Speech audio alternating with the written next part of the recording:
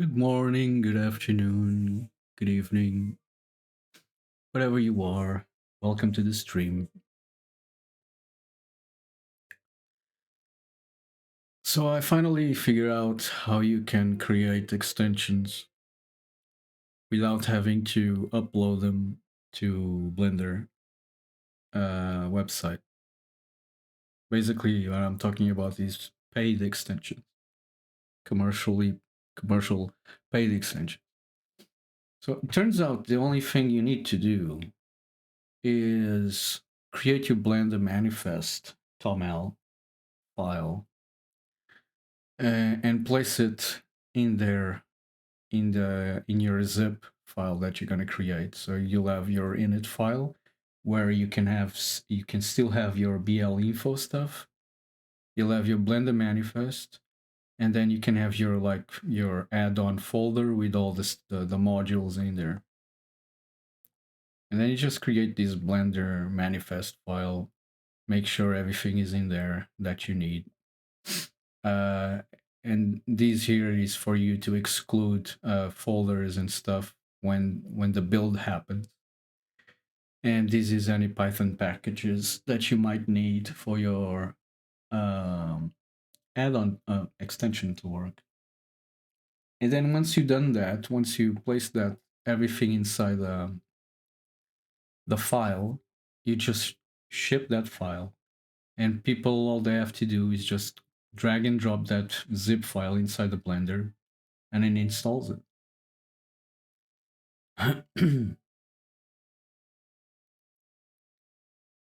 But if you're using VS Code, like most people do, use VS Code with the Blender development add-on so that they can have a live link to Blender.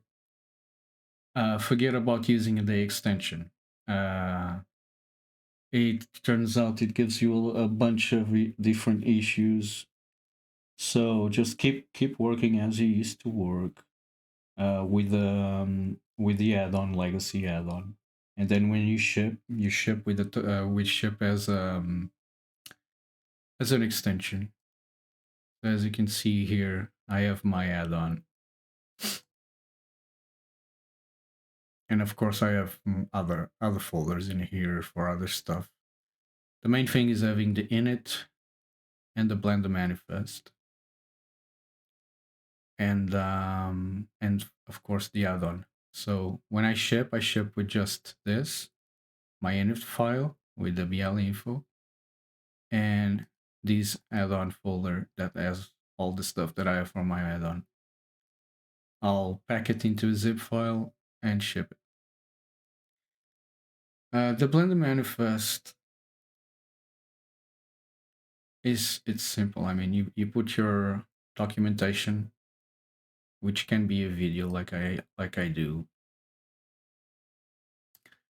You put the sections your add-on should be in, and this is the file that you are seeing in the website.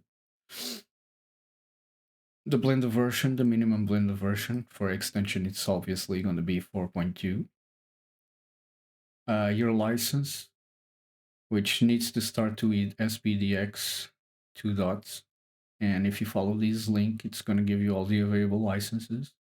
I went for a Creative Commons that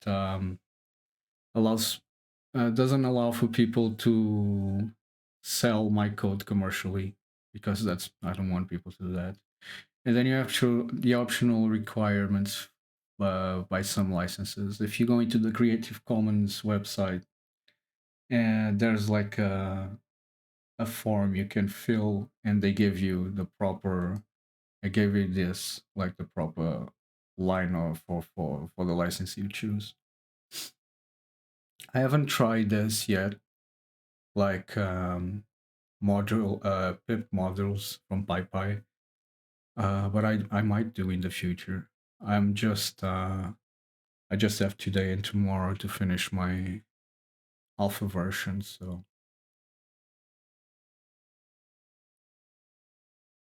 yeah, have a go, have a try. But yeah, forget about using sim links. I couldn't make that work. I think it's because the Blender extension, the Blender development extension, hasn't been updated to support extensions for Blender yet.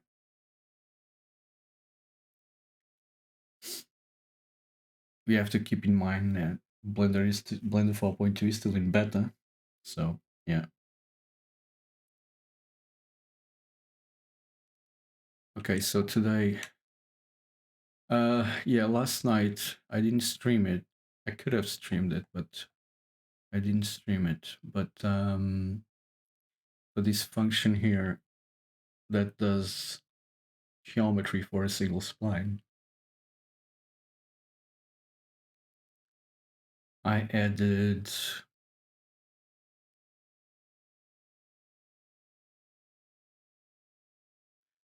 a function that it's something that I created a while ago that has a lookup table, a KD3, which it's basically a lookup table. And basically what I did to improve the shapes of single splines is that I'm always placing a vert on top of a spline point to make the shape more consistent.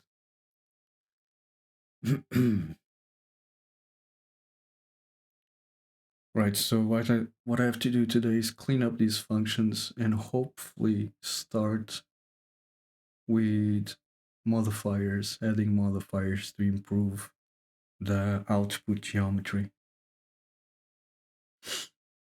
I just woke up. I mean, I'm trying to wake up.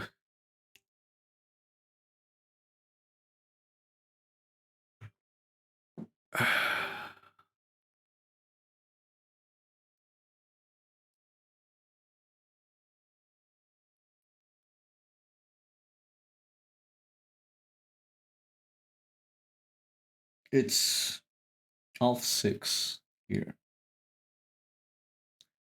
in the UK at the moment.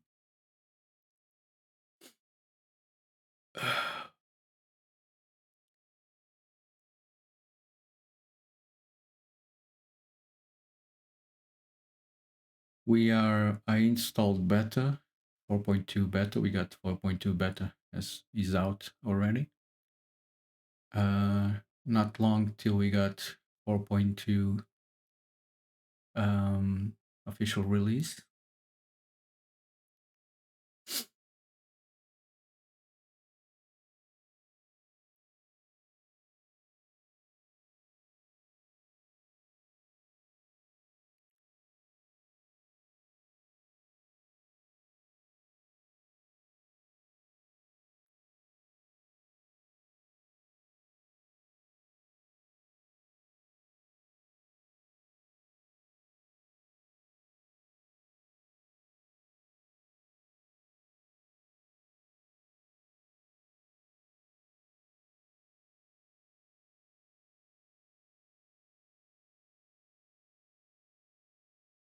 All right, all right.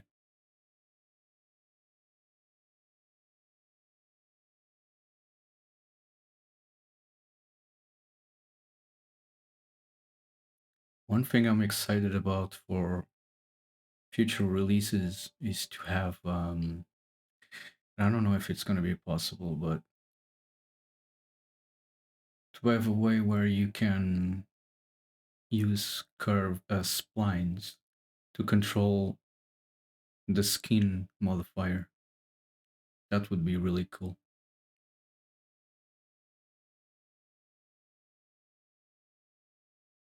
That would be a really easy way to create geometry. Easy and cool.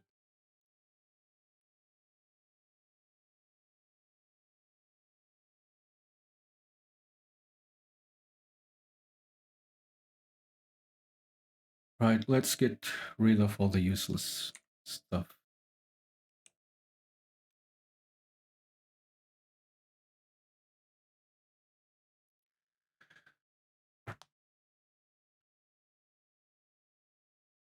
Oh, wakey wakey.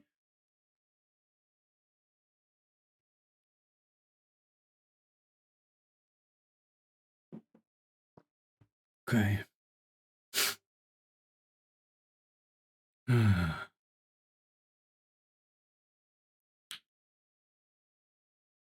So before anything else, I think I'm gonna go and let let's do it one more. Let's start with this one. Let's start with this one. Clear the curve shape correlation splines. Clear the caps inverts.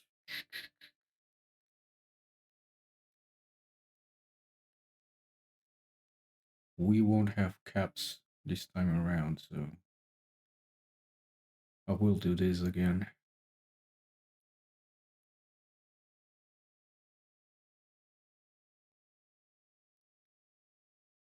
This is the main one. Interpolate and distribute the spline points.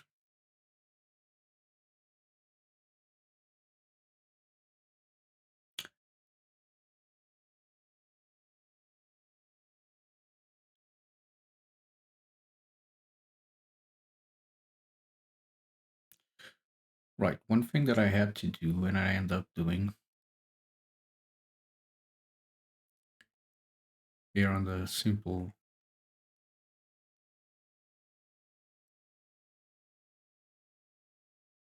I'll have my simple version here for a single curve on this side. One thing that I had to do is I had to remove the last vert when the spline is cyclic. Otherwise, I get two verts at the end of at the start and end of the spline. I'll have to do this for the multiple spline function as well. Just move these here.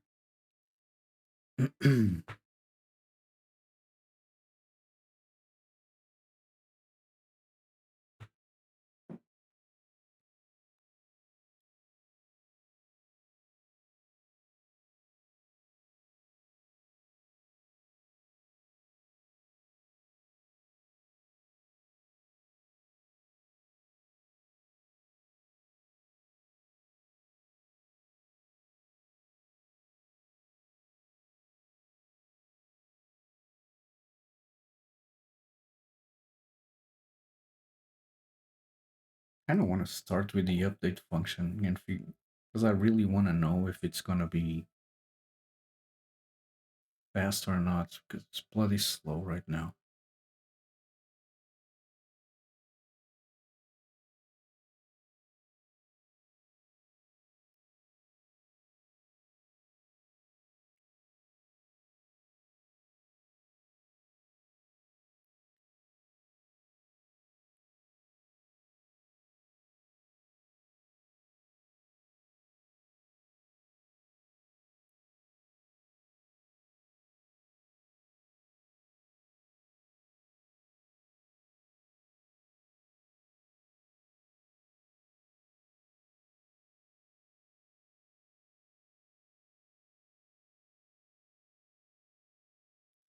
Right, I'm gonna get rid of. I might leave the caps on because it kind of makes sense in having caps.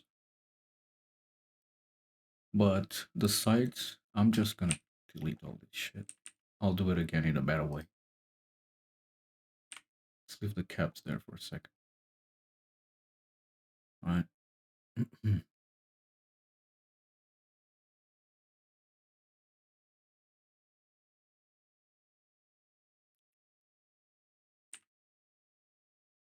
This is the one for the caps.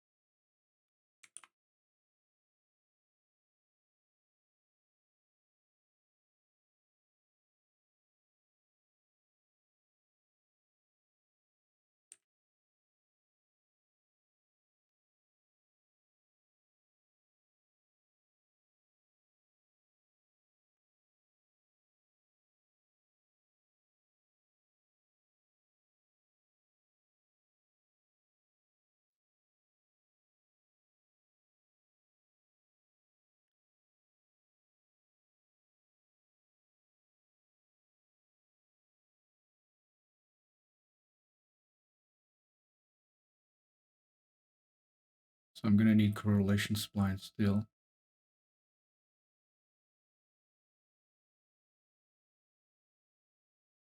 So that I can keep that stuff selected, right?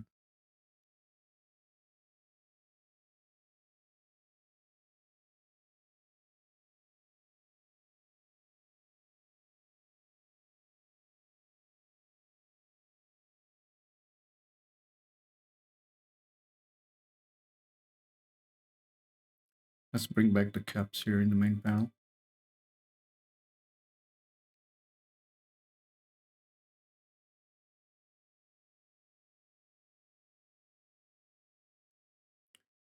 As you can see, I was bringing closed caps to version 3.1, and I might still do, but I just want to test it out. If it works, why not leave it on?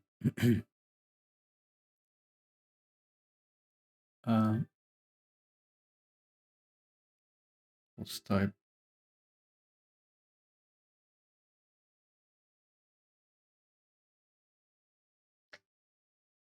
and close caps. Yeah.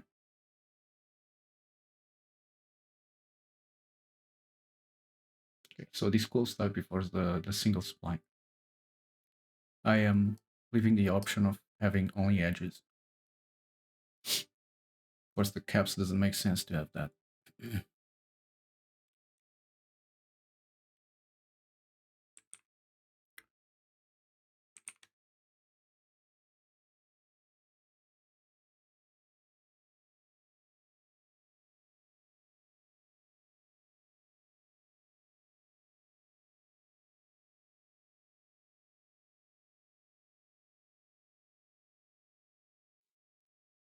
All right.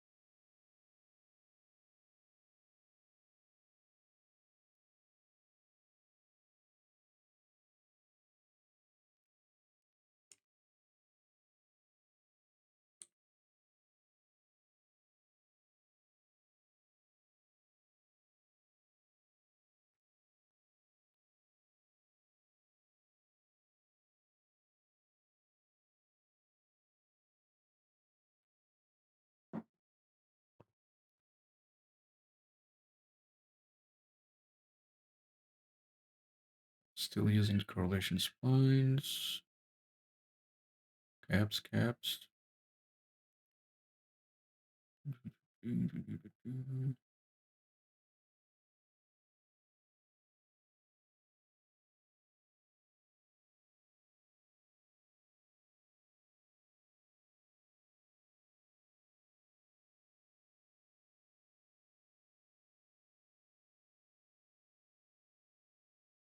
So I might add this, even though lookup table usually takes a lot of processing power, so I don't know.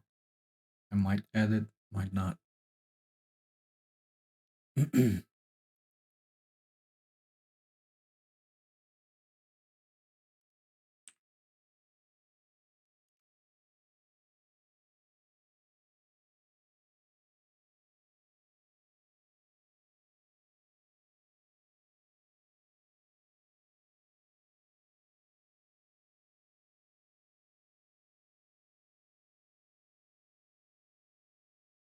Capture first and last words.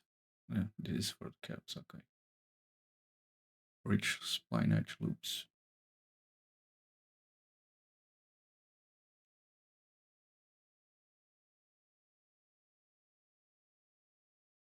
Connect first and last spline edge loop. Okay, that's fine.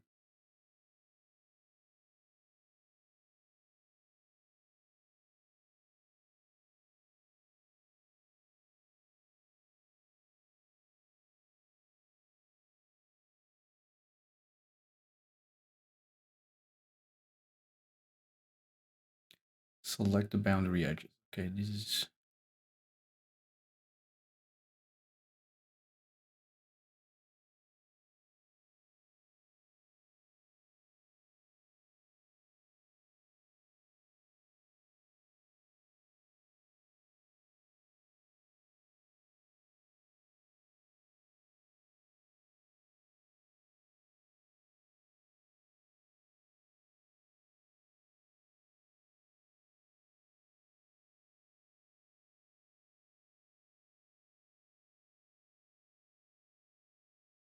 that's fine.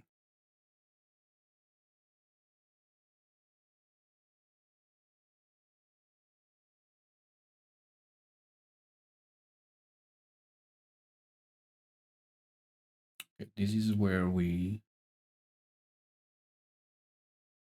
close the sites. And this close type is always going to equal open because I'm not going to give them the option.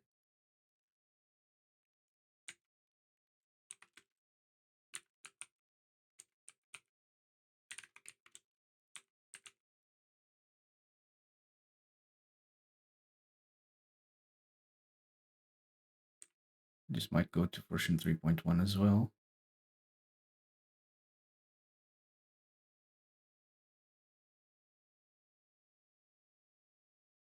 If wire, right, no, forget about that for now.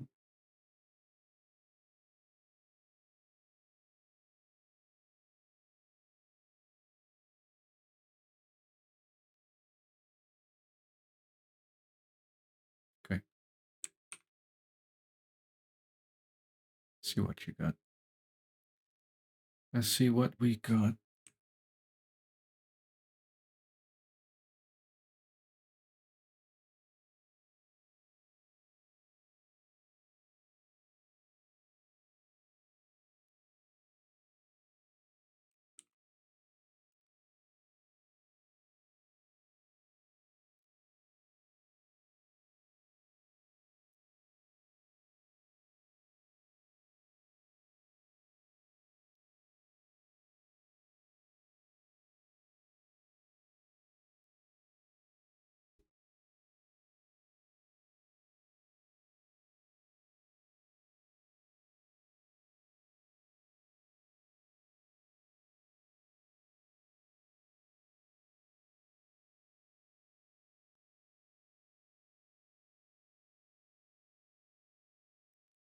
The sides were built when I don't want them to get built.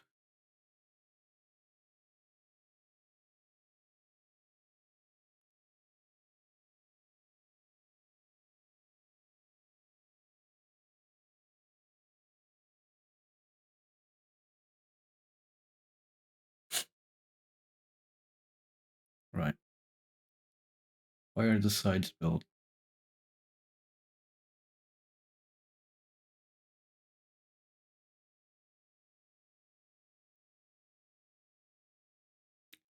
He's looking at close type. I got close caps and close type. Close type is being used for the single spline geometry. That's probably why.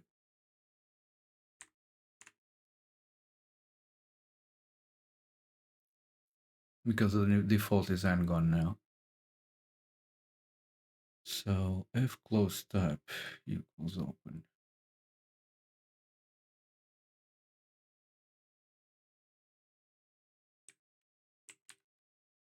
Nothing happens. Because that's for version 3.1.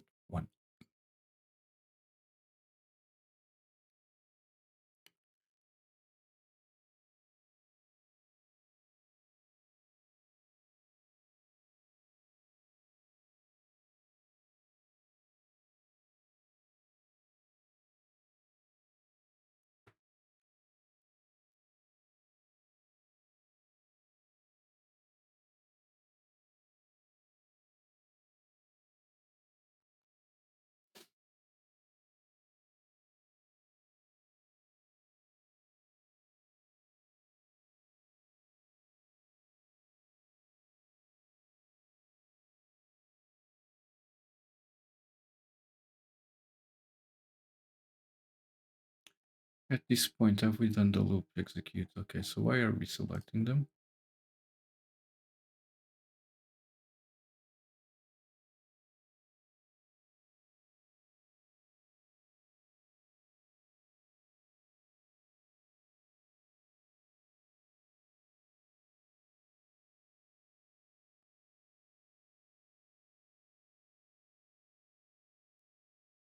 We use boundary for it's down here. Oh yes, okay. Oh,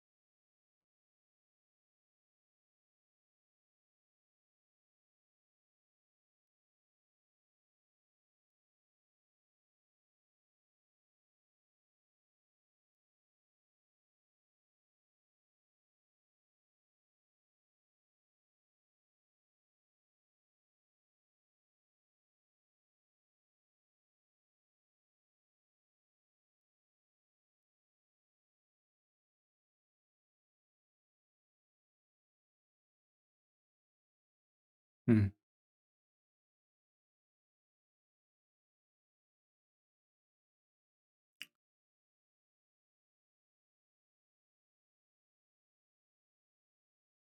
It's adding geometry as I go. It's not clearing the previous geometry.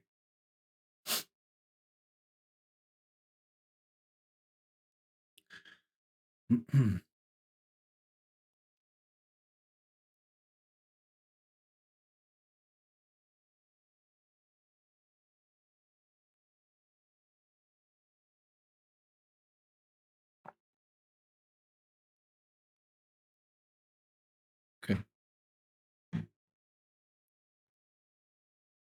Hmm.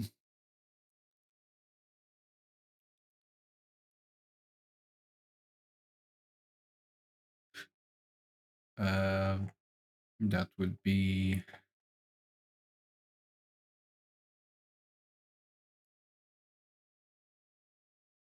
these guys' fault. Well, my fault. Oh.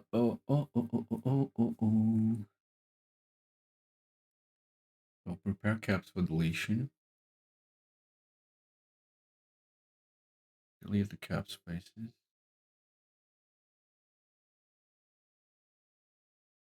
If mesh props close caps not equals open.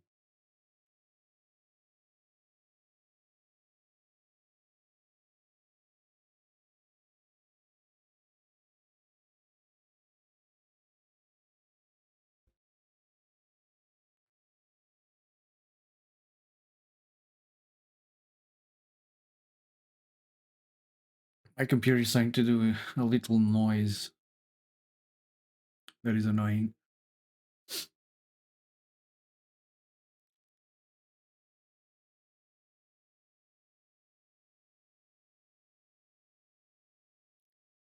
Reclose the caps.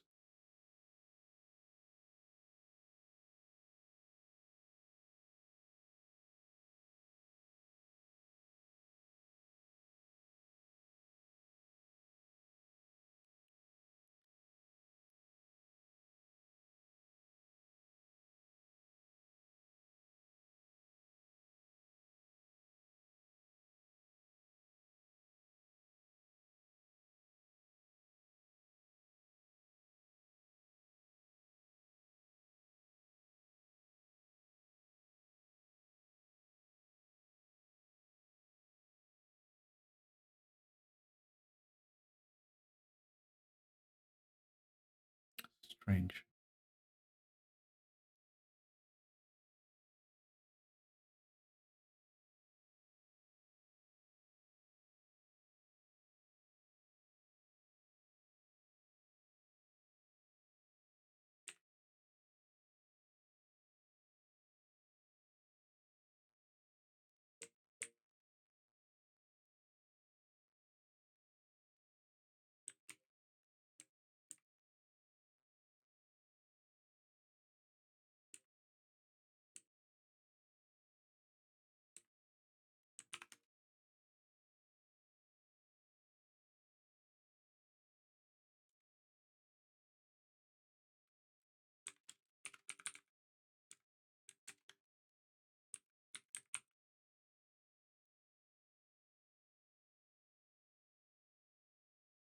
I think I know what it is. It's not deleting that middle uh, word.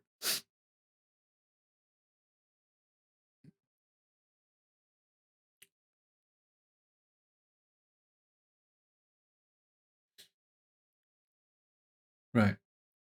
We're gonna have to say leave the caps. Leave the caps alone. We won't do that. We'll leave that for version 3.1 or something.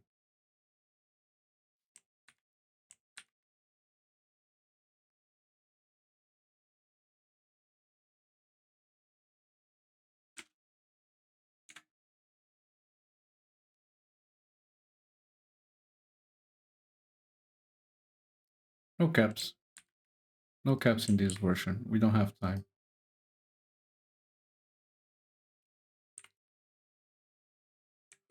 This shade smooth probably gonna go as well because now we got weighted normals modifier, and that basically fixes the smoothing at the end.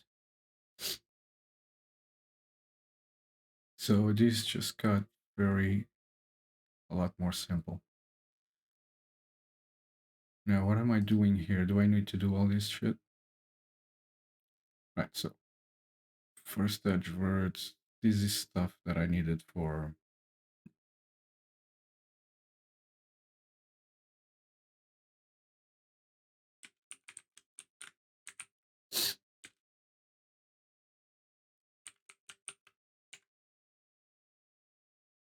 don't need that anymore.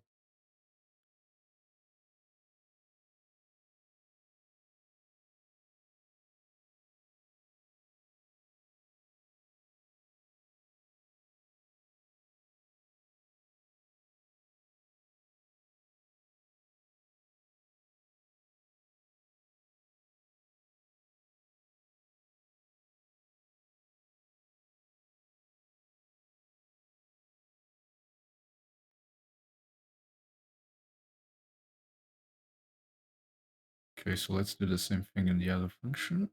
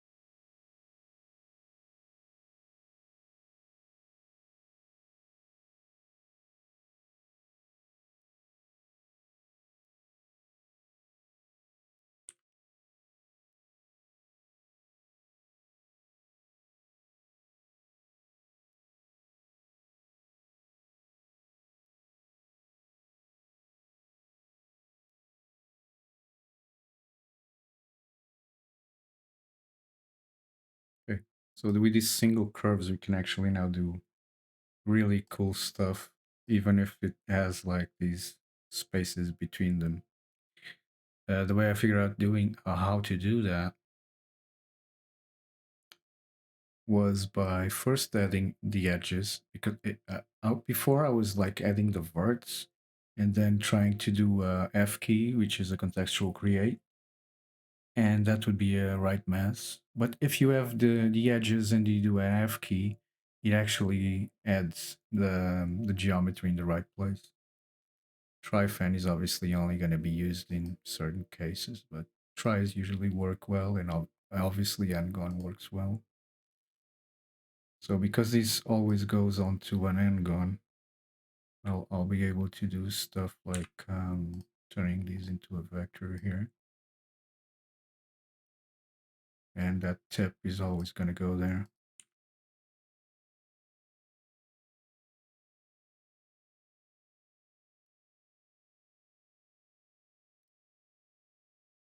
And of course, this is 3D, so can always.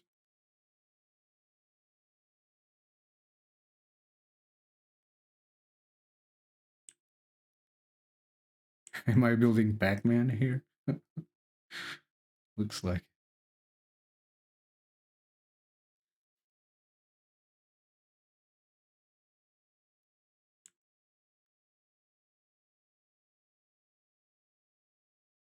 Yeah.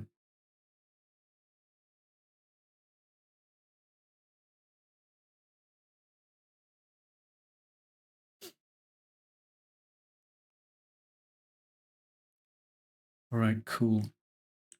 Now my question is, because this is cyclic, what happens if I duplicate and do this instead? Well, first of all, there's going to be less geometry because this is a different interpolation site. This is what I'm talking about. Here, with multiple curves, I don't have the snapping thing, and I know if I add it, it's going to be very, very expensive for the CPU. Could place it as an option.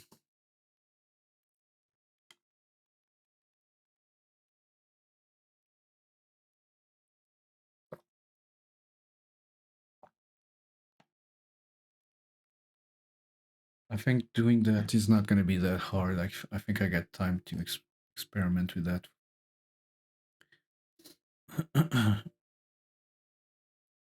It's basically this. Let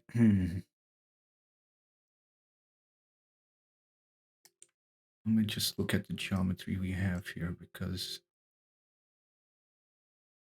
I suspect that this very sharp edge is due to having more than one vert in there.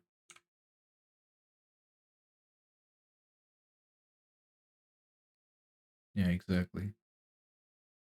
It's two verts in there when it should only be one. Yeah, this was what was happening. I really need to fix this. The way I did it for the single spline is I removed the last vert for the cyclic splines. Well, this operation, the cubic Bezier path operation, happens here in a per spline basis.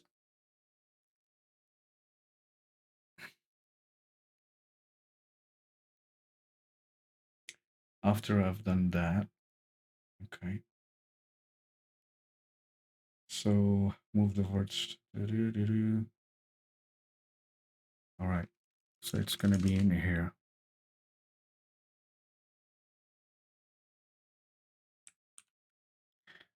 I just need to adapt it.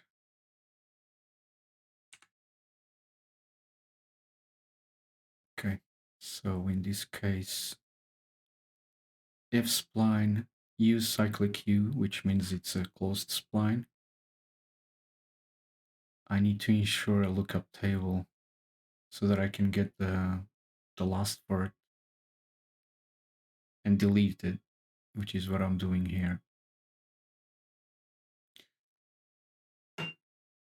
Then,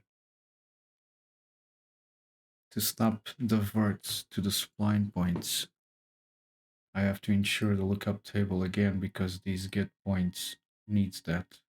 Or get points is just a function that gets points because you can say spline dot points, or if it's a straight spline, if it's a Bezier spline, you need to say spline dot spline points, and all this function does is checks what type of spline it is, and it gives you the points either way. So I'm going through all the points, and then I use this closest in list, which is a function I've done to where you pass in a bunch of points and a coordinate, and from those points it tells you which point.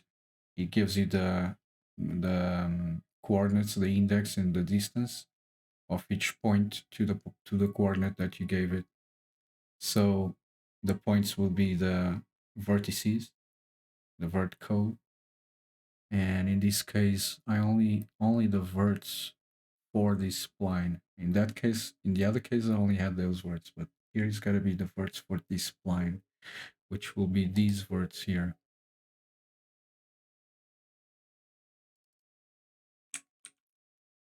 And the coordinate that we want is the point in the spline. We're going through all the points in the spline, exactly. So verts, there is a vert sequence, so this should in theory work. So the retainer is that tuple with co-index and distance. All I want is the index, which is what I get here, and I grab those BM verts and I say that your co is going to be the point co, and only then I do the conversion for the matrix later on. So this, in theory, this should work, and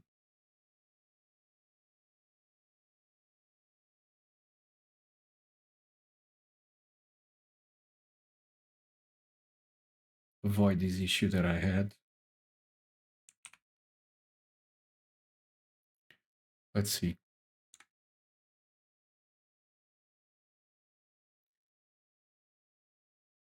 Okay, we have an error.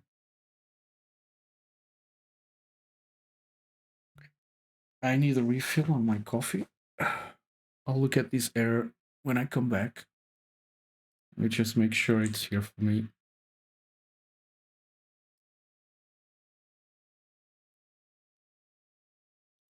I'll be right back.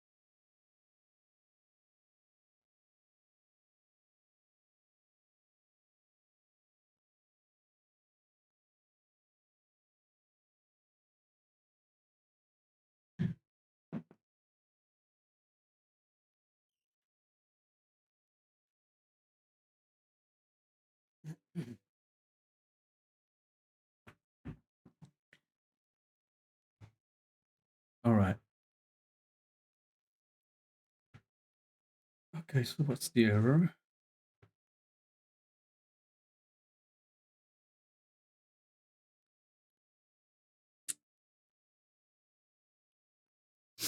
Pmesh data of PM vert has been removed. And this is where? In 464. 464.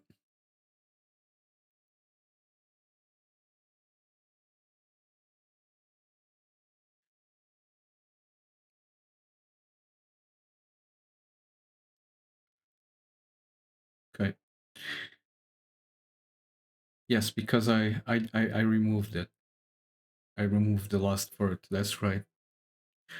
And I'm still accessing the same thing after I removed one of the verts.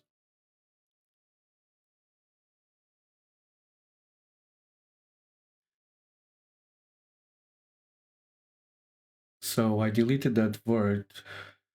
Do you give me back the remaining verts, sir?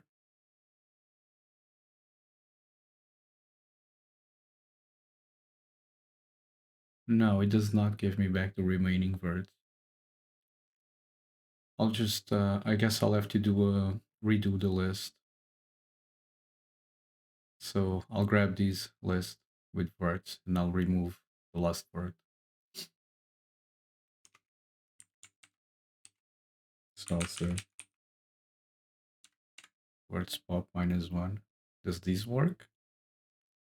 No, probably not because it's a BM vert sequence. What I should do is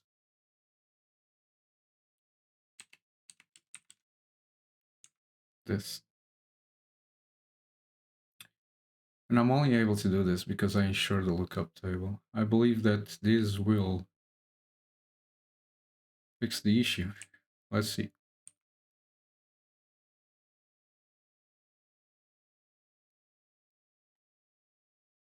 Just clear my console to make sure I'm not looking at old errors. Okay, now I created a mess.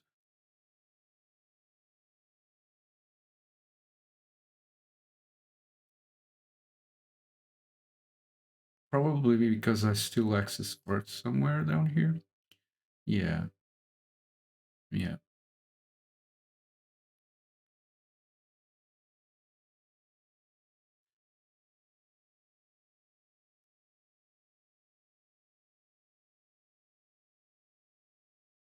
This I don't need.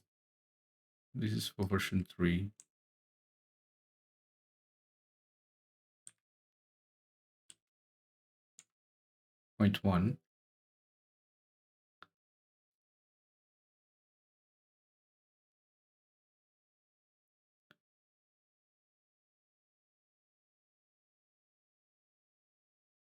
Hmm.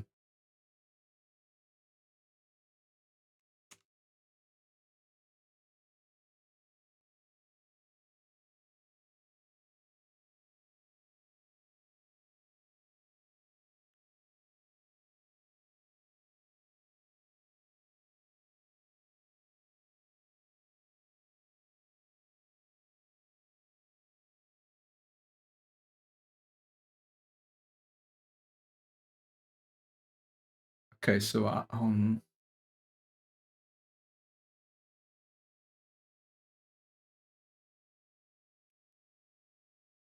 there's one thing that I forgot that I've done here, and that's this.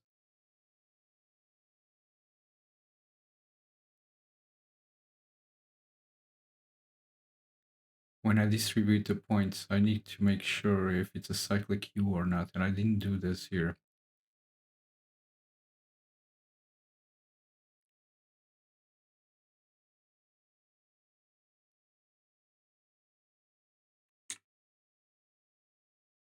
Yeah.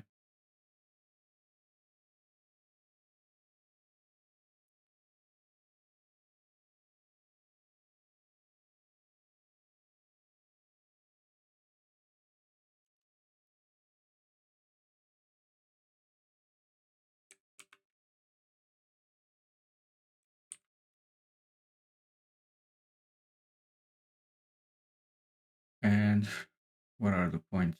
Well, the points are the edges here in this case.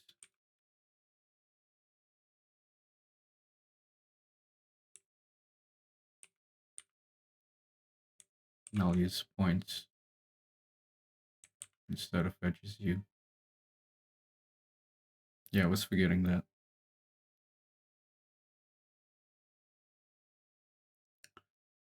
Not sure if still this is gonna fix it, but I was forgetting that.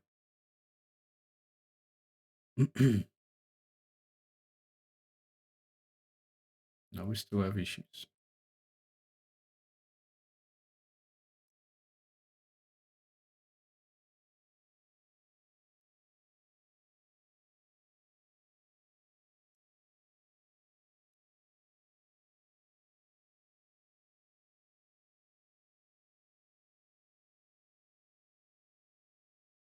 Let's see if the snapping is the problem. I believe so. Yes. And that last edge is not being connected.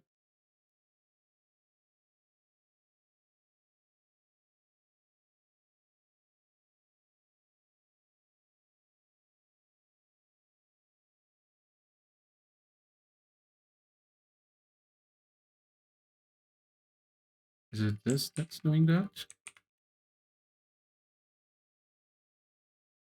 Yes.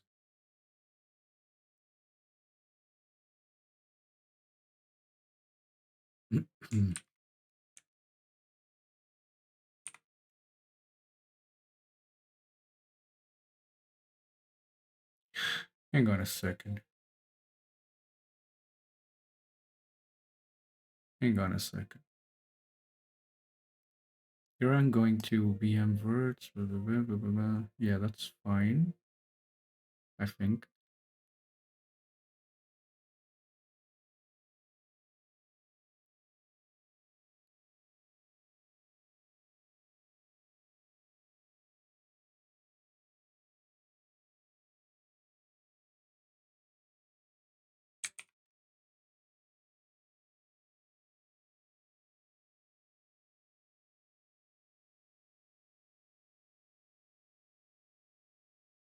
The second spline is kind of snapping to the first spline.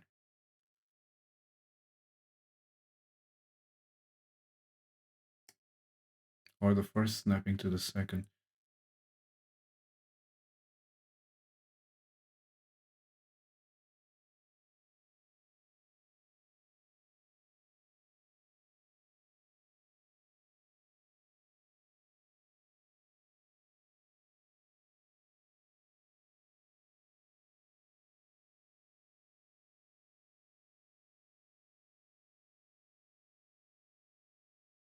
Hmm.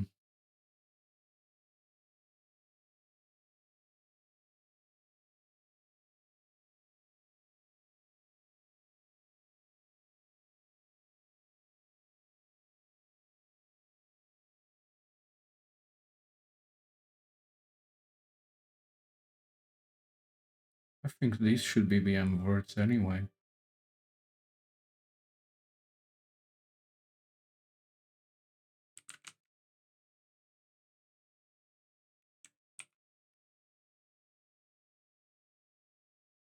Exactly.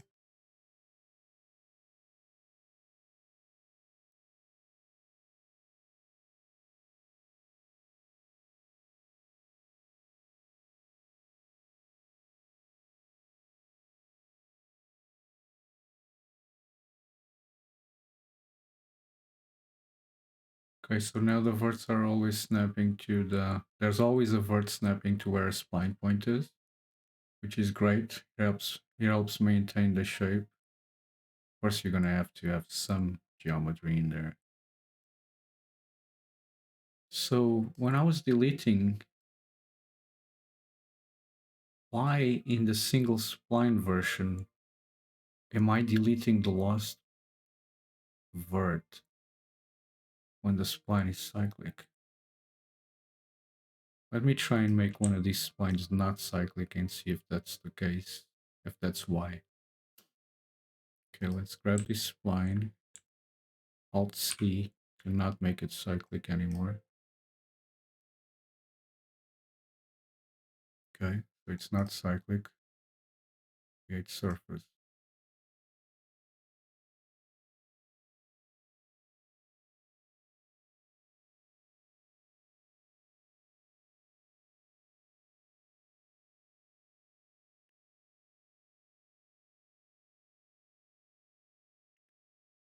Okay, why do I have all that triangulation in there? Is it because I'm missing an edge there?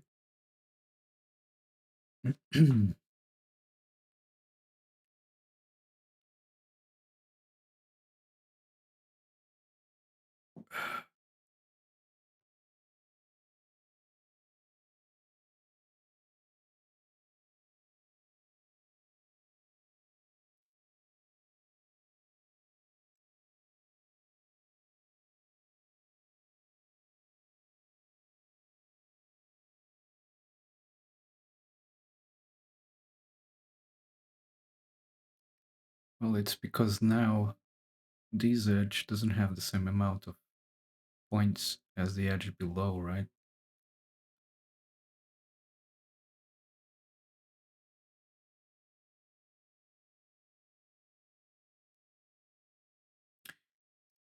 If I make the other one non-cyclic as well,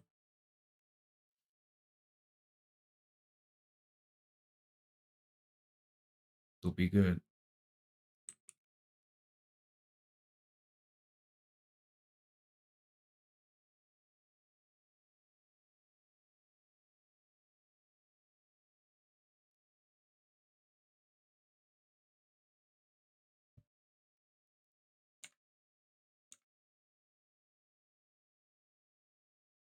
And that's not connected.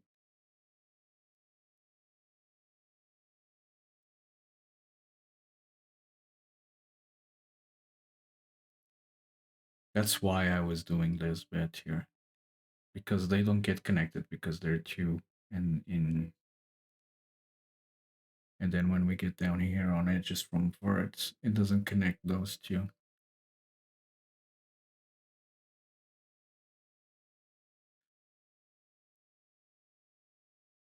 On edges from verts here, I had to do this in order to connect those two.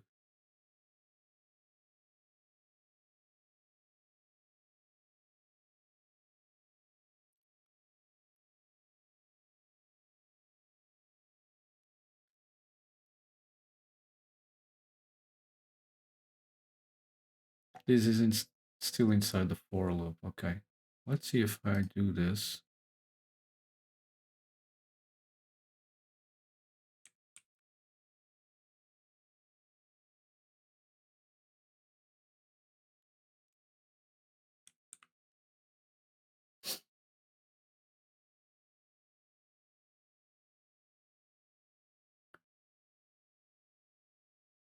What is the problem here?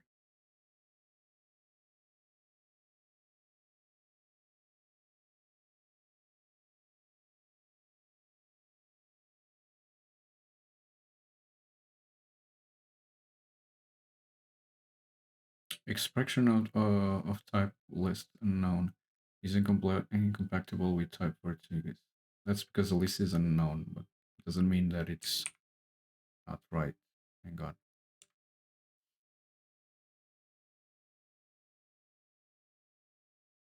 This edge exists.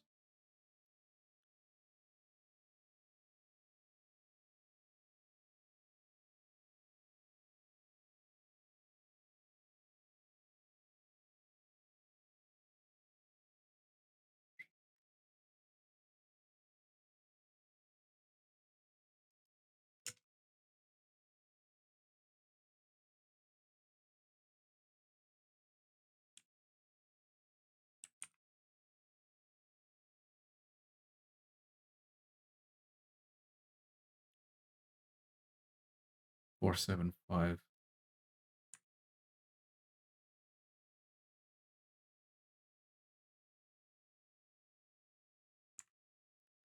That's a different issue altogether. Oh, it's The other the other iteration in the loop that is doing that. It's not the first one.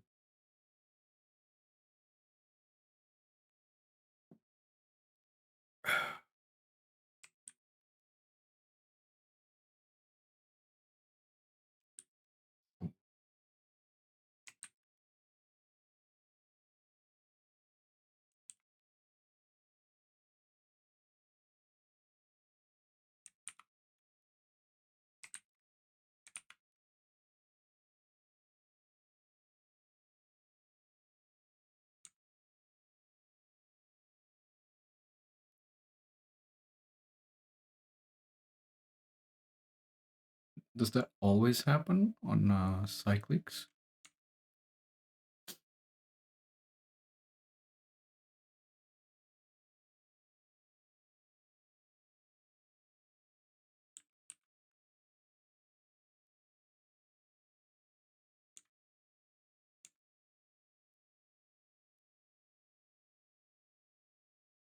Yeah, they never get connected.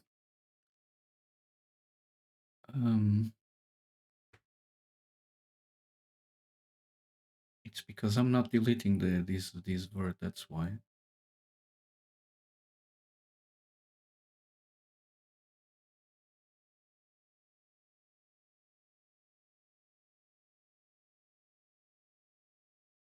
There's an issue deleting this word in this scenario.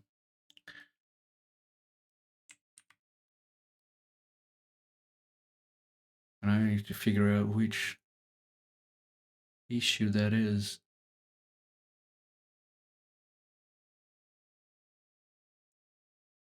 Because I made it work here for one single spline. Why can't I make it work for multiple splines?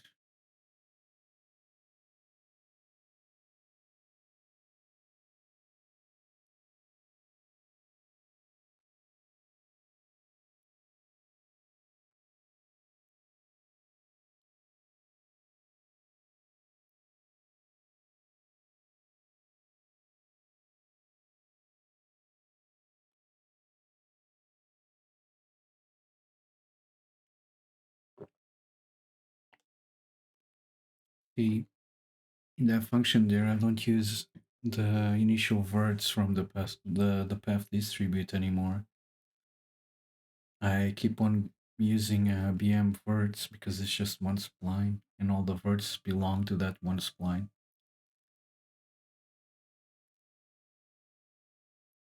But here, that's not the case.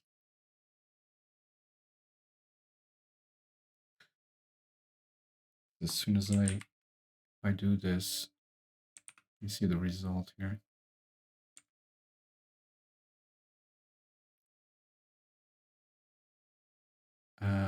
477 BM word has been removed in 477, which is down here when I'm trying to add the index because one of the words has been removed.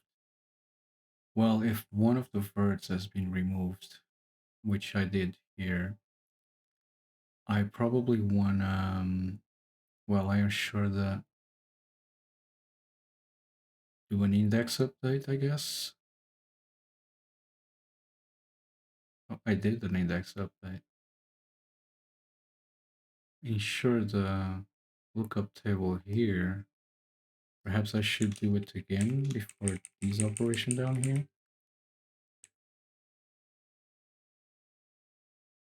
Oh, I'm going from V inverts. Right. Right. That's not going to help at all.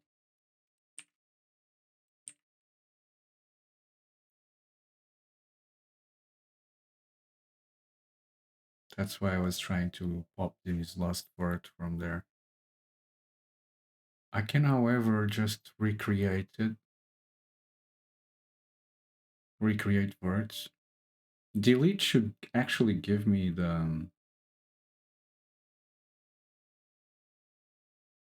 a BM word sequence with the leftovers, right?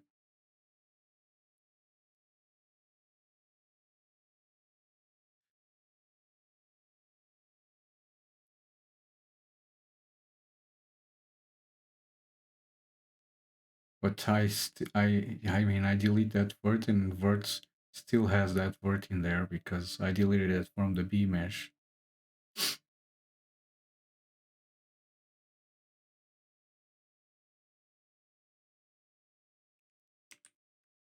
Am I doing something wrong here? I mean, you have type int in function get items. Slice is incompatible with int. Yes, because this is a list of what? No.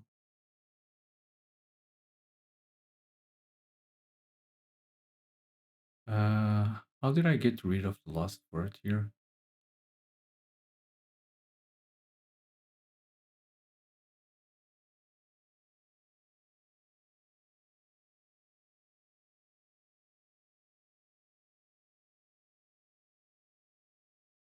I mean, this should do it.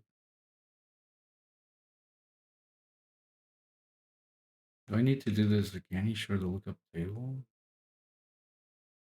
No. It is a BM word sequence, but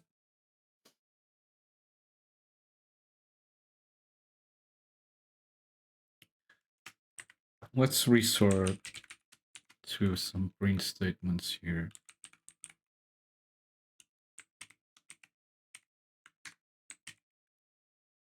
See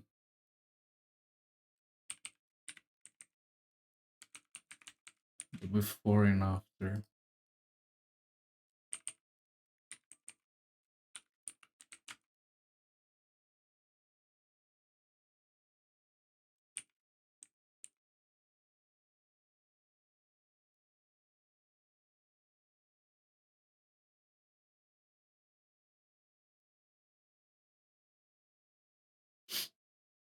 Okay, so the before, as we can see, we have a dead word at the end. The after, we no longer have a dead word at the end. And it worked now, which is bizarre, to say the least.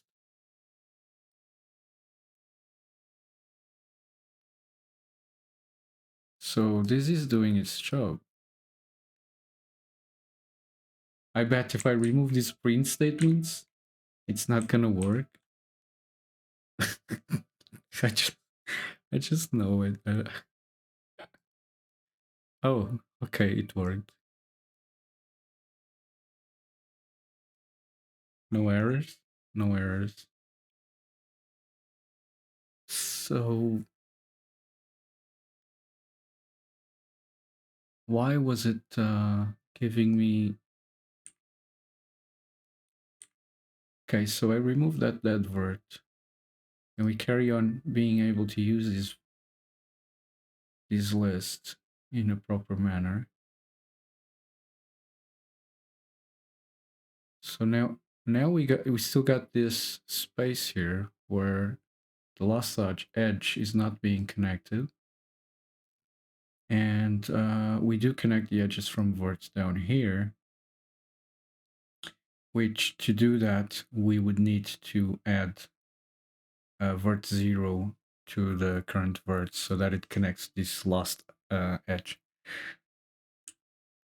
But the thing is that vert, I believe it's still being used down here somewhere. Pardon me. Actually, it's not. This is the last operation that includes this verts list, apparently.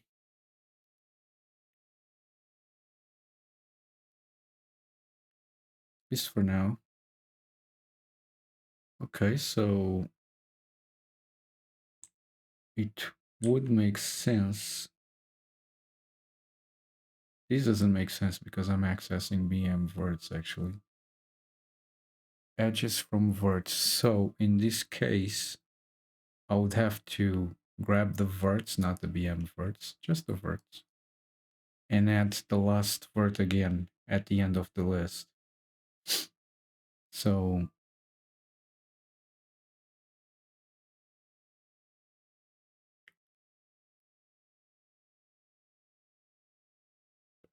because verts is already a list. I think all I have to do is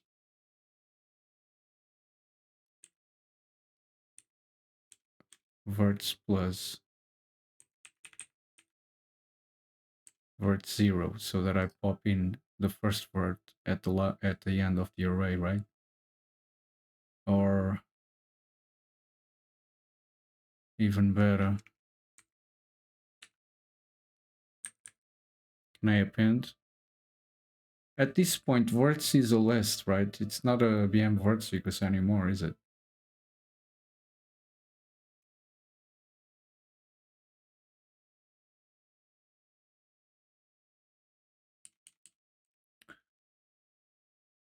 Well, if it is a BM vert sequence, I have to do it like this.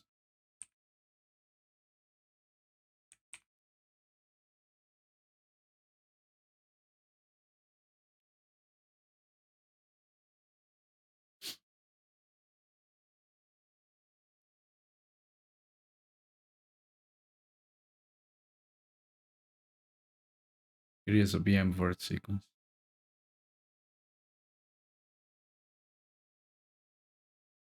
I'll just do what I had before. V for V inverts. All right, so that becomes a list. Plus vert 0.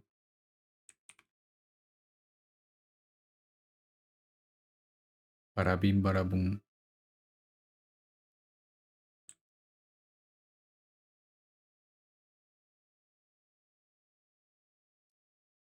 Now, back to what the heck is happening when I turn one of these guys into non-cyclic. Oh, now it's working. Of course, this looks a mess, but I mean, that's up to the user to not make messes in that case, but the connection is correct. It's expected. Right, we still have an issue because when I use auto update, seems to have different results from create surface, and we can't have that. So I still gotta fix that.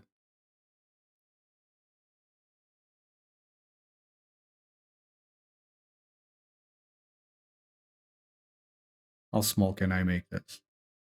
Because I really like to have this stuff small. Yeah, that's nice. That's small, right? Yeah. Okay, so what is the difference? If I press create surface, I get this result. Auto update mesh, different result. I see more curvature there, right? Less curvature, more curvature. And are these points connected? This is very important. Good, they are.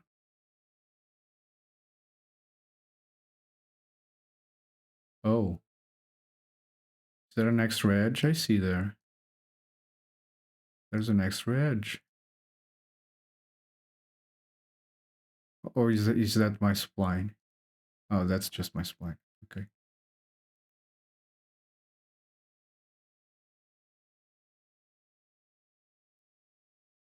Right. There was 2 points bundled up in one place. That's not good. That was on the closed spline. 2 points in one place. Did I ended up deleting, removing that last point? I believe so.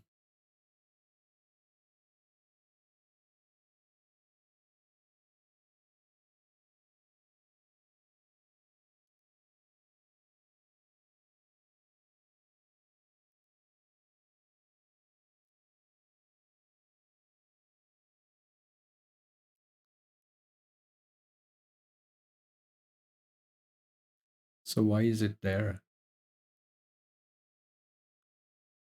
Uh, did I leave? Now I'm forgetting if I left this as the create surface or the auto update. I think it was the auto update, right? Yeah, because create surface, there's not 2 points down here. The auto update one is the one that is messing up. So I'll have to go there. Yeah, you can see that's what's happening. So create surface does it well. Auto update messes it up. Okay, so create surface is properly done. Let's place create surface here on the left side and look at auto update where is auto update messing up. Okay. So this is the same file, okay? All right, so update mesh, this is the auto update function. Let's see what's wrong in here.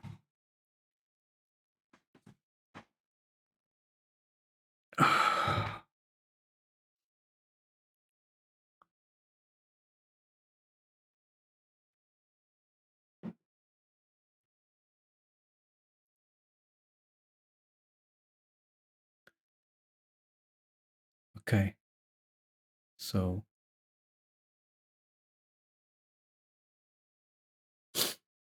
I should have left some more comments here.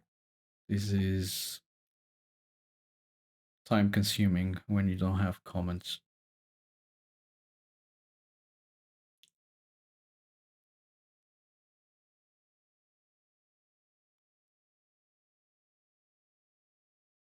So I'm looping through the splines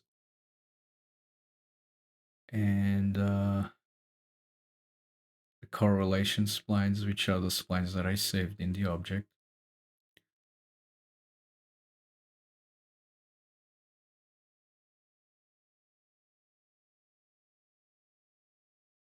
I'm simply moving the verts. All right.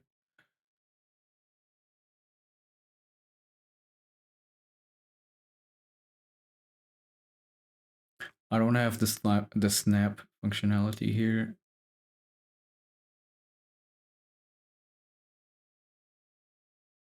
And I don't have the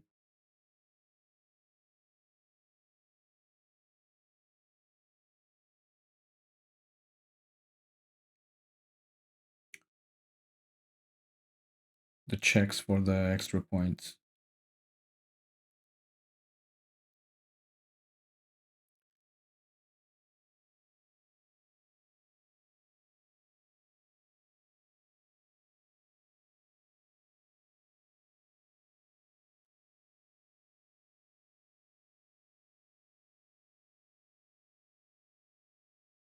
And I don't think I should or need that to just update the position of the curves, right?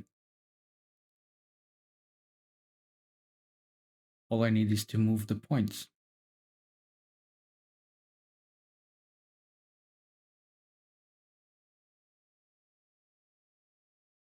So I'm doing that cubic Bezier to calculate where the points actually should be when they move the curve.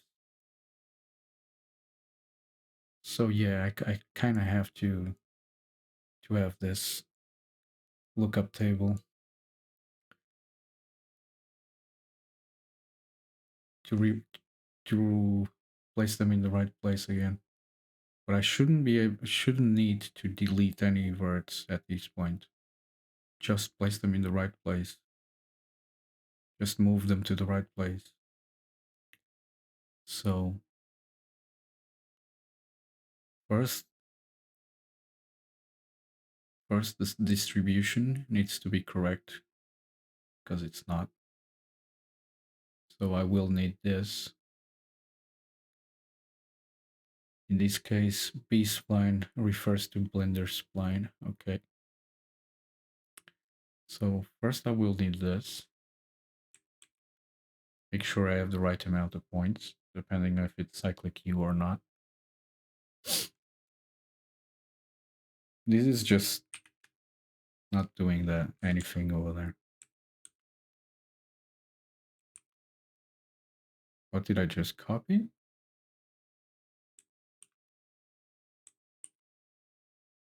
Okay.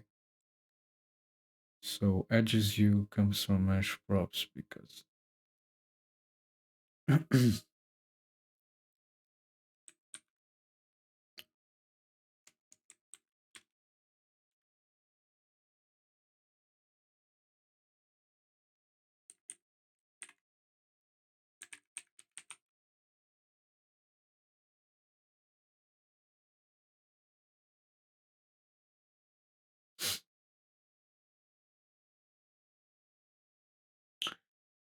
these words are actually not words, they're vectors.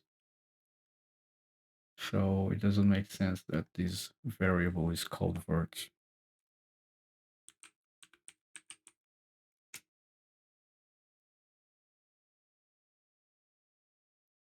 Now the spline doesn't exist because in this case it's a Blender spline because we have two different types of splines here.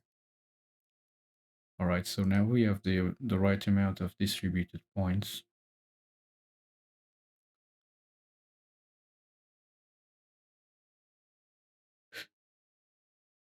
Next. Okay, so here we're just moving the points to the right location. And here we do that down here after we do this. After we place them closest to the spline points. Now I shouldn't need to delete the last word. Because I don't rebuild anything. I should just be able to do this.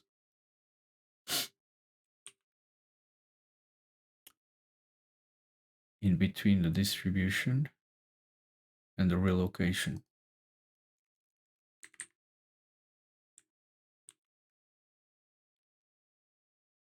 And this is a B-spline, Blender spline, yeah.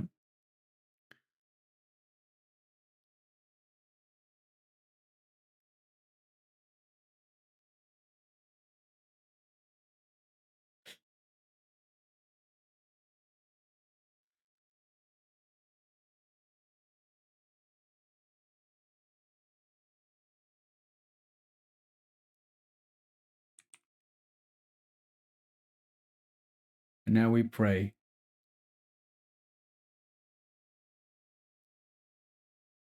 Create surface works. Auto update works. No, it doesn't. I need some output. Yeah, thank you.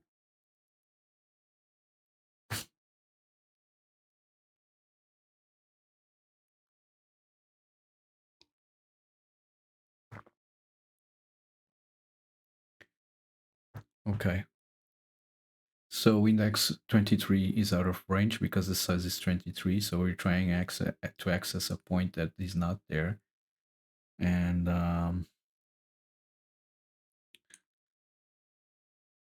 that's because of this. Because this time around, we're distributing less points.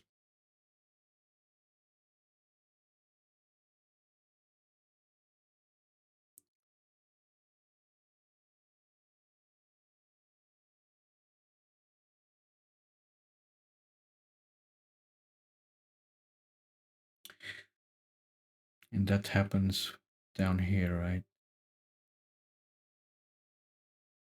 We're enumerating the vectors, right? So we need to remove the last vector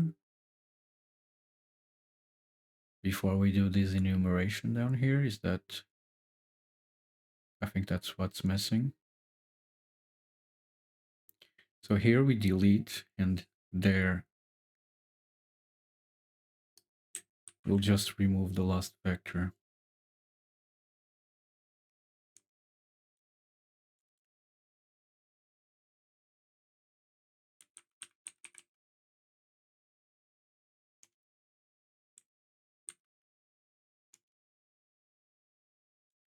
And because it's a list, we can actually use pop.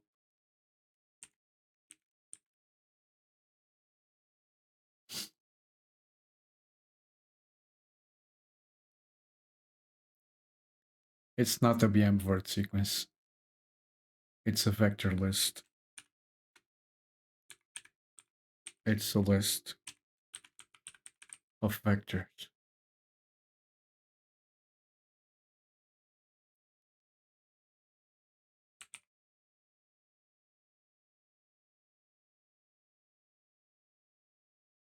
Let me just open up the terminal.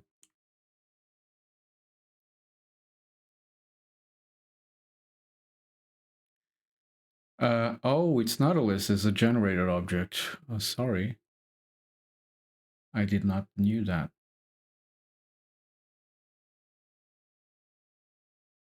Because when I wrote this function, I'm telling that it's a list and it's not, it's a generator.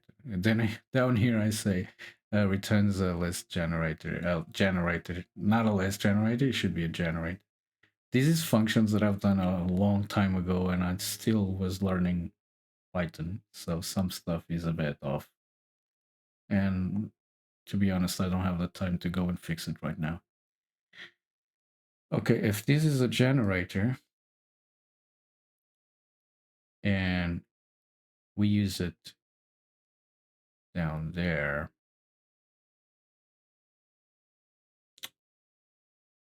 well, I don't like to turn generators into lists, but sometimes you just have to, right?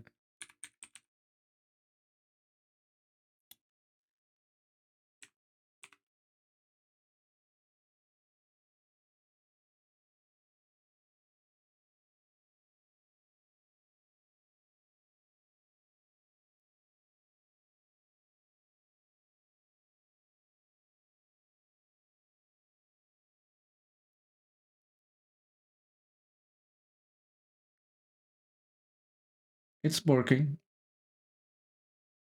It's just very slow. You might not even notice the lag that much, but I can hear my CPU fans going.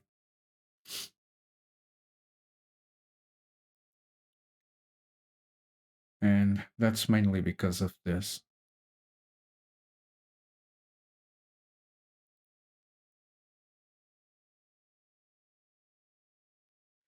Because this closest in list function,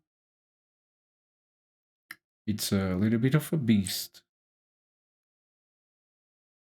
It's small, but it's using a KD3 to go through all the points and look for a coordinate and check the distance, and yeah. And it's a Blender, it's part of the Blender API, which is supposed to be really fast, but I'm doing so much here that it's just making it quite slow.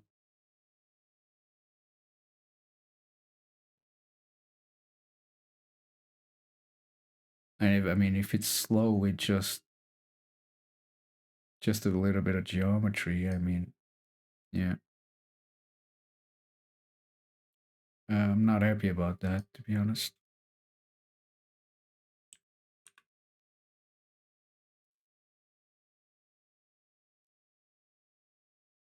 It should be faster.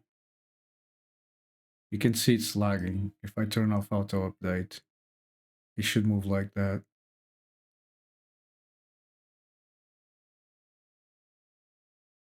Kind of seems like it does move like that until I start adding more and more crap. Now you see it lagging. And I can hear my CPU going. The fan's turning on.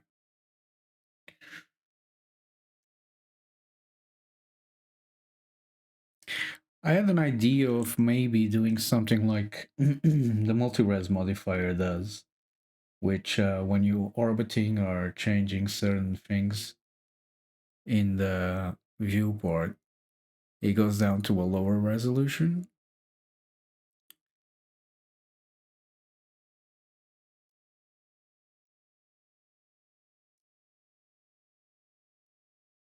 Because in a lower resolution, it's gonna be easier to move, and then later on you could just increase the resolution.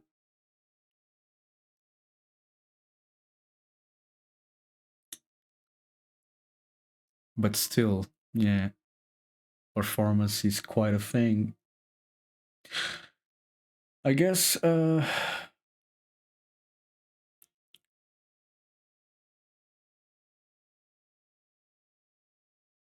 I was thinking of giving the user the option to snap or not snap the points, because if you don't snap the points, the performance will improve substantially.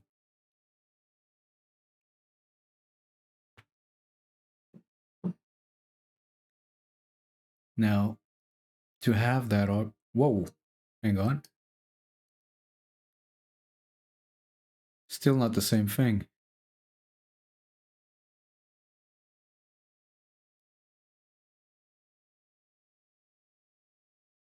Is it still not the same thing?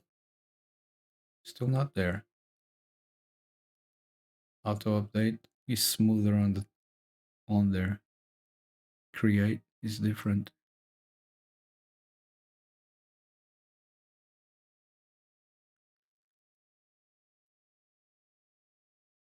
I guess I need a break right now before carrying on.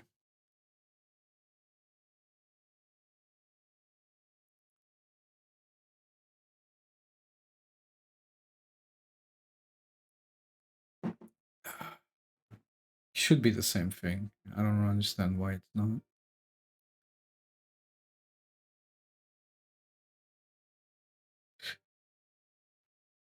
Right, I'm going toilet really quickly. I'll be right back.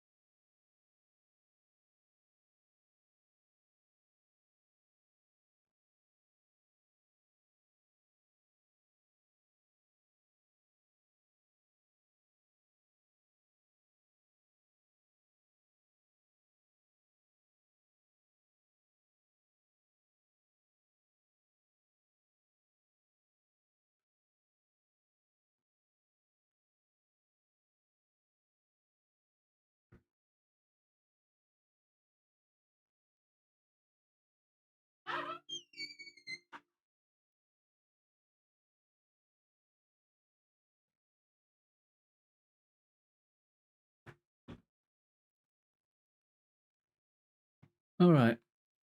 So what's the difference? Create surface creates these really nice and sharper edges, and auto update doesn't,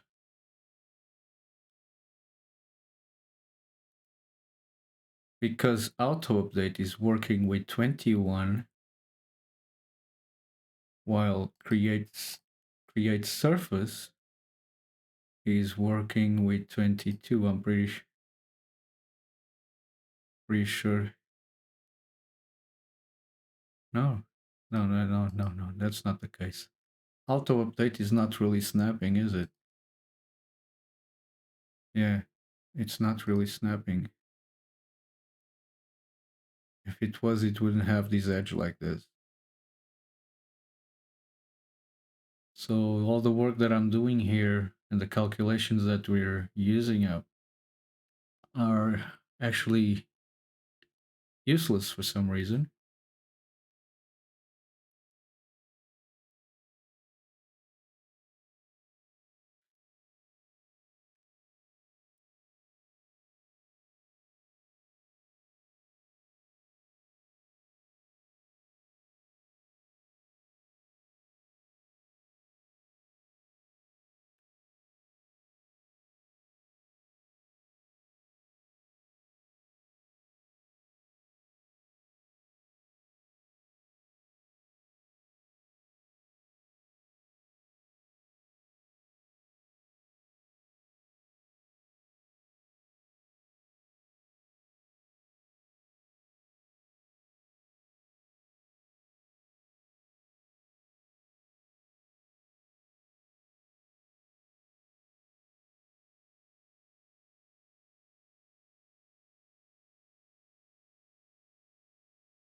This is not working.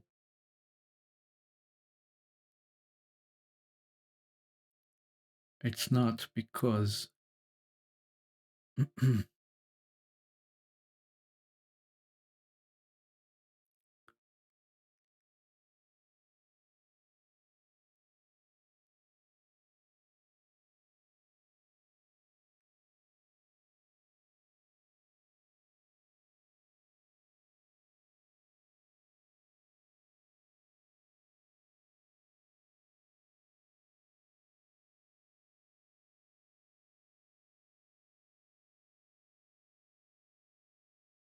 why?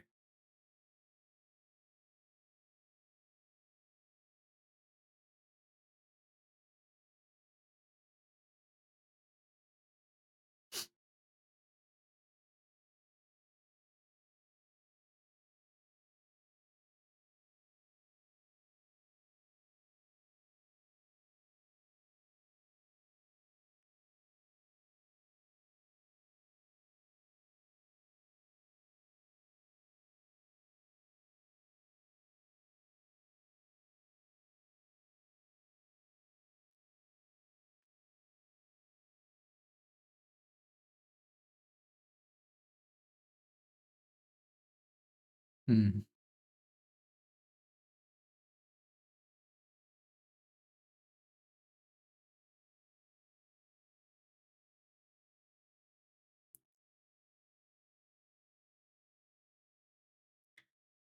Perhaps because the verts are already in the proper object space, but that wouldn't.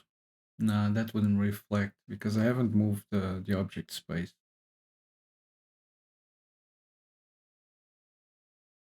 That would only reflect if I was moving it and testing that, which I haven't, and it probably is going to give me some issues that I will have to fix. But why is this not working?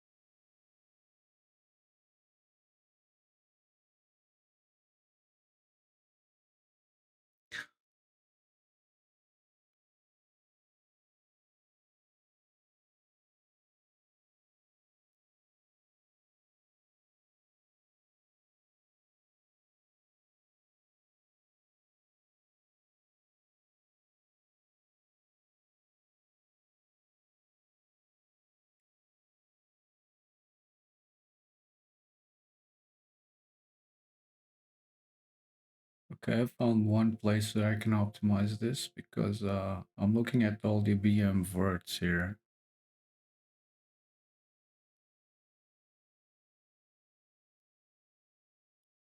When I should only look at the verts for the spline, the verts that were created for the spline.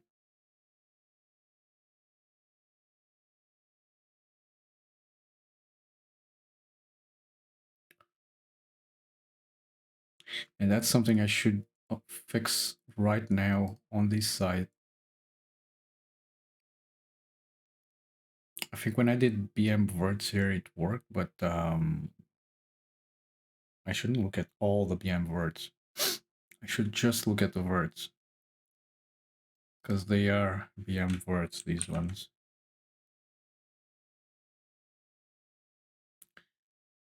Is that gonna work or is that gonna break it?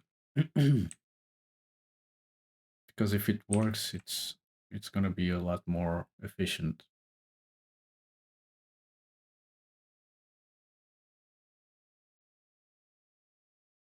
Yeah, this was the issue we were having. But why?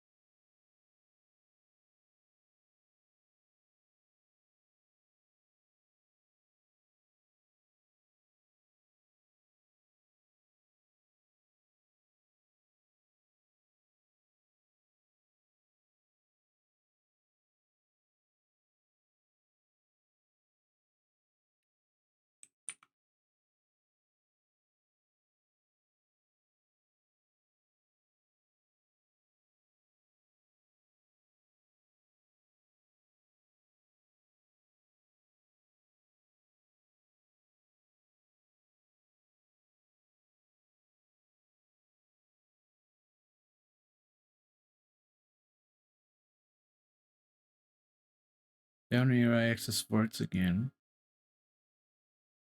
to place them in the correlation splice word indexes. And that's fine.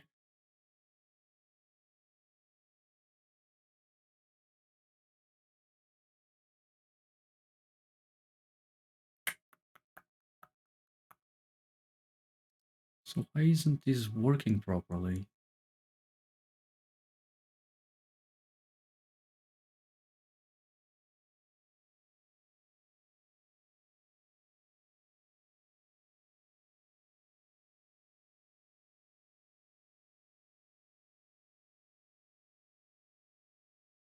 If I capture all, if I capture the words,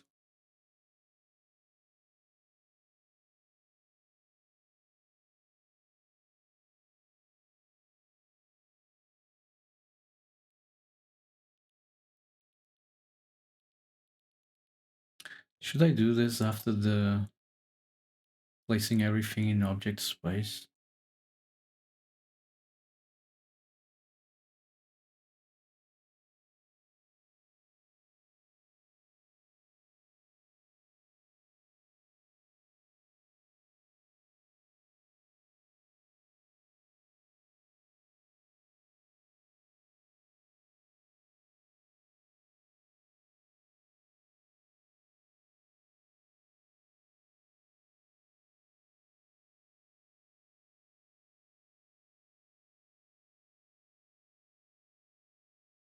Should I even do this? Hang on.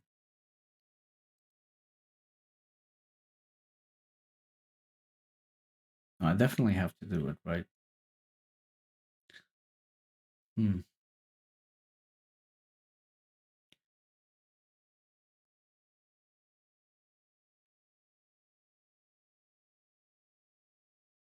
Let me try and do it after I place everything in object space.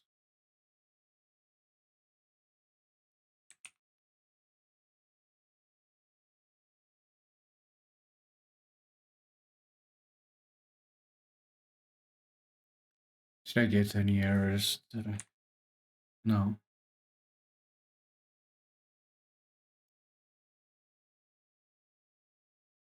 Apparently that was the answer. Yeah, I had to do it after I placed it in object space, apparently.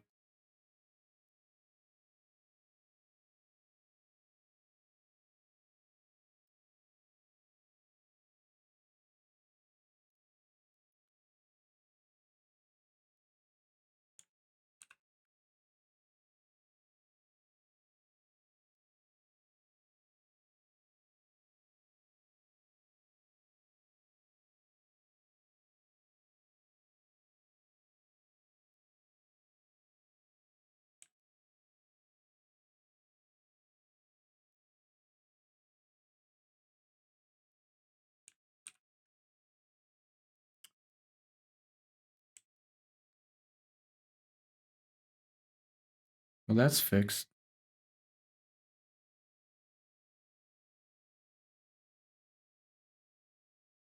Maybe not. What happened here?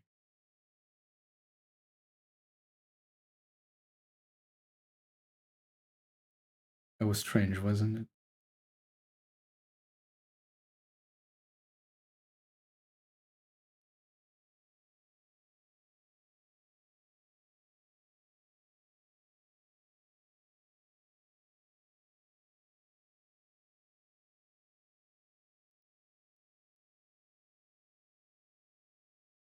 It's so slow, man. It's just so slow. That's the thing that is bugging me a lot is that it's very laggy.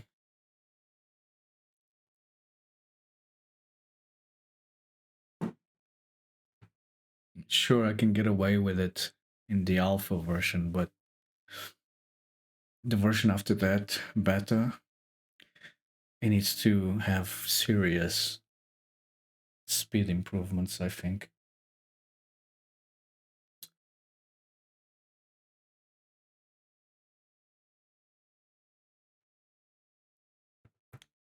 Serious speed improvements.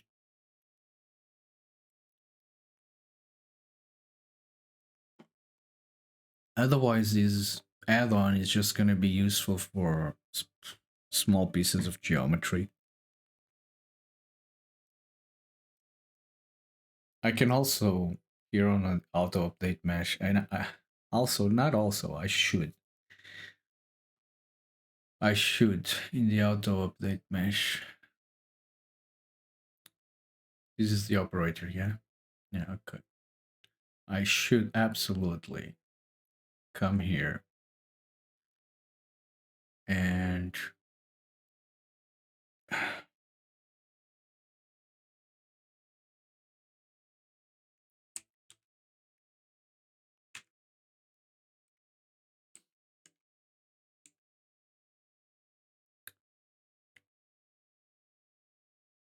oh, I didn't have the description. Update the mesh when the curve is edited. Oh, this is, oh, right, because this is a button, it's not the operator.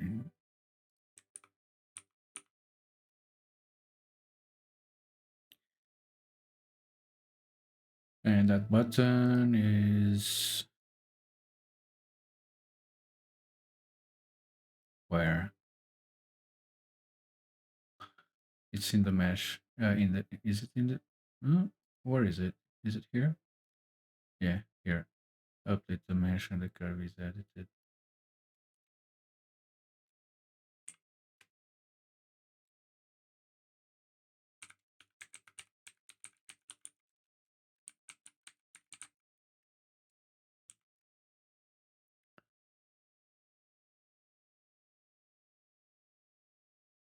Yeah, may cause performance issues. Well, why not?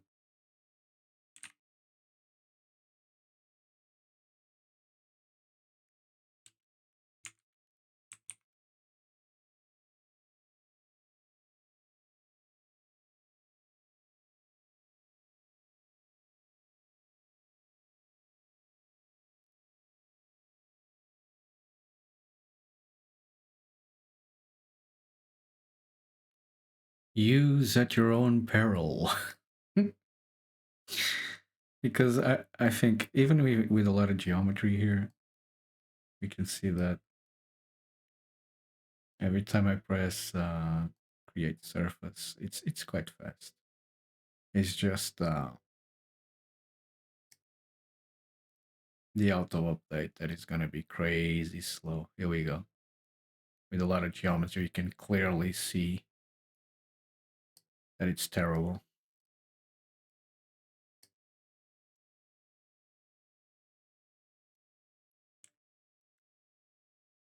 I mean, the user can always like bring these down a bunch, right? And work this way until they get more or less the shape they want. And then increase the geometry later on. I guess. Which is what you do in animation, right? You don't get a dense mesh and try to move it around. You get a low poly mesh to do the animation to move things around. And then when you render it with a high density mesh. But tell that to the user. Yeah, right. They're gonna wanna have 500 million polys there and move them around. And if they can't, they're gonna be upset about it.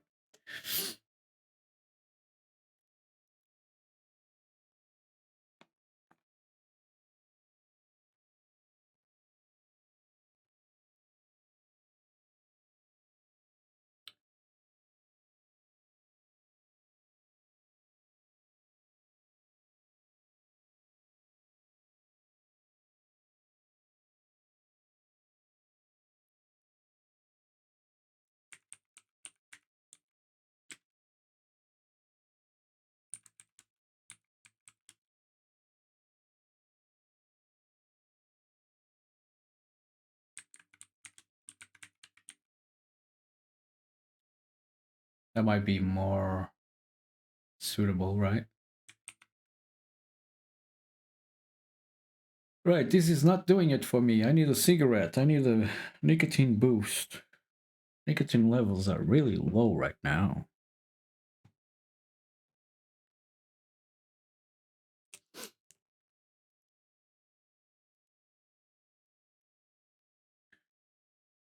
Oh man.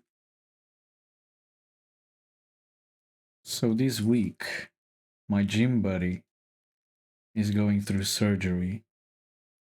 So I'll have to go to the gym alone. It's bloody boring, man. Sometimes when I'm like really focused up, yeah, it's fine to go alone, but I'm not at the moment. I'm focused on this, which means this week I'll probably only go to the gym like 3 times: Monday, Wednesday, and Friday.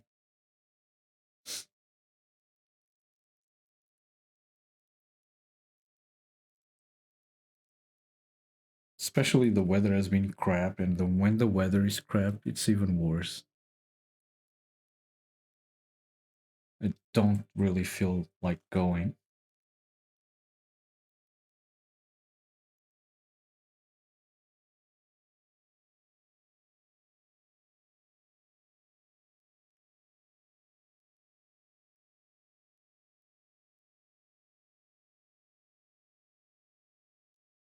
To me, what works gym wise, working out, is even if you like do not feel like going at all, you're going through some tough times and whatever, or you're depressed or whatever, make sure you go at least once a week, because that's the trick. The trick is consistency.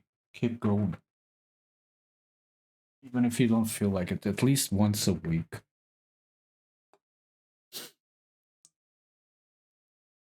Let me just open this door.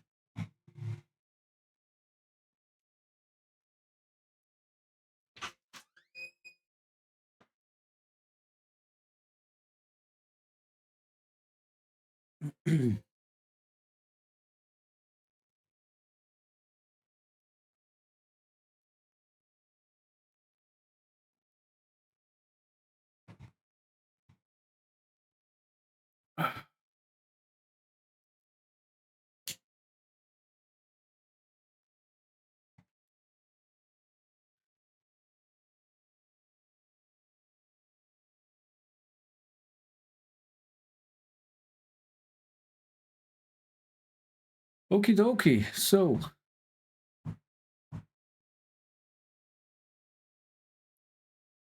I think we're done with this phase. I think we're done with this phase. What's next? Let me check my notes.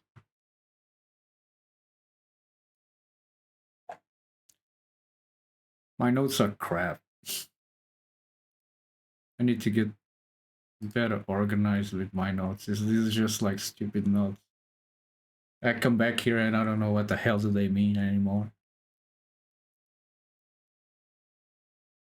Okay, version 3.1, I gotta do that. Use manual face creation. This is what I was talking yesterday, right? Yeah. So that we have all quads on the every time we close something. Uh I need the operators now. The modifiers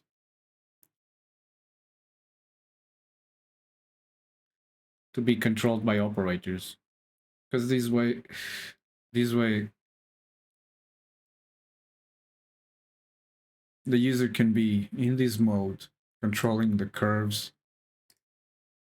And for example, if I want to use the operators for the mesh, I would need to come out of edit curve mode and go and select the mesh and go to the modifiers for the mesh.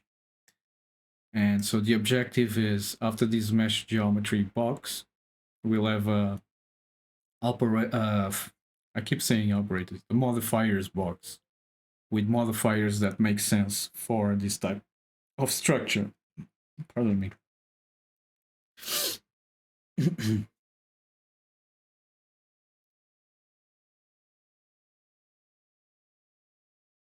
And apparently those are these ones here. And probably have weighted normals at the end. Because in 4.2 now, we have these separated like this. If I go to modifiers, you have like the normals here. I don't know if we had it before, but if you select weighted normals, because there's quite a few um, modifiers that screw up your normals, and then you put weighted normals at the end of the stack, and it smooths out your mesh really nicely.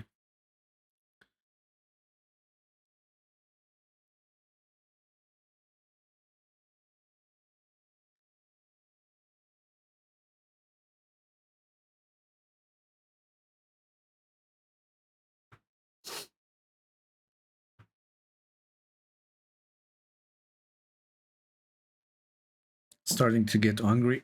I gotta think. Breakfast soon.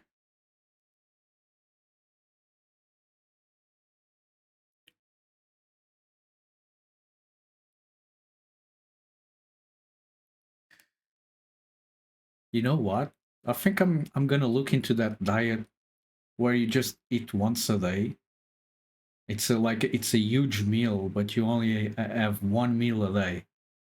That would be so suitable for me, man. I don't know how my body is gonna react to that, but I think I'm gonna look into that. I hate having to eat every 3 hours. It's terrible.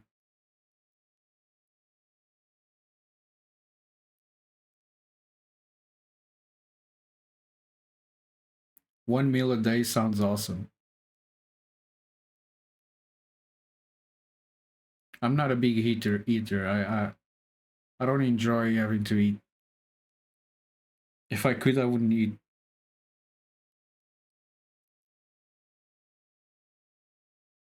I would just be a machine.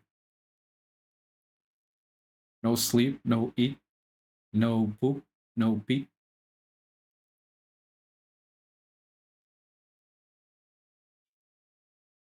Just work and fun.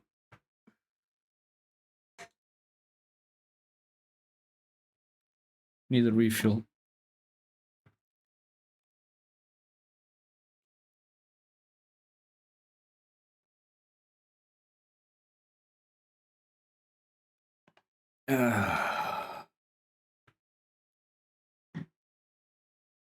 Right.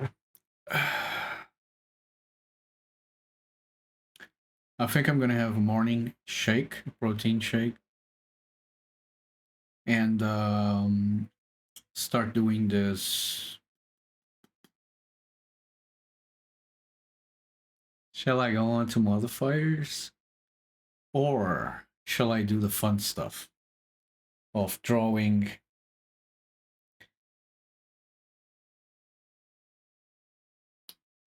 an annotation and turn that into a curve? Because that's eventually what's gonna have to happen. Also, I gotta work on this menu, on this pie menu.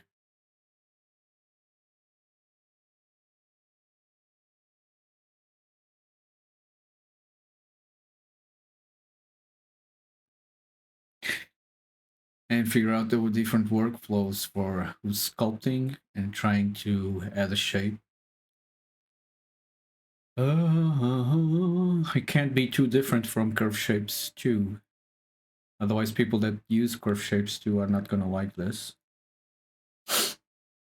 So it can't be too different from that. There's quite a few things I gotta do. And in order to make the alpha acceptable, it needs to not be so different from the previous version, I think. Right, I'm gonna have a shake, get a refill, and I'll be right back.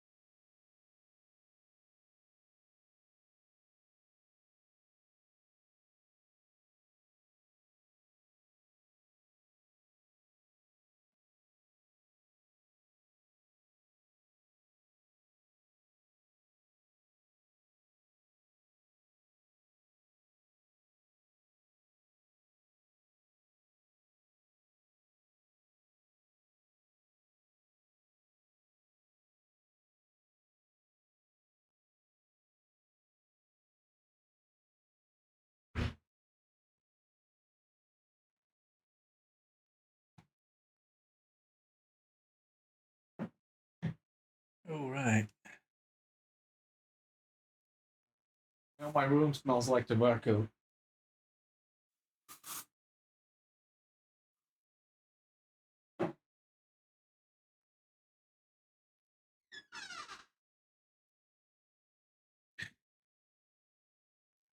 There's smoked outside.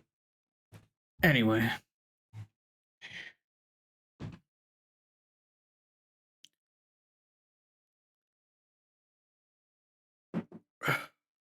Also, tobacco smoke is really bad for electronic equipment.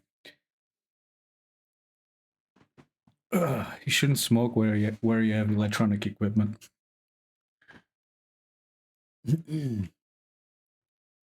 Nicotine levels are a-okay.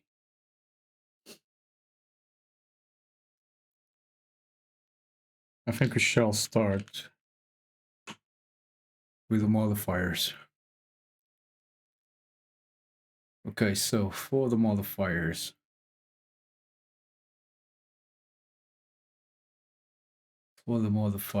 I have something here that will help me.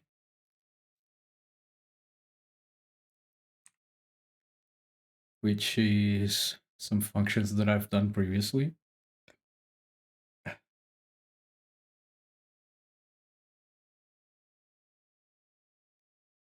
This returns all Blender existing modifier types, right?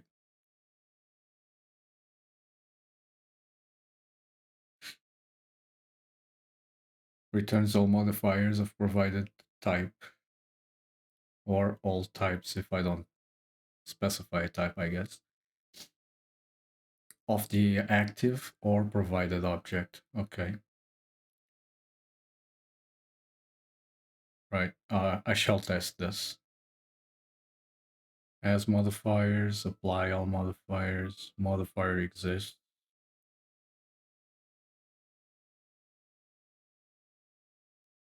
Returns first modifiers of mod type found or none. Okay.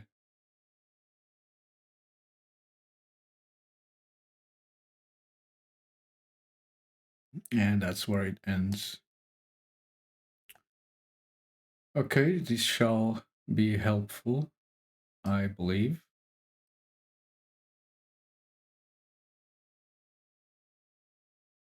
All right.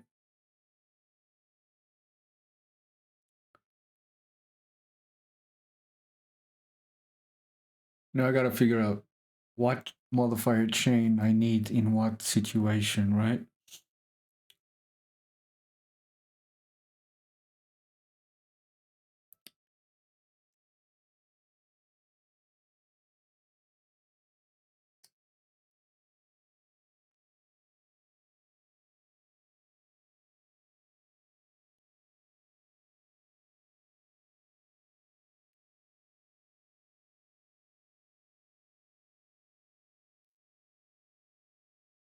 Yeah, it's all gonna go here in the main panel, connected to operators that will add, remove, turn on, off modifiers.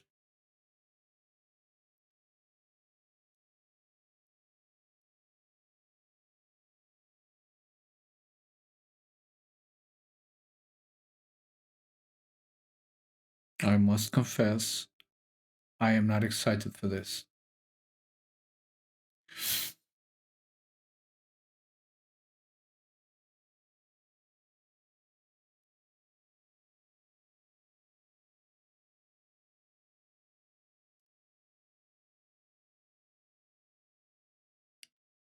All right, but let's do it. Let's just do it like Nike says. Just do it. So first thing I'm gonna need is a box.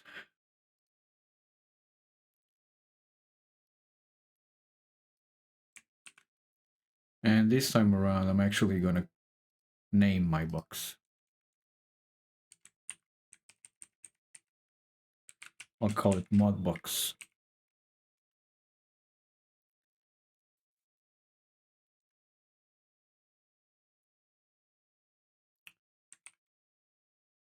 There we go. Modifiers.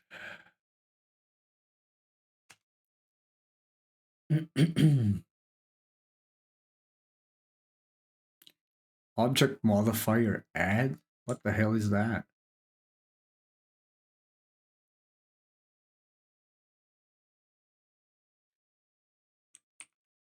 GitHub Copilot is helping me a lot with this. Thank you so much. I think he heard me. He's like, don't worry, buddy. I'll help you.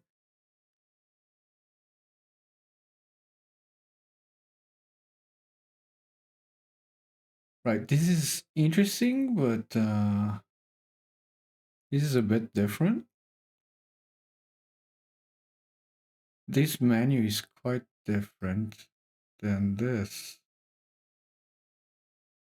where it's separated by different things.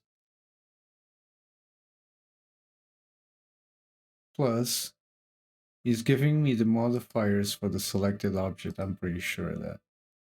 Yeah, exactly.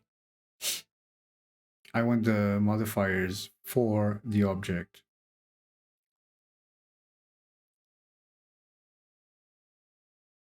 For the mesh, not the curve.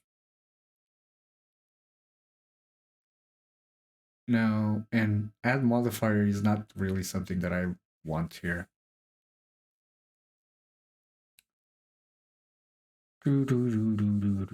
I want specific modifiers ready that make sense for the shape. So I need operators that will do that for me. And for a single curve, it makes sense. For a well, doesn't make sense anymore because I fixed the issues with that. So possibly a subdiv and then a solidify after the subdiv, a bevel, and another subdiv, right? How are we gonna do this? I can have an operator that is what do I need? What do I need?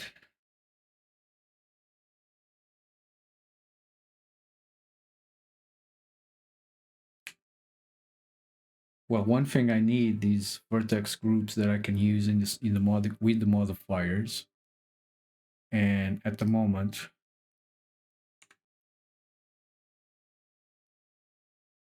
all I got is boundary edges.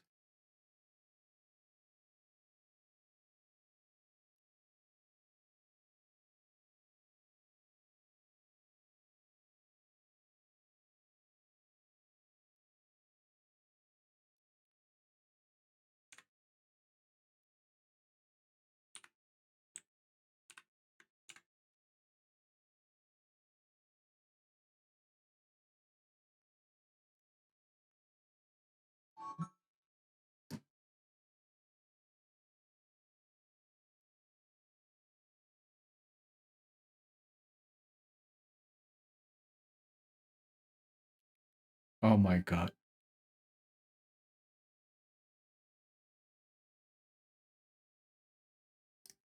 We're not done yet.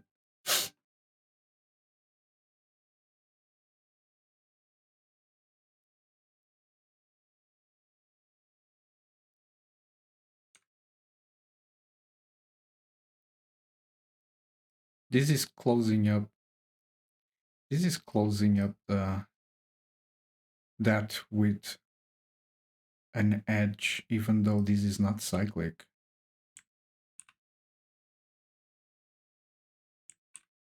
That shouldn't be happening. We're not done yet. We can't move to the modifiers just yet. Okay. So I've missed something here.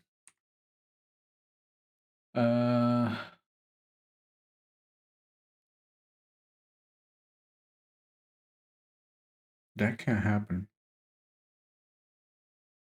It happens for single ones, but not for multiple.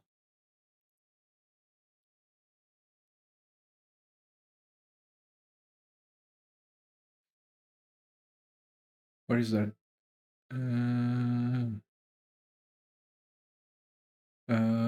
Where am I? right down here, edges from verts. Right, this only happens if it's cyclic hue, all right?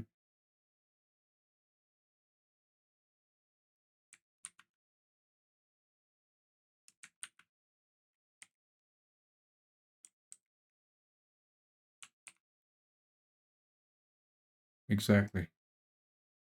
All right, I think now we're done.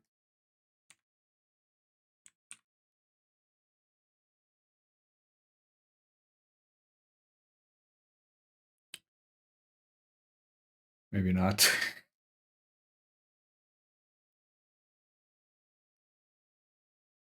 Oh my god.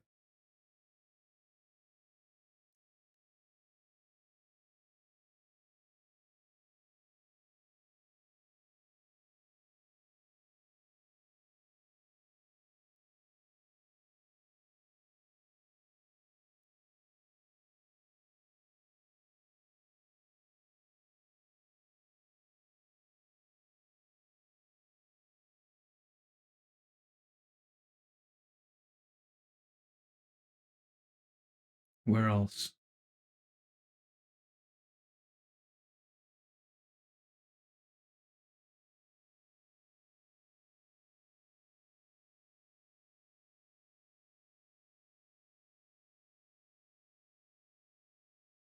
Where else?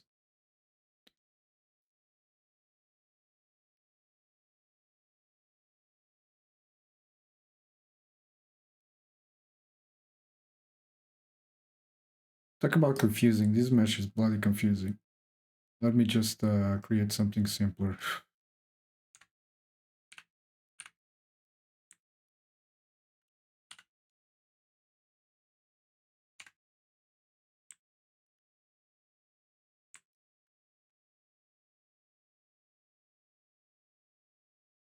Okay, I'm gonna use one that is like that.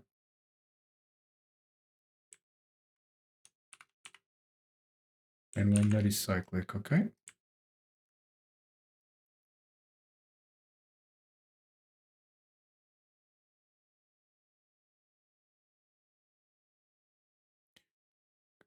So the cyclic has an edge. Correct. And the non-cyclic is open. And of course, when you connect those two, you would have these weird uh,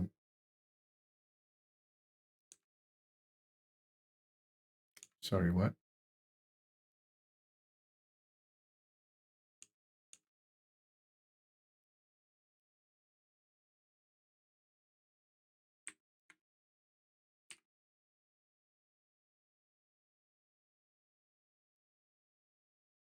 You would have something like this weird behavior.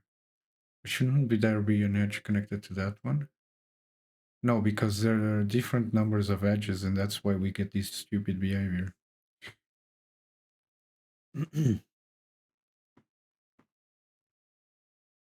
If I turn this one into cyclic,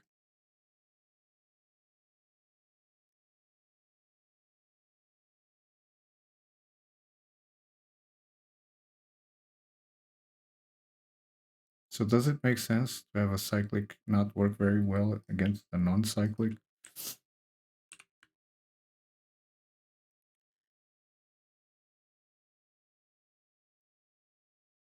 This is auto-updating, by the way, and it shouldn't.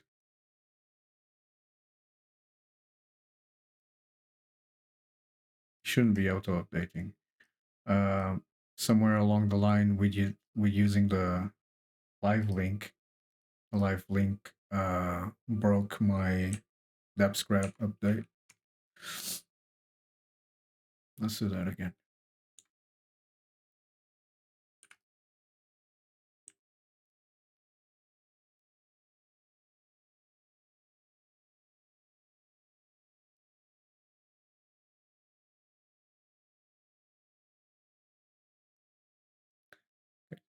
So when I create surface, that's fine.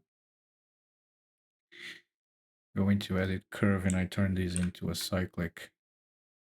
Create surface again. Now, no faces there. There is edges there, but okay. Let me just turn on.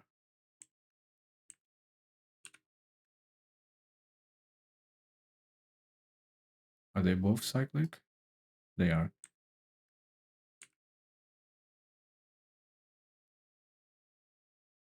That's what's expected. Of course, I've done the change in the yeah, I've done the change in the create surface, not in the update surface. So it's not cyclic. We get this weird behavior as you should, right? You should have that weird behavior because you're trying to connect a cyclic with a non-cyclic, and obviously it's not gonna work out very well for you. Okay, so let me just bring this into the update as well.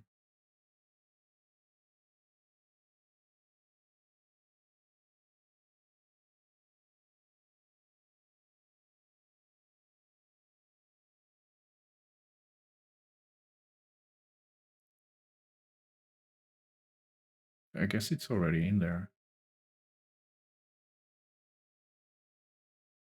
Yeah, but it's different though.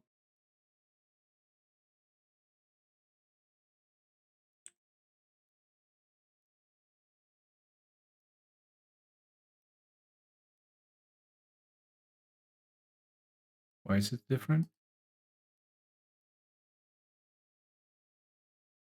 Yeah, it's one more point.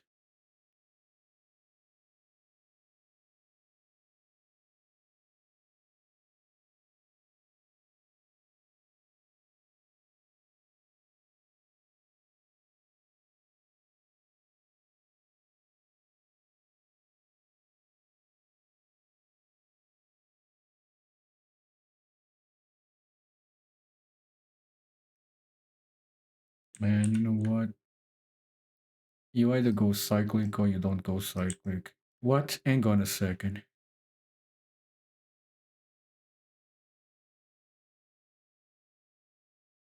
This is clear that the auto update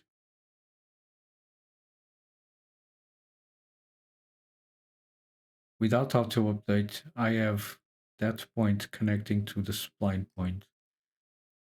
With auto update, it does not connect to that spline point,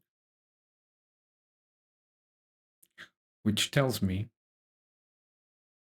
that the auto update it's not really doing this properly. And I thought I fixed it. Jesus Christ.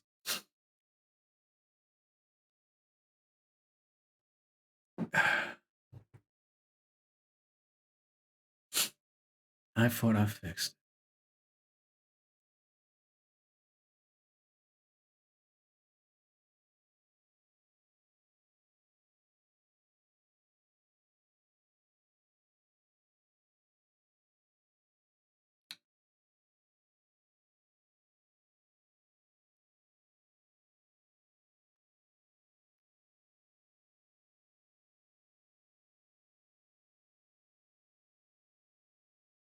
I believe I might need to place the vector into object. Pardon me. Into object space as well as the rest. Bear with me.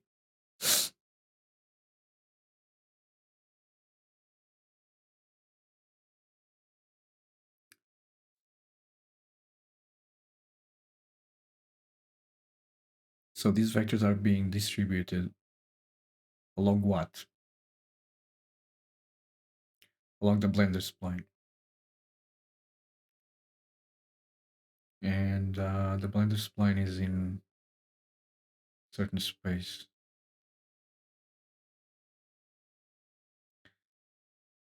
Let me run a test here. Let's move the spline over here, and the mesh over here. And now I want to see what happens when I create the surface. Well, it seems like it's fine. Yeah, but what happens if I do that?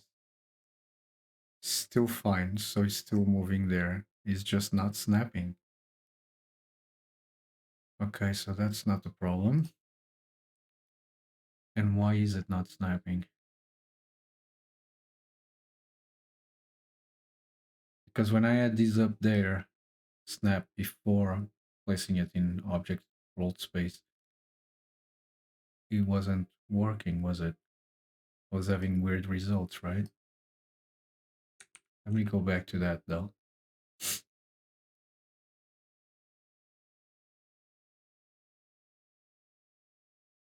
No change.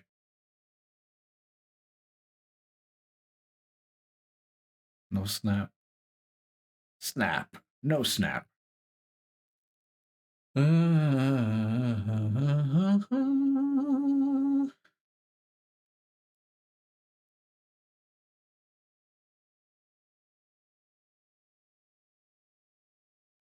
a minute. I am getting points from B spline.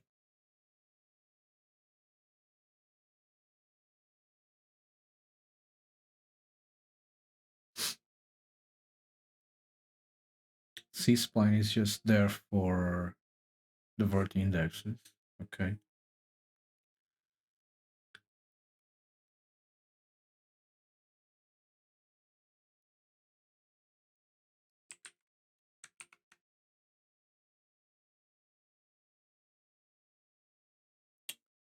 This throws me an error, of course.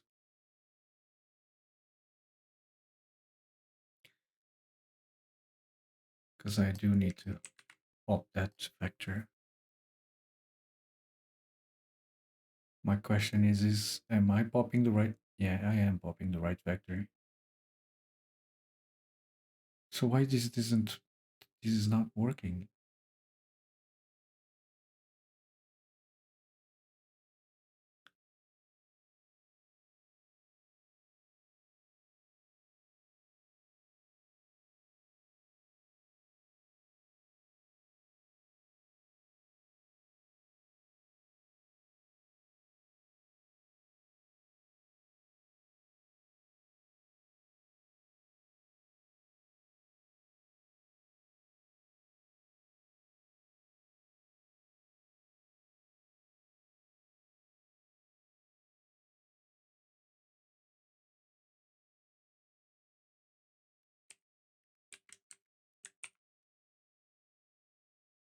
Don't ask.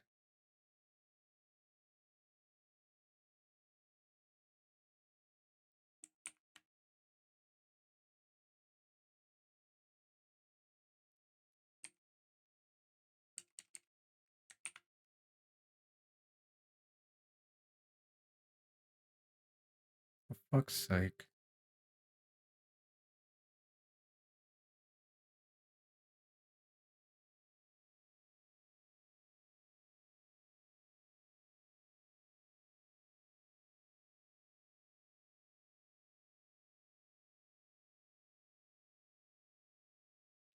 Why aren't you not working?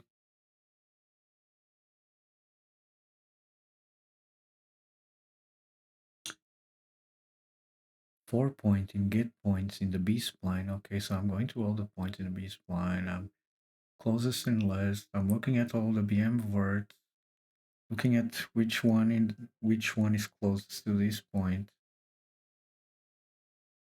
And it should be that one, which happens in the other one, in the other function, when the creation function. And I'm setting this code to point co.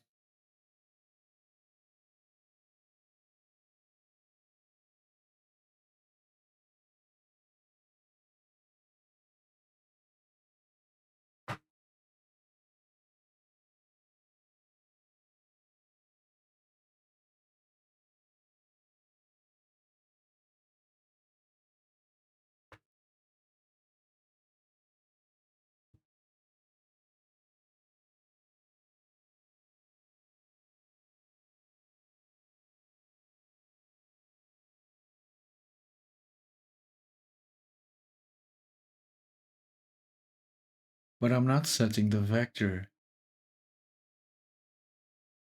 I'm just setting the vert. And the vector is used down here.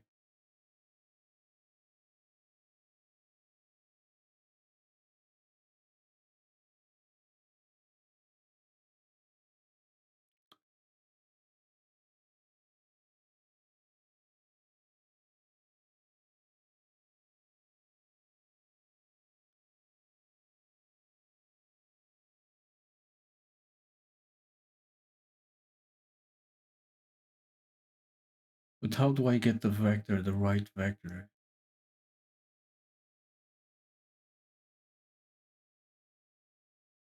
Maybe instead of verts, I should go through the vectors and position the vectors, not the verts, because then the verts here are repositioned for the vectors, right?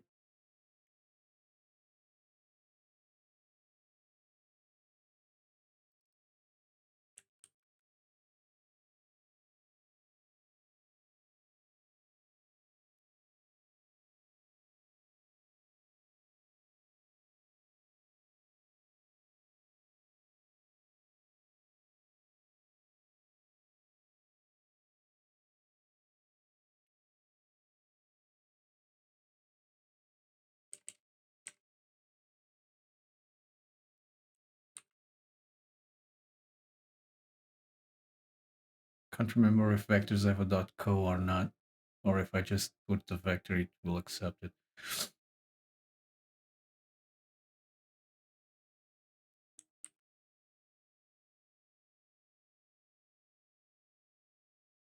I think they do. I think they have a co for coordinates. I'm not sure. No, they don't. In that case,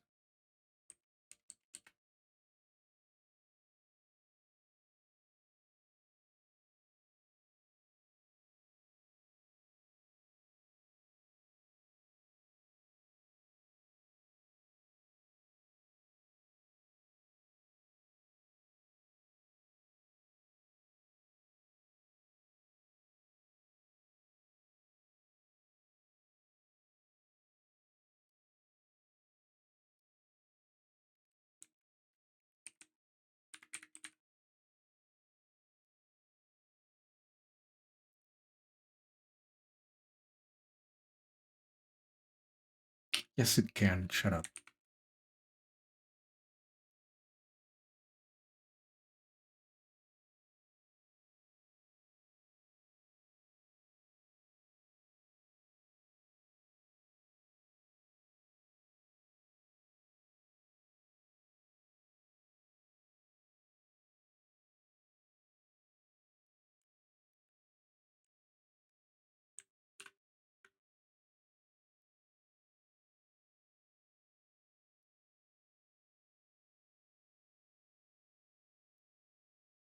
Fixed. I was doing the wrong thing here. It is affixed. Hopefully done and dusted. Hopefully.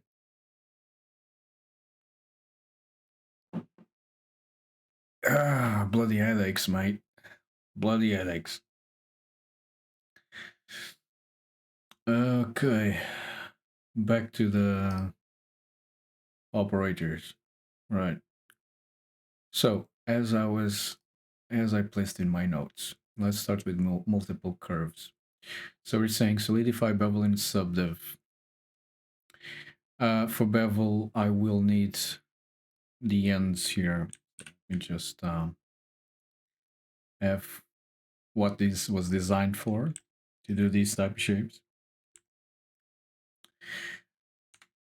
Let's go into the mesh and let's try those modifiers that I have there. So solidify is in generate. Solidify out or in, whatever. And then a bevel.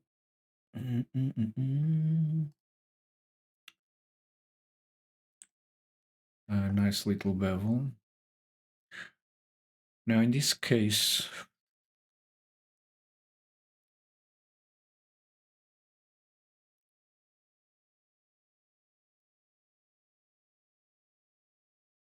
I can do my own solidify instead of having a modifier.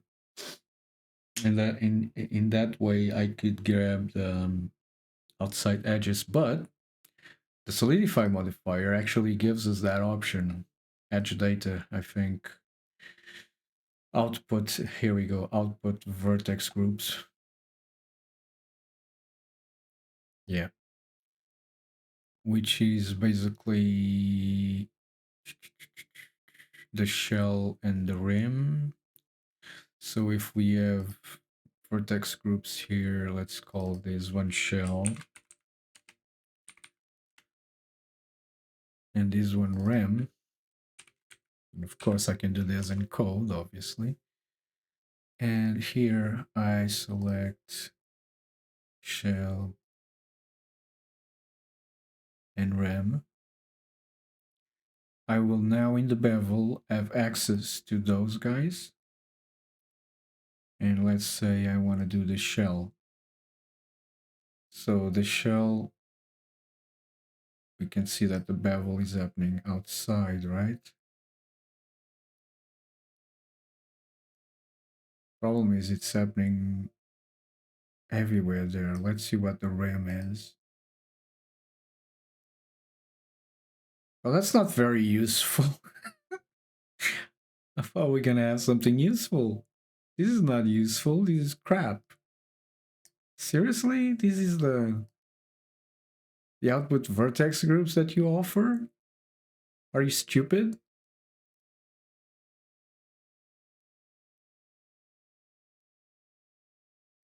Does that make any sense to you? Seriously? Jesus Christ. Oh my god.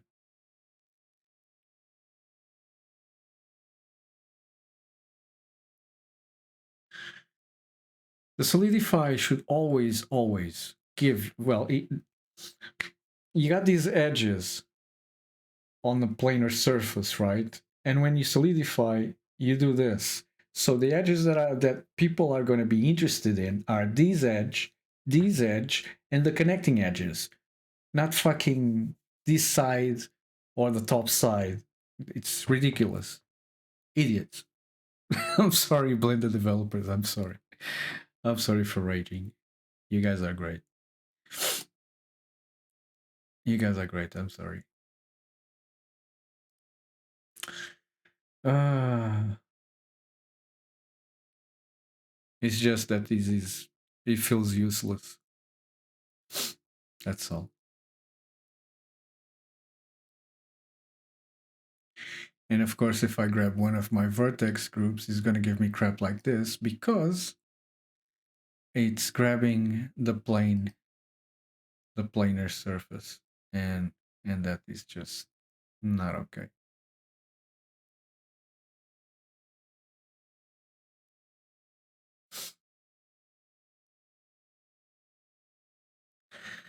So that little that takes me to wanting to do the solidify operation in bmesh, and then I'll have access to the edges that actually matter, right?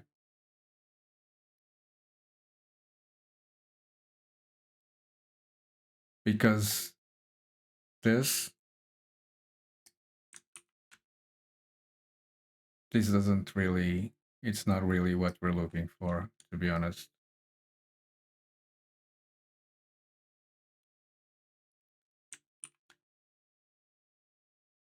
I mean, it grabs the right edges here, but what the hell is all this crap here? All this crap here. What is this? Yeah, the word, I think I selected the right word. Crap. Crap topology. We don't want crap topology. So instead of bitching like I am, let's get to work, right? because angle would do a much better job. The problem with the angle is that in very complex shapes, you're gonna start having bevels where you don't want them to be, and that is the problem. I mean, in this shape, that is pretty simple. I can just adjust the angle and it's all good. But when you start getting really complex shapes that bend all over the place, forget about using angle or weight. You're gonna have to use vertex group. So let's do some fun stuff because this adding modifiers shit is not fun for me. Let's do some fun stuff. Let's do the and it's gonna go in modifiers, I guess, because it's gonna modify the geometry. Because that's the base mesh geometry, that's the base geometry. And we're gonna modify the geometry. I see that this is becoming quite spacious. Uh, Maybe make this a bit smaller, I guess. Smooth and flip faces are probably would probably make sense to go down here.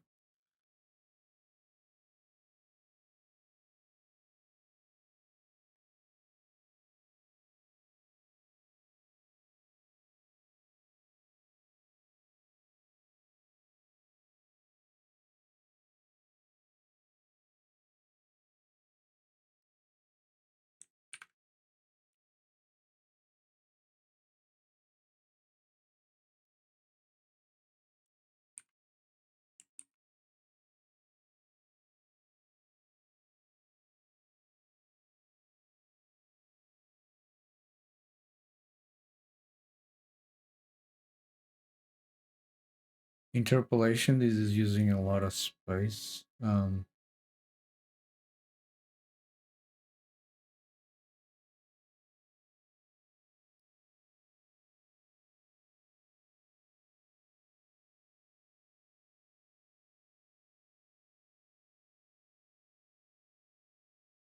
I changed my mind.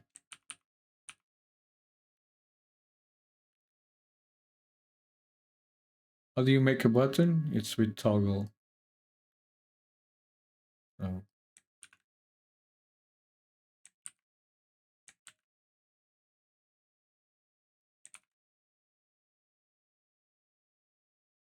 spline edges, we got closed and interpolated for the spline edges. Then we got connection edges, and then we got smooth and flip faces, and these makes it kind of feels like smooth and flip faces is only for connection edges, so I don't like that.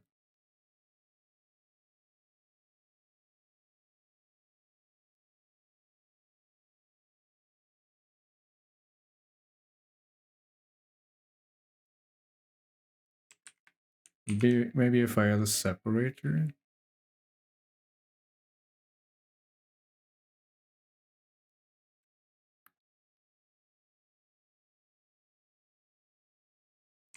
And remove this separator. You know that this is gonna be doing that. Uh, can I do something with separators? It's got factors, so it's probably gonna be more or less. Type, string, auto. What other types have we got? Auto, best guess at the type of separator is needed. Horizontal or vertical empty space depending on layout direction. Line, line, horizontal, vertical line. That sounds very good. That's probably best. So type line. Let's see what that does. It should give us a little line there. Yeah, that's nice. That is nice. And then the next separator, we can do the same thing.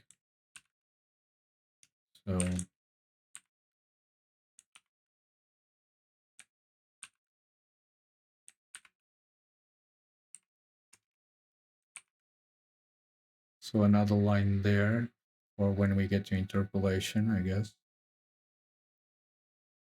In interpolation, we're using way too much space. Perhaps have interpolation and then regular interpolation at the front or something like that. Uh,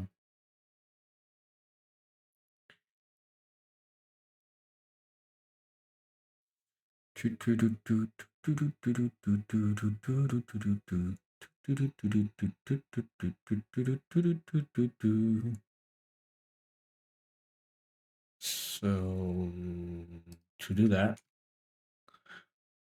I need to create a row.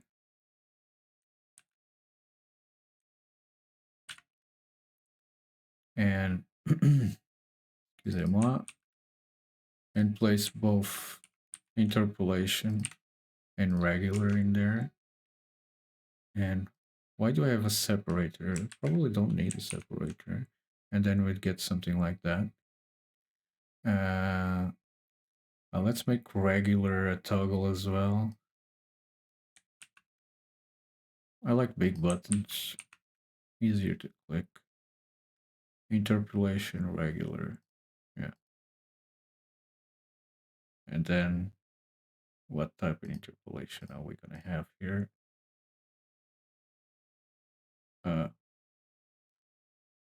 What?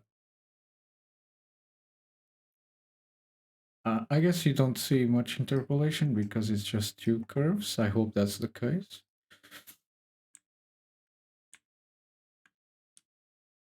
There's no curvature here, so it's hard to see the interpolation, right? So, exactly.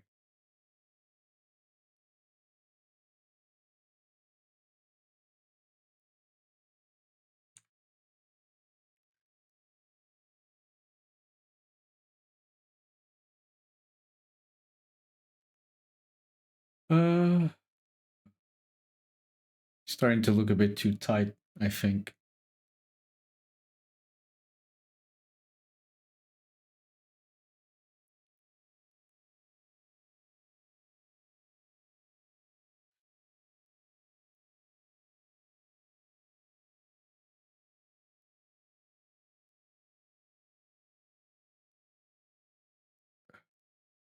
Okay.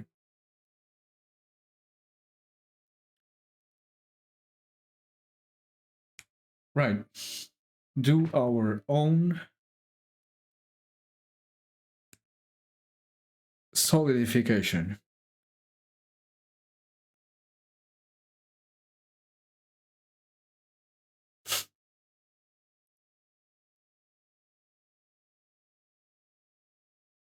So that we have the correct edges for the modifiers to work properly. All right, so if I just turn off all the modifiers, and come on, man, I had these installed already. And because of the extensions, it's gone now. Modifier tools, yeah, install. Thank you.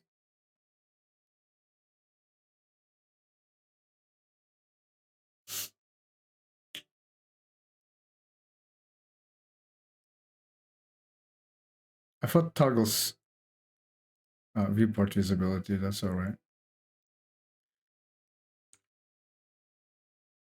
Okay, so we have an for the faces we have the the solidify faces, right? It gives you this thickness control. That's a solidification. Yeah, I believe you can do this in Bmesh as well. The thing I don't like about Solidify is that it just extrudes in the normals and it gives you this kind of stuff. And I would much prefer to, instead of having that, having like an extrusion on the normal. Then you get these results.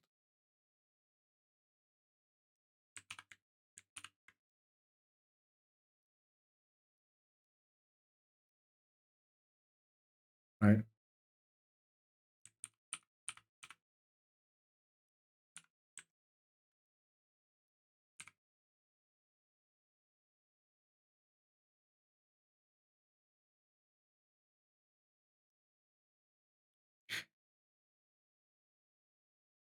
So I could have an operator that gives you a solidification, but you can choose between extrusion or solidify. Extrusion or solidify. And we have that in BMesh. We have both in BMesh.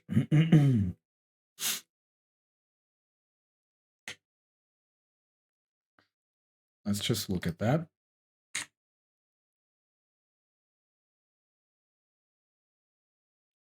We go to BMesh ops.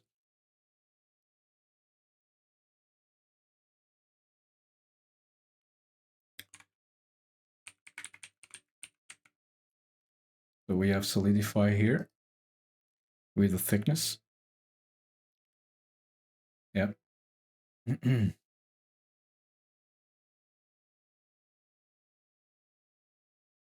fact, I think I've...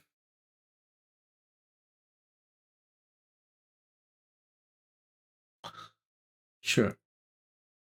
We have solidify and we have extrude, I believe. Quite a few ones, and I believe it's extrude face region is the one that we're looking for. So you pass in the geometry, which would be the faces.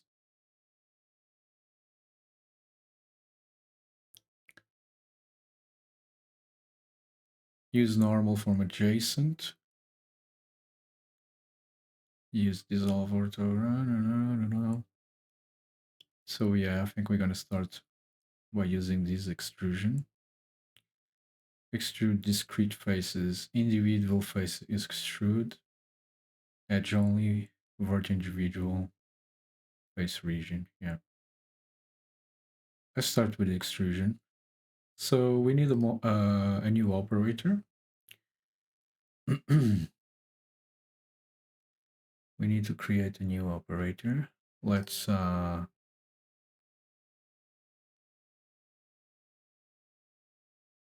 I guess I should clean up this. I don't know, maybe for version 3.1 I might want some of that stuff back.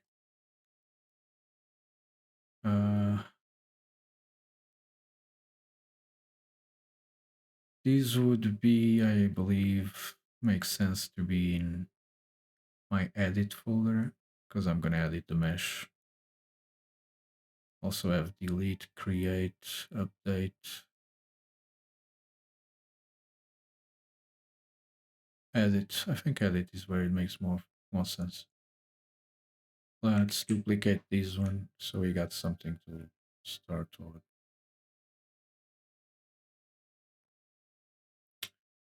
Rename this.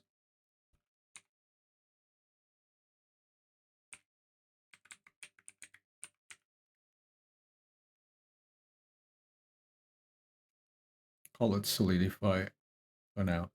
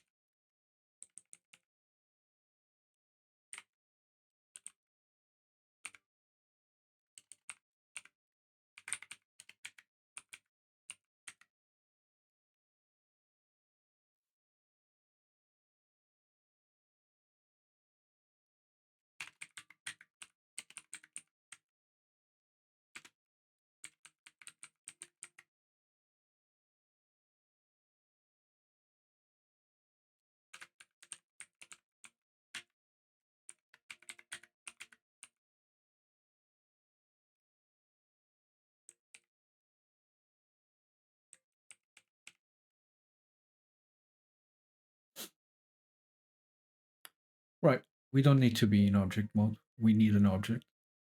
So let's forget about the poll for a second. And the object we need is the mesh object from the scene. This is the mesh object that we need. If it's hidden, it becomes unhidden. That's right. So that it can be seen. We don't need to select it. We don't need to get into our edit mode.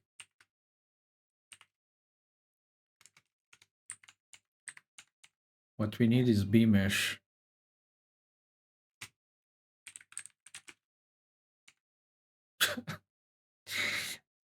This Copilot hears me. He hears me. It's crazy. All right. Let's straight up register this.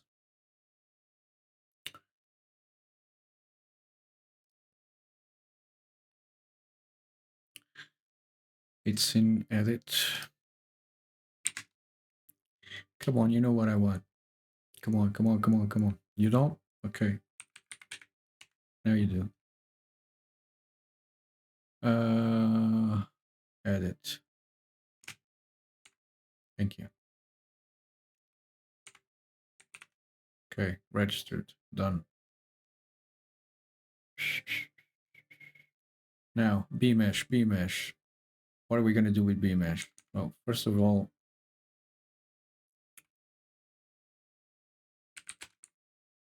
equals bmesh new from bmesh object data. That's right. That's correct.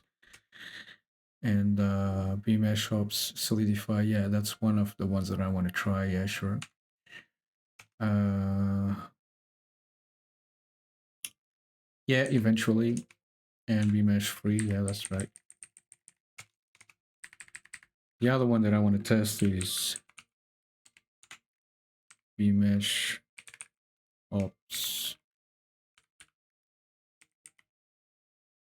extrude face region bmesh, and that would be BM faces. That's correct. Now I need a bool property.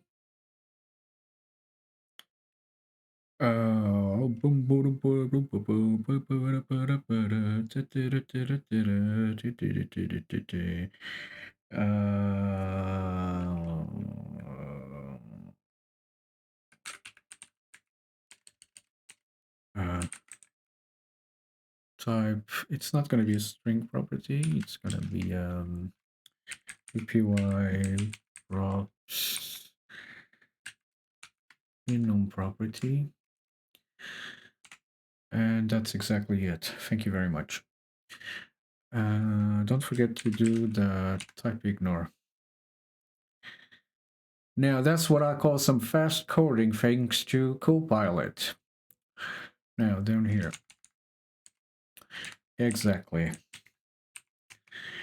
Else, exactly. Beautiful. I wish my day was all like this, just coding, coding, coding, but it's not.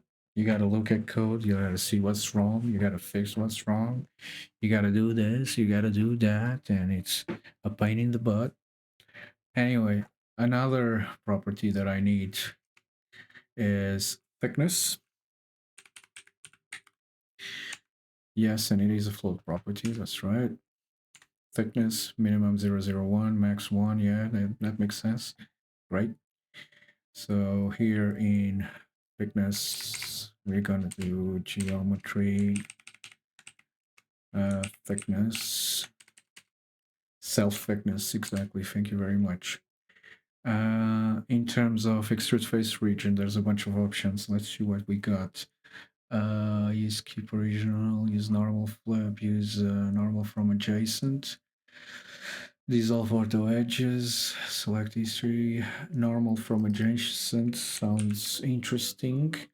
And that's just the Boolean. Okay.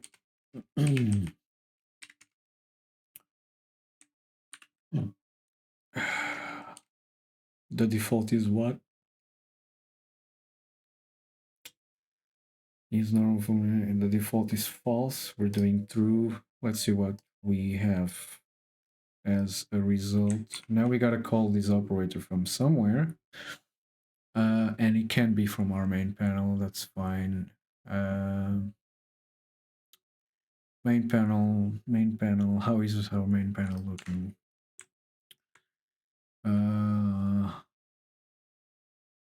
Viewport visibility.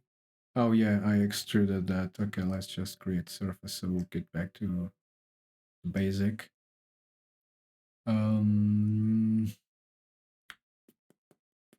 Let's place it in modifiers, even though it's not a modifier, and I probably will need to place it somewhere else. But for now,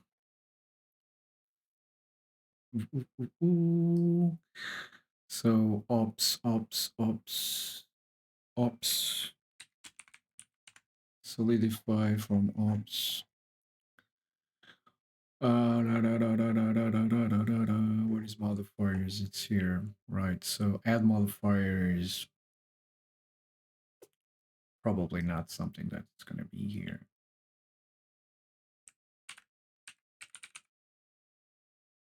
What? Is that what I had copied?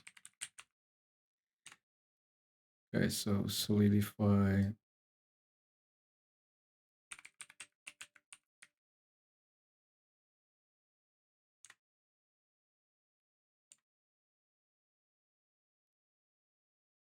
To add properties from the operator, I believe is we gotta catch it in a variable, and then from that variable, we'll do something like this, I think. Operator properties, exactly. So this would be, of course, I would like, however, to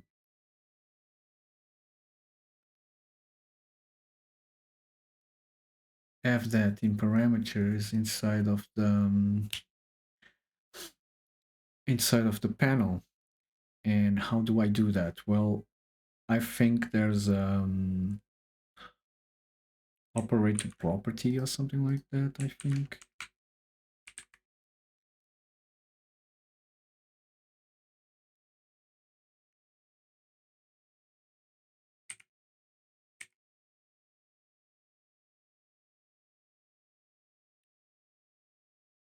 Might, well, I know I have an enum for solidify, but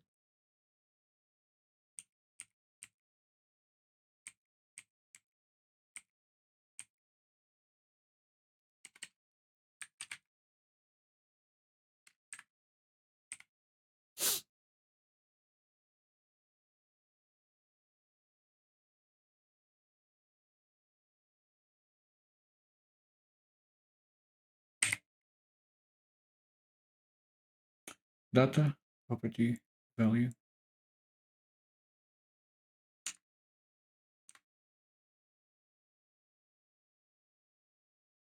I believe this is it. I believe this is it, guys.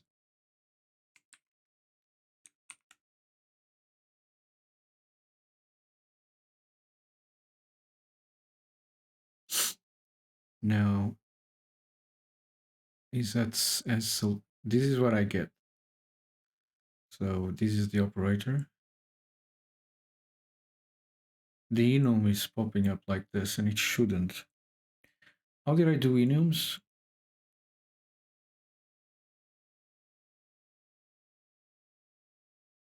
This is an enum. All I did is prop, and I said expand true so that I could have the. Okay, so instead of prop enum, it's basically just prop. That's the type, and I'll do an expand through here. And that should give me what I want. No, it does not.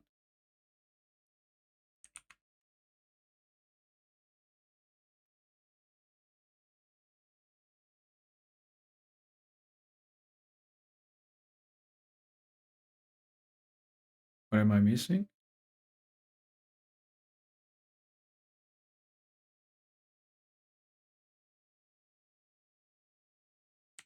It's not what I'm missing, is what I have extra. Okay, so now we got this. All right, so we got our little structure there.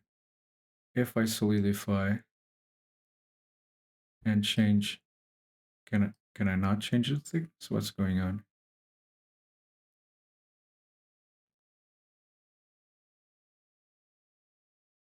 Okay, so it's not letting me change these properties.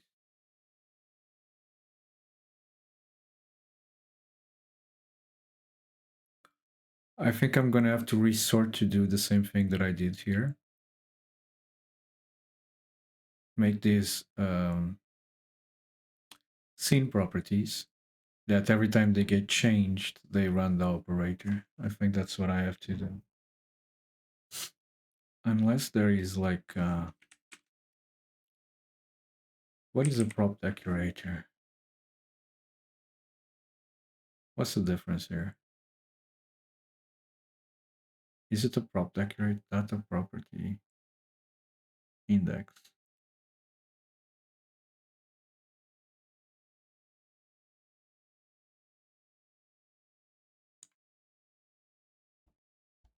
Expand true apparently is not one of the.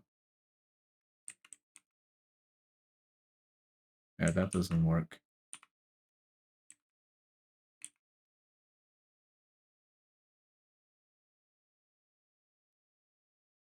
Yeah, I'm gonna have to turn these all into properties that actually, when they update, they call the operator. That's what I'll have to do. Yep.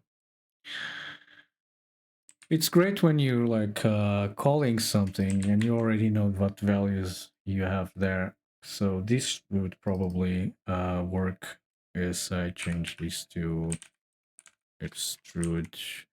Thickness is wouldn't actually.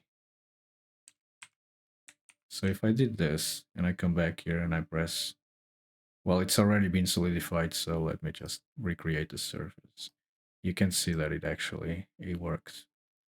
And I can see right away that the solidify, the way it solidifies is just like the modifier and the other one.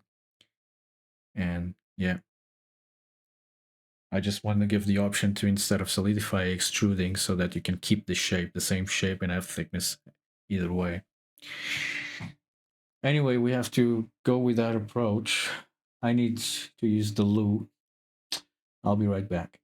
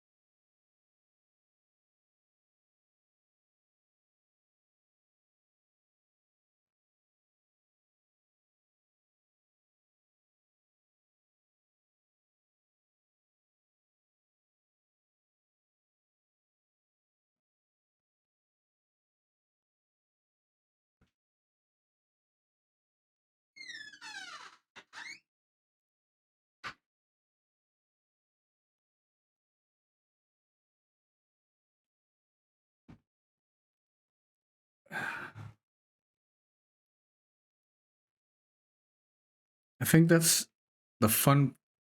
The funnest part when you start a new project is that you're excited it's new and you can actually really code fast.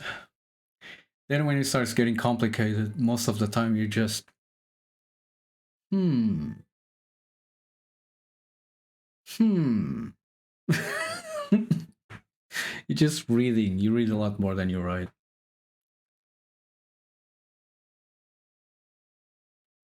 All right.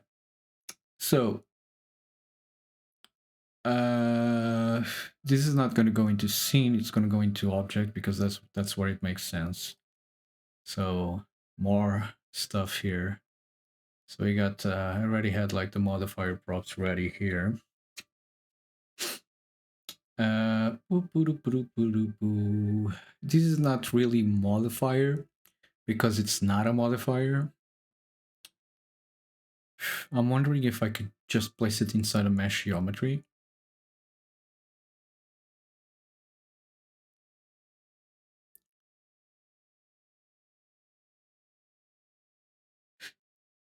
But then this would have to run every time mesh geometry is called, and it changes in mesh geometry happen.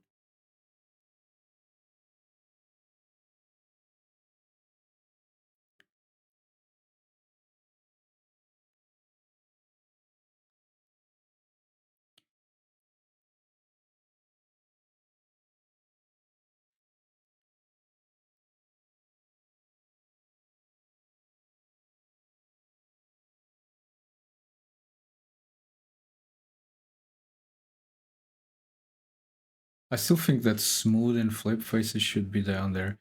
Let me just do that. Very smooth and flip faces, it's here.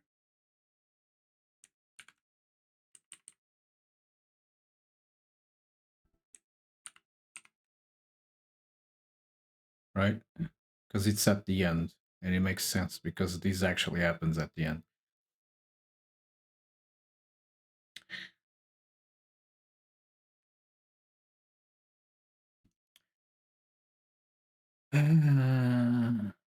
I just didn't want it to make that function huge, but the mesh needs to be regenerated, I think, once we apply this solidify. So this solidify actually makes sense to be in the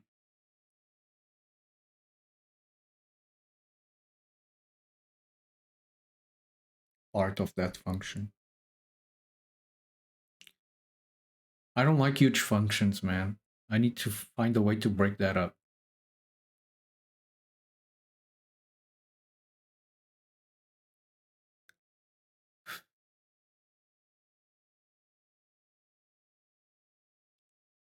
I guess I can call the operator once that's finished. When in the auto update, you want to see the solidify operation happening in real time as well. So yeah, I guess solidify is gonna go in here between the interpolation and the smoothing.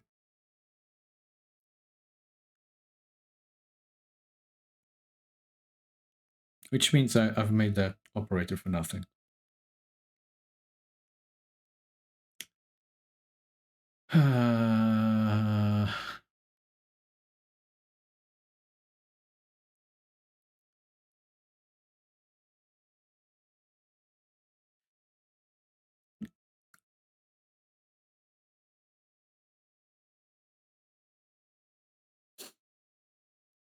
It's fine, it just took me like 2 minutes.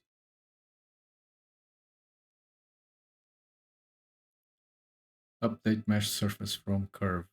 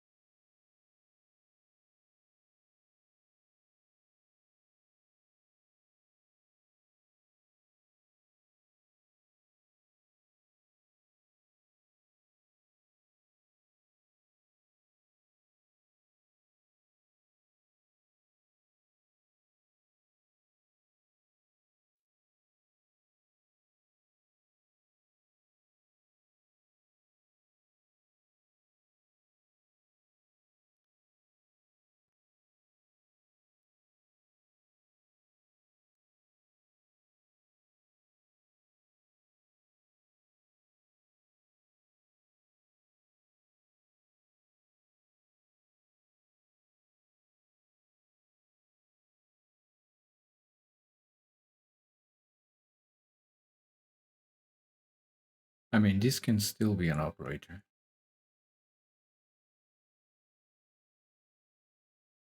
As is. Only it make much more sense if I passed in an object to it.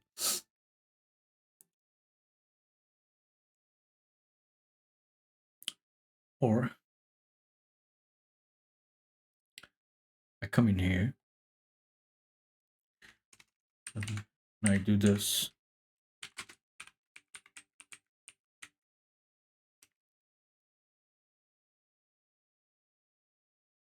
No. Yeah, I could do that.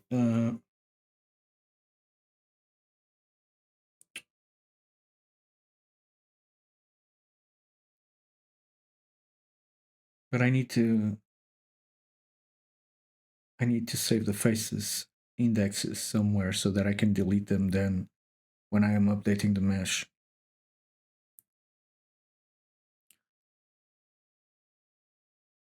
Right?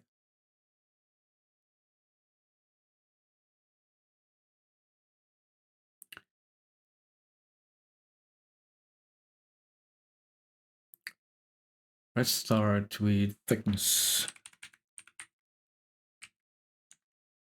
Float property, blah, blah, blah. Yeah.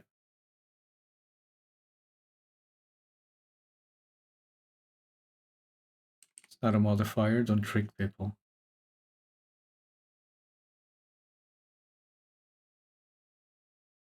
Default will be 0.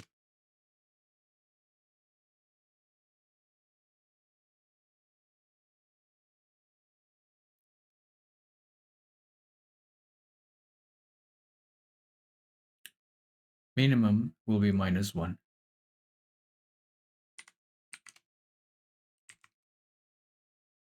So that you can extrude in different directions.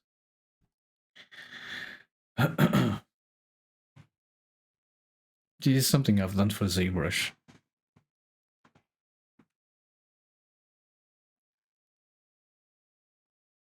ZBrush didn't have that thickness thing when I started doing plugins for it.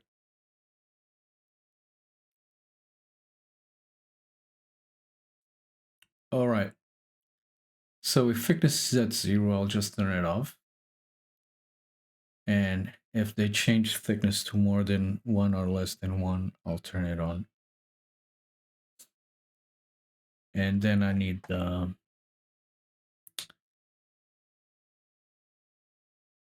enum property.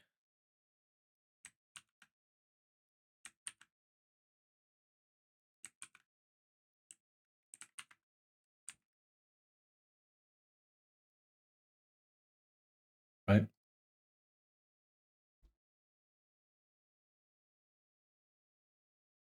The name can be typed because it's going to be next to that parameter, I guess.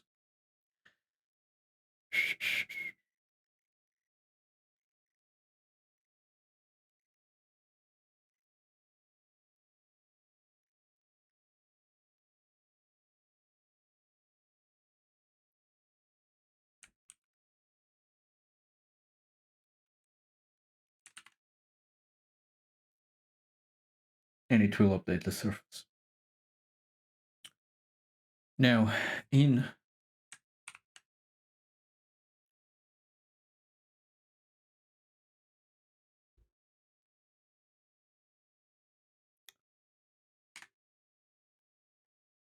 the mega massive huge surface function, I have to add this.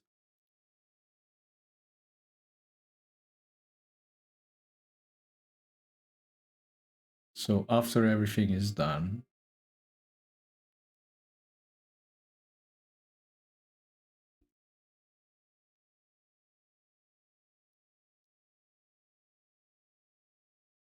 possibly down here after flipping faces, right?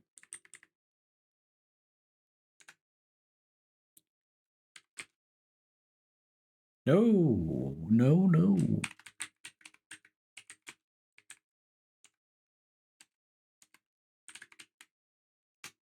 the solidify operation is going to happen. And how do we do that, sir? Well, yeah. First of all, I need the properties, which aren't here yet.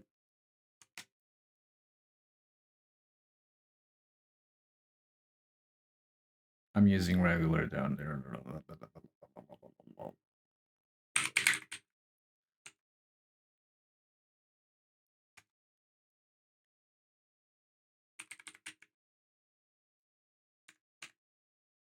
That is right. Why are you saying it doesn't exist? When I thickness and thickness type, it's not solidify.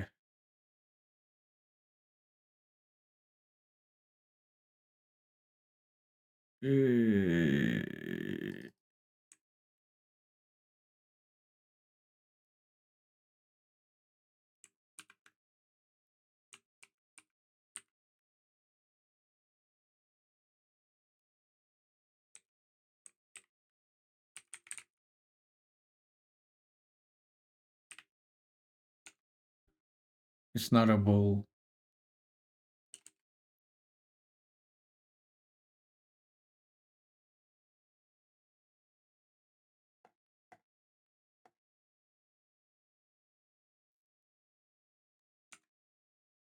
If thickness, and that goes if it's not zero, basically. If it's less than zero, more than zero, this is gonna come through.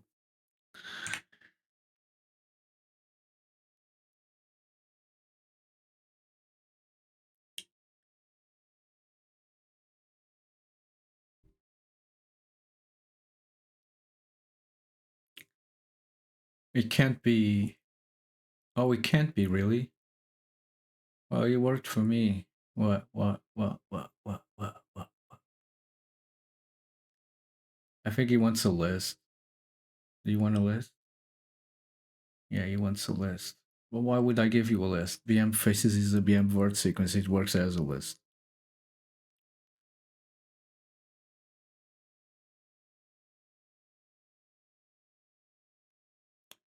All right. So that's done. What we have to do now is give access to these in the main panel. So I guess here,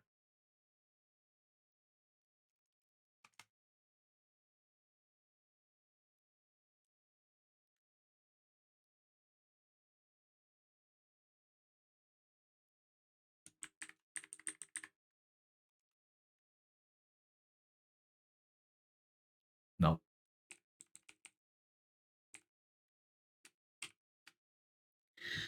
Thickness.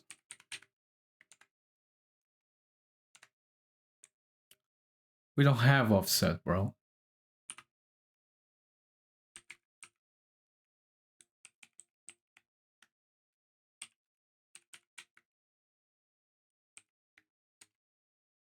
What's it called? Thickness type.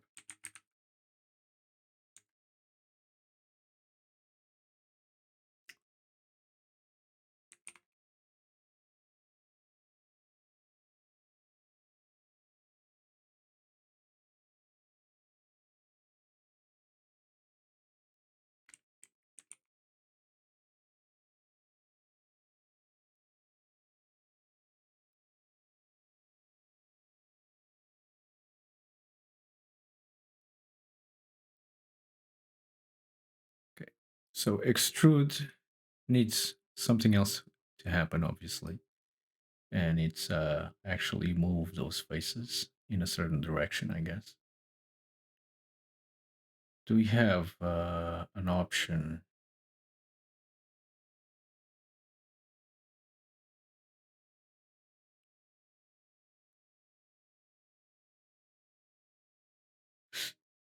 Let's look at that documentation.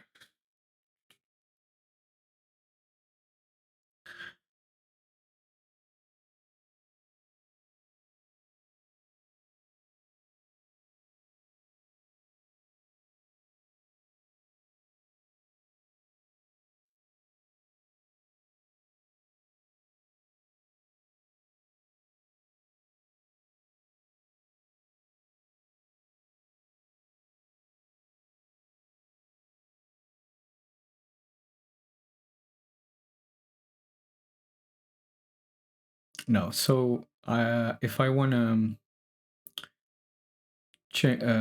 change the size of the extrusion, I have to move these faces afterwards. That would be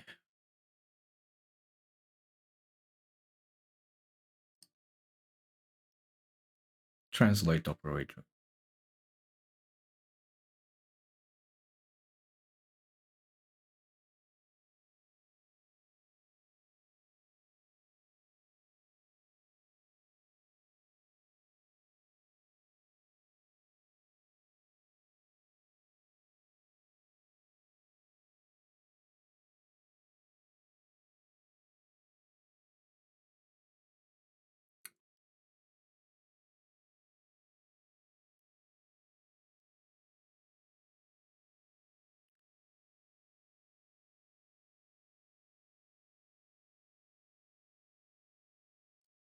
So we grab the faces.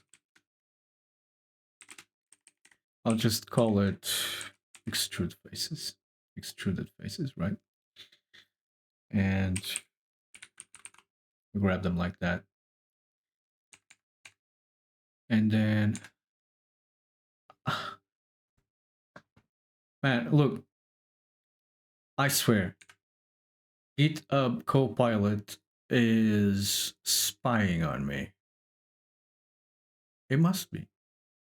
It must be spying on me. It must be. I don't see any other way that he can do what he does.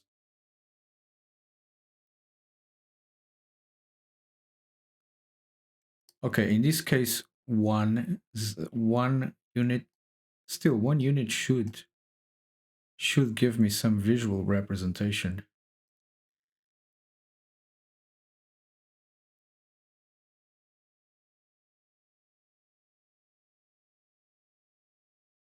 For F in E faces, for V in F words, because translate needs words. Yes. The vector is giving it is 0, 0, and then the Z for comes from thickness. Let's try and increase this by, I don't know, 100.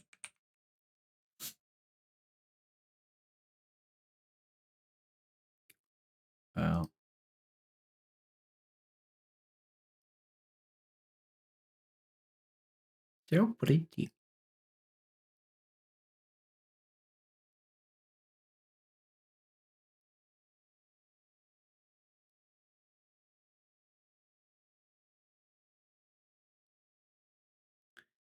Nope. I must be doing something strangely weird in translate. It does ask for a space matrix.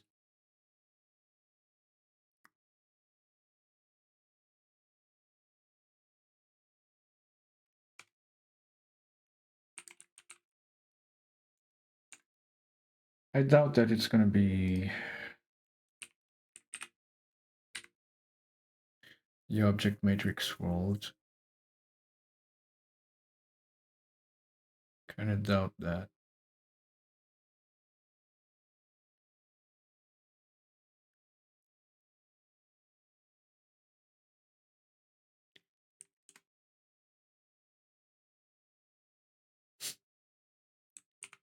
No hurt in trying.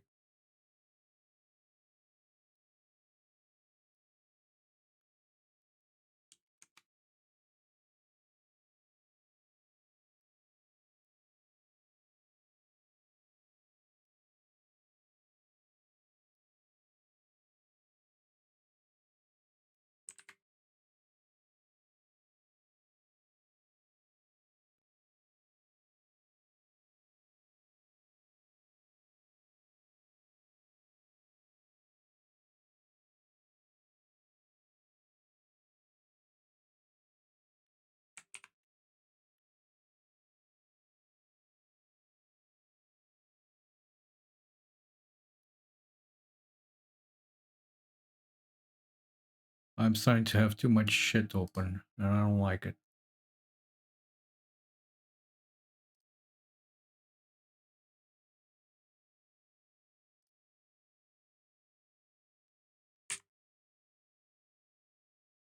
I want to look at my BMesh utils because I know. Right here, please. I know that I translate stuff, faces. In my BMesh utils. Maybe that's going to give me a tip on how to properly translate this because it's not happening.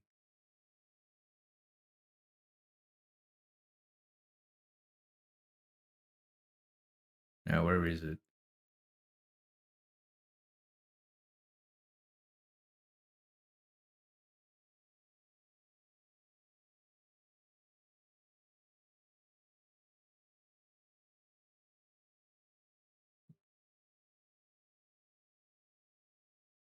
Damn it. I was pretty sure that I had translation here.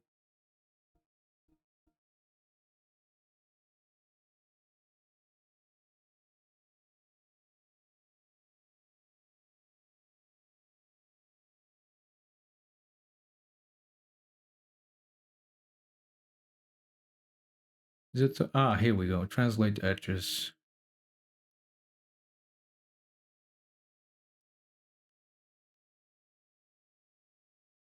All right, I'm not even using the translate operator. I just created my own. Right. I just grabbed the. I just grabbed them and moved them.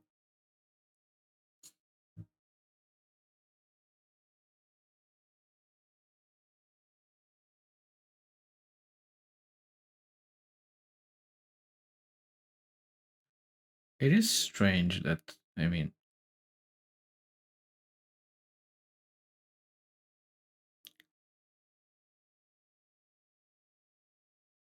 that this is not working.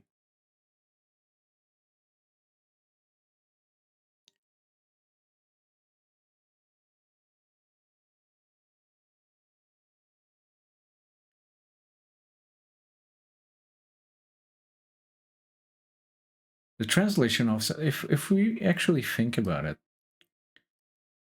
I believe that this should just be 1 or -1 and possibly multiplied.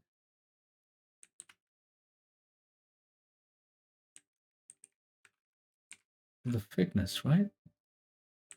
Is that it?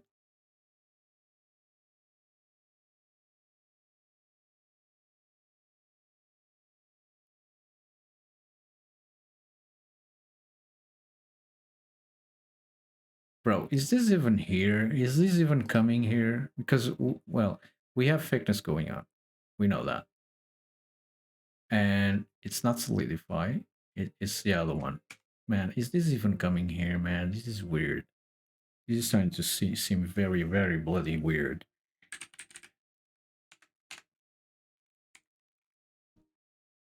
Or maybe I have a bunch of errors that I didn't even saw. Key error face. Oh, key error faces. Okay, yeah, of course. That's what happens when your terminal is closed. So it doesn't have faces.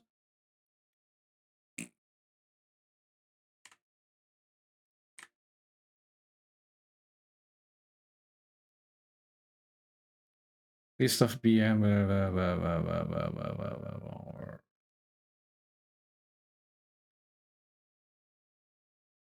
All right, let's see what it does have. Let's see what it does have. Green tea faces. Save.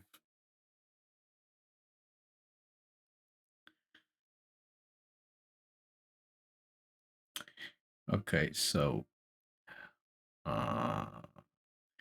man, I can't figure out where it starts and where it ends. So just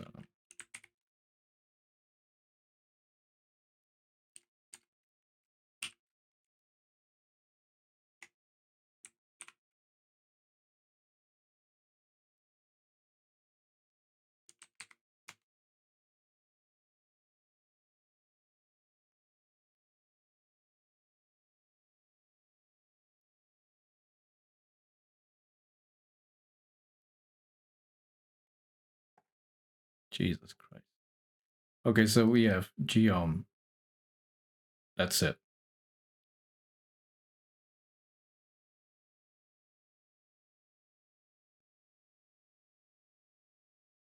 Feel like I'm in the Matrix right now, reading Matrix code. All right, so we have geom. That's it. And then geom has every fucking no.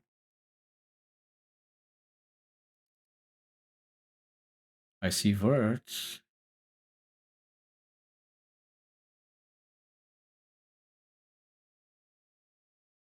Verts, but that's for the BM edge. Right. I know what to do. Just gotta grab geom and then loop through it and just grab the faces, unfortunately. Pardon me.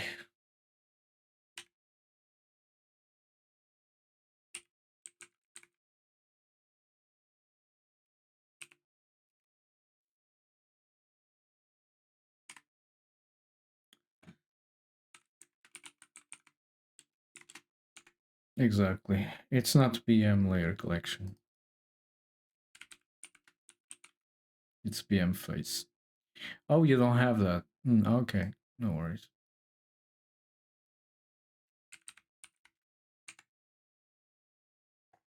No, you do.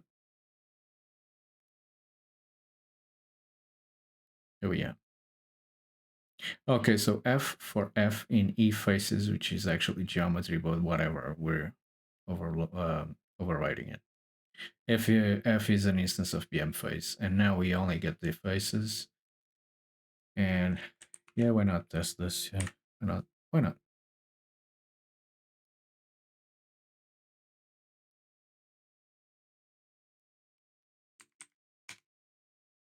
And all we get now is faces, right?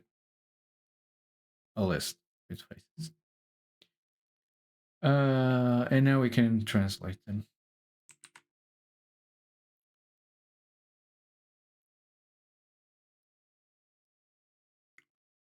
I think this is wrong, but let's see the result.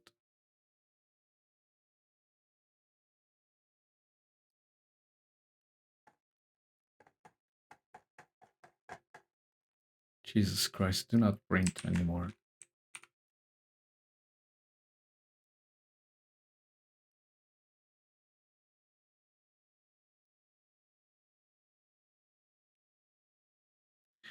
And this bastard, he wants the verts. Jesus Christ. Why don't you just use the faces? Why do you need the verts?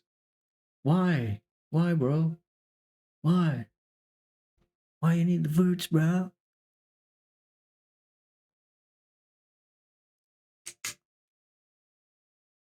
It's fine, I'll give it to you.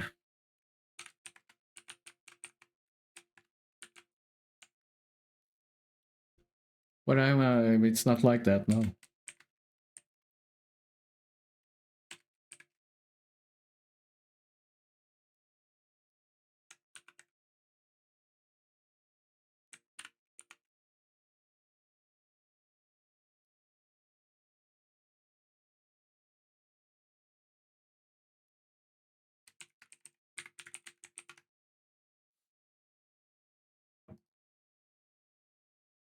Whee! So if you didn't understand what I did is I placed these in set. Sets don't allow repetition, so I'm not gonna have repeated words. And then I just turn it into a list because this translate function needs a list. Now, that is big, is it not?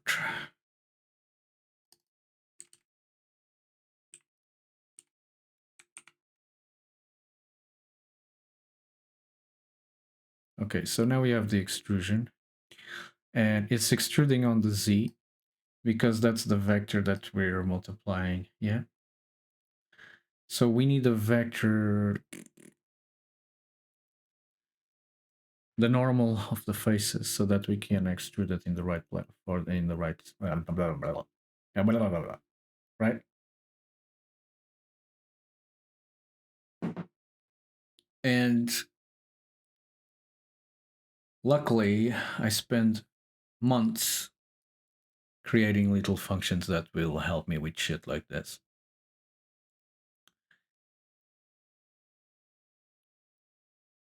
And I believe what I need is in vectors.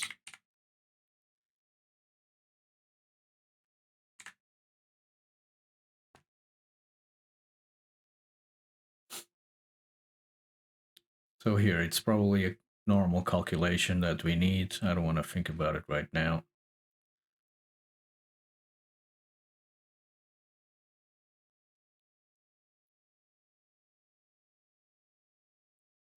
So you got here, calculate angle from 3 vectors, calculate normal from 3 vectors, blah, blah, blah, blah, blah, blah, blah. Blah, blah, blah, blah, blah.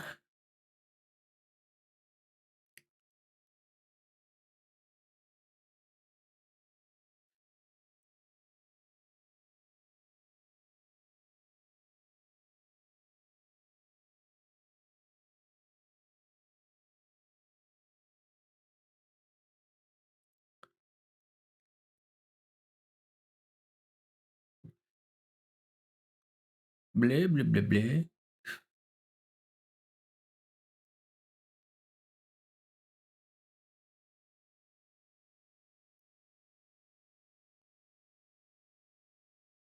This translate function should, like, if I did, uh, should translate in, and it does. It's just telling me, go find the vector for yourself, you stupid idiot. And I have to. What do I have here that I can use? Calculate normal from 3 vectors.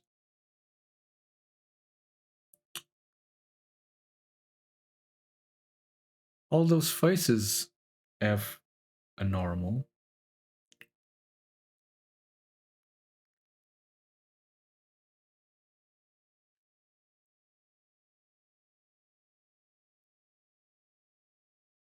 Transform orientations, normal. If I change this, is that going to affect the translate? Of course not, because I'm using that vector.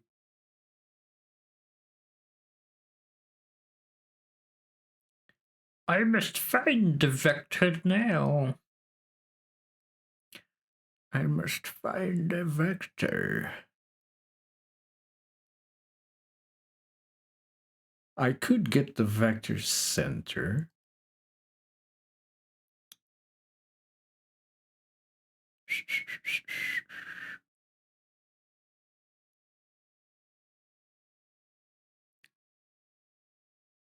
But then how do I get the normal from the vector center?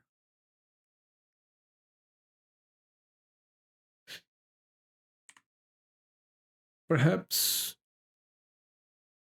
my coordinate system might help.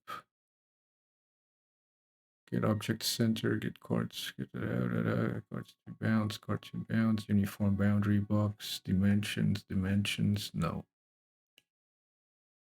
It must be the vectors. That has what I need. So the vector center is here.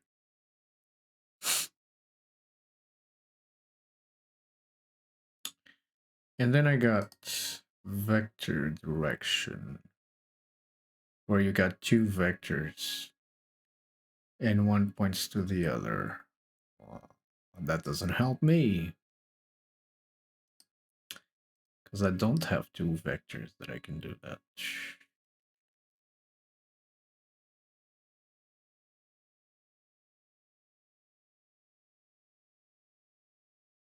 I wish there were mathematicians in in the chat. They could help me.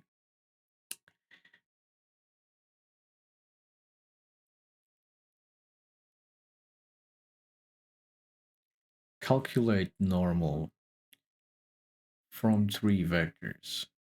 This might be more viable, right? Using cross.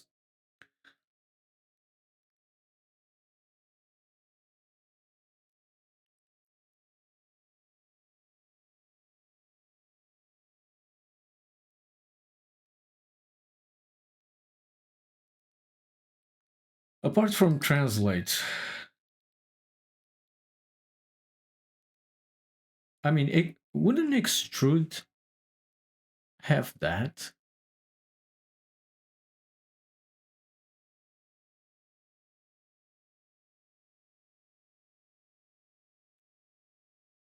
Don't we have something better than extrude?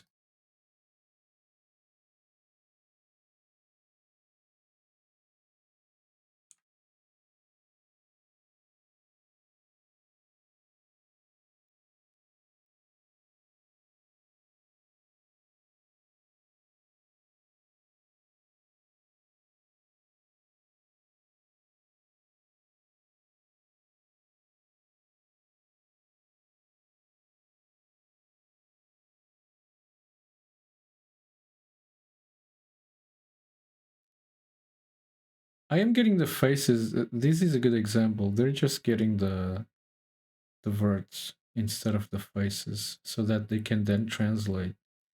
And the vector is one. Let me see. Let me check something. Maybe I'm doing something wrong here. Well, first of all, let's do that. Let's do vert.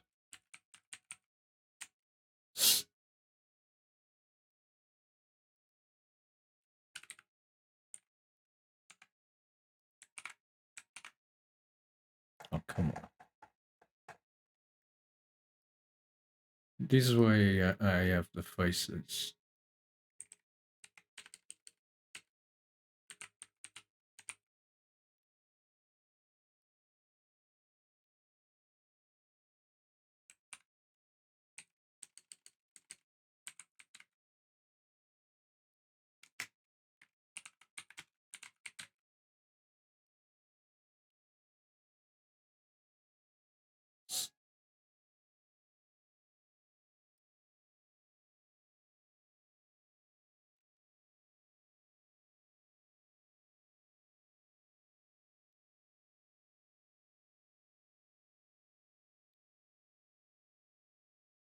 I no longer need that. I just need the everts. Which I believe it is a list, right? Yeah. This is how it should be done, I guess. And in their example, they then go on, they extrude it, and then they translate it. We just, but this is just gonna translate in the Z, I think.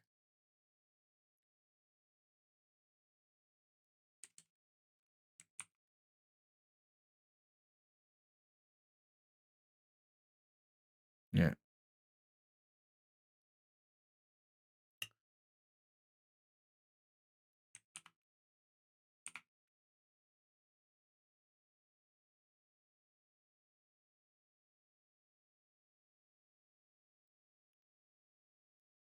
That doesn't help me very much, but maybe in that example there's something that will.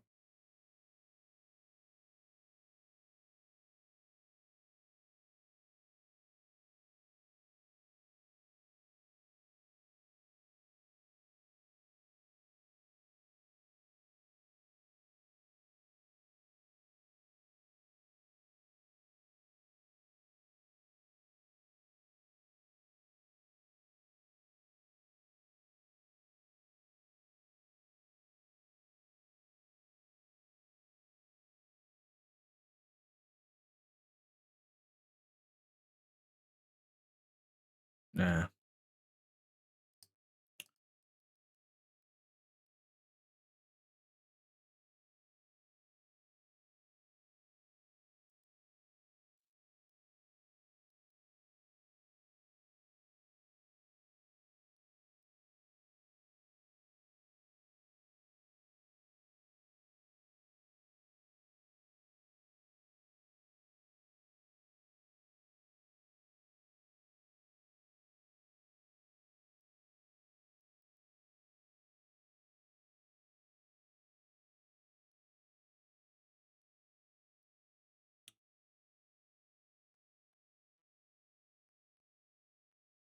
No, man, I gotta do the work.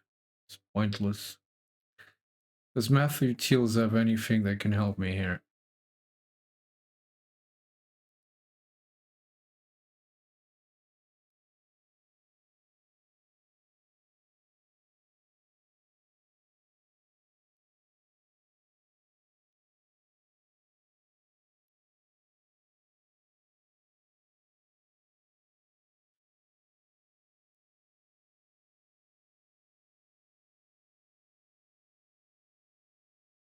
The usual cross and for vectors, dot and negate and normalize.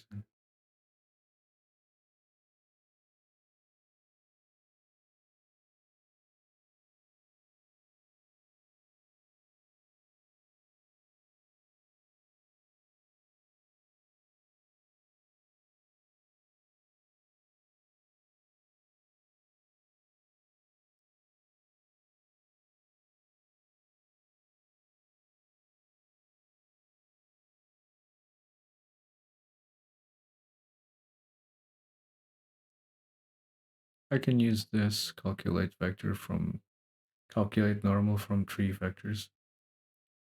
The three vectors would be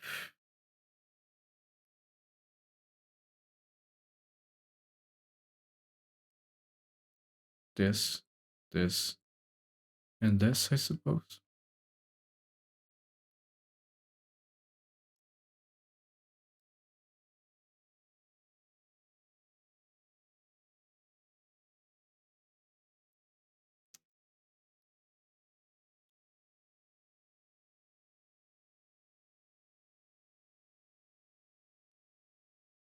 I don't know, man. I think I've shit. I feel like I've done this before.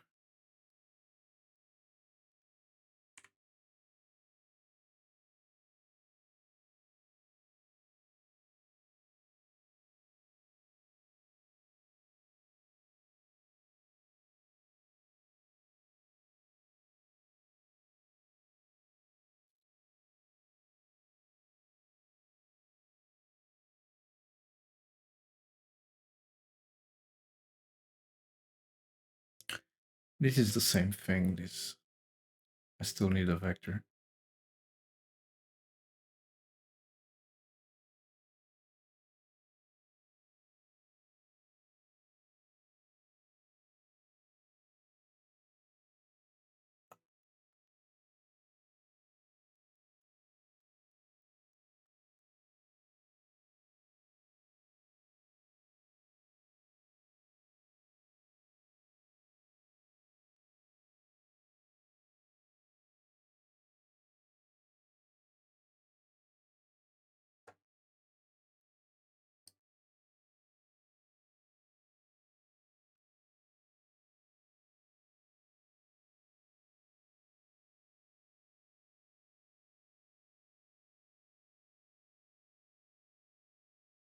Okay. I'm just not doing anything if I don't try stuff, right? All right. Let me look at these geometry verts. Verts, please. And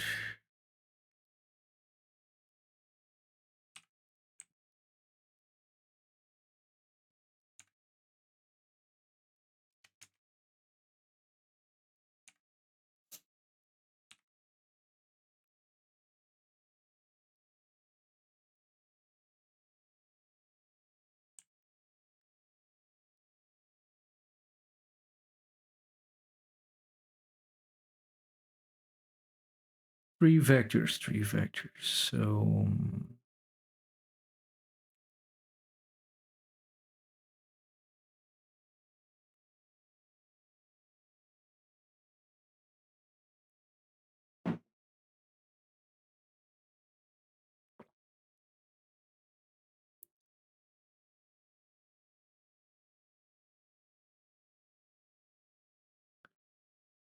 thing is, this might not even have a middle edge. It could be something like that. I was thinking of grabbing like the middle edge. If I get these three vectors, it's probably gonna go in that direction.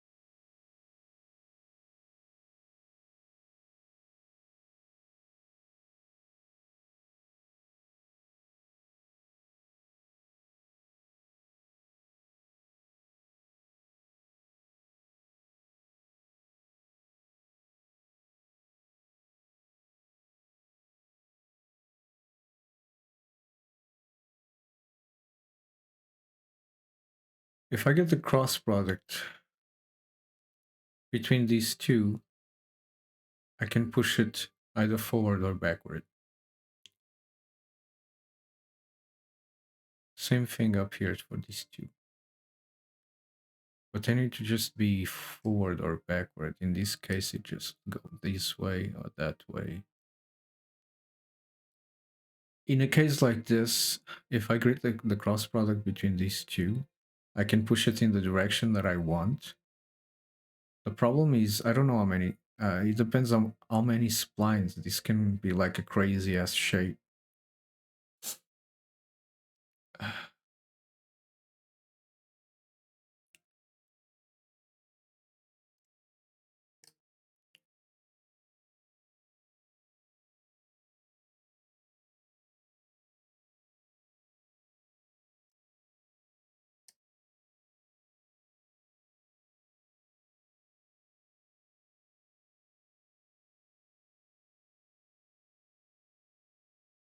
How does Blender do it, man? Because if I grab this,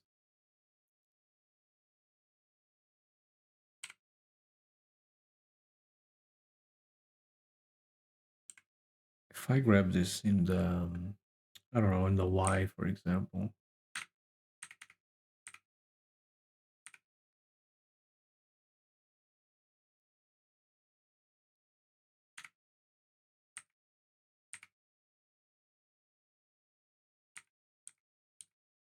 why is this changing my indexes? Pressing Y here? What the fuck does Y do?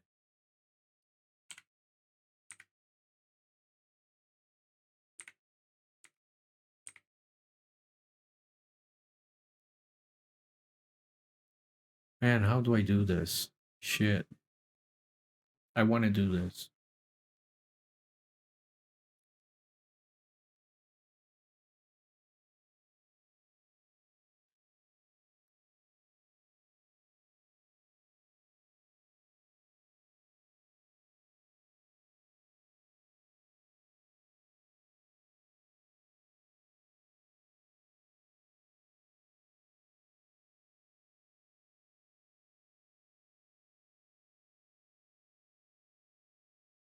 Is the answer here in the center?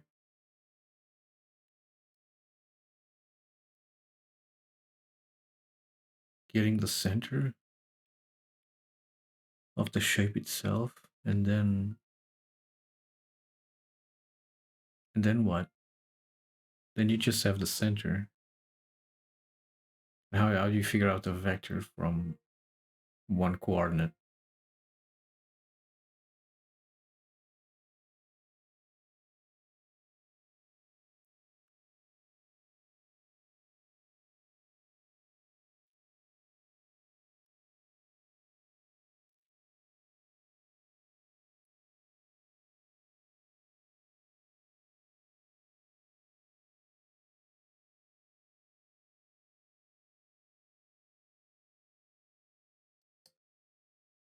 Normal form 2 is using cross, of course.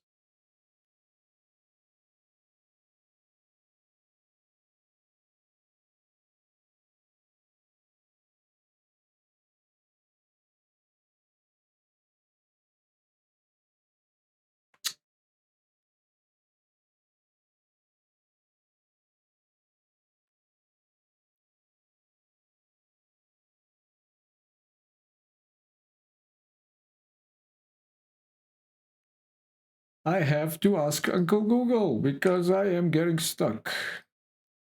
Is there a possible explanation, a possible answer from Uncle Google? Or shall I ask Mr. GitHub Copilot? Let's ask Copilot. Yeah, why not?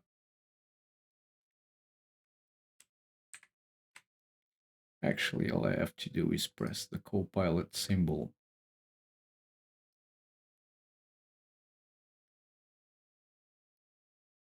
And ask him. Might as well solidify here and select this vector.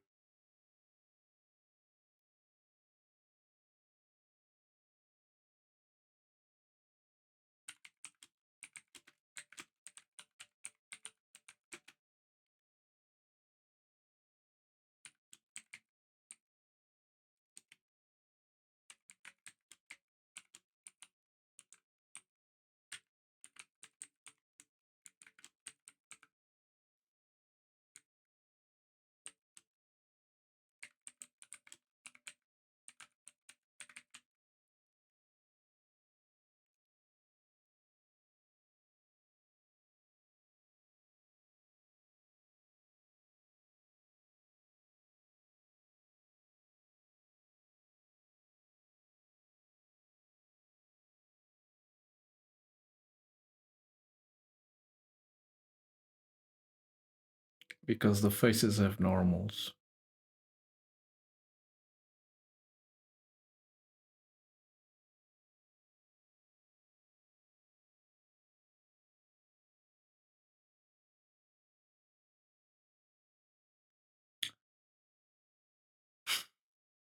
That's not a bad idea. The problem is that it's very expensive.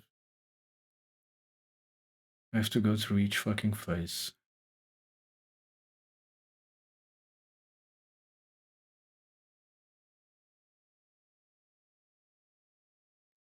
Normal update is not even a thing, but yeah, whatever. Faces have normals.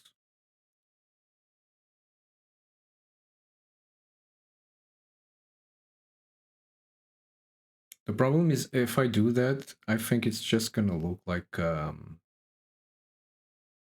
it's gonna be the same thing as Solidify. And that's what I was trying to avoid.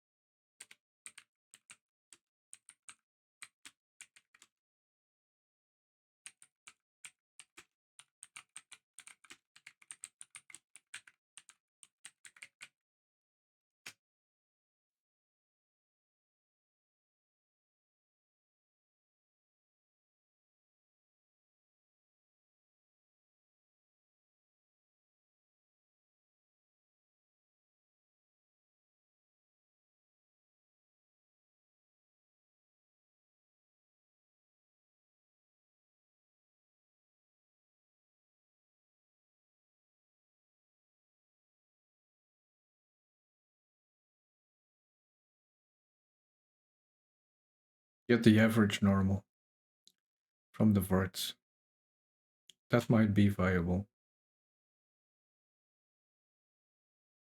That might be viable. All right, let's see if that average normal actually works.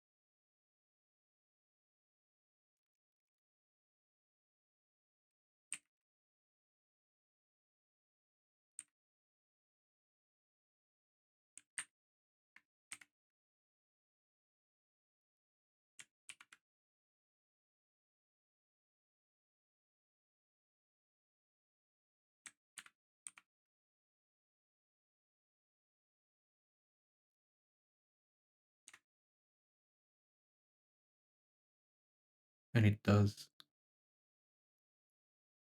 And it does! Thank you, co-pilot.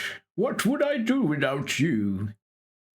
You are unbelievable, sir. Thank you very much.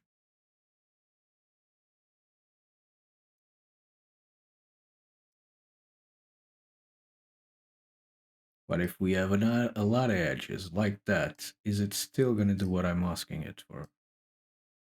Yes, exactly.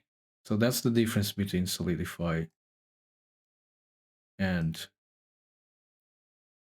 Extrude. Extrude keeps the shape. And that's exactly what I wanted.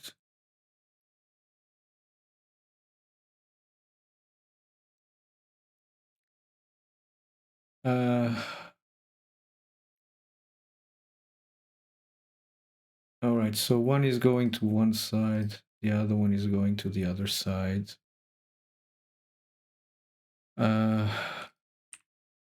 That can be fixed just by doing this.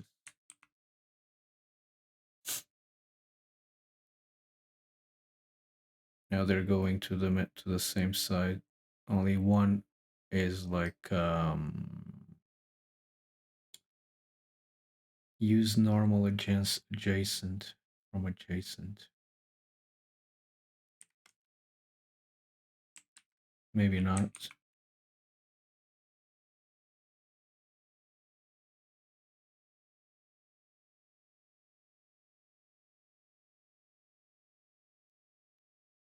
Where do I recalculate?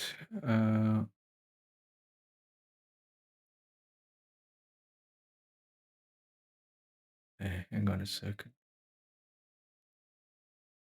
Flip faces is gonna mess with my extrusion. It's recalculate normals that I need.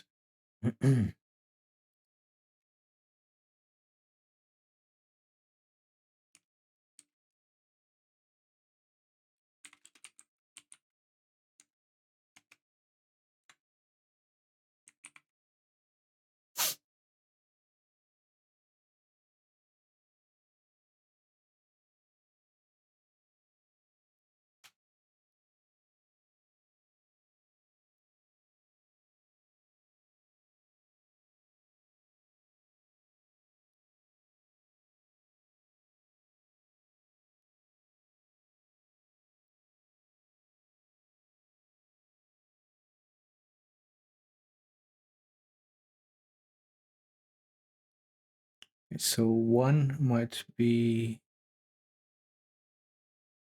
not enough.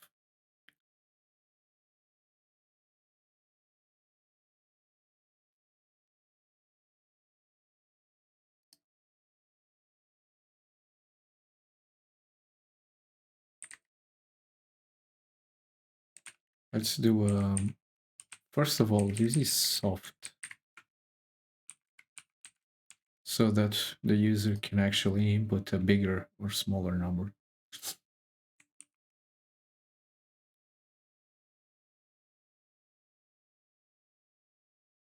Whee!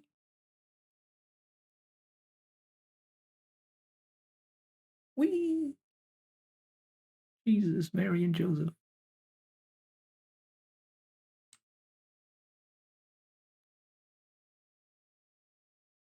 Maybe 5 is too much.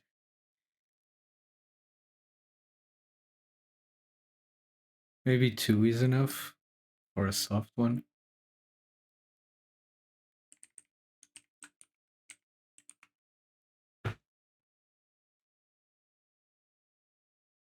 Yeah.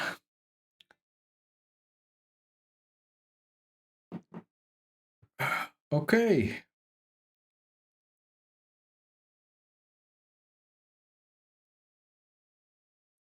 These actually could be turned into a function. Immediately. Turned it into a function. That goes into vectors. Right. Or bmesh utils. It is a bmesh calculation because it takes up the verts. BM verts.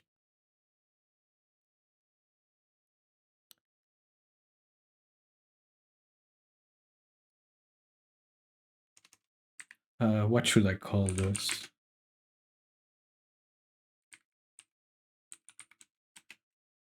Jesus Christ.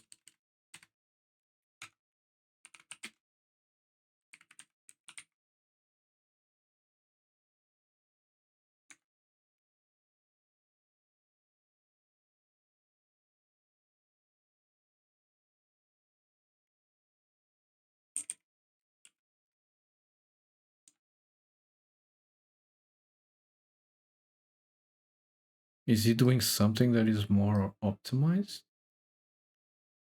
This is versus 1 and no. Returns the normal. No.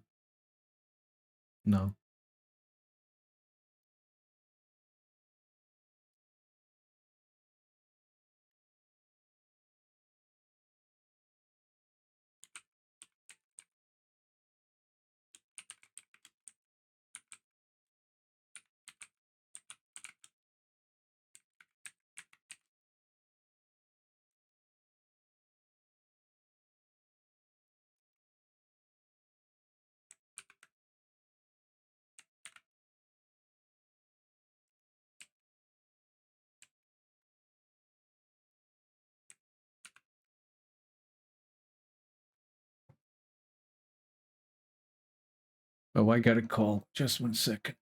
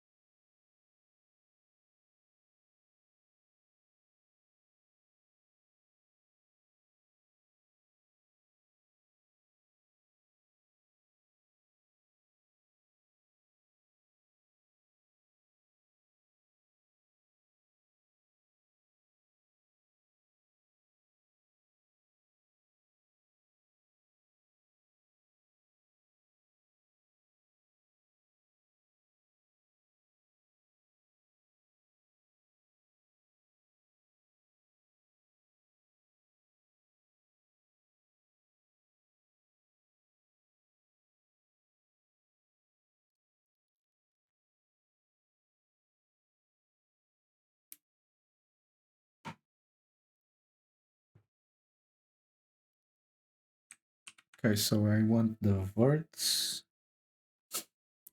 and the B mesh, of course.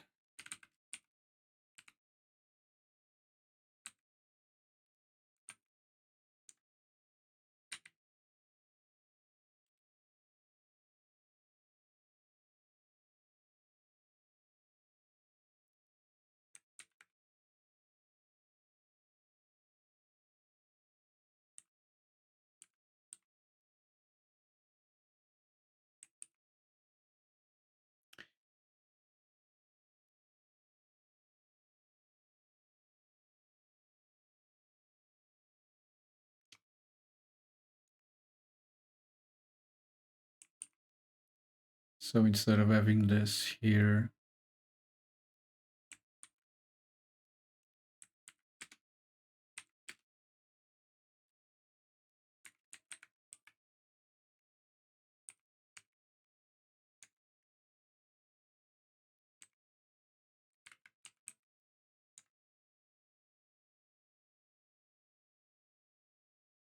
almost,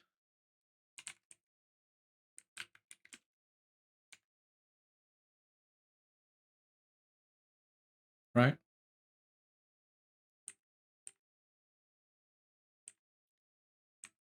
This way I can, every time I come across with something like this, I already have a function to go to. Let's make sure it still works. Yeah, it does.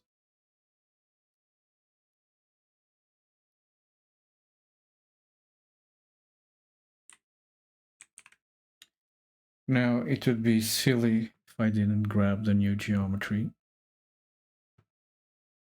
and use it later on, so that, because this was the main thing. What else would you want to do when you extrude? That's pretty much it, isn't it?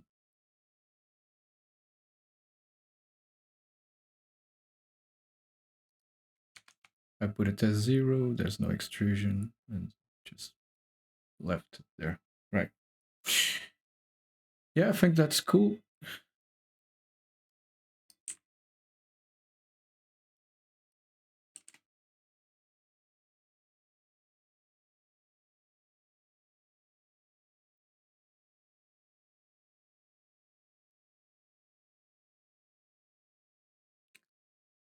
We could go as far as extruding the faces individually for the solidify, maybe.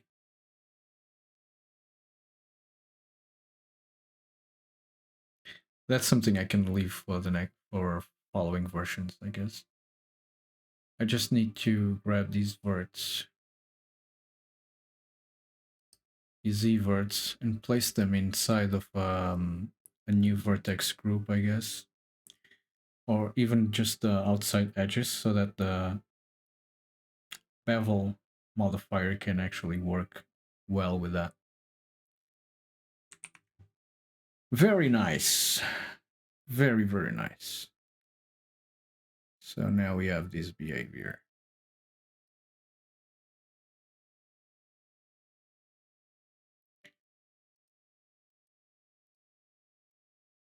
Even the bevel modifier can work better with us now. But is this actually going in the right direction? Oh my god. Here we go. Yeah, well, it's going in the normal direction. That's what we want. It is bent in a certain way, so. And of course, now I gotta bring this in to the update function. Right. I am going to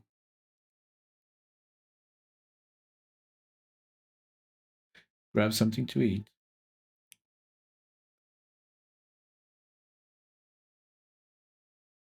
Get a refill on my coffee.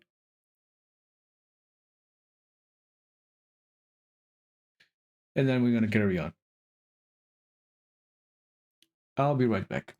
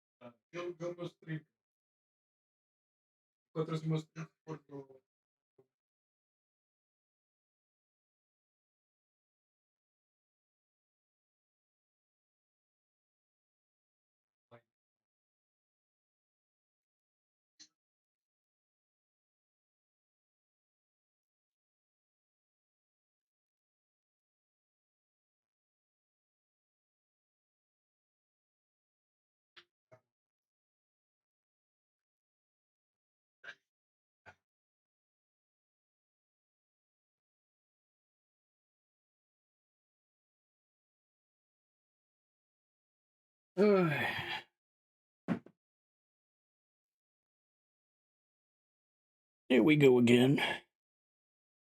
Right? Here we go again.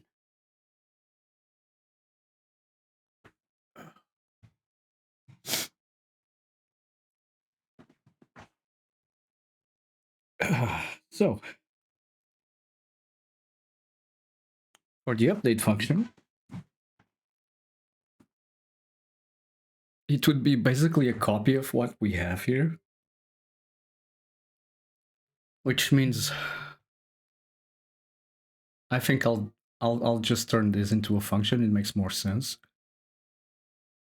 Uh, we are inside of utils curve, so this function wouldn't make any sense to be here, I guess. It would make more sense to be in my bmesh utilities.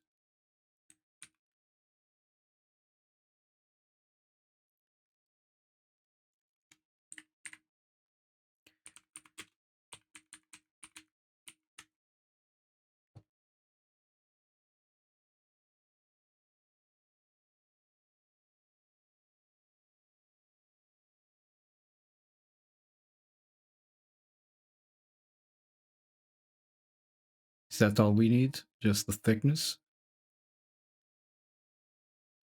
I guess so.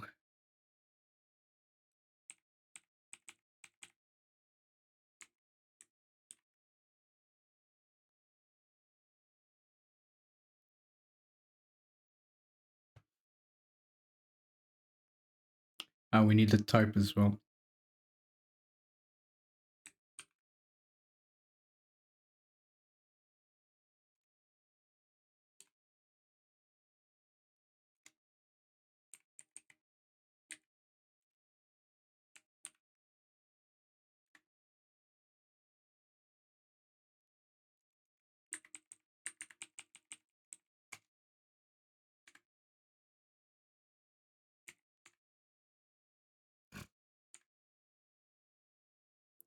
Exactamonto.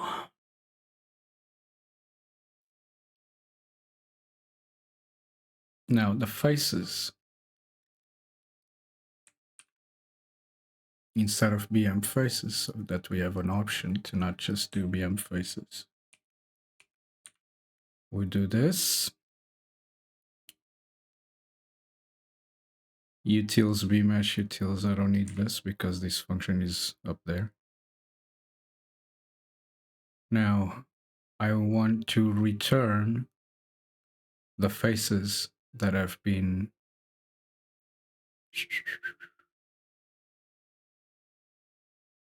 changed.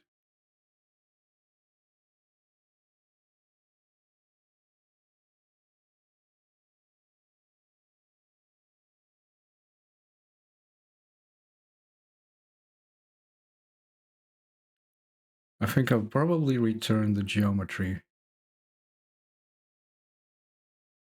so that whoever uses it can access both the verts, the edges, and the faces.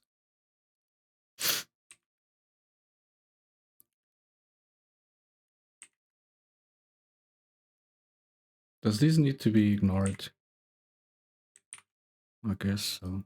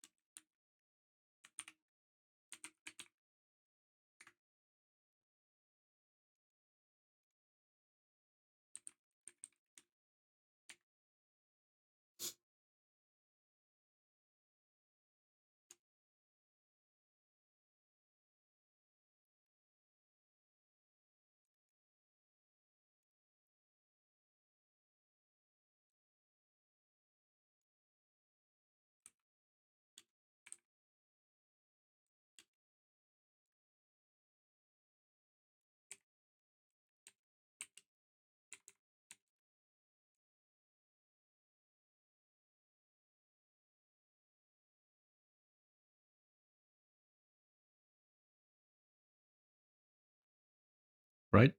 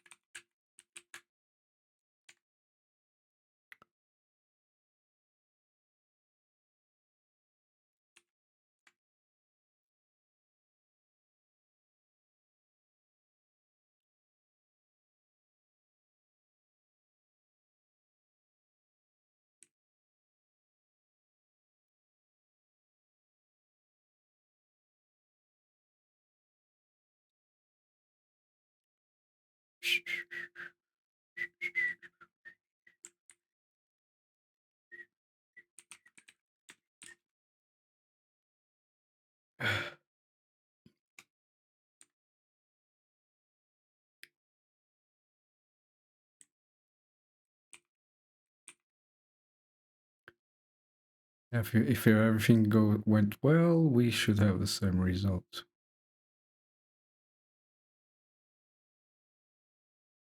But we don't.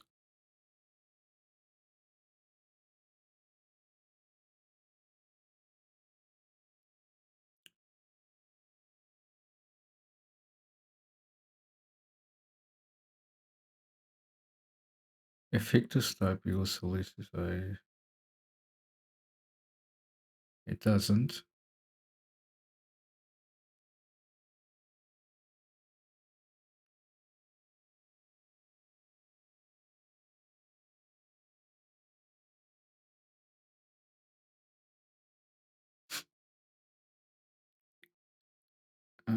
Faces, thickness, and thickness type.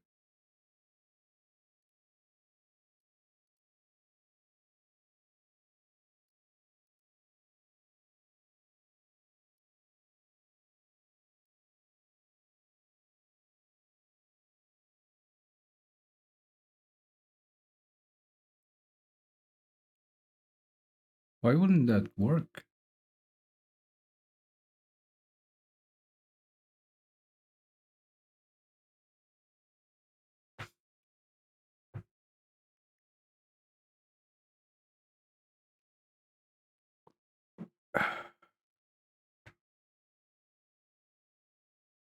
That's strange.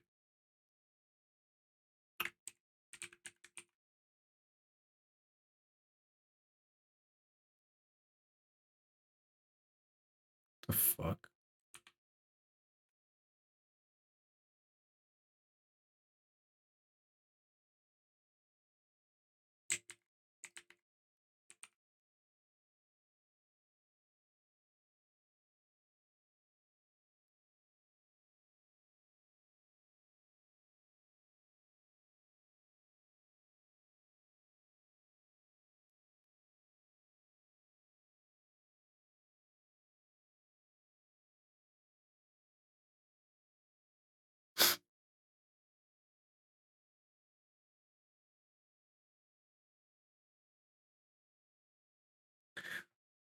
I gotta turn the fan on.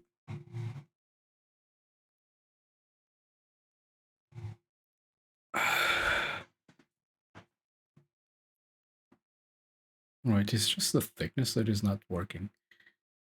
Let me check. Why is that?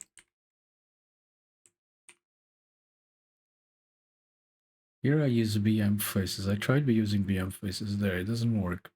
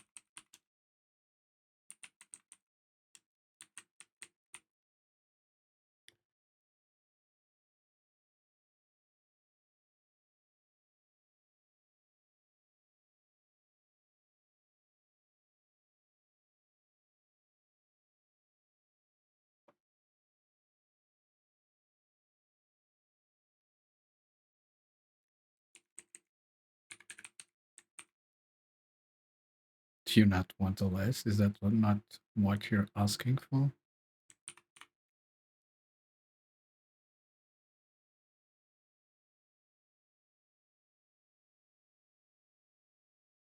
I should perhaps look at the errors, right? They do help. Yeah. Okay, so we match utils line 54, return geom. Line 54. Because geom is only here. Correct.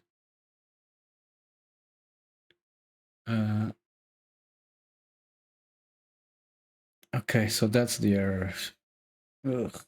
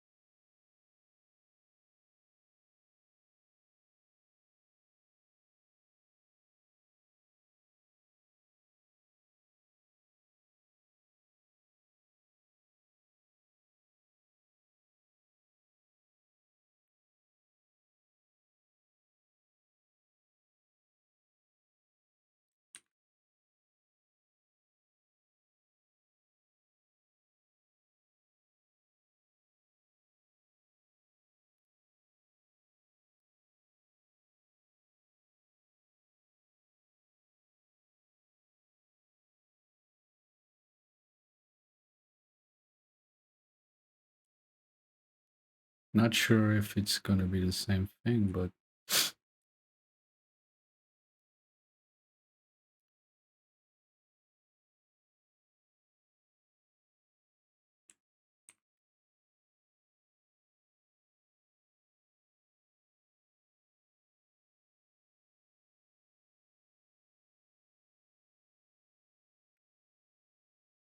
EPIA. EPKA. So to do,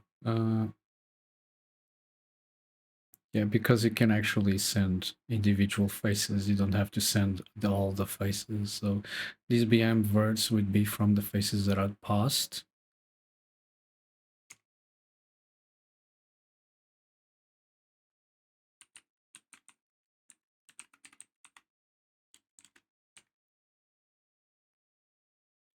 V for F in faces, for V in F words.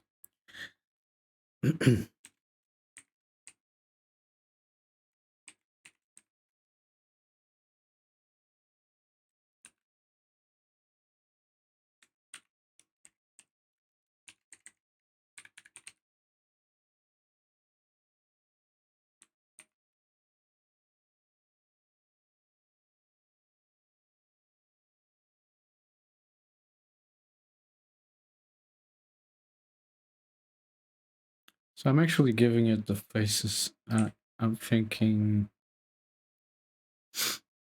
I'm just gonna do a test in sure lookup table.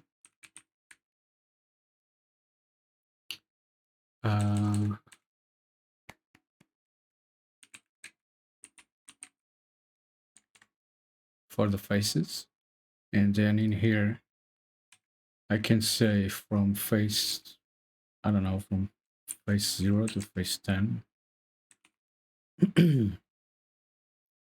which will just extrude those faces, right?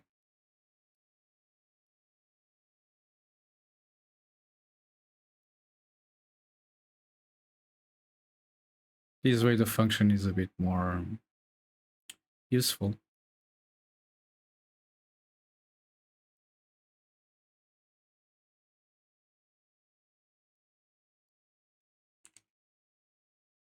And now I'm just having fun. Messing up with different faces in the structure.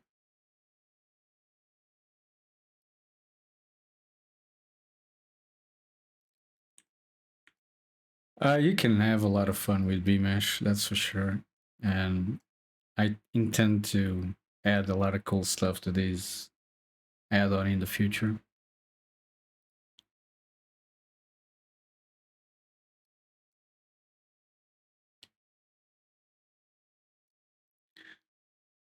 Right, but this was just to make sure that it works in that manner.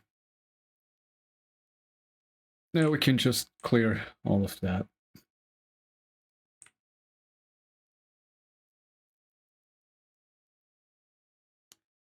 Grab this function. Go into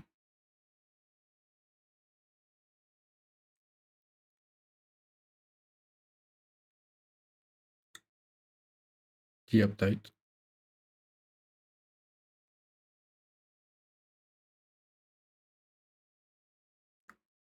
And I made this happen after or before the shade smooth. Oh shit, smooth it down there, okay.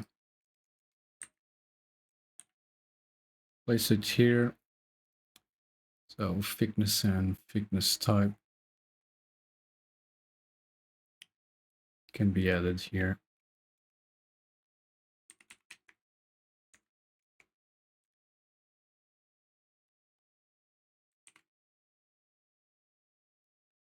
Then we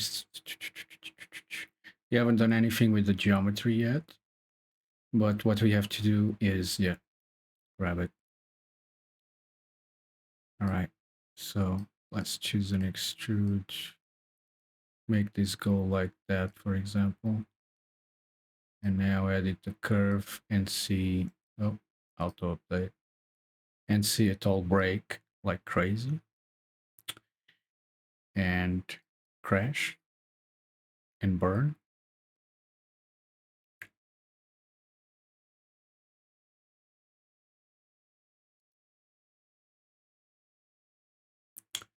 And ask ourselves, why did that happen? Why?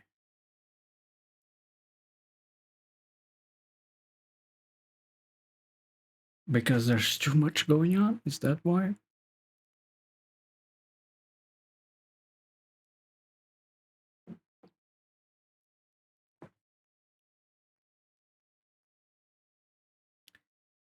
Can I have some different music going on? This is like night music. I need some day music now.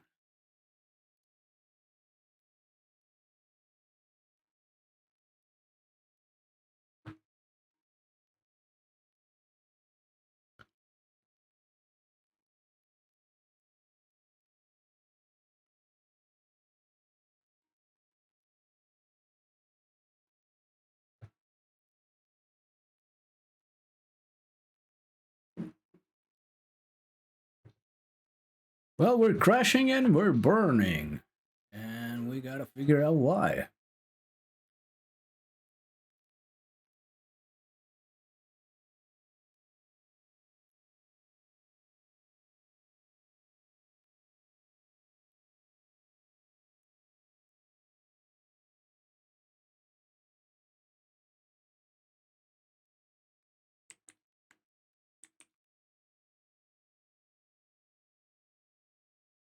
Oh, I know why.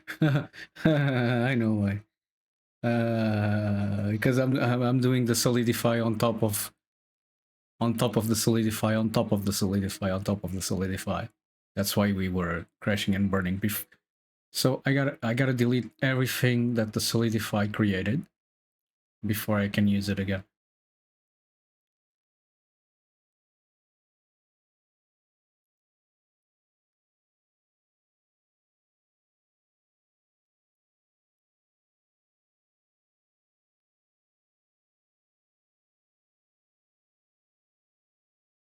If I don't do this,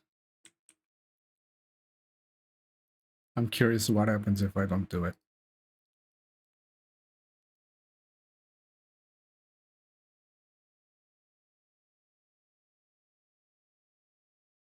Interesting. I wasn't expecting that.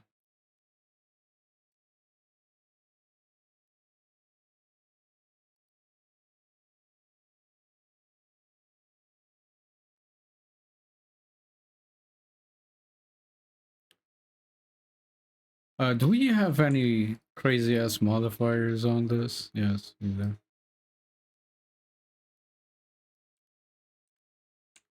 What's selected? This is selected?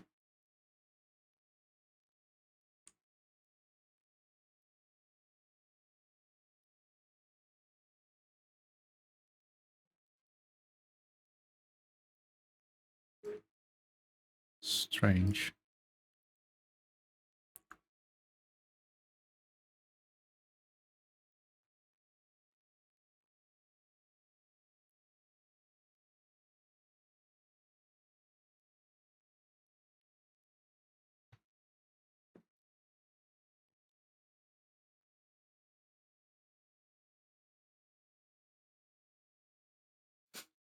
Yeah, I've been creating vertex groups like this directly on the mesh object. You can actually do that on a per vert basis in vmesh.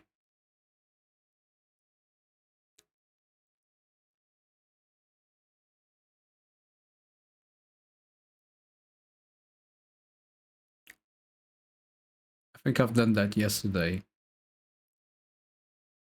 Um, I had it here, but I think I deleted it. Might be in one of these guys, just to have a look-see.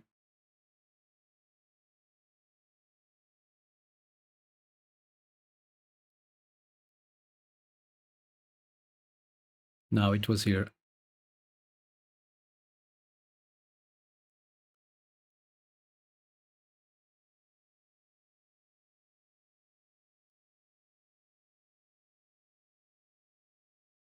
Anyway, I can always open up yesterday's version and grab that piece of code.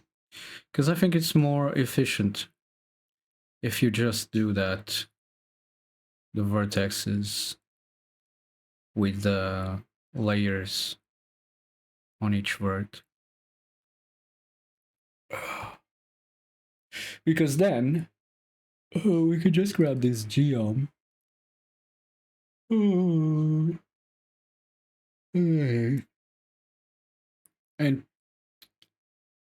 attribute the verts to a vertex group. Or we can keep going, keep doing what we've been doing here.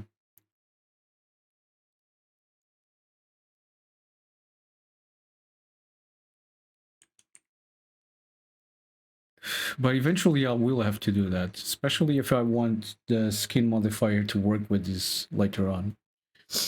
But this is easier to do at the moment and faster. Create vertex group.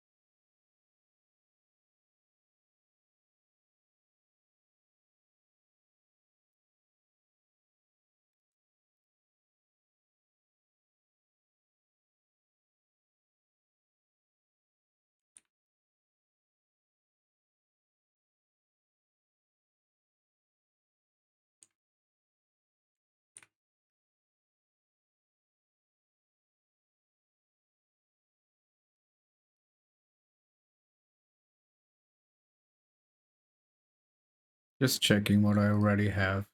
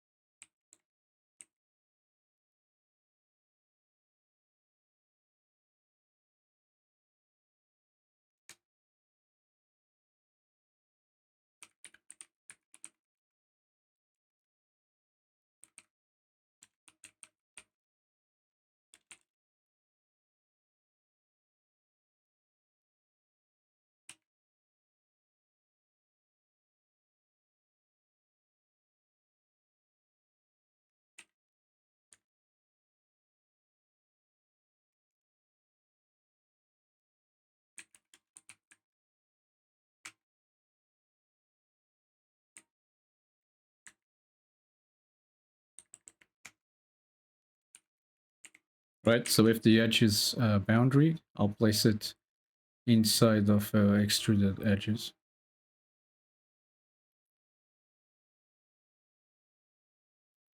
Yeah, this can have a none.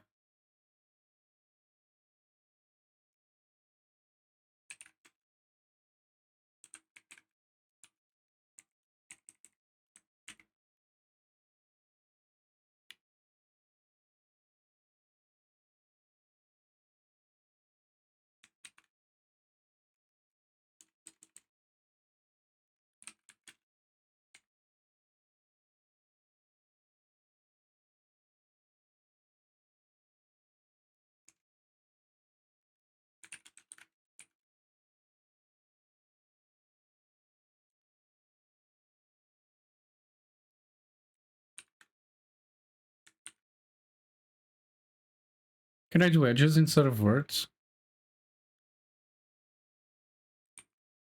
I guess we'll find out.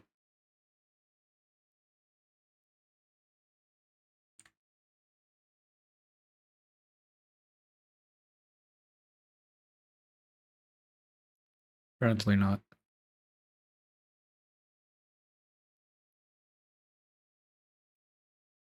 Needs to be words.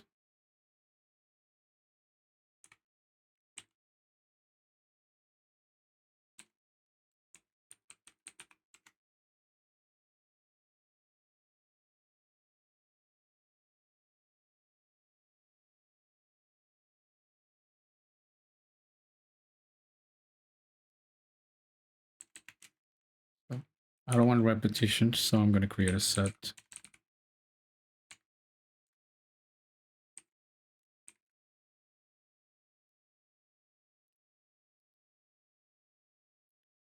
If geo is boundary,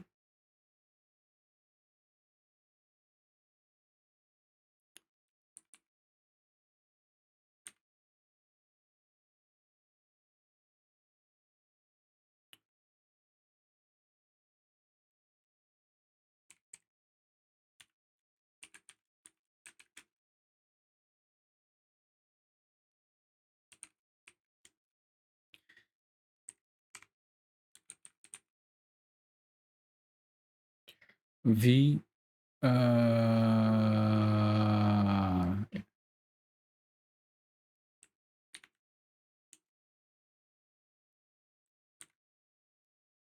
extrude words add V for V in geo words because geo at this point is an edge. And now this becomes the words. And if there are any, we'll create the all extruded edges and add them there.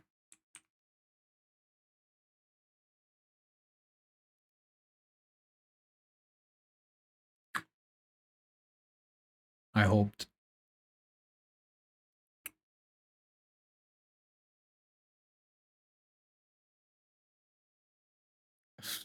Again, with forgetting about the errors. Oh, there's no errors. Oh, that's not helpful.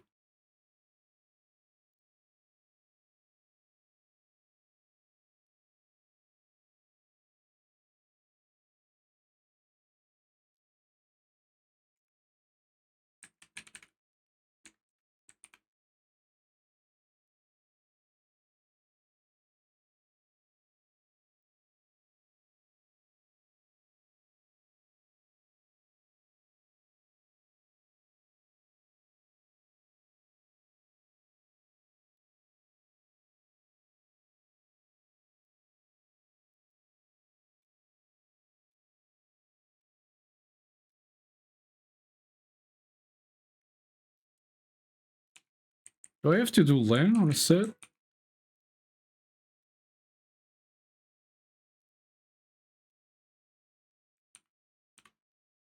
Are you saying there's nothing in there?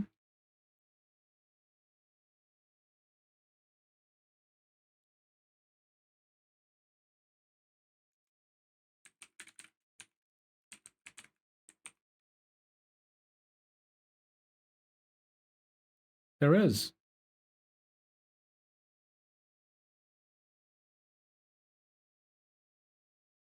Ah, but it's just faces. I thought it would be faces, verts, and... Oh, there's edges as well, look at that.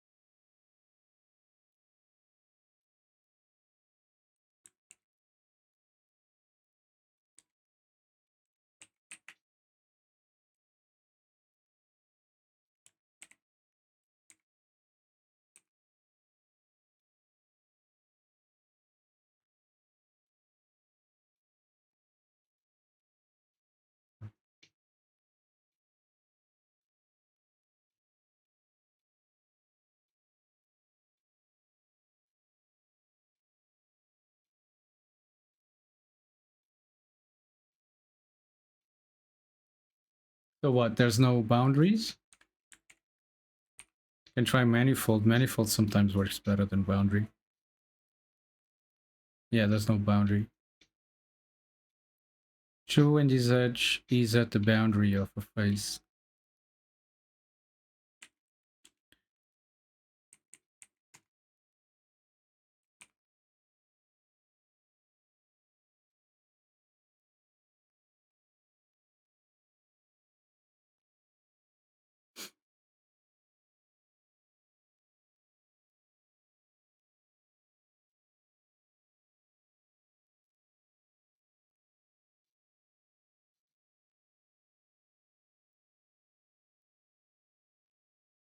Yeah, it doesn't like sets down there, but manifold, I think it worked.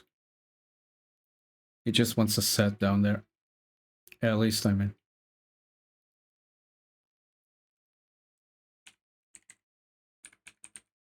We'll give him a list.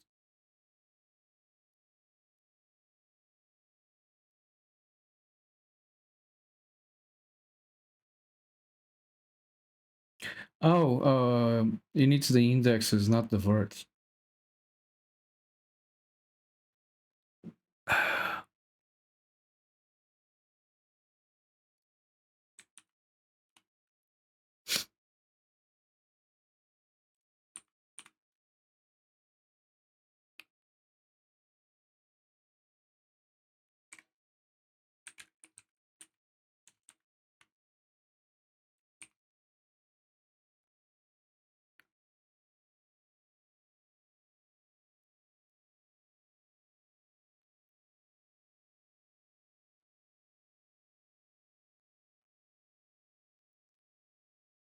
Where's that print statement?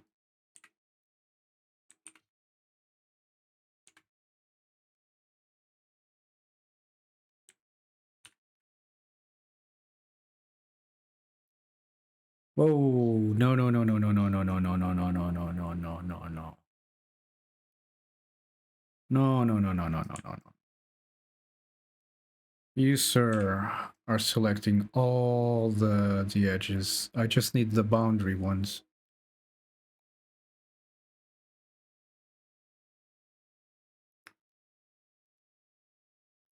I thought Geo and Manifold worked for me in one scenario somewhere. Why is this not saved?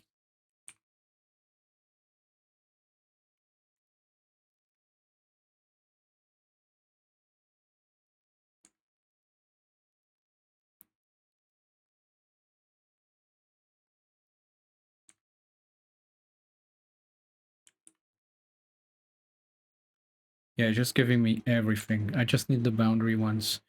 I'm looking at Beamesh utils because I think I had something here that selected only the boundary edges.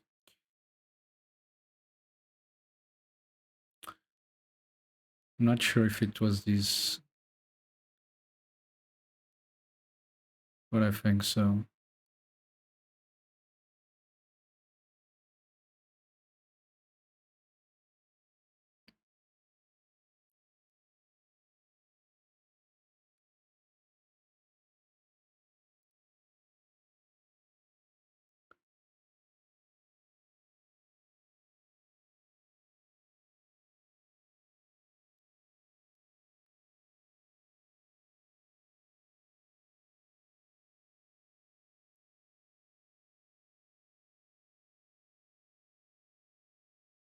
So here I'm asking if it's an edge and its boundary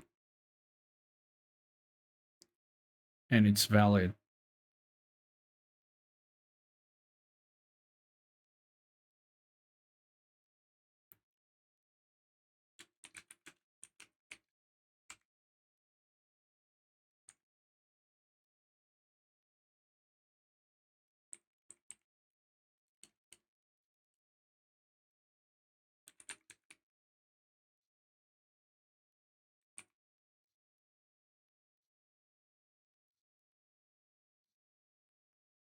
Nothing. Nothing. Is very strange. Nothing is very strange. Because surely no, they're not boundary. Because they're connected to all the faces, to faces. I need to find something else. It's not boundary that I'm looking for.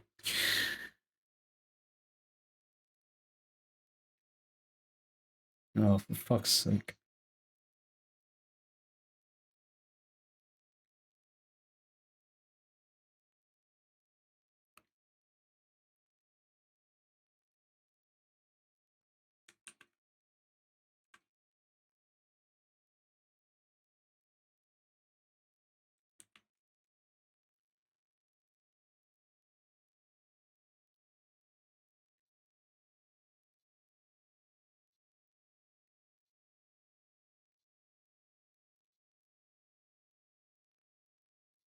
True when this edge is at the boundary of a face.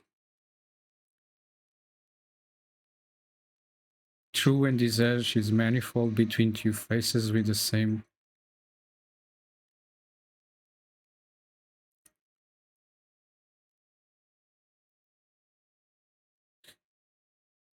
I don't know, I'll just try it. I'll just try different ones and see if I get the ones. Faces connected, loops connected, seam, select, smooth. I think it's either continuous or convex. I don't know. I don't do these very often. Let's see if this is one of them. All right, we got something. We've got something. Shall it be what we're looking for, or is just every fucking thing? It's every fucking thing. What's the other one?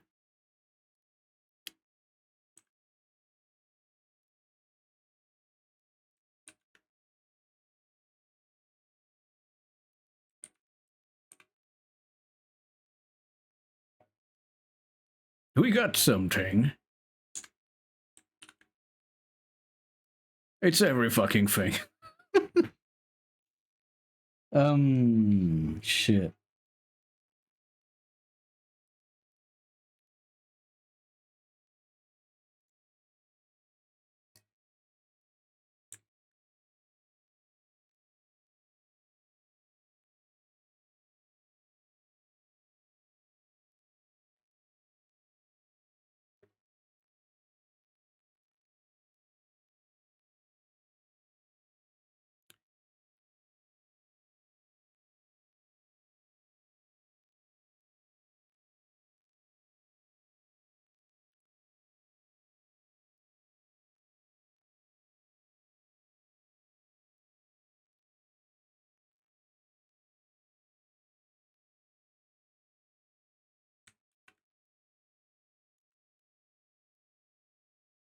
Let me check something.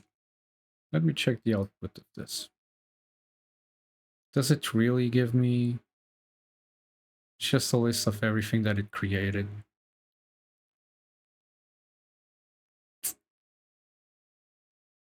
It's not very helpful. Because some of these B-mesh operators, they give you the inner geometry, the outer geometry. Which is very helpful.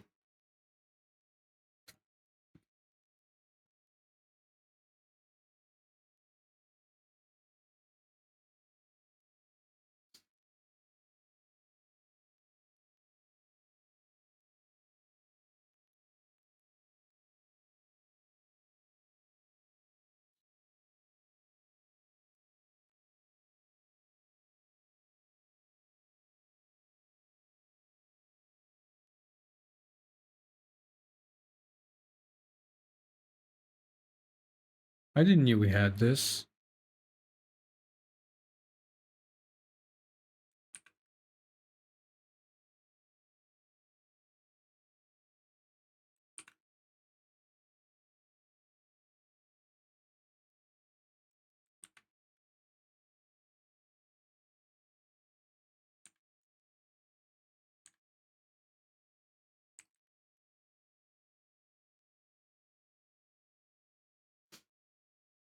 Probably a lot better than deleting faces.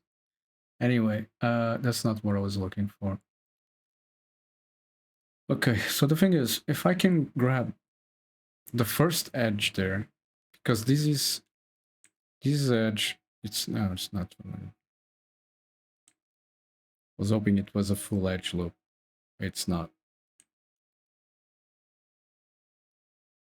But I have a function that might get this edge loop.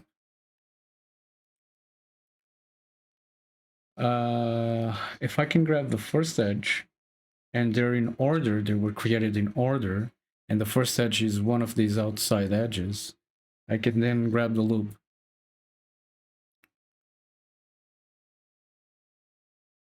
Because I have a function here that does that. It's called edge loop, I think. Connected edges.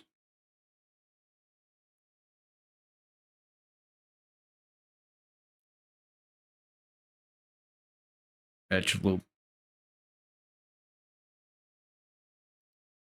Yeah.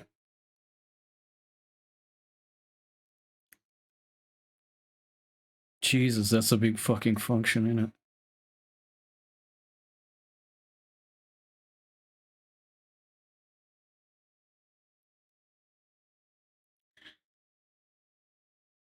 All right, so let's try and do that. Let's try to grab the first edge that comes out of there.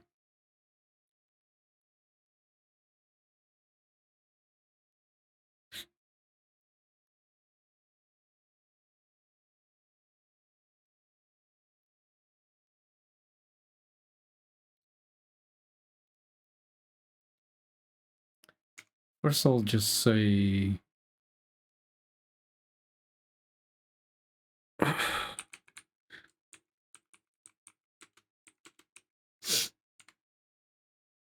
grab all the edges right from geom.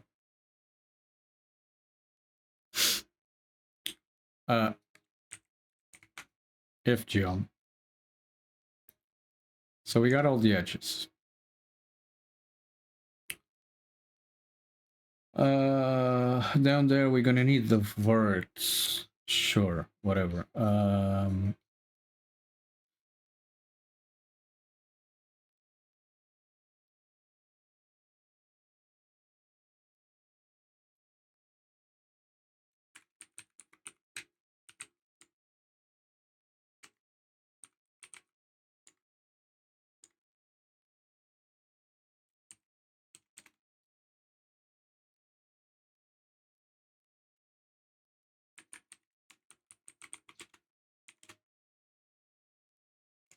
Hopefully.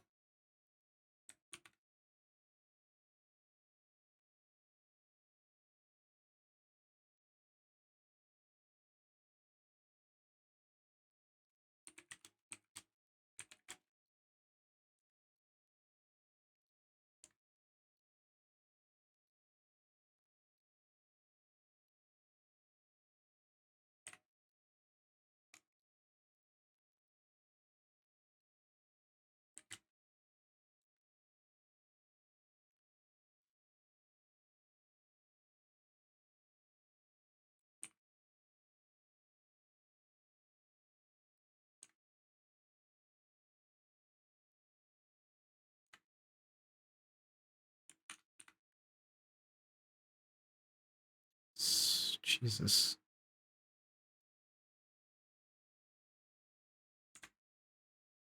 I did save this, right? Do I have any errors? Yes.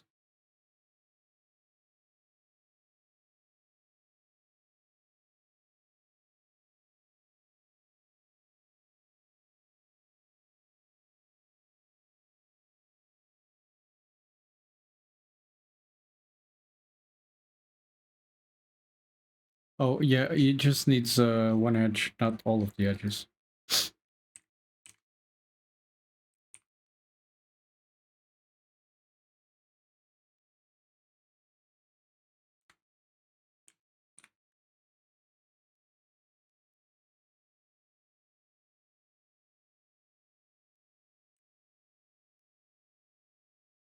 Yeah, no.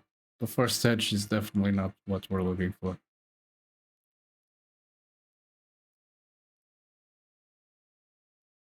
Because these edges are also created by it. And apparently either this one on the other or the other one on the other side is the first edge that was created. At least the first edge that is in that list.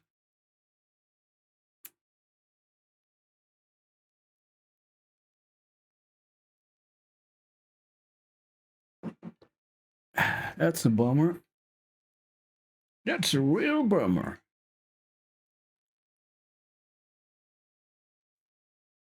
Oh, my back hurts.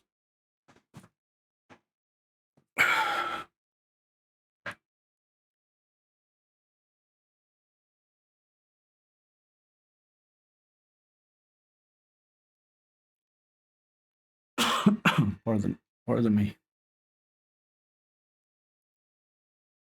I might. How will I do this?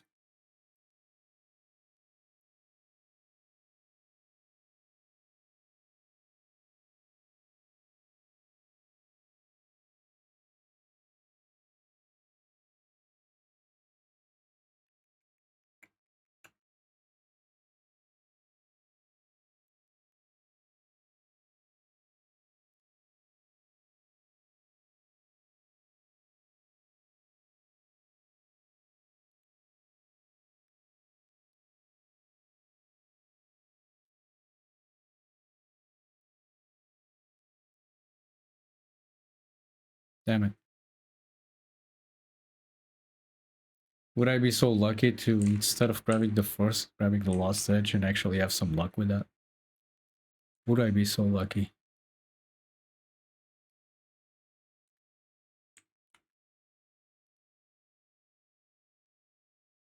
Are you fucking kidding me right now?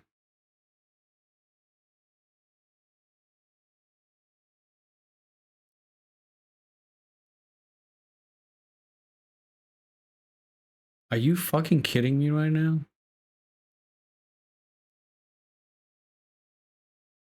Okay, so why all boundary edges are grabbing the side edges as well? They're not. They're not. That's just an illusion. Okay.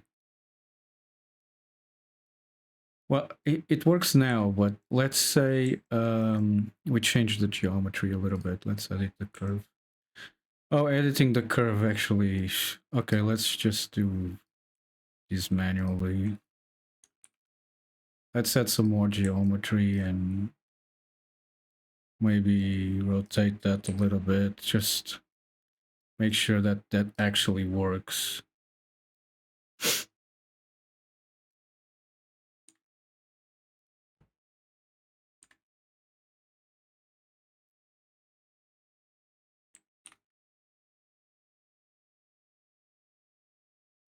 Bro, bro. Grabbing the last edge did it. It did it. Now these having the sides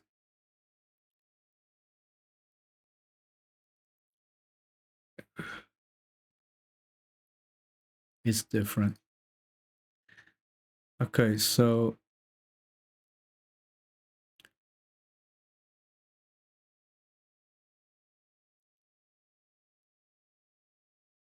that's cool.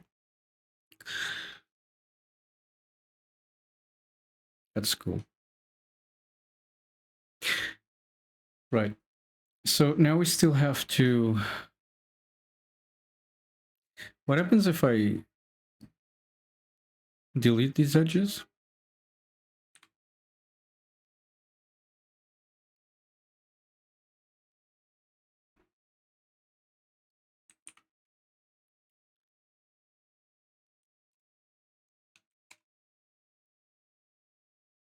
By grow selection, it's just going to capture the faces that are connected to them.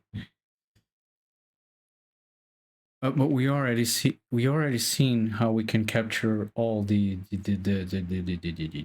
edges and the faces, because we are going to need all the stuff from the extrusion in order to delete it.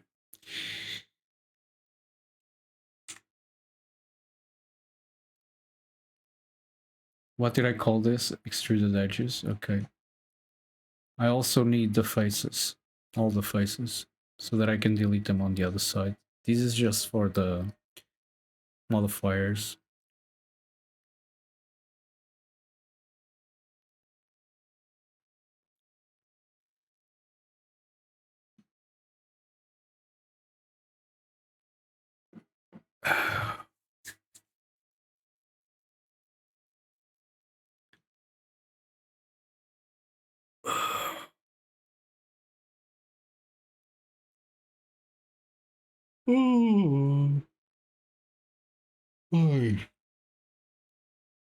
Getting to that 6-hour mark, getting tired. Right.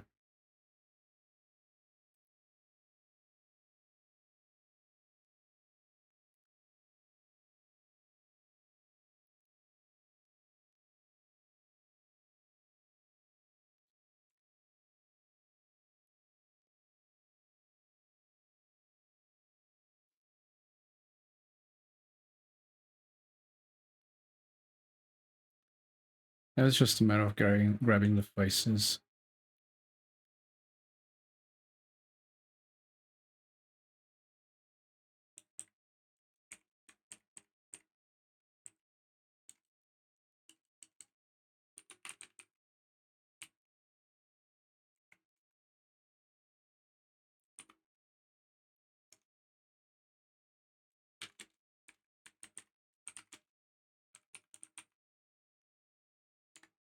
Sure.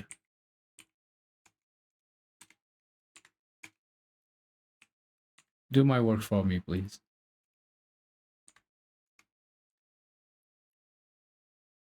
Thank you very much. Why not?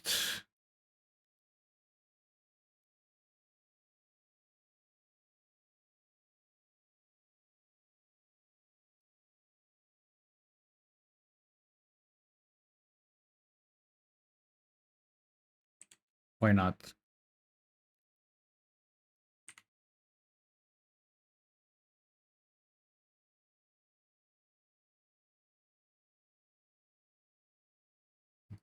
Oh,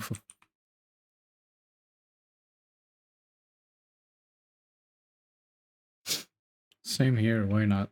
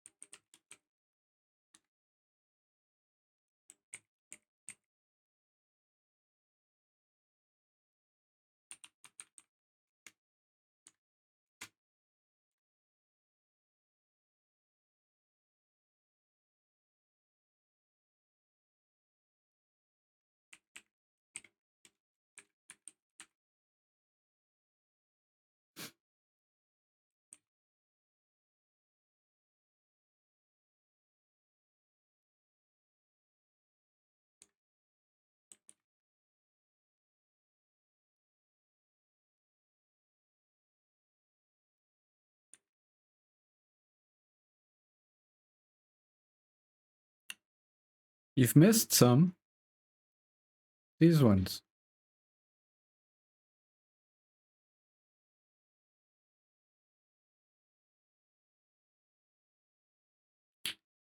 Where are these ones?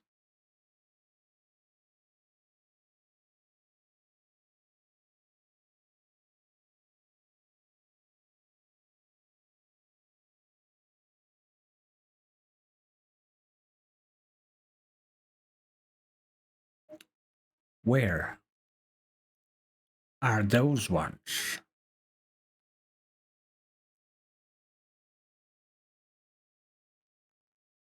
Are you gonna have, you're gonna make me do it, aren't you? You're gonna make me do it. I'm gonna have to ask, what faces are in the post geometry that were not in the pre geometry? I'm gonna have to ask that because it's not giving me all the faces. It's not. It is not giving me all the faces. What a jackass. Bastard.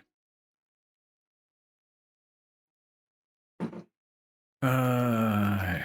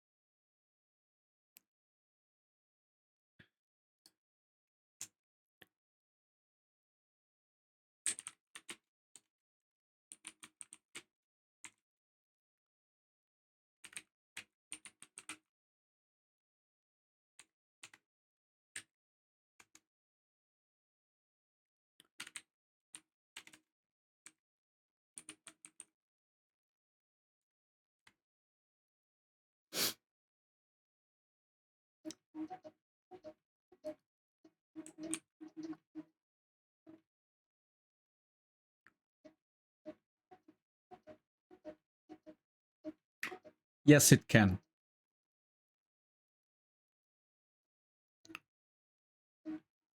It's not an integer. Shut up. Don't piss me off. Breaking my flow.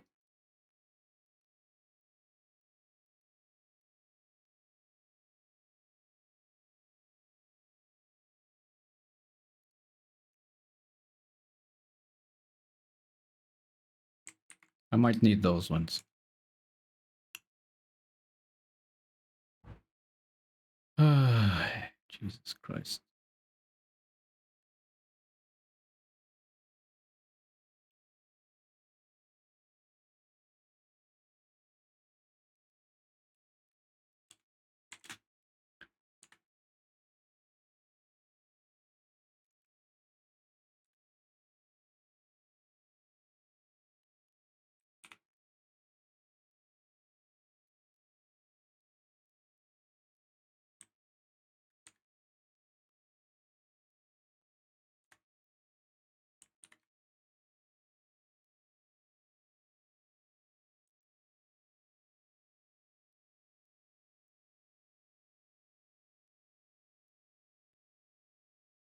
Yep.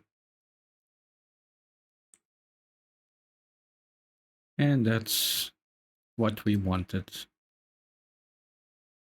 We just had to do some manual work. Some manual labor.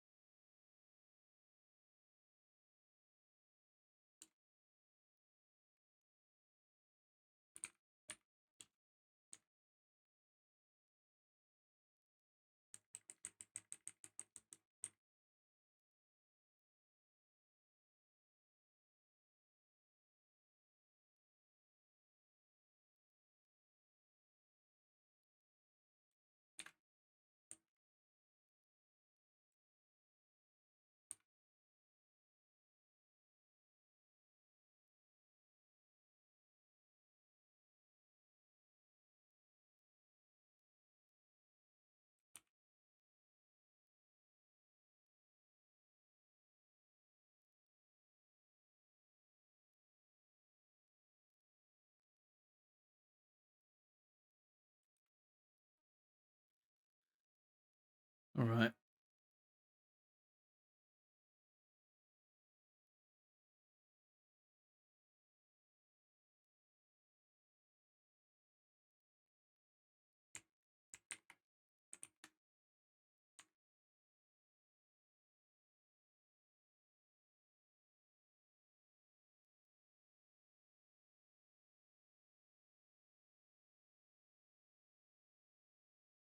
Why is wireframe not working?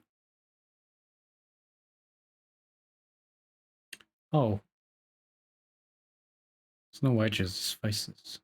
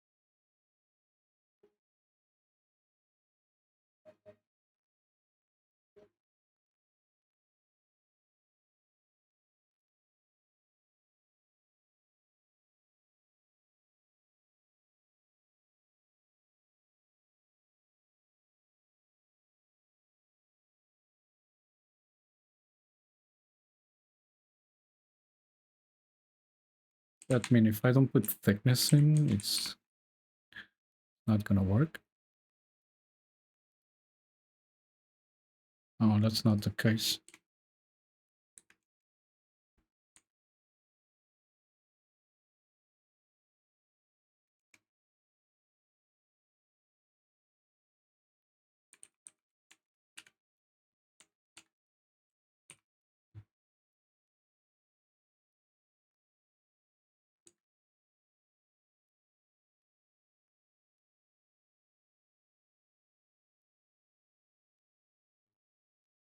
Not really what I want, is it?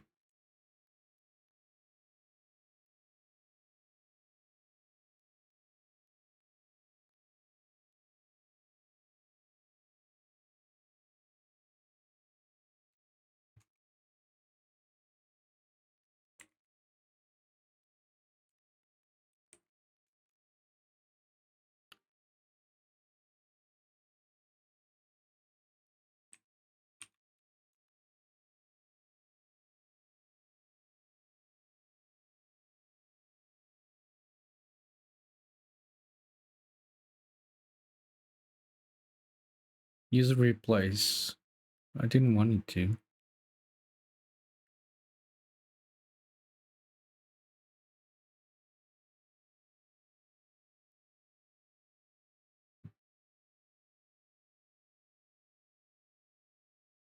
I don't want any faces. I just wanted the edges. Is there not an option to just keep the edges?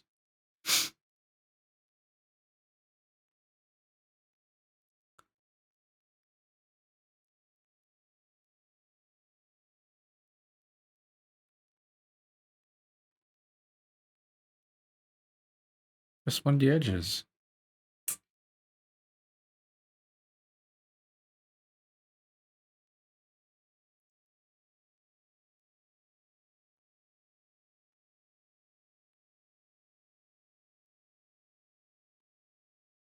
I don't like it.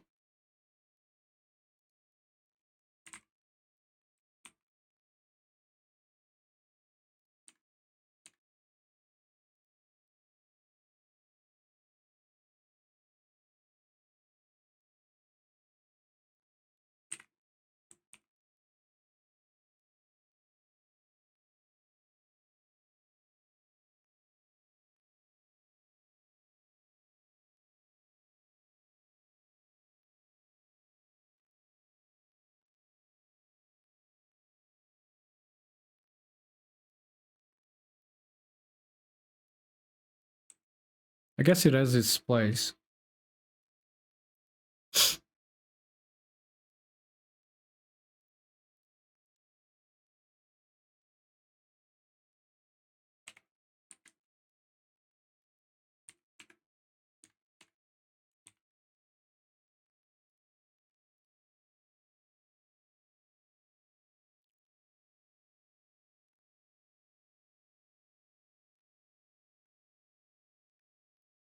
I guess it has its place.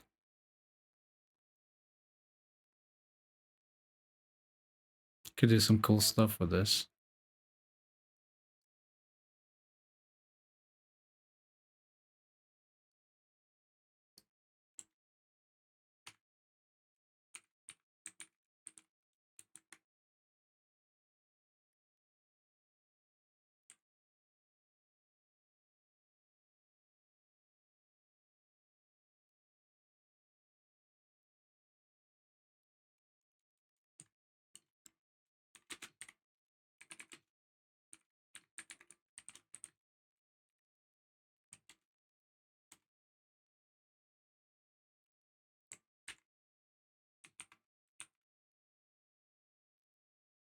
Oh, I don't have time to play with that.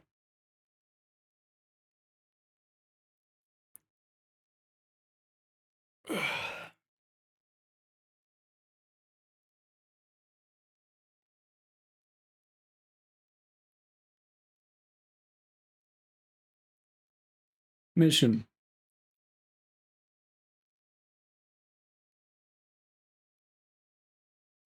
It's to delete the solidify. Pardon me.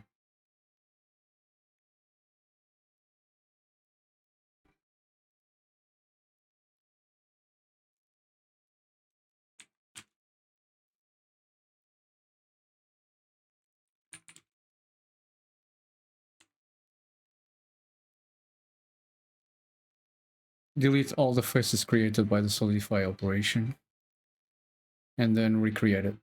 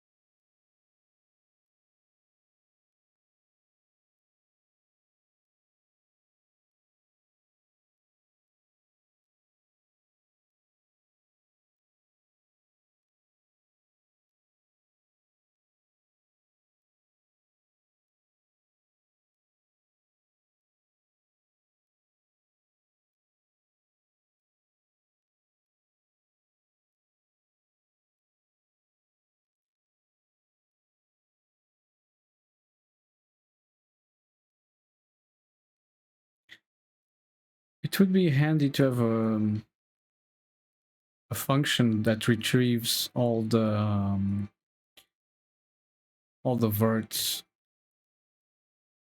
from a vertex group.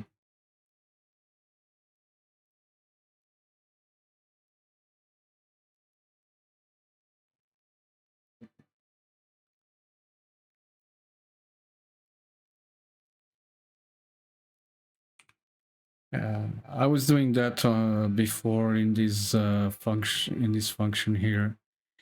But I deleted it in this version, so I'll just open it up from another version. Let me do that really quickly.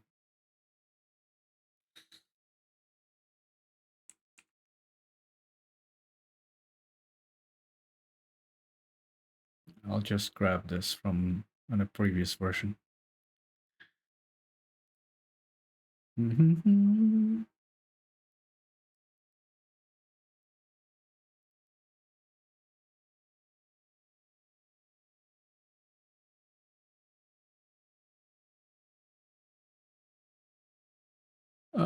This is version, I think it was So where is this? In underscore core utils curve.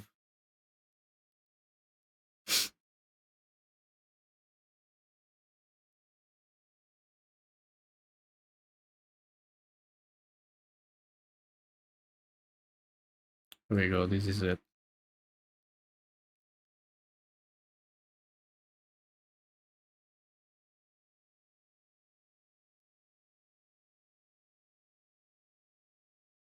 Just copy this into that.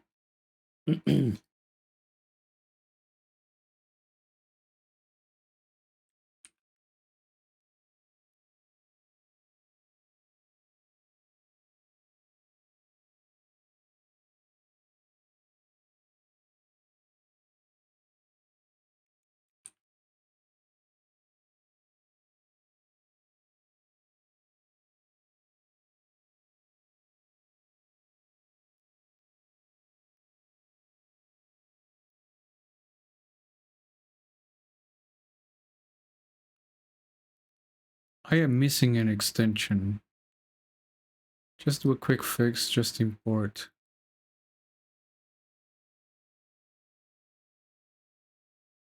Seriously? I am missing an extension that usually fixes this shit.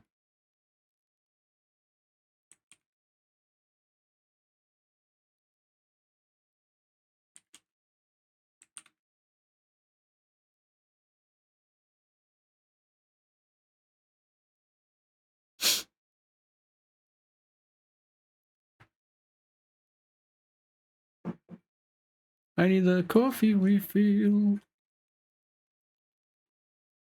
Alright, so it's not the sides. I'm gonna turn these into a function that I can reuse later on. And then I just have to say give it the name of the vertex group, and it gives me all the verts.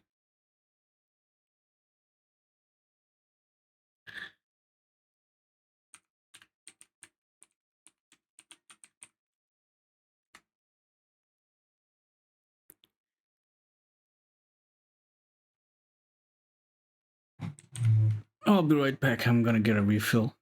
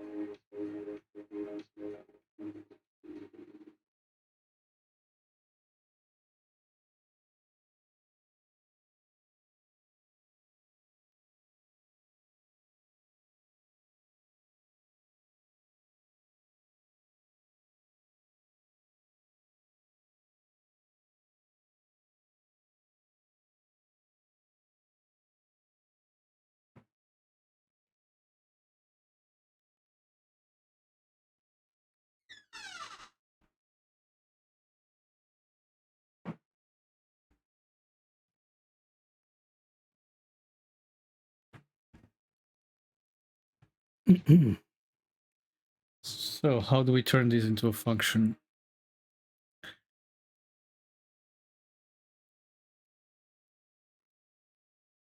A useful one.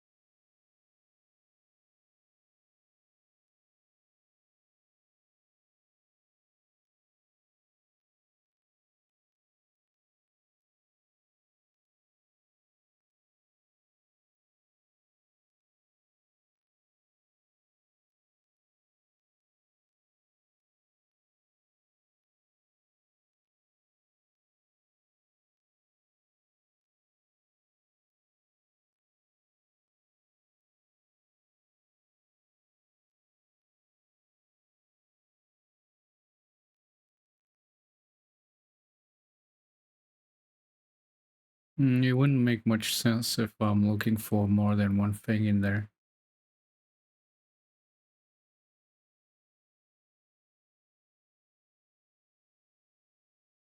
I think the best way to make this into a function is just return every vertex group that it finds.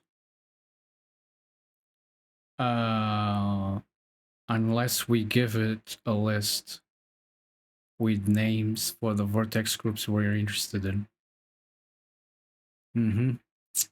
Yep.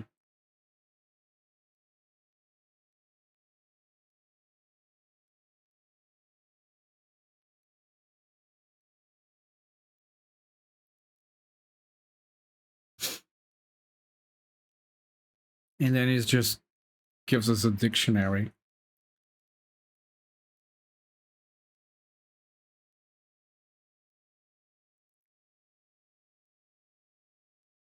With the vertex groups and the indexes, with the lists of the indexes.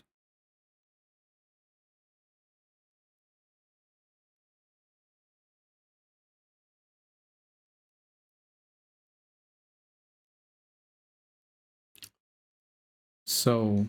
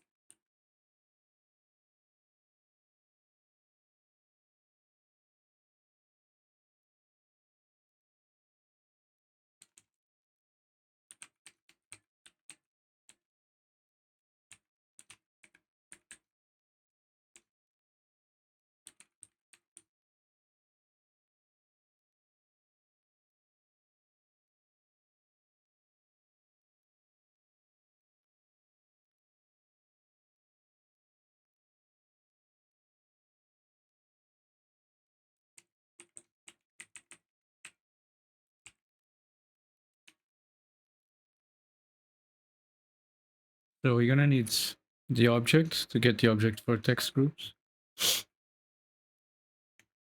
We're gonna need the B mesh.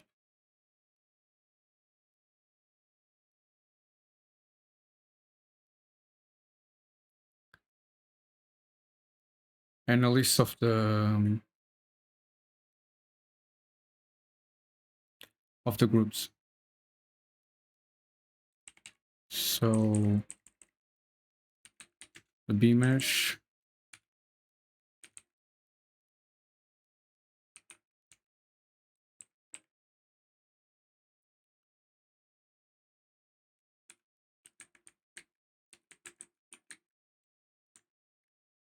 the object,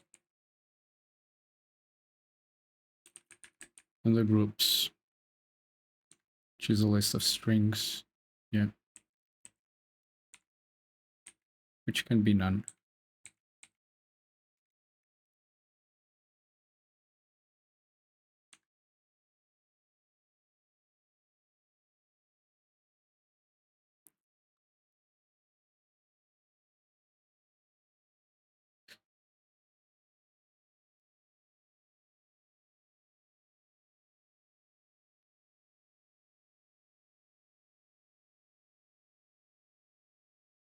No, not really. That's not really what I want.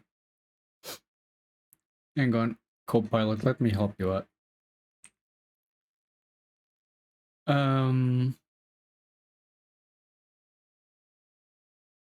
Oh, stop it.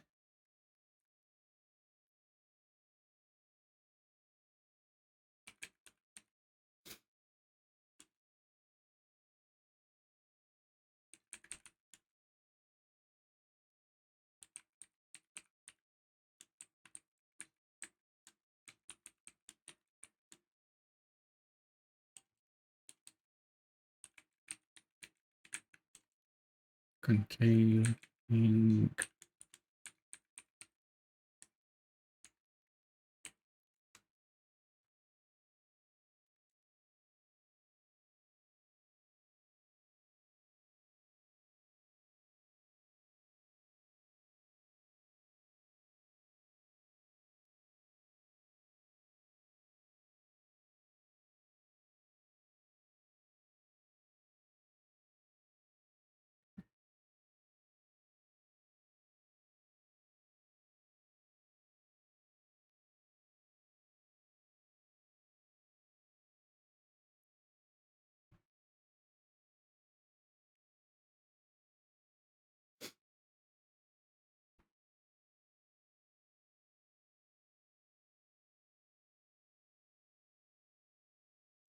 I don't think so.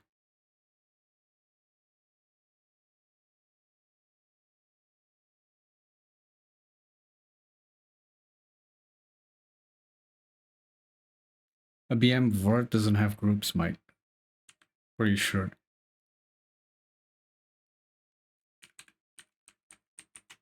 That's not how you do it.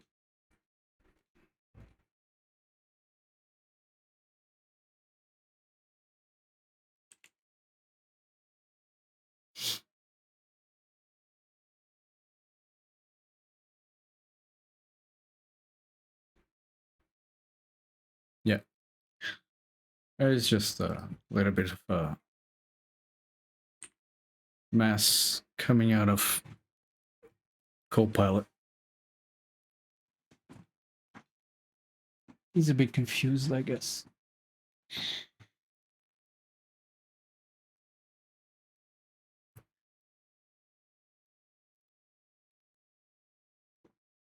All right, so what we have to do is you're giving us a list with the names of the groups.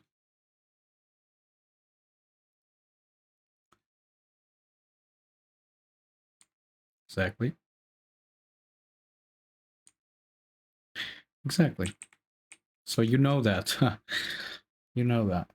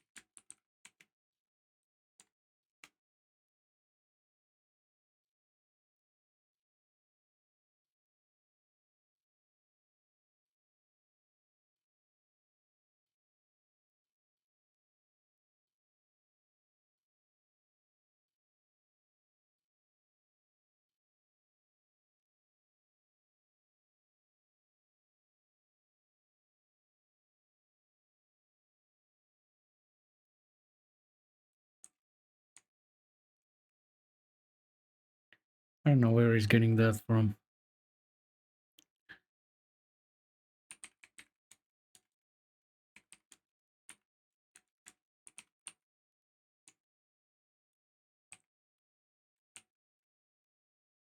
For what? No, for V and BM words, right?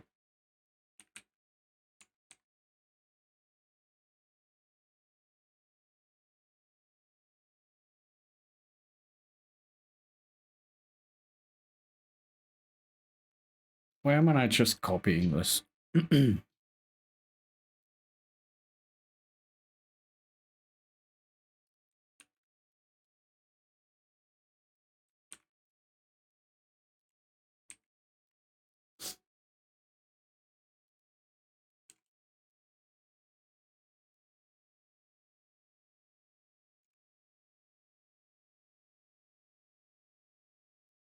Yes, yes, that's what I wanted. Yes.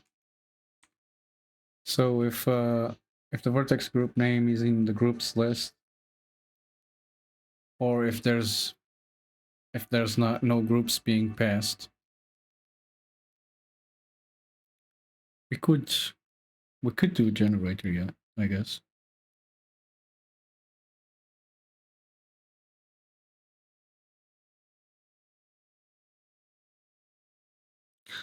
But that's not what I want to do. I want a dictionary.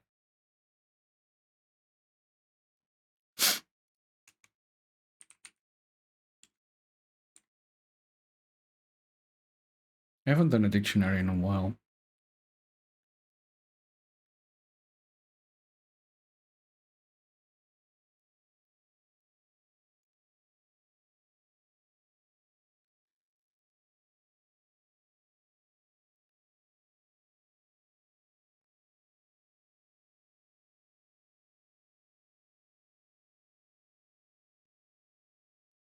Yes, that's exactly it.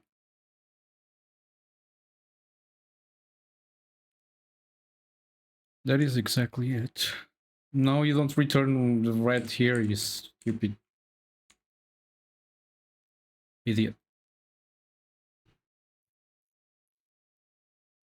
I think that's right. I think that's what I want.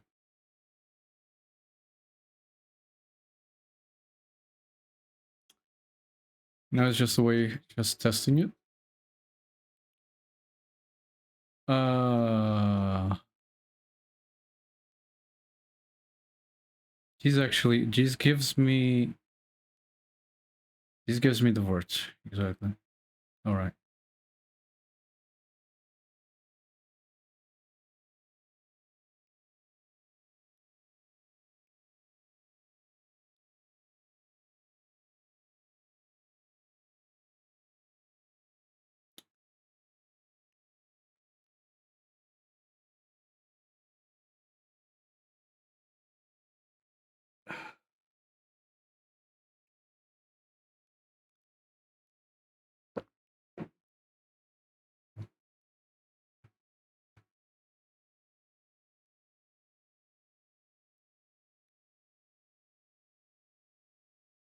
I think there's a better way to do this. I can't remember how though.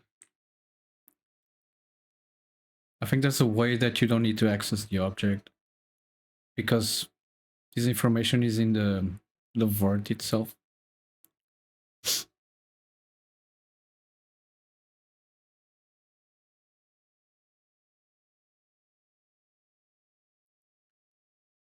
Either way, if this works, all we have to do is poo, poo, poo, poo.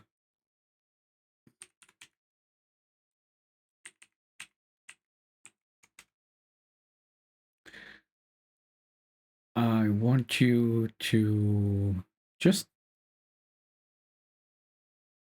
print the words indexes. So utils good for that. Blah, blah, blah, blah, blah.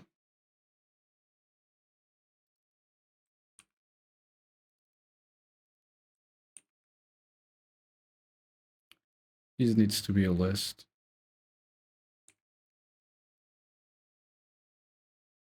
And you need the mesh object.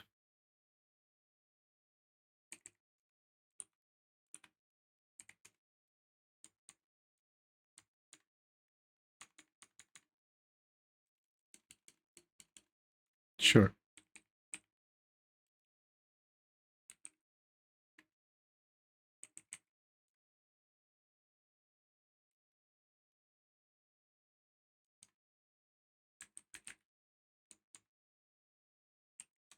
Don't print the verts, that's not very helpful.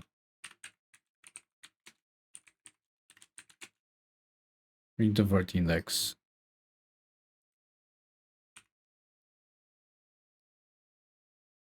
All right, let's simplify this. This is crazy.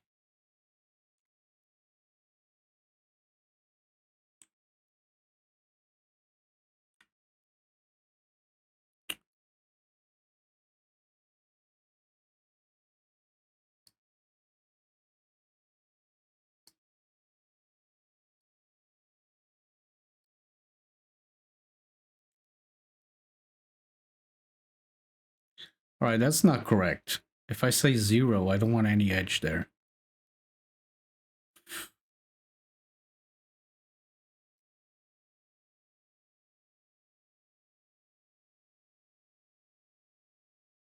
That is strange. But sure, whatever. Let's leave it at that. Okay, let's look at this print. What is this bullshit?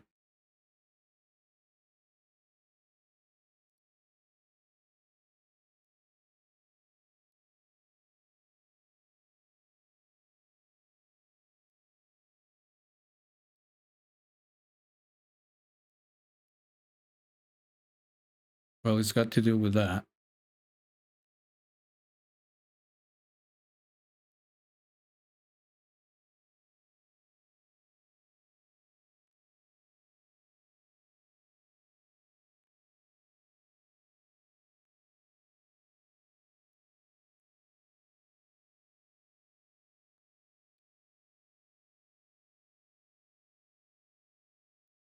It's this.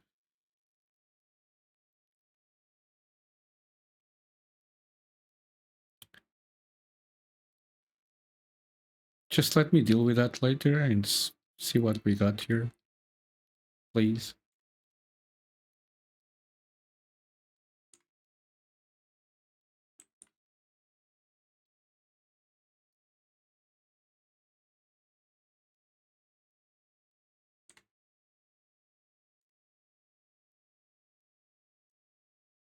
So I should have all these verts, right?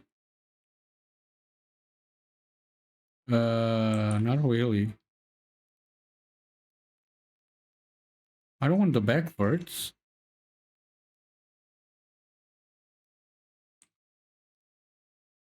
Oh my god, I messed up. I messed up.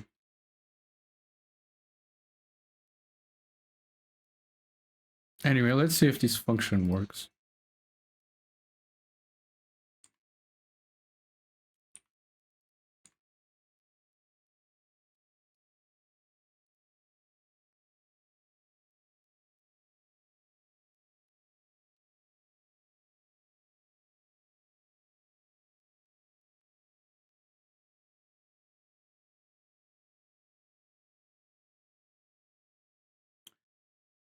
Uh,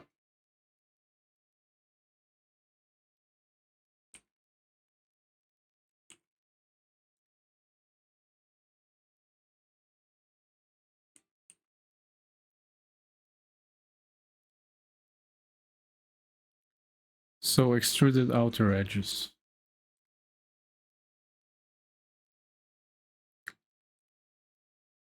And that should be the verts. Extruded outer edges, select. The verts, please. Okay, so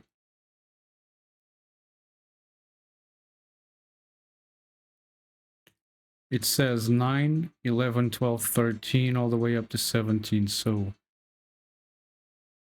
9, 11, 12, 13, 14, 15, 16, and 17. Okay, so the function works.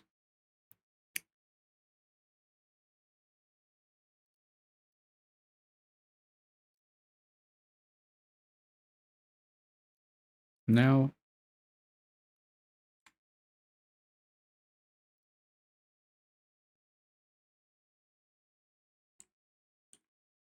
I'll need to fix the error that we just had. It has to do with this edge loop here.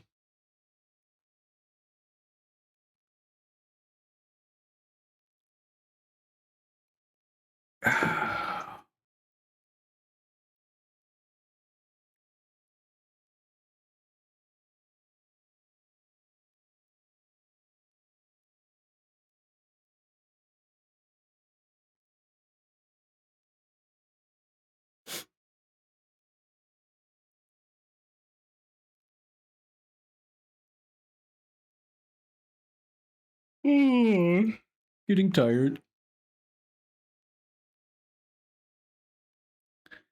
Two things. I need to fix that, and I need to get the proper situation here because all extruded faces is actually wrong.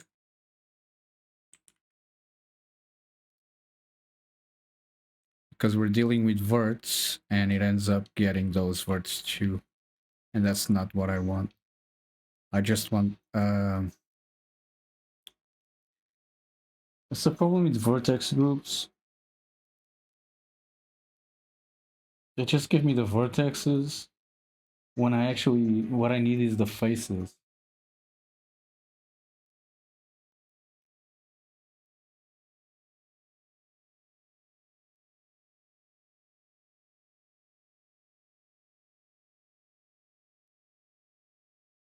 I'm gonna have to use something else. I'm gonna have to use properties, like I did the other time.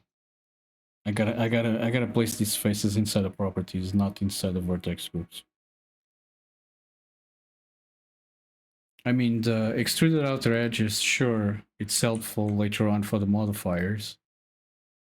Yeah, this is gonna be helpful for the modifiers, but the faces, they're just gonna be helpful for me to be able to delete them on the update mesh function. So it makes no sense placing them in vertex groups. So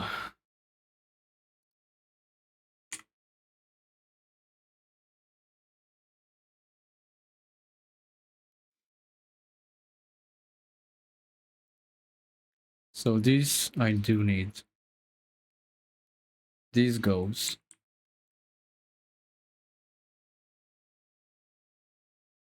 Which means down here, this goes.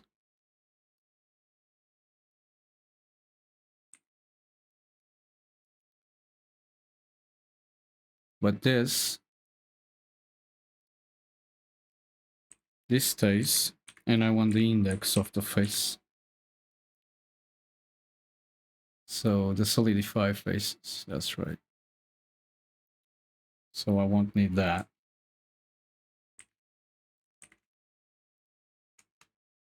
And now I'll just place the solidify faces in a property, in a collection property.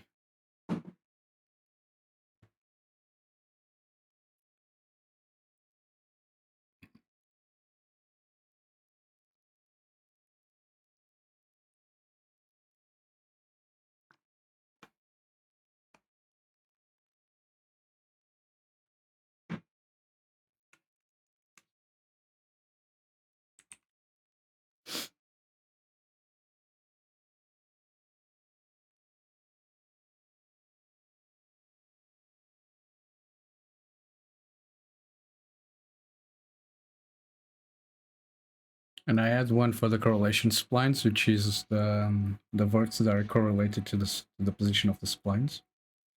I add one for the first cups inner verts and the last cups inner verts. And this is becoming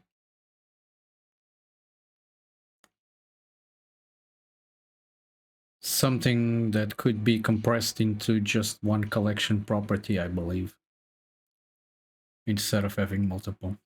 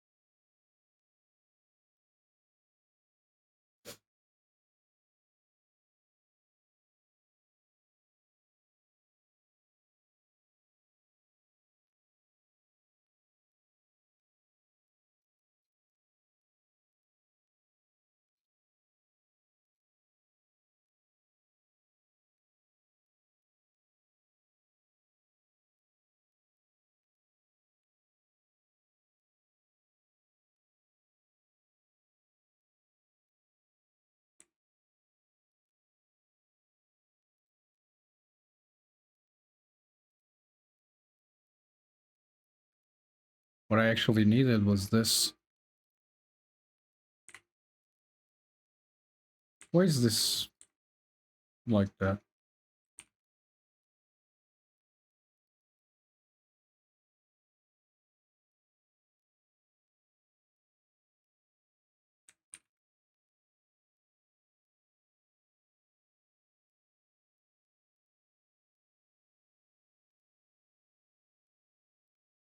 Instead of this crap.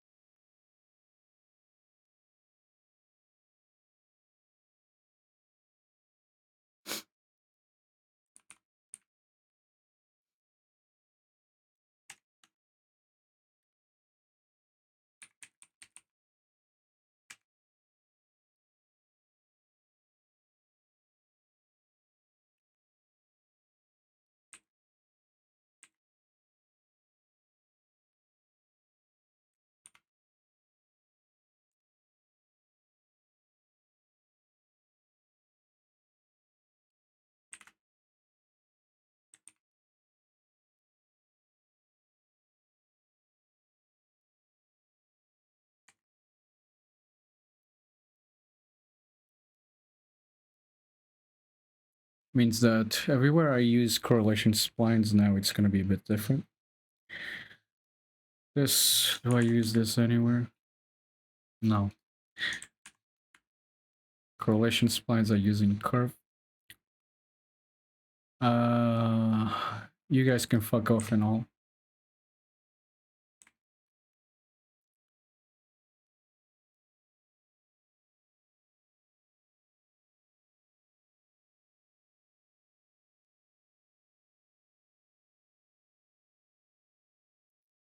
Hmm.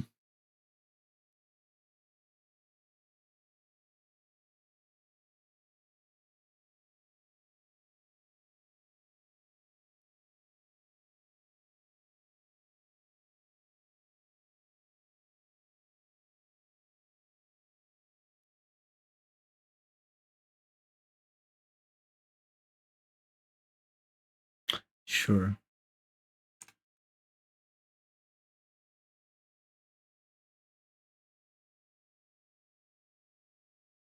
It's not list of splines, it's a list of...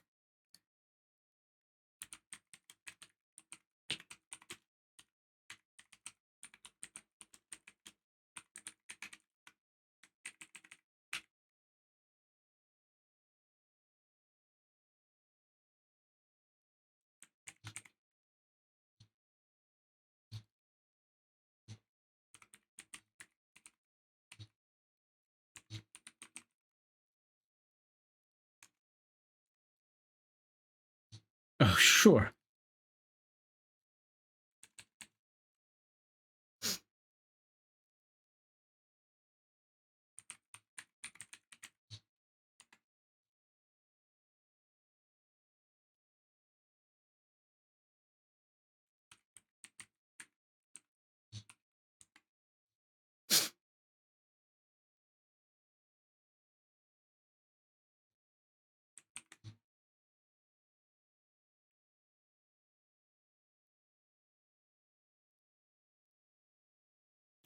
No, no, no, no, no, no, no, no, no, not here. I had this place in where I was working at. You bastard. Ugh.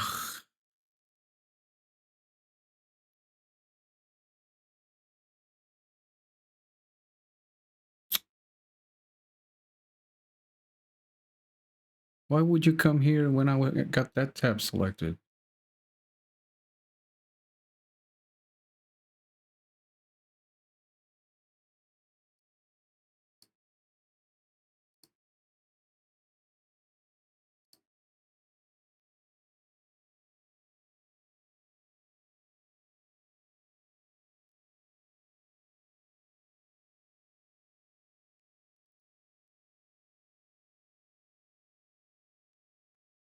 You sure that's the first place you really update mesh from?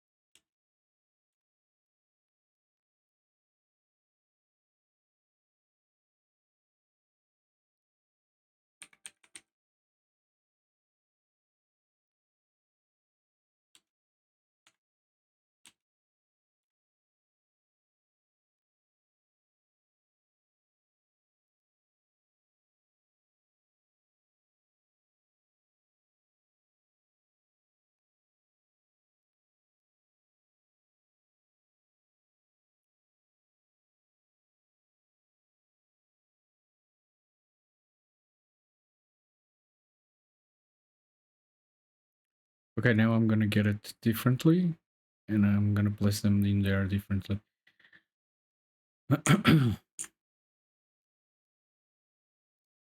Using this.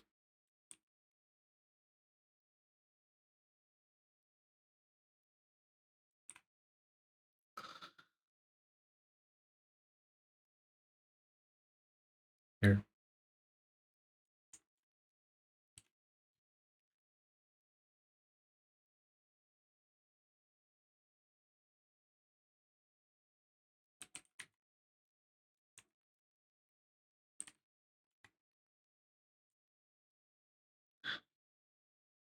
No. Extruded faces as a list. So I first need to add.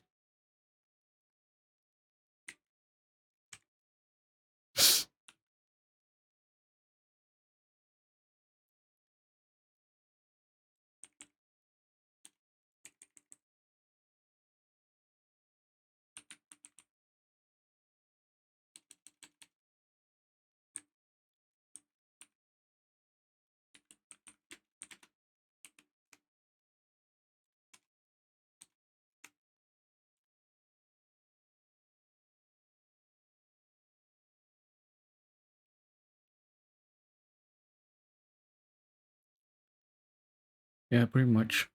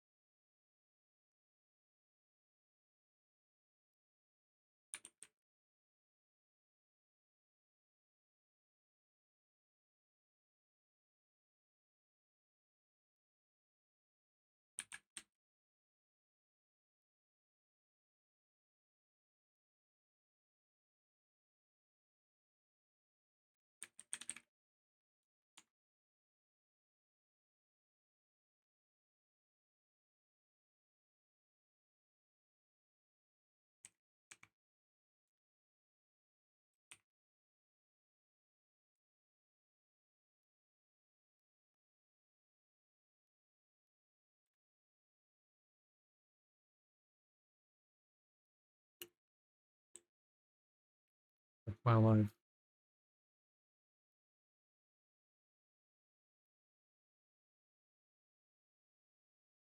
It's not working. It stopped working. I broke it.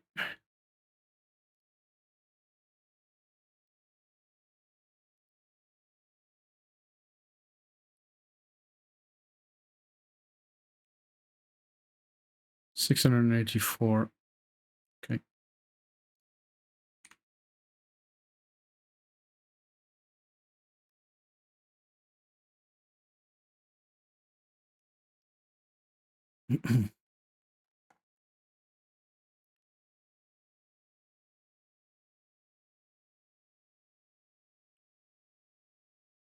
This.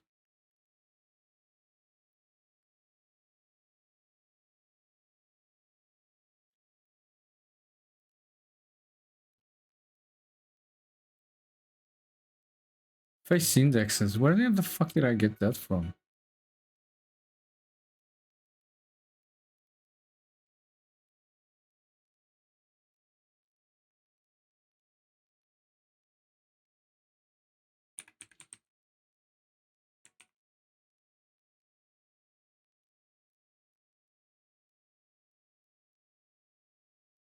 Okay. So the extruded faces are these ones in front of me. Which means when I do this here. All right. Yeah, yeah, I was doubting that I was doing this right here. This is... I'm confused.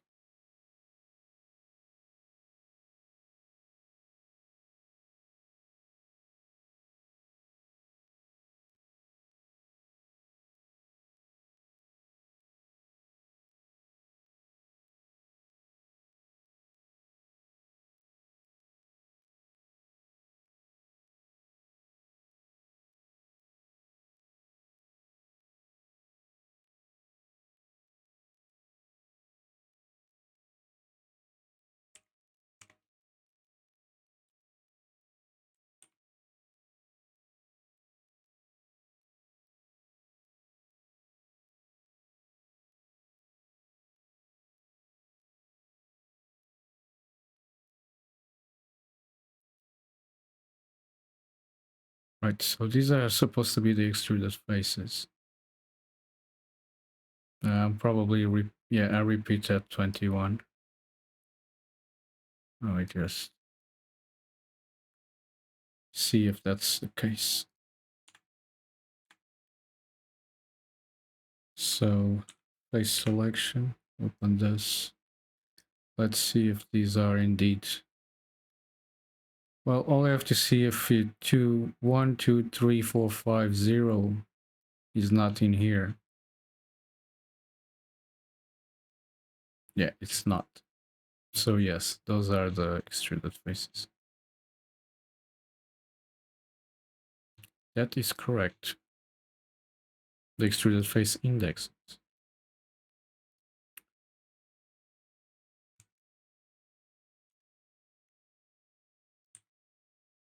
Select set is not really what I want. I want to delete it.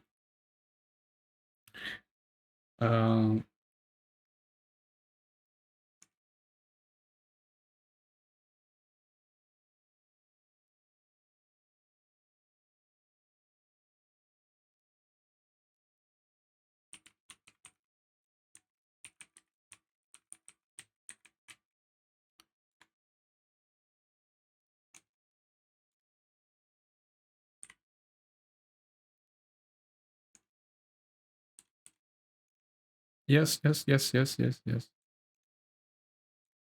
That's it. That is it.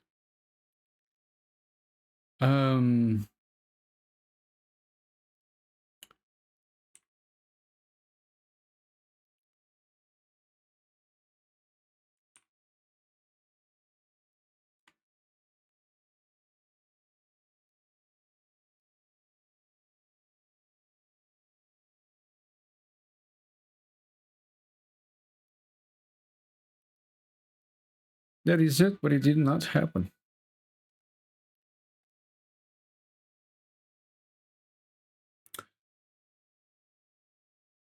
I'm accessing a face like that without doing the ensure lookup table first.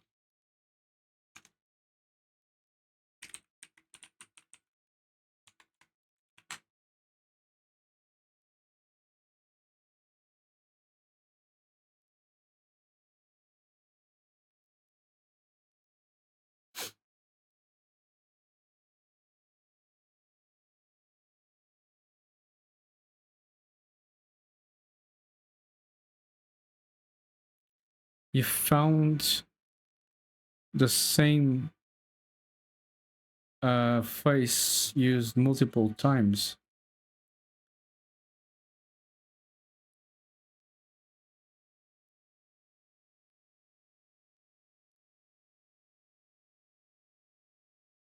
I don't think you have, Mike.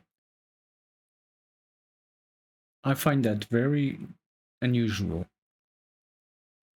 Very, very strange that you have found such a thing.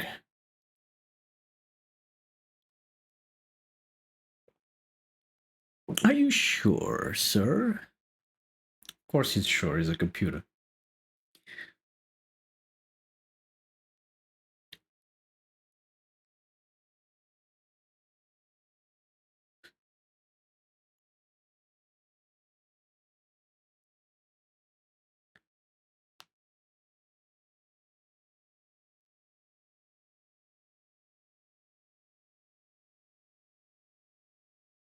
That might be because we are adding the faces multiple times in there. So let's have a look see. Let's have a look see. See the bull crap that we are actually doing. Which mesh is it? This one.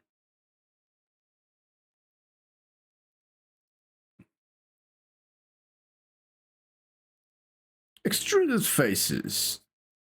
Jesus, Mary, and Joseph. That's a lot of faces. A lot more than it should be. Why? Because I've just been adding them and adding them and adding them and adding them without deleting them. Before adding, we must delete whatever is there. This guy right here. Get out of the face. So, if there's geom or there's not geom, I don't give a crap. We're gonna clear it.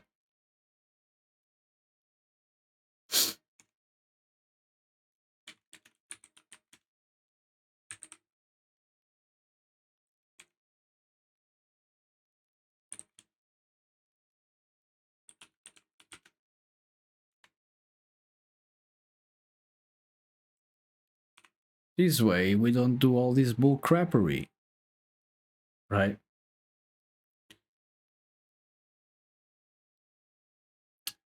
So create the surface, and now we should have the right amount of faces. Auto update mesh should delete all these front faces here. Whee! Whee! And we got another error. Some more bull crappery.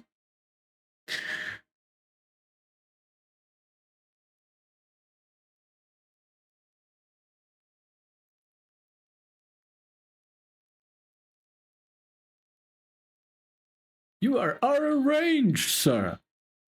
Out of range.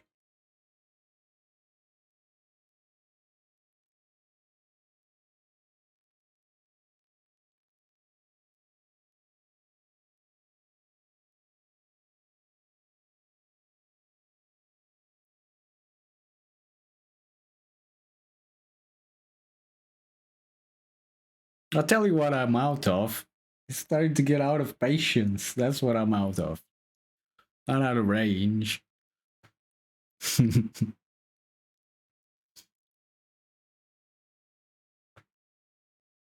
Oh, I don't need a coffee. I need an energy drink. Coffee's not doing anything anymore. Out of range. How dare you?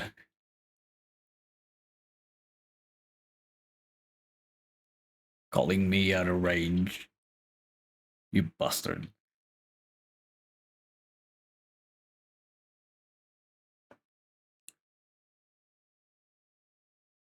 Oh. How is that even possible? Is that from something that was not properly cleared or something? Where's the other range error? It's gone now? Ah, okay. Okay, okay. This is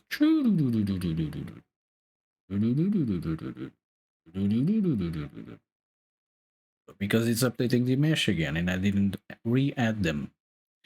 So yes, as usual, computer is correct.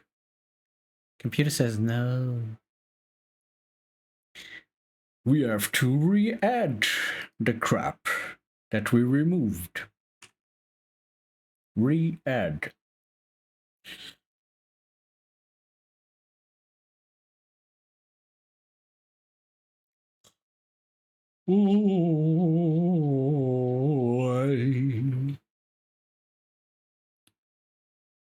Redo all this crap.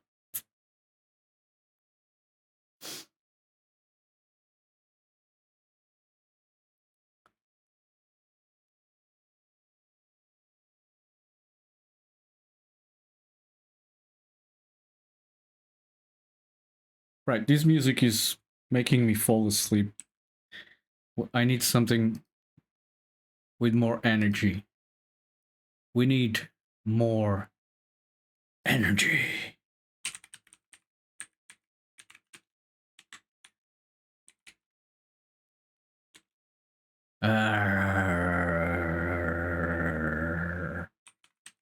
Setter.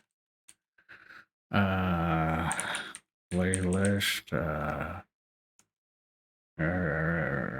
I know a few that are really good. I can't remember which ones. This might be too harsh, but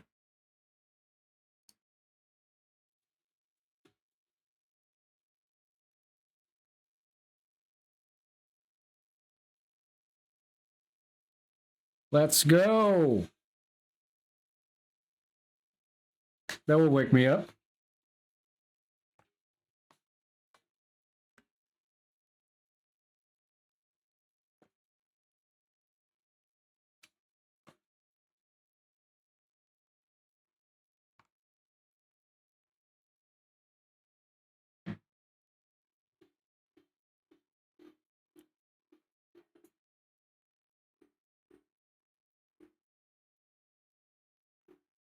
Alrighty then.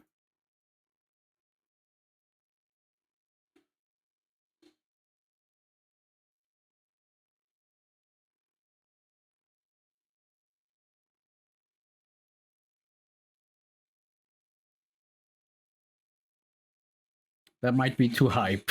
I don't know if I'm gonna leave that on for too long.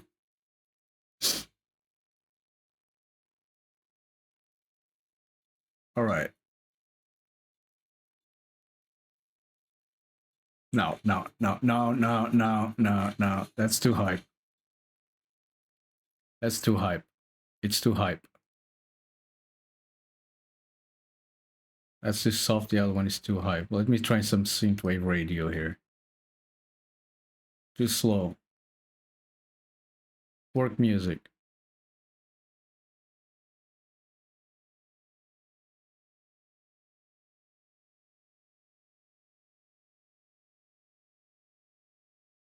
Deep House Ibiza. Let me see that.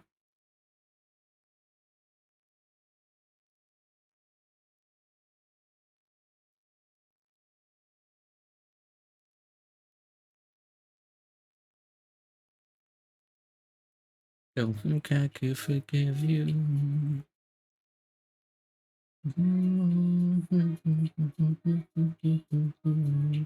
Think I will forgive you.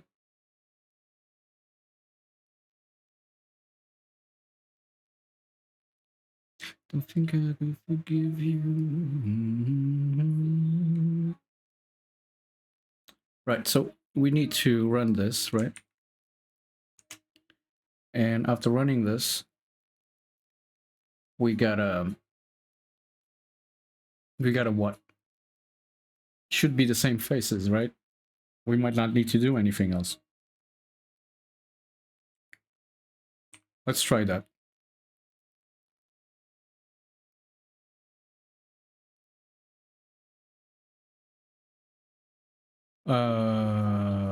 That's strange.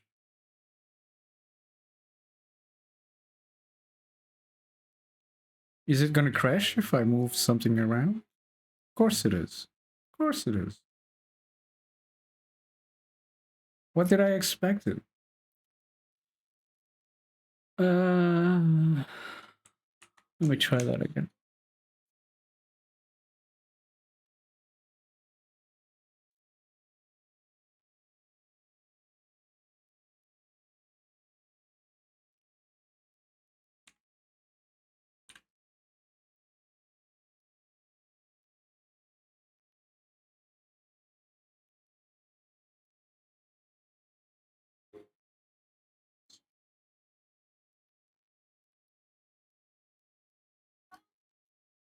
Don't you just love when stuff actually works? Even after a crash.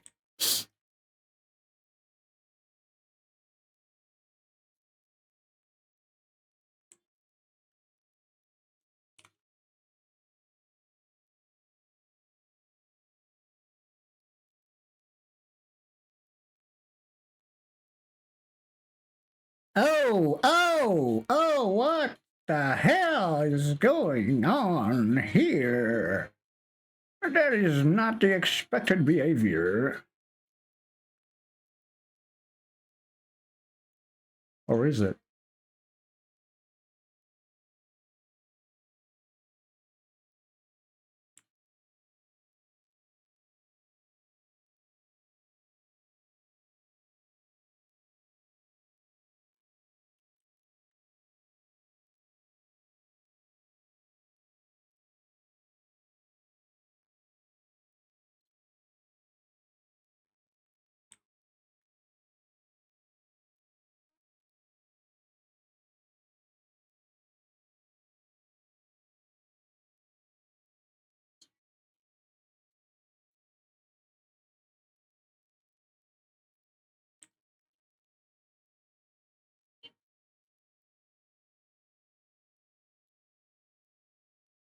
I'd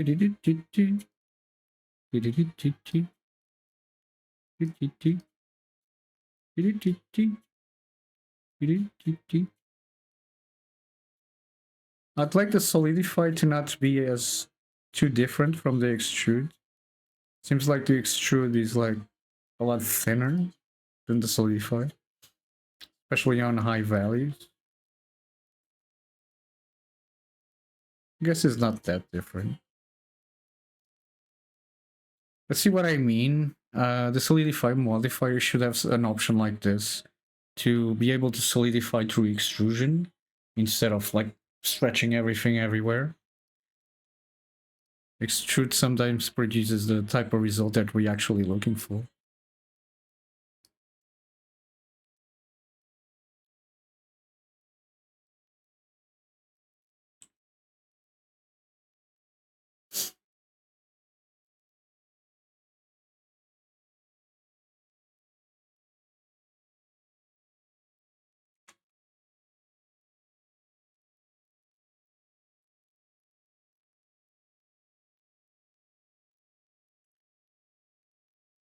Shall I put a button here to turn it on and off?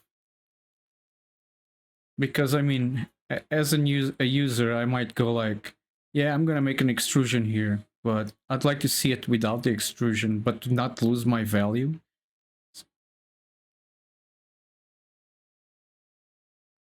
Just turn it on and off.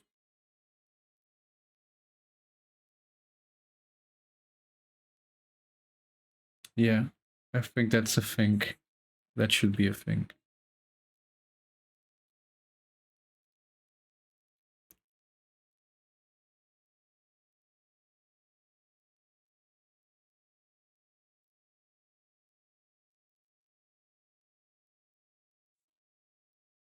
Why is this happening?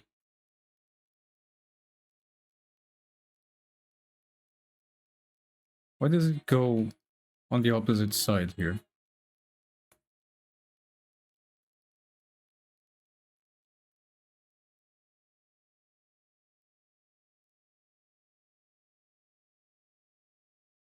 What's the difference between this extrude and this extrude?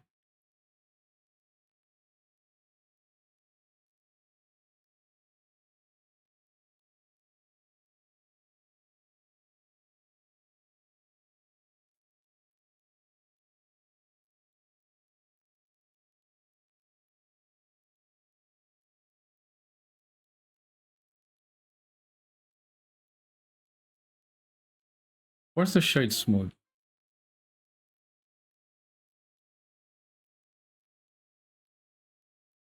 Where's the flip faces here?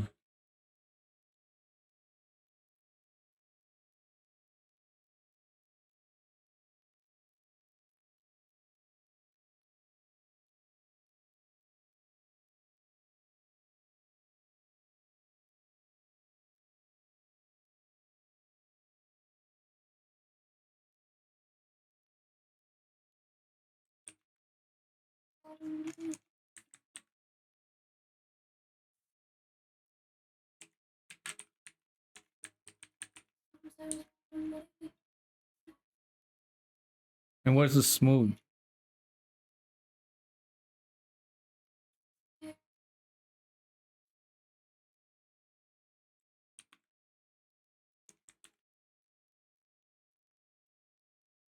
It's there. The shade smooth is there. Before? No, no, no, no, no, no, no. It's after.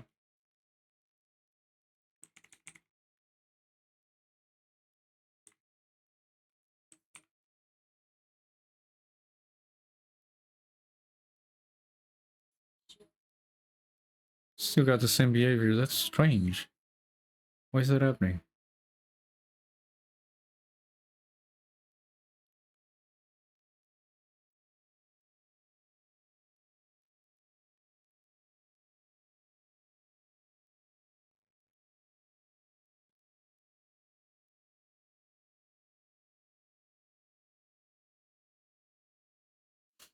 Why is that happening?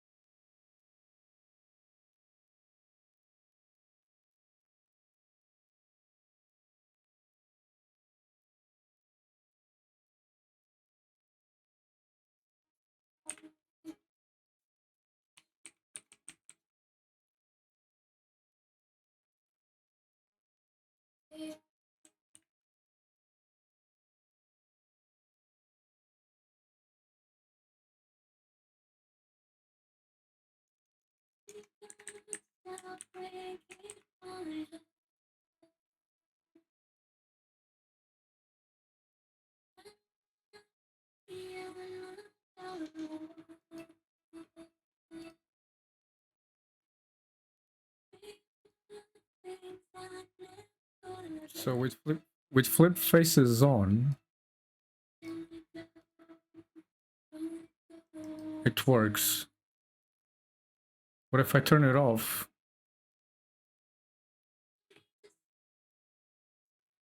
that kind of leads me to believe that something is wrong with this property.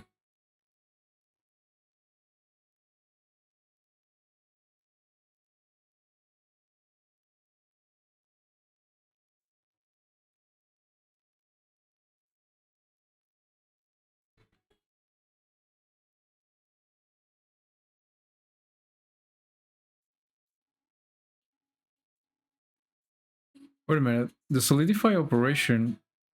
Oh, I'm looking at the same fucking thing. Okay.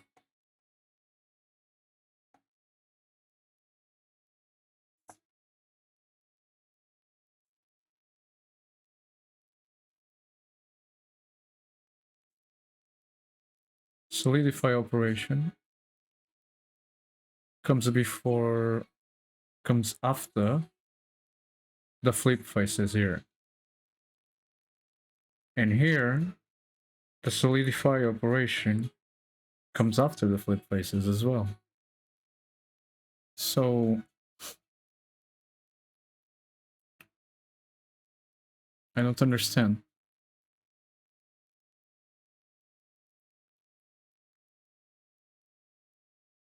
This is false, so it's not doing anything.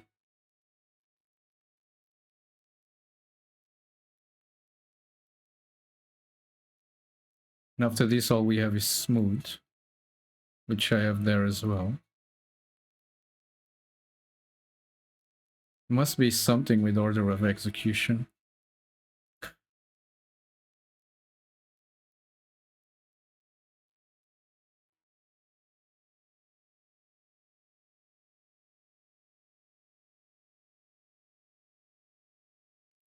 That's strange.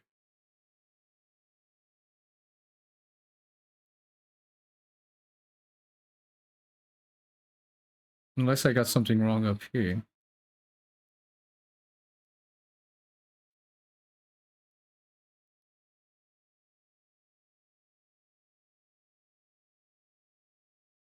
Strange. Strange, man.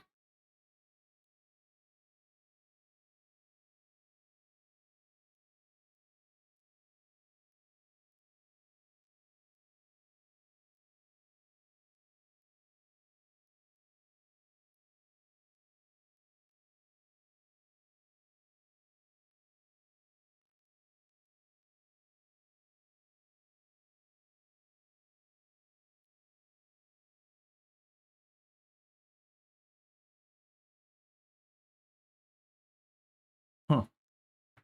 Huh.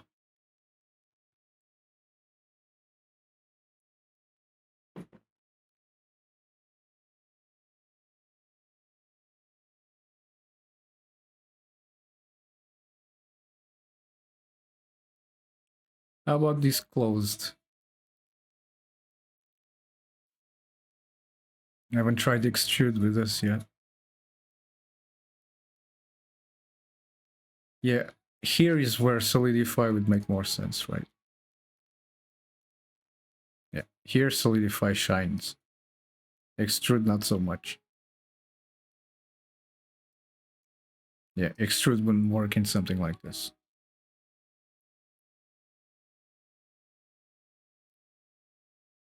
Unless it would be if we'd go with individual face extrude.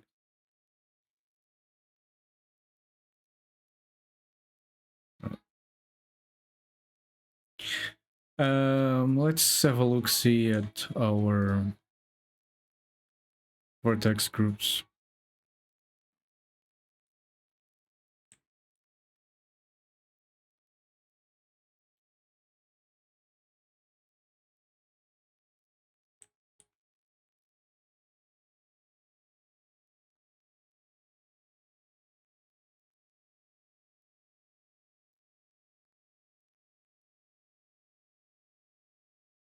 Yeah, how about these ones?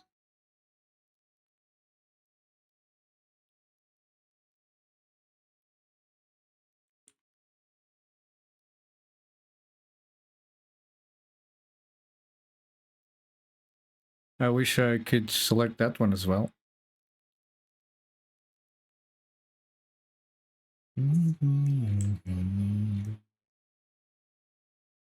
California dreaming.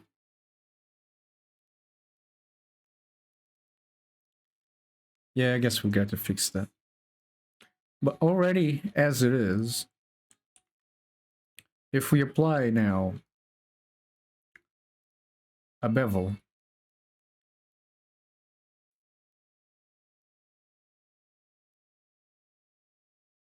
we can catch those edges a lot better if we just use the solidify before of it, a normal solidify.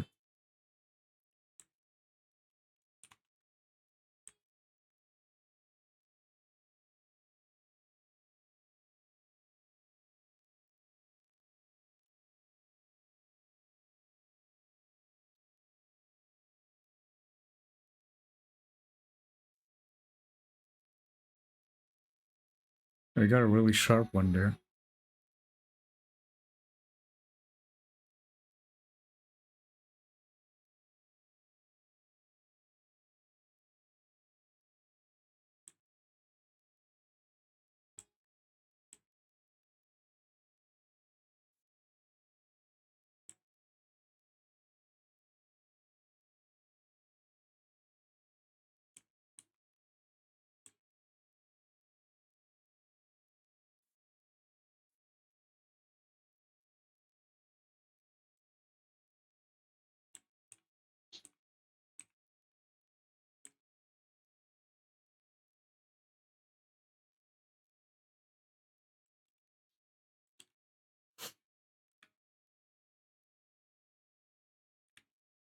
Now we can just give it a little bit more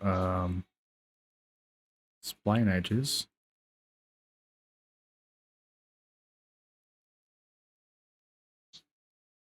But yeah, I still need to grab those edges so that we can use the bevel a little bit more efficiently.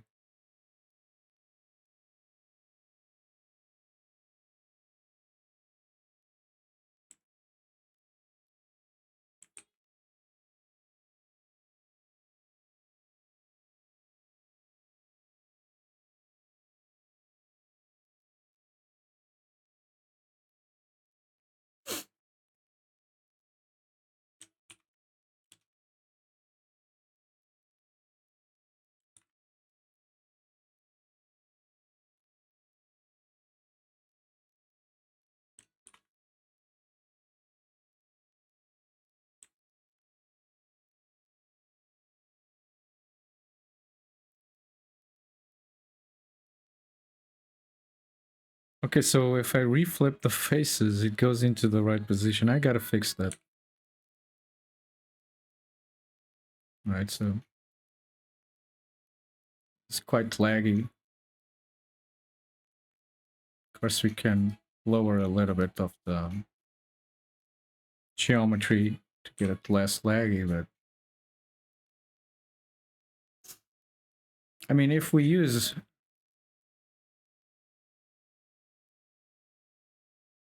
I gotta reflip the faces. That's pissing me off. Gotta fix that. Of course, if we add a subdivision surface here, it's gonna add geometry like, let me just like that, just like we had before. We kind of don't lose that so much. We can even go as far as that. And should possibly still have good performance when we move this around. Here we go. That's weird. Yeah, so we still have good performance. And the subdivision surface modifier is actually giving it the rest of the geometry that we need. So I guess that's the way to go, working with this kind of stuff, is having like very little geometry here in the edges, and then the subdivision surface modifier is going to do the hard work in the background, making it a lot more efficient, right? Yeah.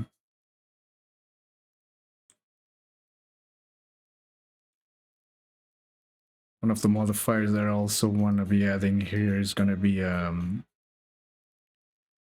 nice mirror modifier with well done, possibly before the subdivision and before the bevel, with a bisect blip, and then we can get some really cool stuff happening. Well, maybe after the bevel. Still get those bevels there. So I gotta sort the flip thing and I gotta sort the bevel thing.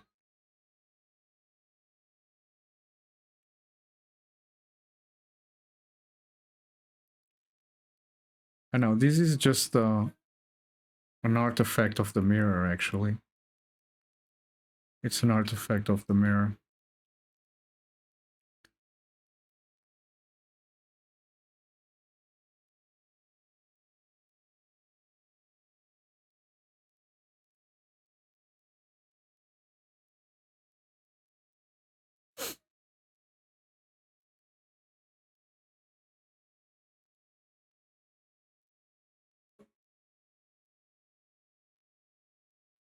Yeah, bisect distance takes care of it.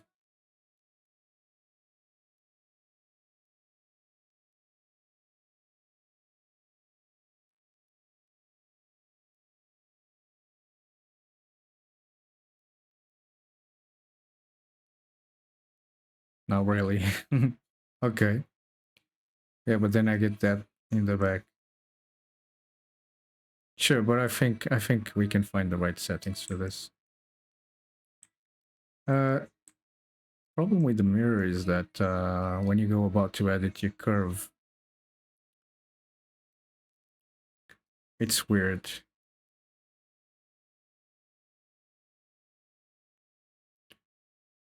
What is this shit?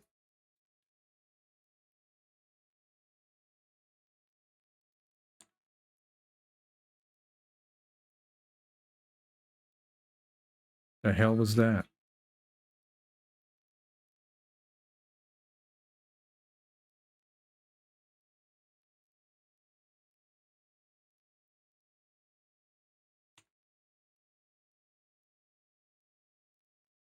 Oh shit. I'm having a recursion here error. I don't know why. Is it because of the mirror or something?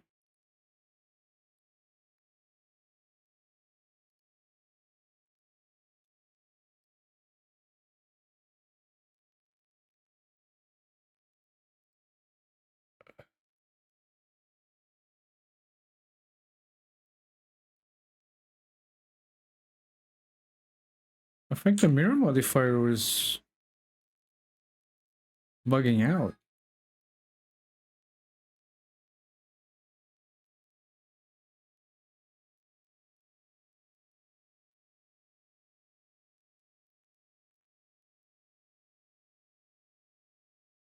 I applied the mirror modifier, and once I went to edit my curve, recursion error happened, and I can't move my...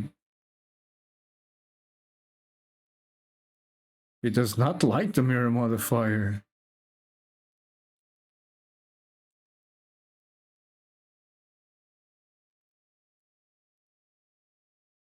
Well, now it's just bugged everything out, basically.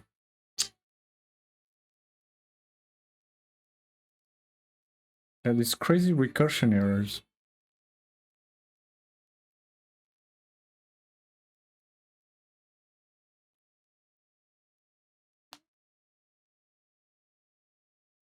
Don't tell me I gotta do my own mirror.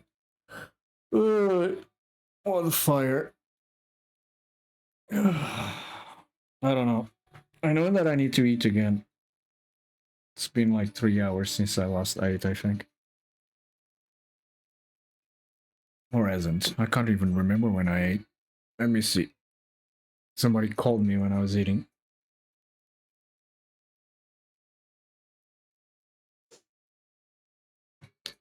What was that to 11, 11, 12, 1, 2 o'clock? Yeah, it's time to eat. All right. I'm gonna do a break. So I got two things to fix. Is this flip faces that is going crazy right now. Just close this for a second. The flip faces and check out what the hell is going on with the modifier, with the mirror modifier, because he's not liking it. He's not liking what I'm telling him to do. All right. I'll be right back.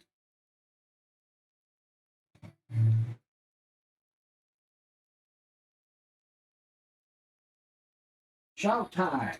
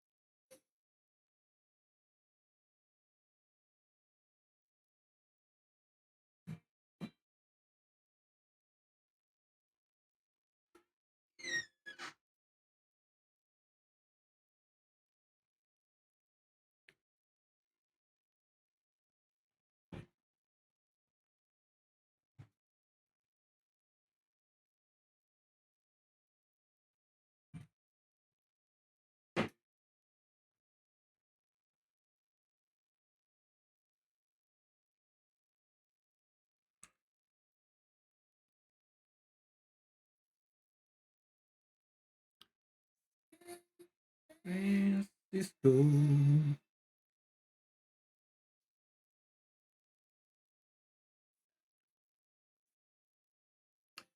4.2 is here. Kind of.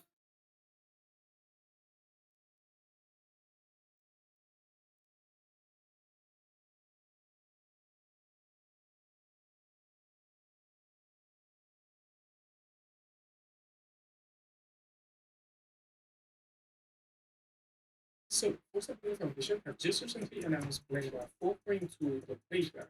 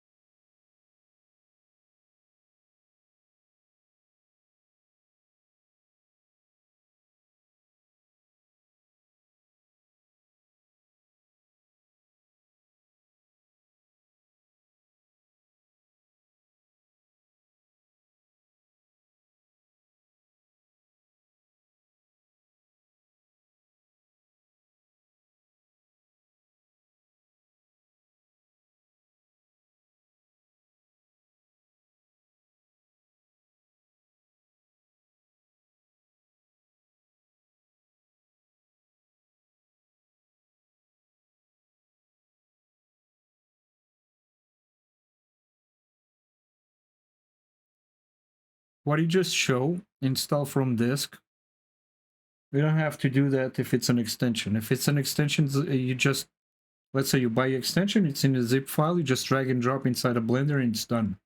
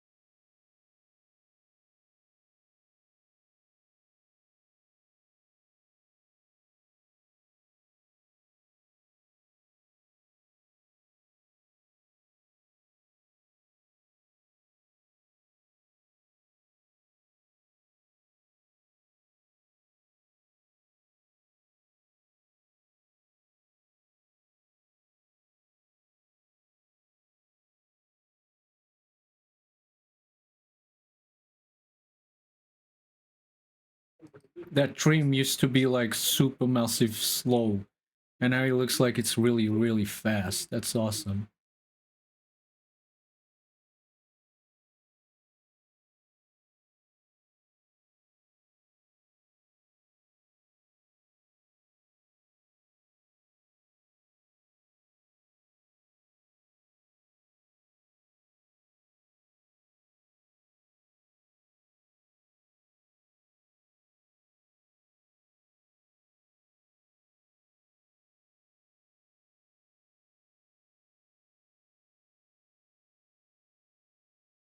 Ah, that took a while.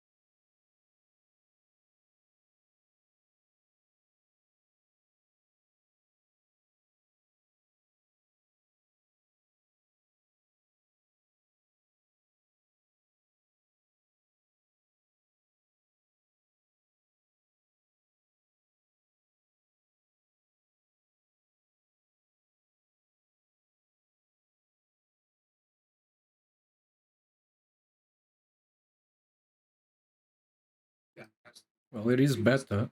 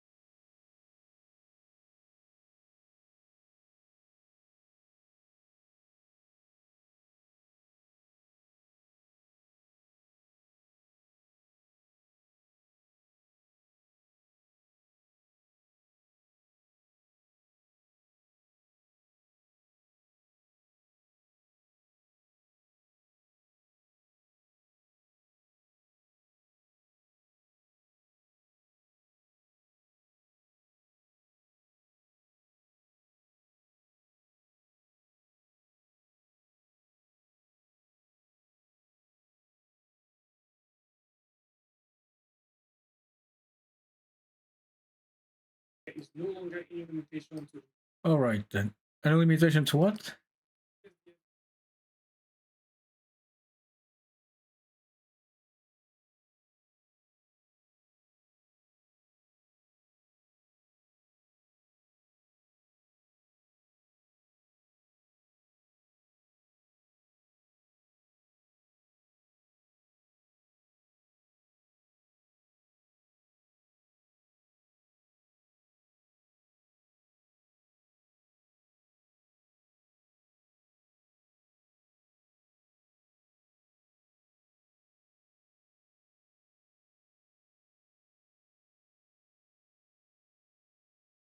All right, all right, all right, all right.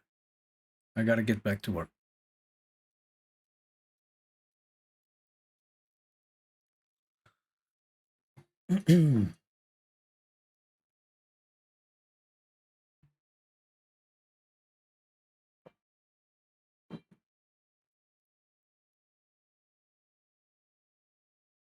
Okay.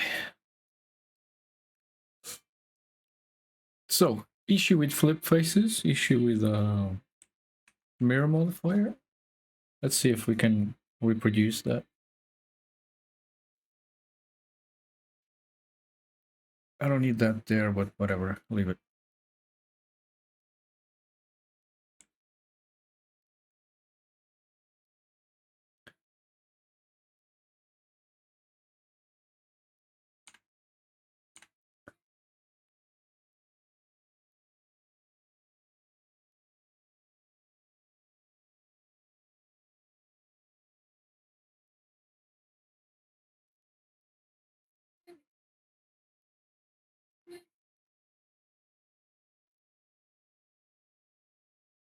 What? Oh dear. Dear, oh dear.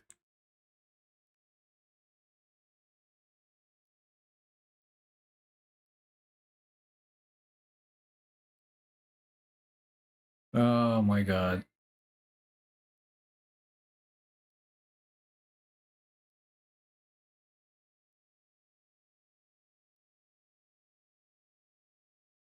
Hang on a second.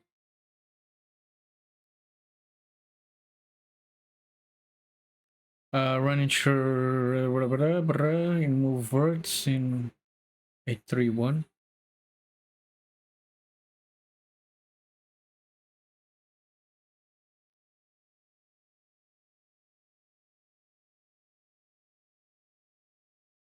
Really?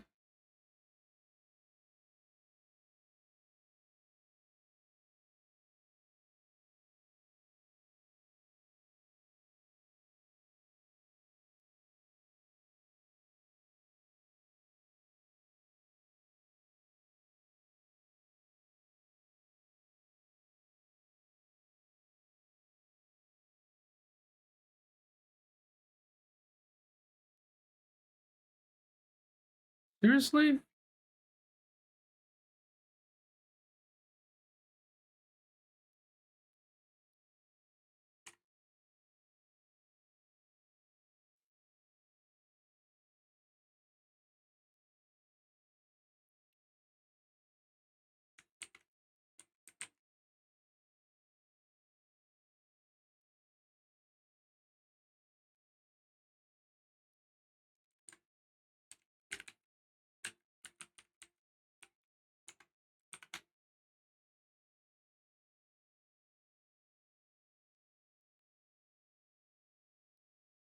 What the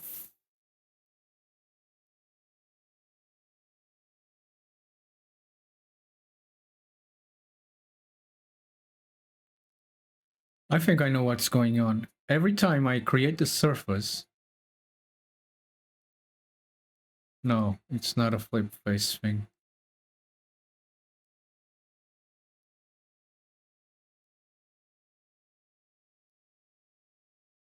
The fuck?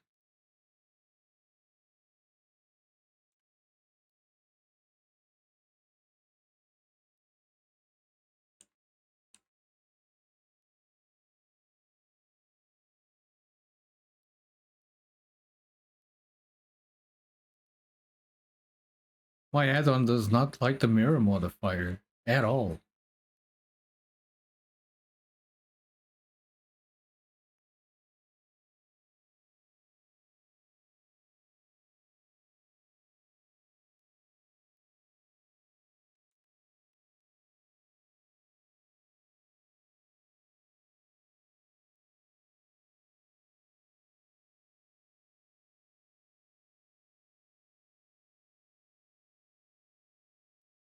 Do I need to give it an object to actually stop doing this bullshit?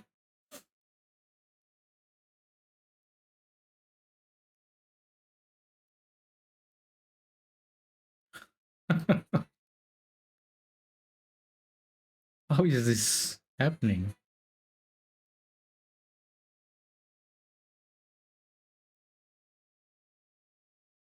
It actually deforms my...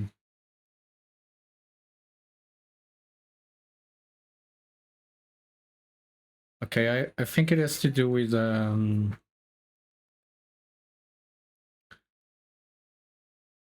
matrices being multiplied.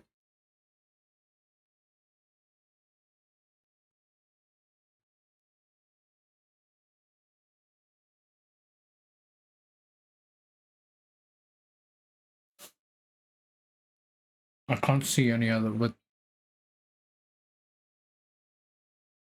it's gotta be. It's gotta be something to do with the matrices being multiplied.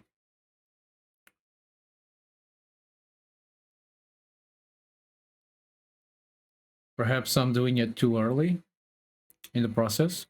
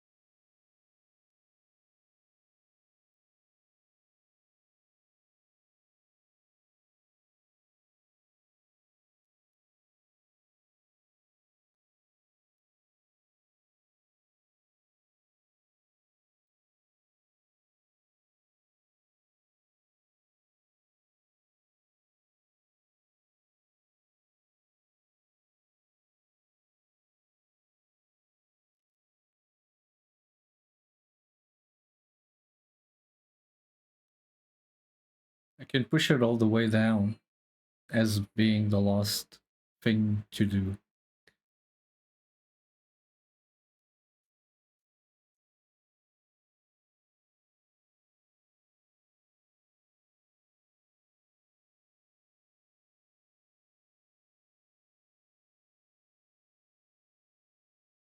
Why am I doing an index update here? Because I'm saving the V index in the correlation spline. Okay, that's fine. Yeah, I can do this elsewhere.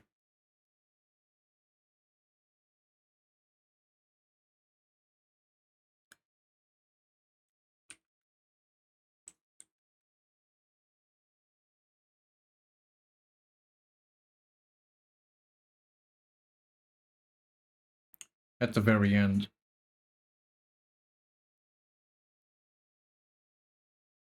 Where do I snap them, by the way?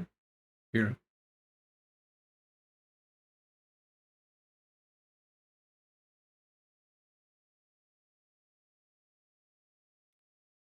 Ooh.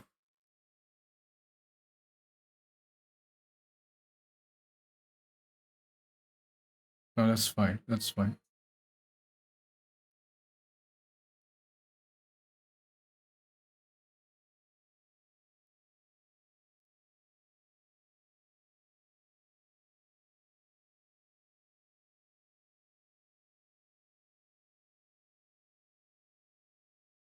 It needs to be before the solidify.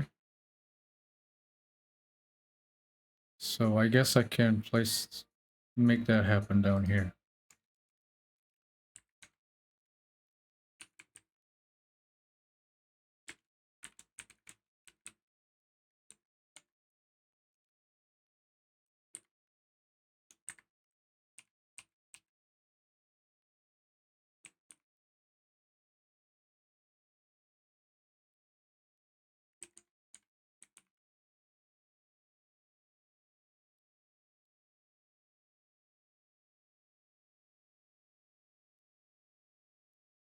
That's not the problem.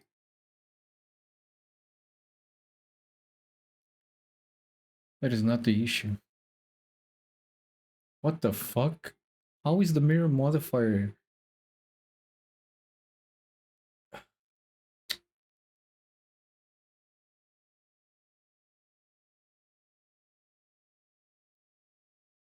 How is the mirror modifier doing this to me?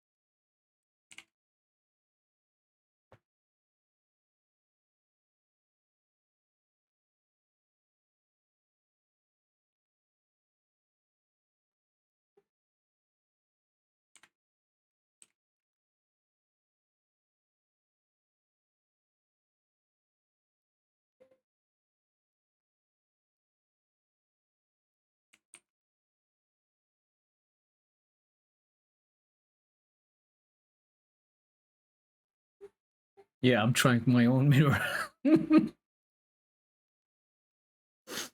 I'm trying my own mirror modifier. Axis.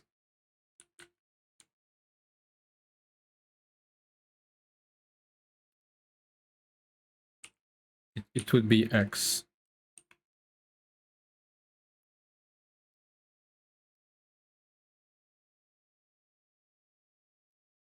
And it should have like dissect or some shit like that, right? Uh,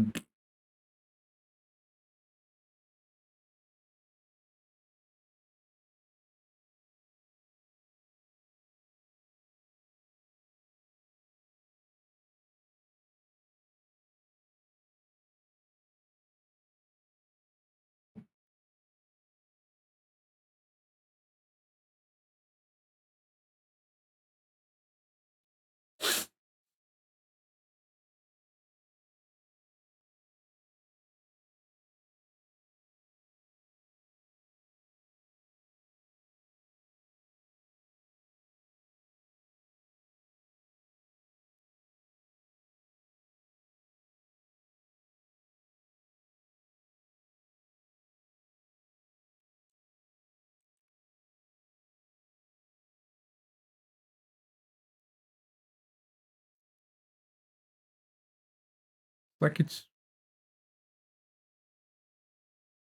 How do I do the bisect here?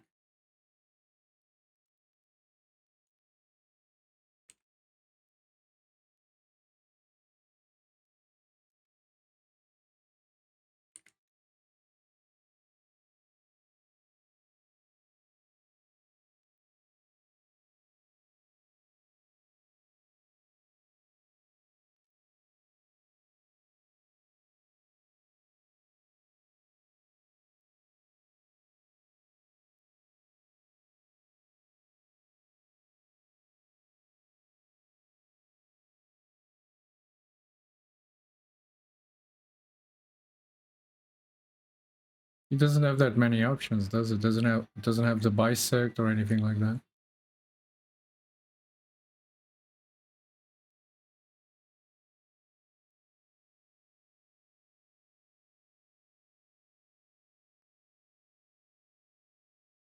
What is mirror U?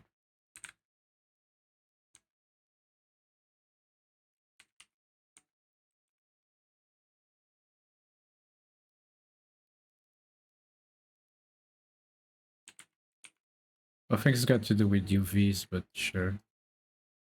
Huh,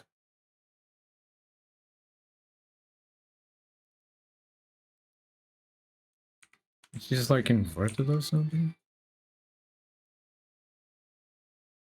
So the mirror Y makes sense. Kind of.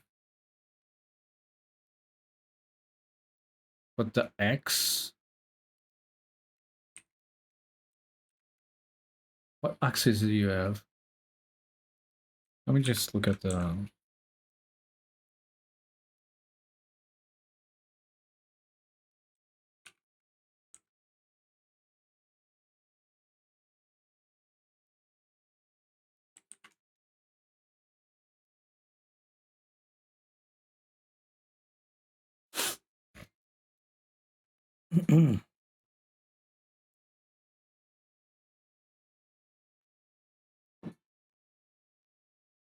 Maybe I have to give it the matrix.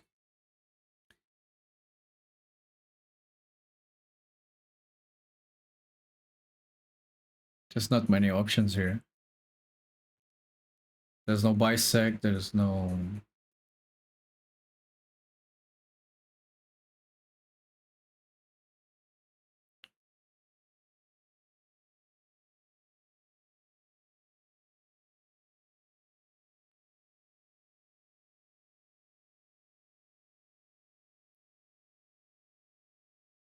Oh man, why is that modifier killing me right now?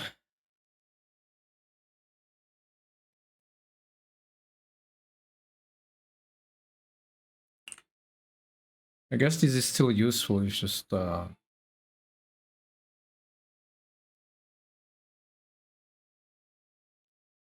I do like... -X or something? No.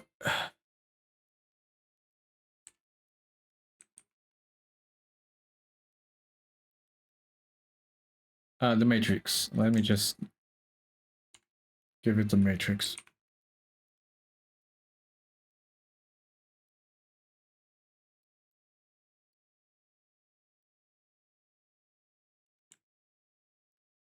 Well, it's respecting the matrix.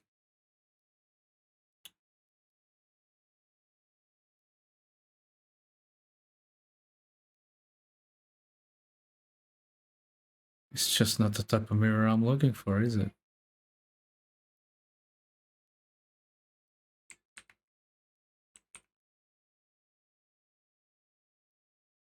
I don't get it. I don't understand how the hell this is destroying my create surface operation. Look at that.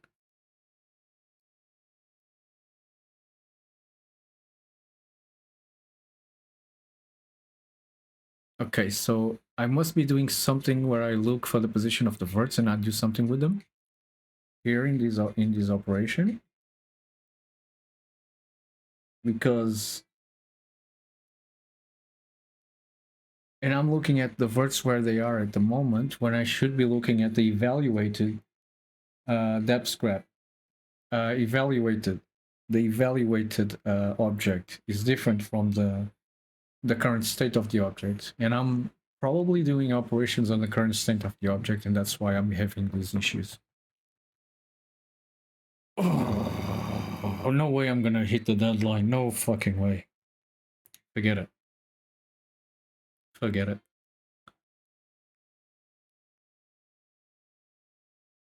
It should have been done. I should have been working in modifiers easily today, and that's not happening.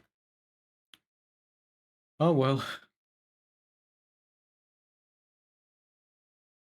Need to set a new deadline, I think. Unless some miracle happens and I end up being able to get in the zone and just finish everything tomorrow morning. Uh,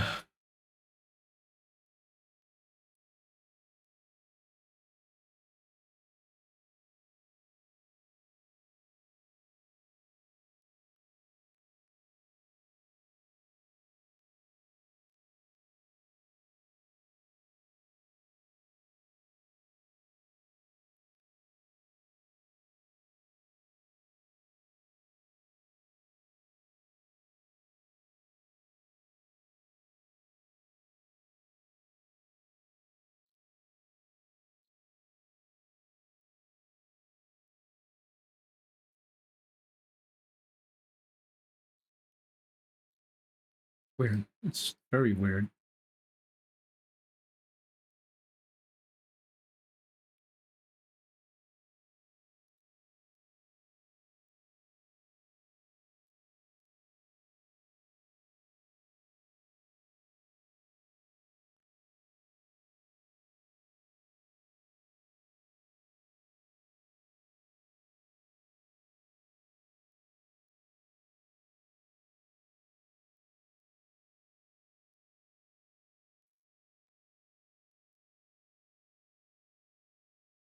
Okay, there's no change now when I use extrude.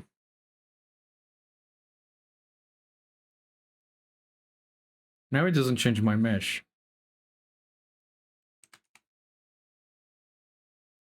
Well, here it does.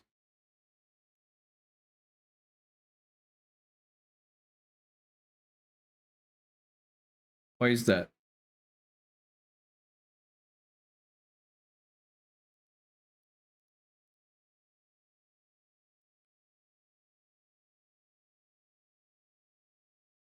Jesus Christ.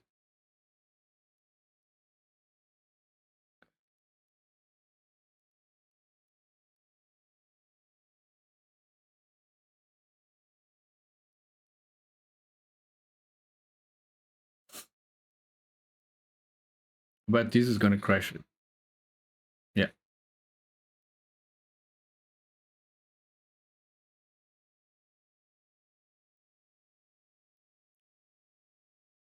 I can't even move it.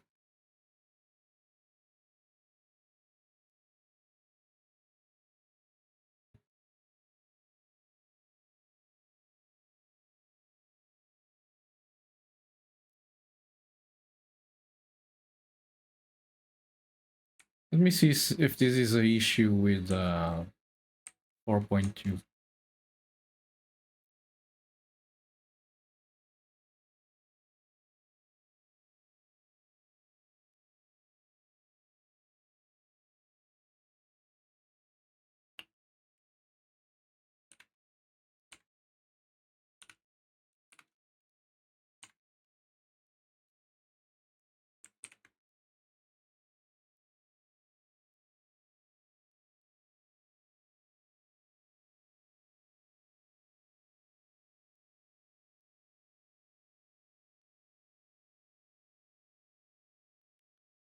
Where's the mirror?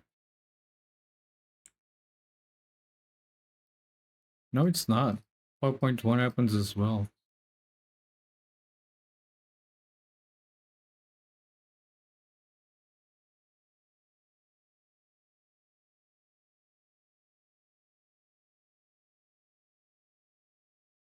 Man, what do I do with the mesh?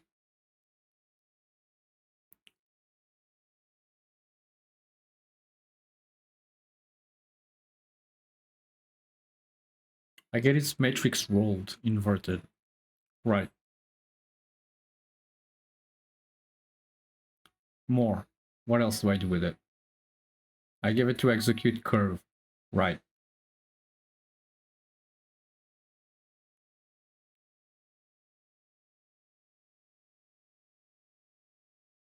Then I take care of the yeah, sure, whatever. I bet it's this. I bet. Yeah, I bet right. I bloody bet right, Mike. Why? Why do I use code from other people? Why? Every time, man. Every time. It bites me in the ass. Every time. Every time.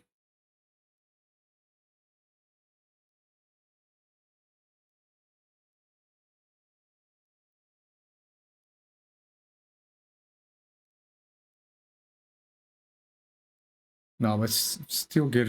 I still get some issues here. I still get some issues here with this dumbass modifier.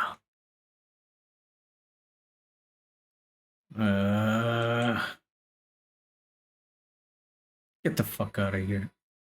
It's pissing me off now.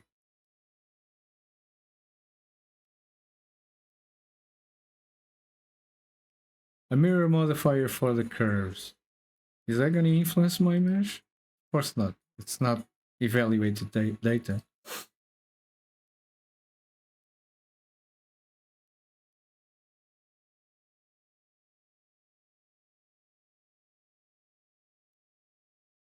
Okay, let me just try one more thing.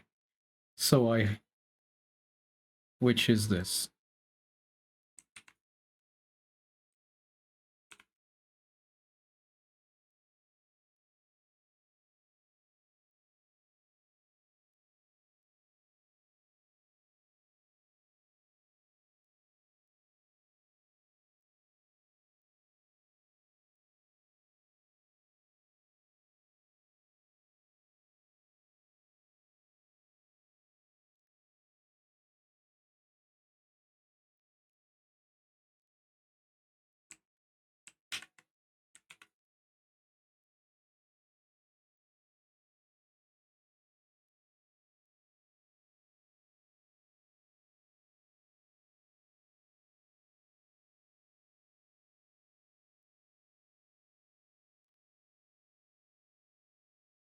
This does not do well with the mirror modifier at all.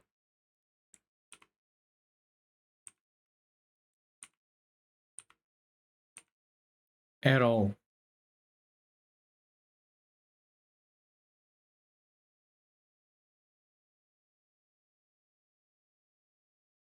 Going back to that theory that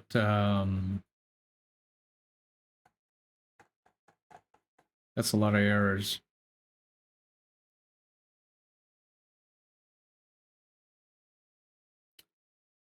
Let me go back to 4.2, please. Anyway, going back to that theory.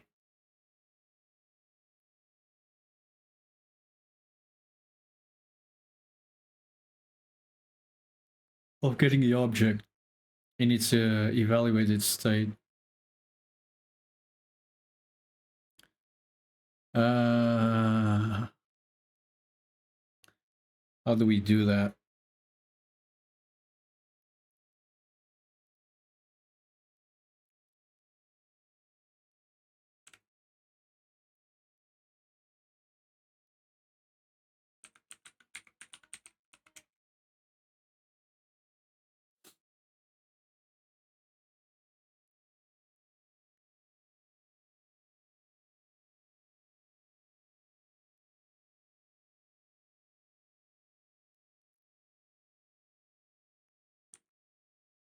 So,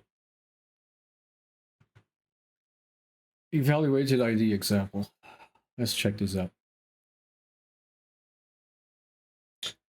This example demonstrates the access to the evaluated ID, such as object, material, etc. State from an original ID.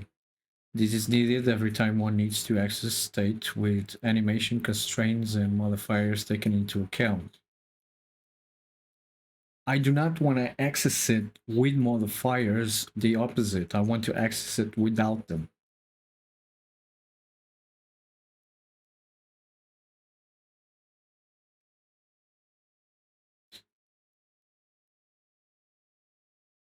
Okay, so this is an original object. It has no modifier, does not have any modifiers applied. So that's just grabbing the object.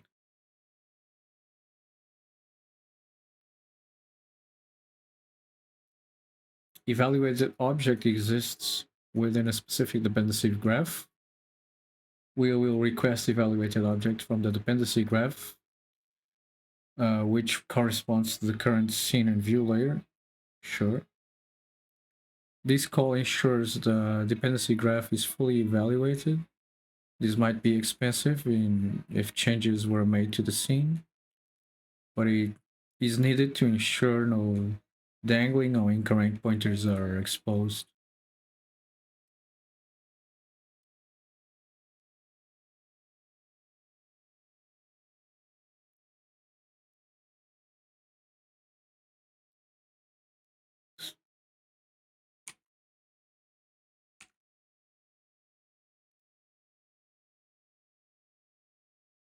This reminds me, in update mesh, we use the depth graph.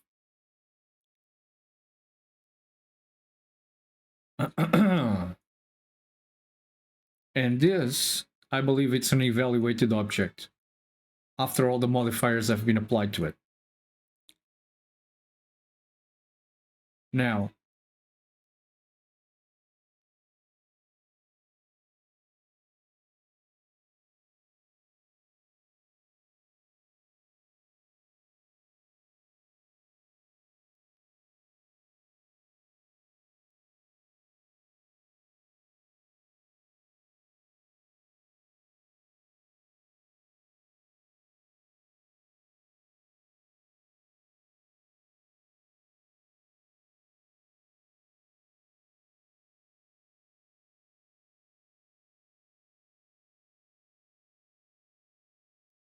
update mesh with the update.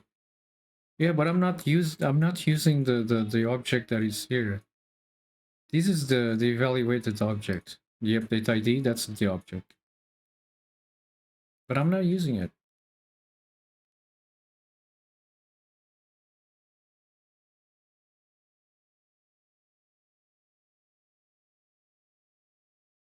And I'm not even getting the scene from the depth graph.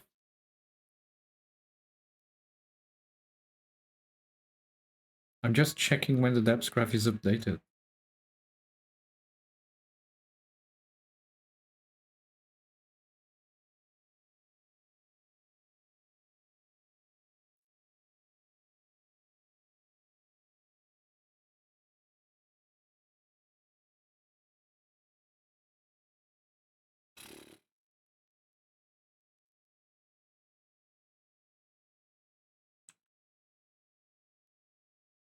I'm sorry, but I heard this song too often, too many times.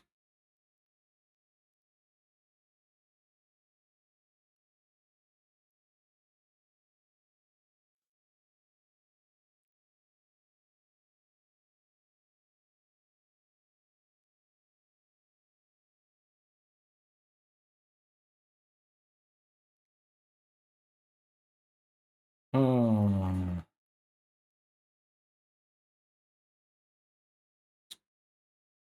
right. Take it easy. Let's look at the errors that pop up.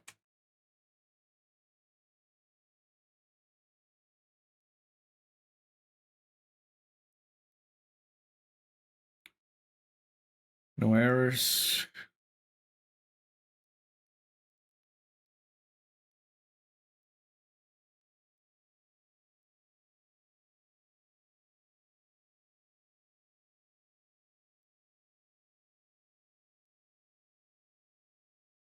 No errors.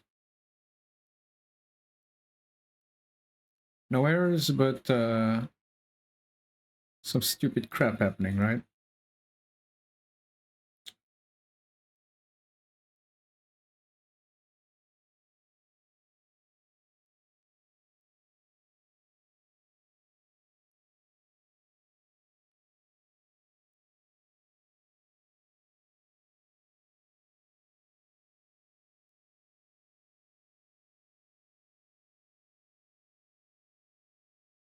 And as soon as I press this, just L on her.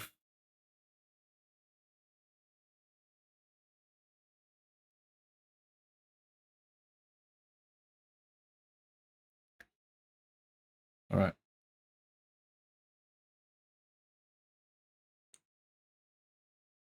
So,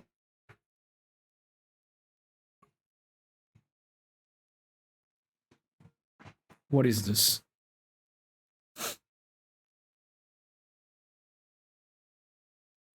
Maximum recursion depth exceeded with while calling a Python object.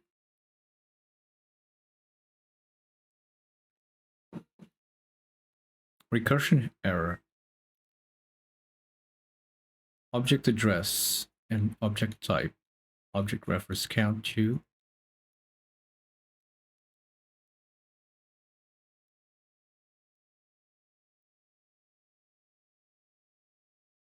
Line 45 in update mesh.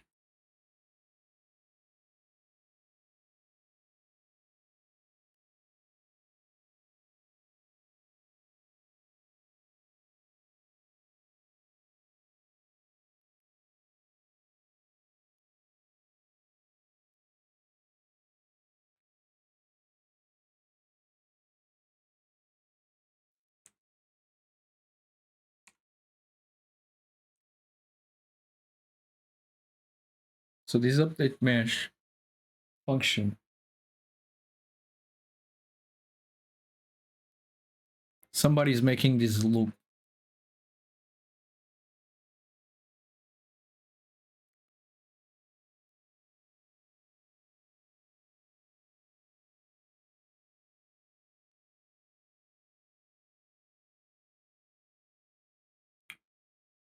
Oh, somebody's making this loop, is it?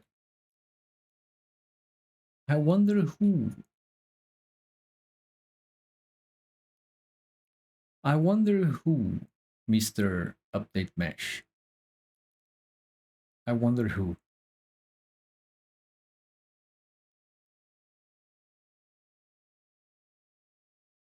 I wonder who. Because you turn updating mesh into false when you try to do this and doesn't happen. Is that the issue? Is that the issue?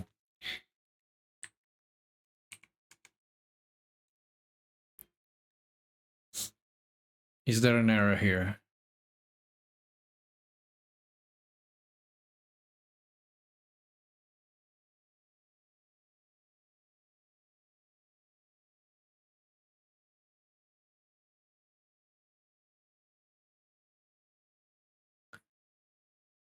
I don't think this should be here.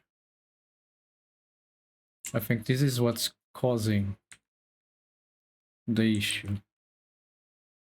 Let's figure it out. We just create surface there.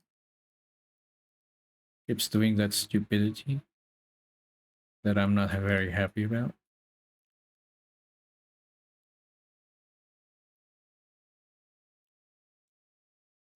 And I think I have to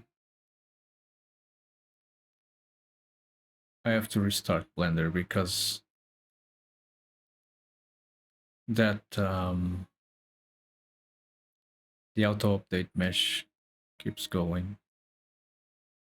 Yeah, I gotta restart Blender, otherwise I won't figure it out. Is there a depth error here somewhere?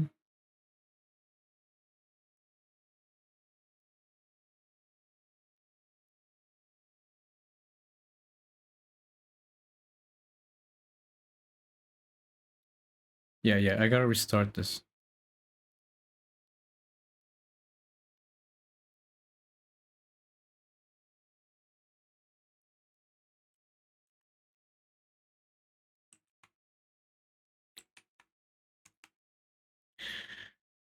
My oh my.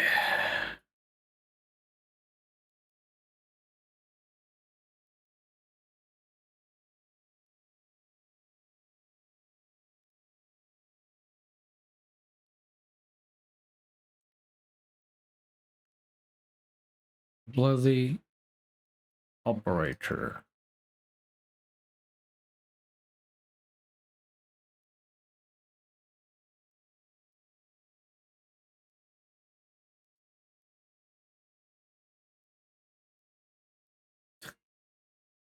It's not supposed to happen, is it?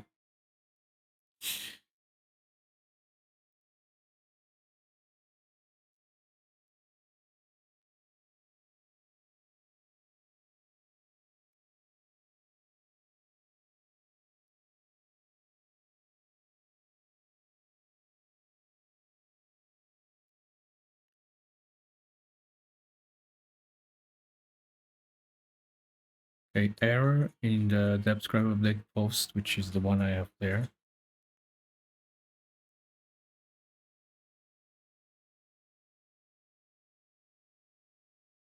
But am I? Yeah, because I'm. Yeah. Depth scrap is updating, and I'm doing something to the object as the depth scrap update. But why does it just happen with the mirror modifier? Possibly with others as well.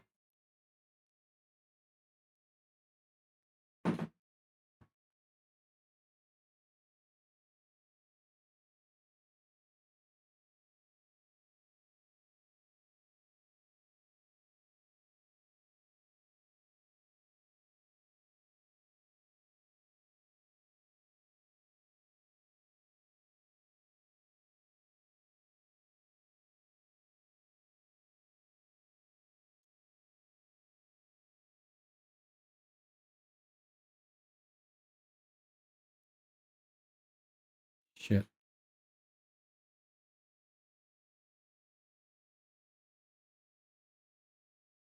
This is very bad. Um,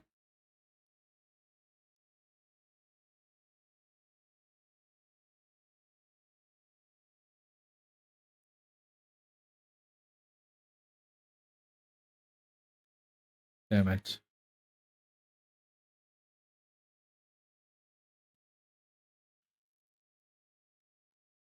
Damn it, damn it, damn it.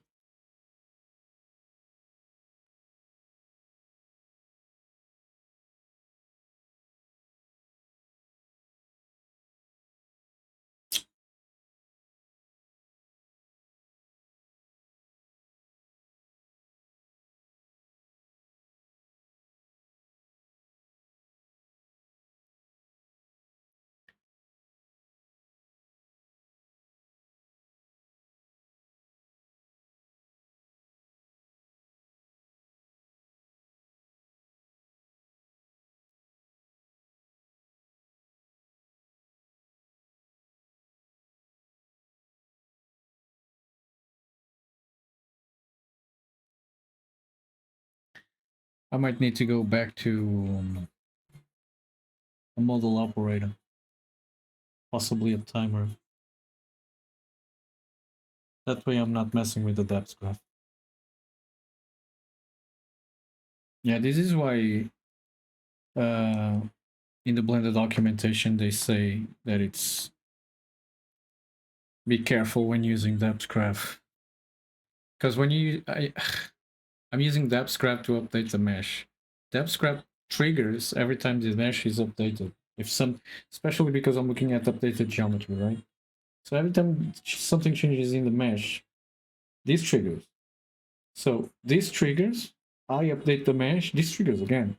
And then it triggers, it triggers, it triggers, it triggers. And apparently with a mirror modifier, it makes it even worse.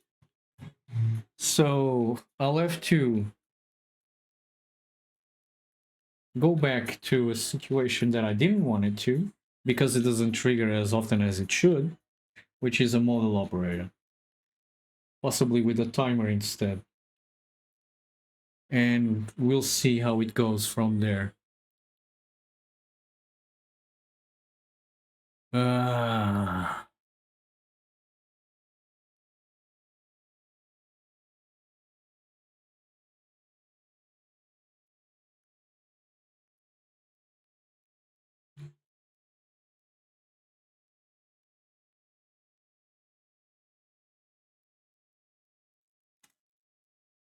that video made me want to go and sculpt something. I miss sculpting. It's just been cold lately because of this deadline. The deadline that I'm gonna miss, most likely.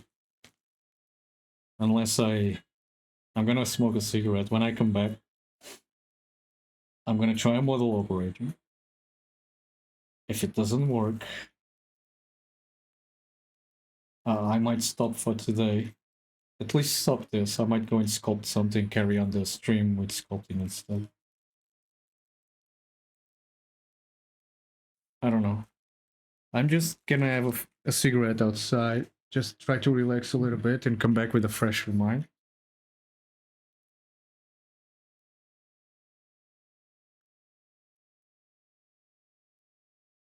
I'll be right back.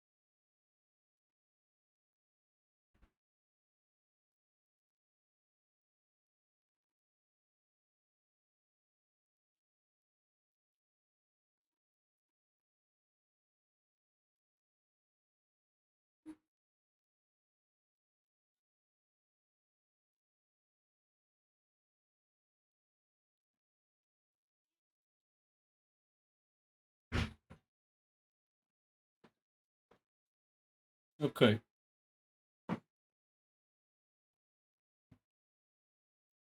Well, I was outside. I had an idea. We'll figure out right away if this is a depthcraft problem or not if we use a timer. Let's use a timer instead of the depthcraft.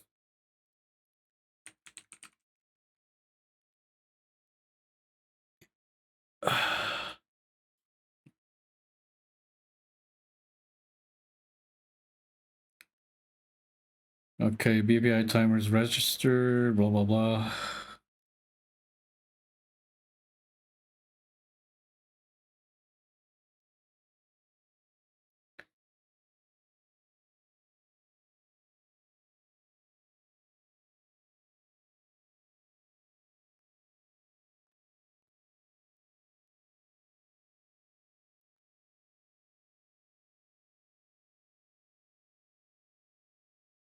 Okay, let's start with a simple one and then...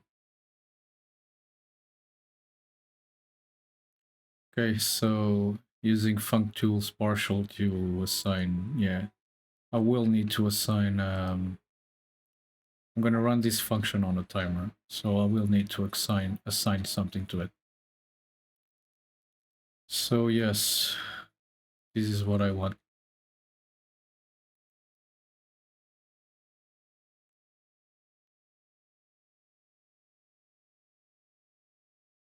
There's no one registered for timers, right? Oh, there is.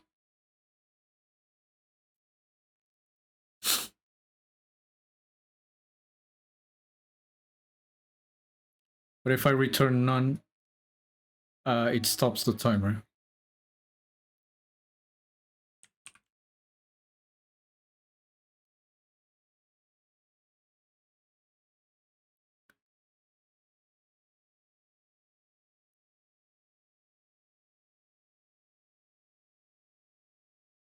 This is a scene thing, right?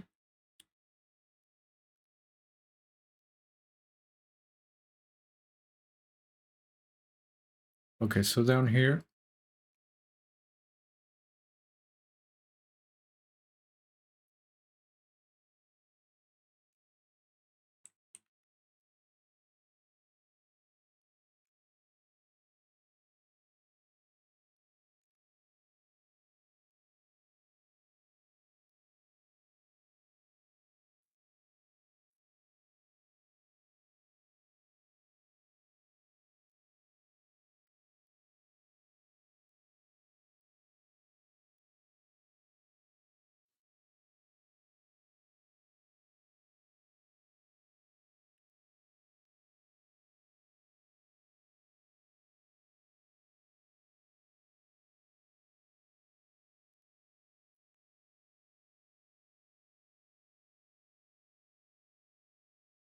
says there's no first interval here. I actually don't need a first interval.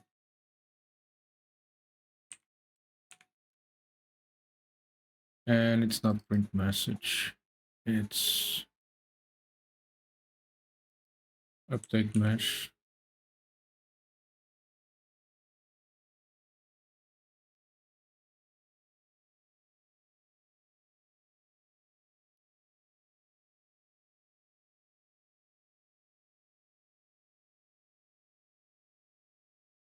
Okay, that's if the spline count changes. Let's forget about that for a second.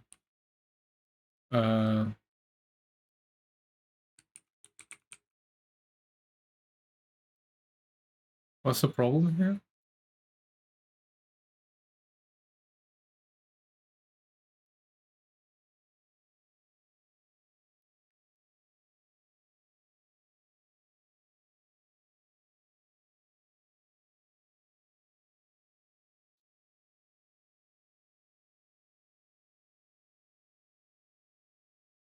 What am I doing wrong?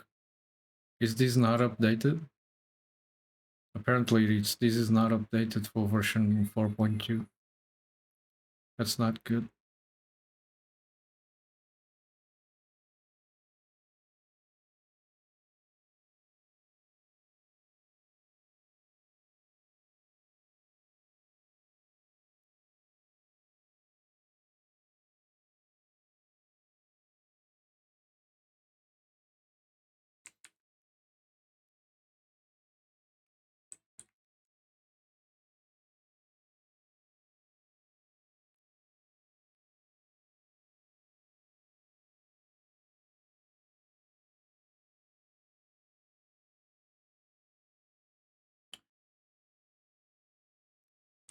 Let's just do timer like that. What is it?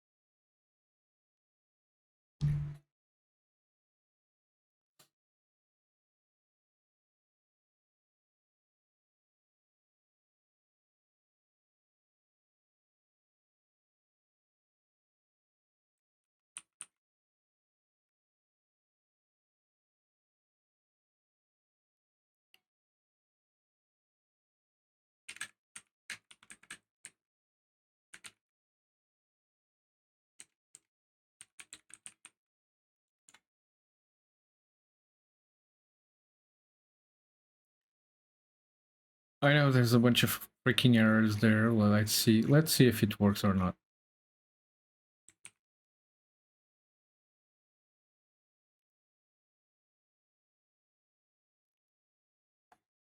Perhaps print something here just to make sure it's running or not. And how many times it's running. It doesn't even give me the timer, the speed of the timer. This is weird.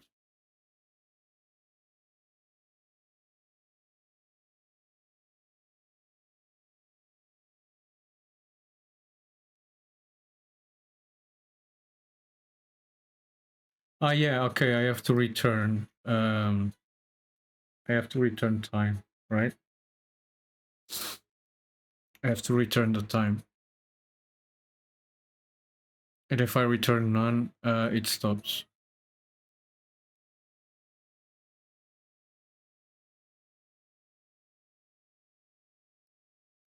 Maybe why that's why it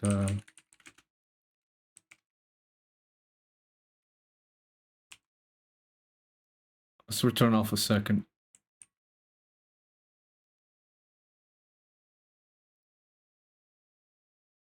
It's updating. And we can see that it has the same fucking issue there.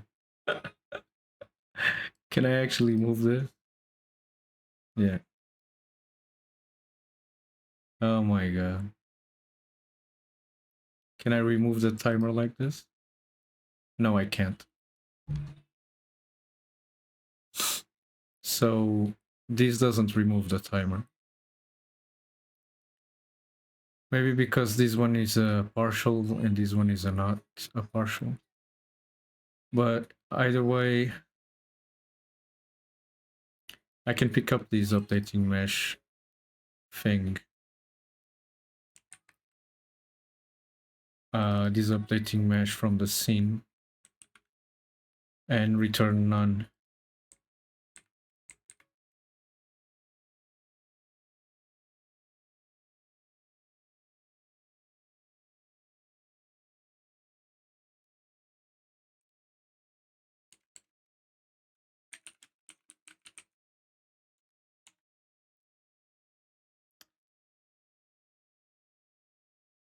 So if it's true, I'll return that.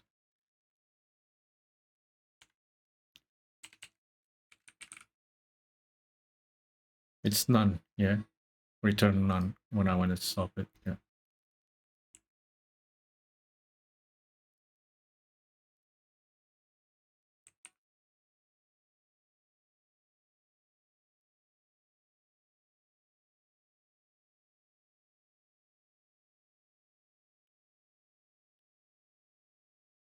I just need the update mesh. I don't need to pass any parameters. I'll get the parameters in a different way.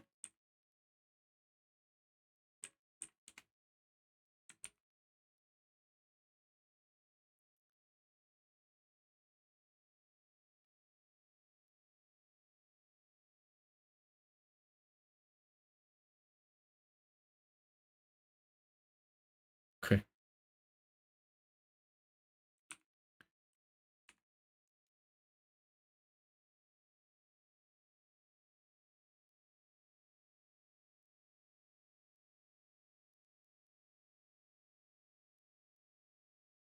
course, it's slow because I placed a really slow time.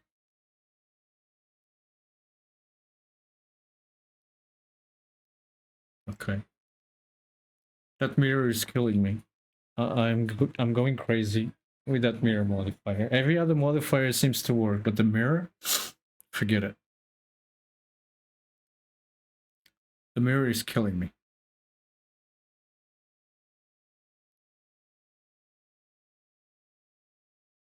And I don't understand why.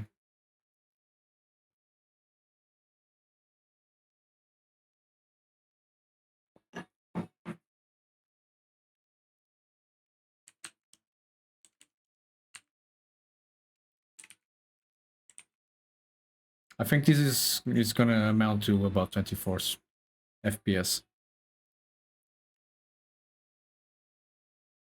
Yep.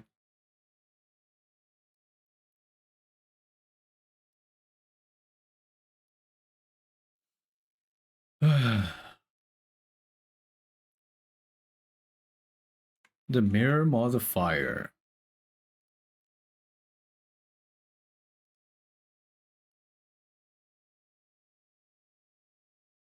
My demise. The fact that I am creating the surface and then this is changing, it just tells me that something is very wrong here with the mirror modifier. Let me push this here so that I know it's correlated with that.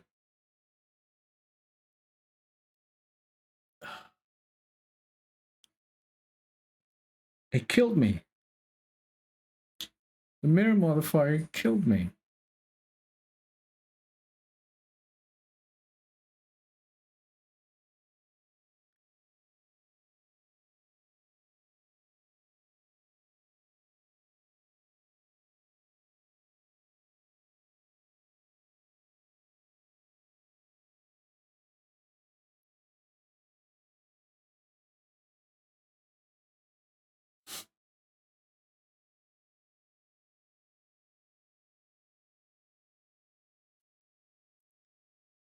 Why?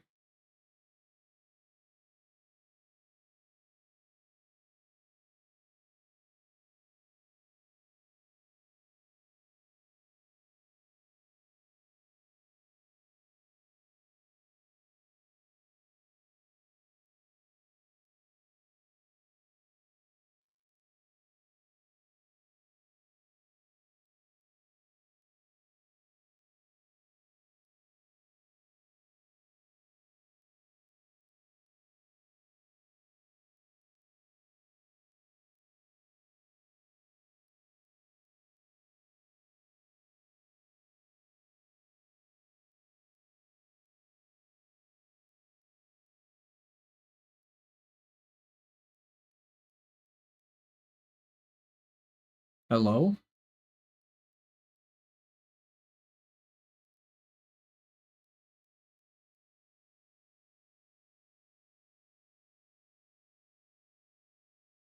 All right. Okay.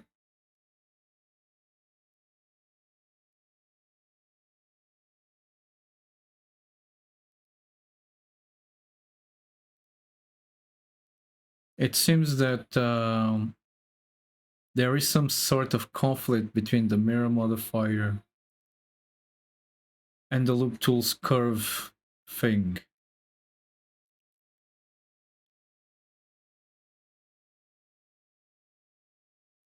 I found the culprit.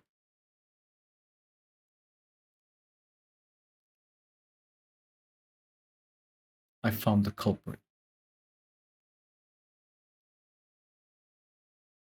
Where is loop tools?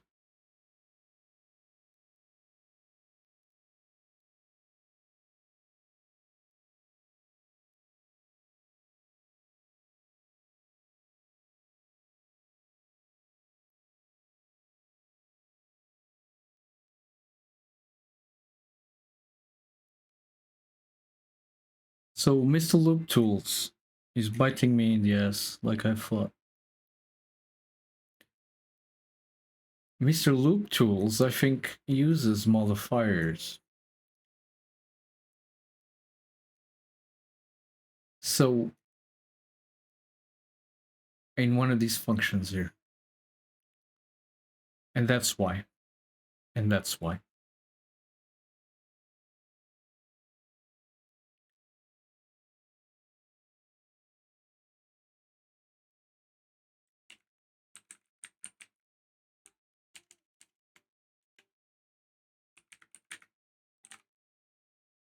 Here we go. Mirror modifier.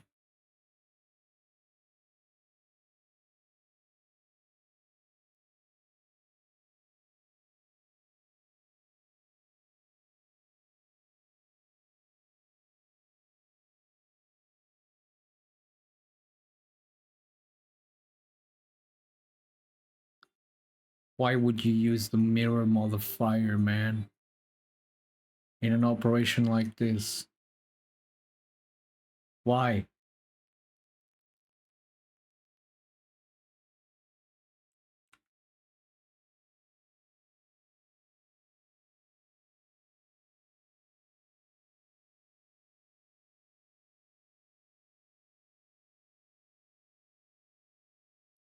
Why, bastardo?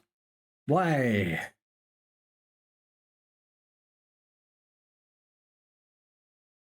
Checks for mirror modifiers so that I can do some shit. And then he messes with the depth graph. And that's why I was having all those issues.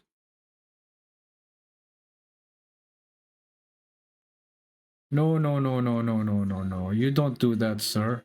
You do not do that. Not on my watch. Not on my watch. I'm gonna go in here and I'm gonna remove quite a bit. I can see that happening right now. You do not touch the mirror modifier, my friend.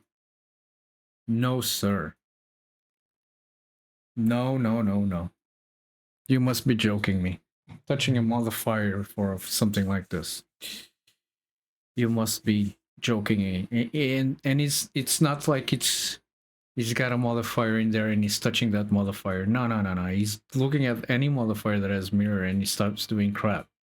And that's why we get that stupid behavior. Ah, como é que é, Ginny? Tá-se bem? Estou aqui à porrada com isto, mano. Ah.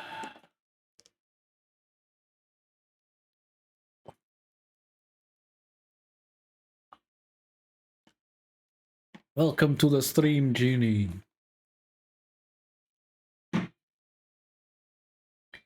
Tenho que ir buscar um martelo para dar porrada nisto. Fogo, 9 horas que eu estou aqui já.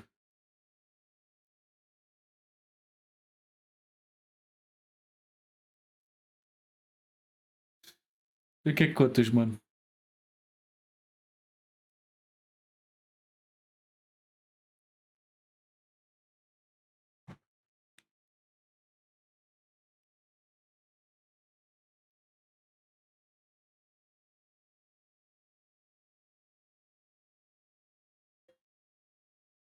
Nada de mais.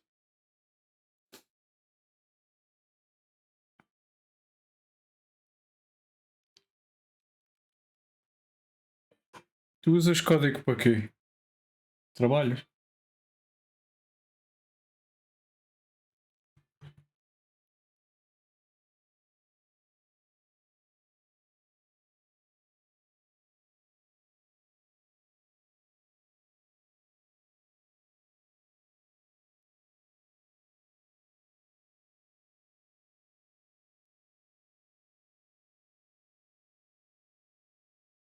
Colinha.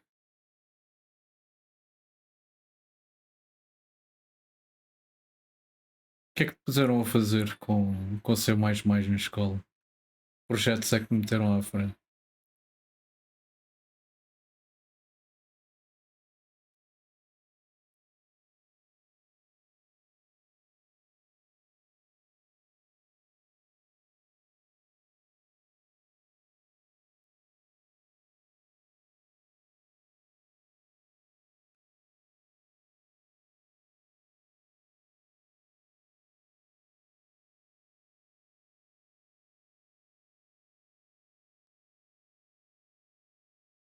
Ui,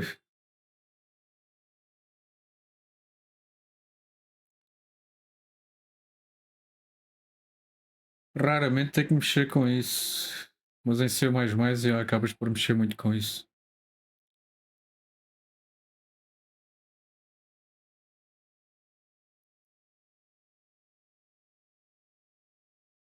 Ah, MySQL é fácil.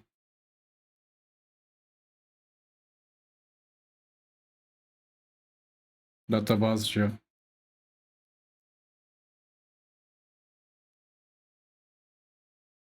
Tive que lidar com MySQL quando estava a fazer web development.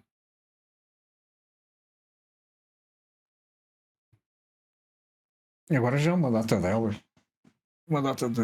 Mas a MySQL era a maior na altura. Pelos vistos ainda bate.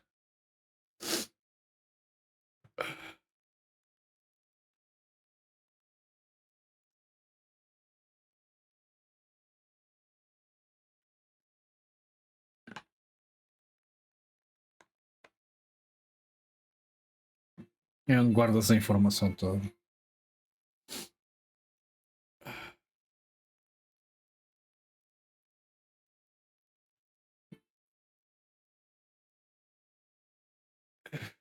Fogo, mano. Acho que vou. I'm gonna miss my deadline. O meu deadline era amanhã. Agora apareceu-me aqui um erro. Vou ter que entrar em código que nem sequer é meu. Foi código que eu fui buscar ao outro lado. Tenho que ir agora rever esta merda toda e limpar o que não preciso.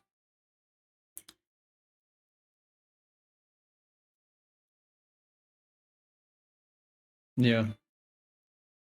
E sabes JavaScript?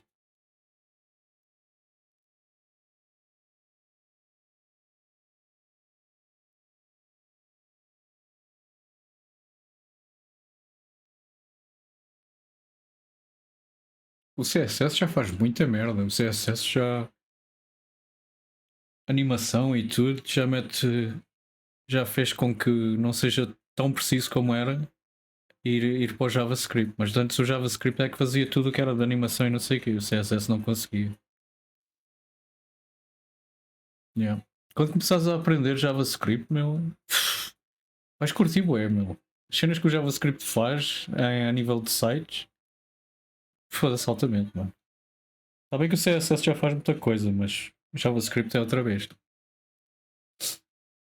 É um bocado confuso, porque é uma linguagem um bocado rudimentar, mas é fixe.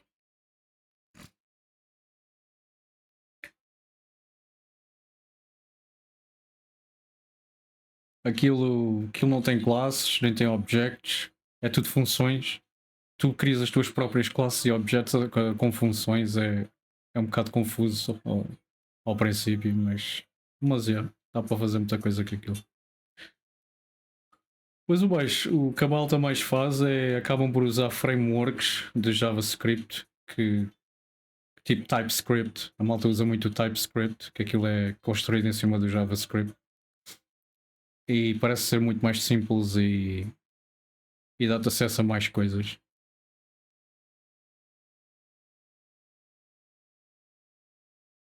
Portanto, acho que se tiveres que entrar em JavaScript, se calhar olhar primeiro a TypeScript,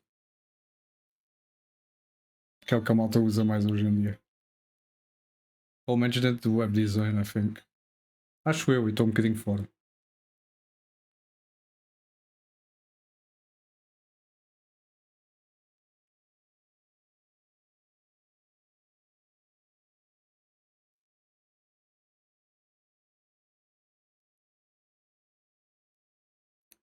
Aqui fazer um xixizinho, vim já.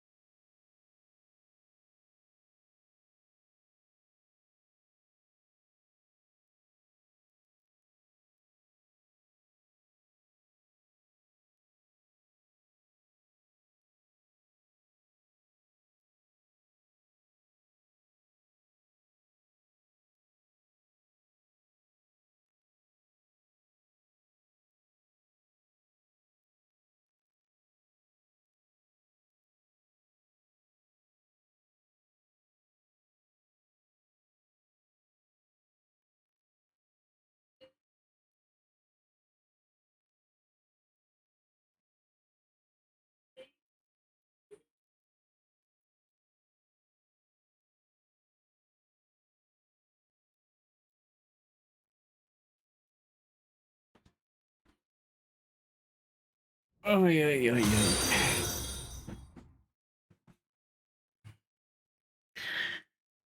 Oxglitch, thank you for the follow, mate. Welcome to the stream. We're diving into we're diving into a lot of Python. How you doing, mate?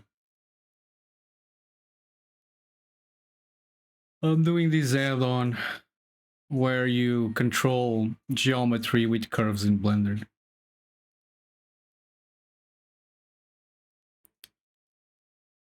And I'm having some issues with the modifiers. I've been here for 9 hours. I think I'm just gonna get this session ready to carry on tomorrow. What are you up to, man? What do you do? Why did you came here? Was it Python? Was it Blender?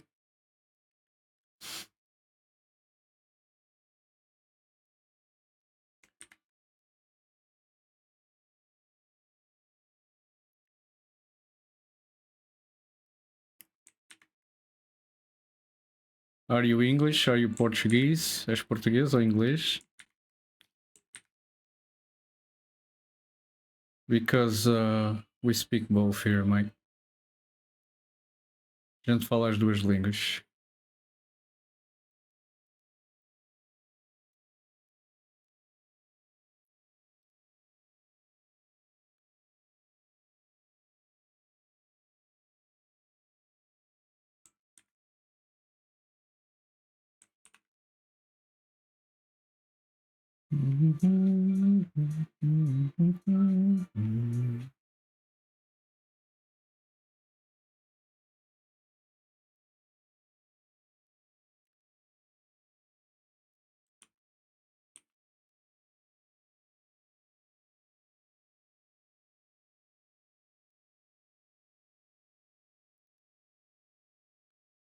Okay.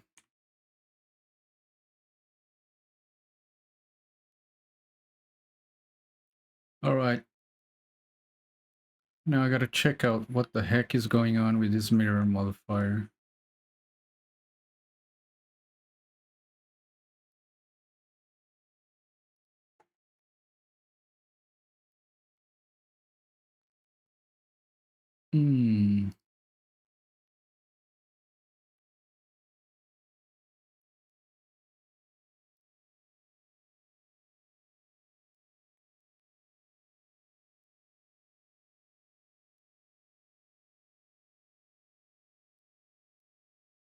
So I had a deadline to deliver the alpha version of this project tomorrow. And I think I'm gonna miss it because last minute I figure out that something is definitely very, very wrong that I didn't knew about. And now I gotta dive into code that it's not even mine, the code that I borrowed from Blender, and fix it.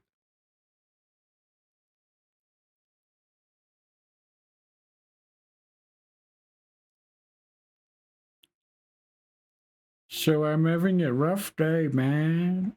A rough day. Okay, so I'm interested in that and that.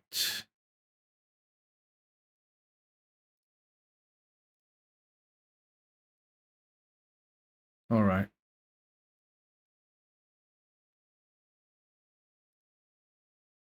Cache read, cache write. Get derived B mesh.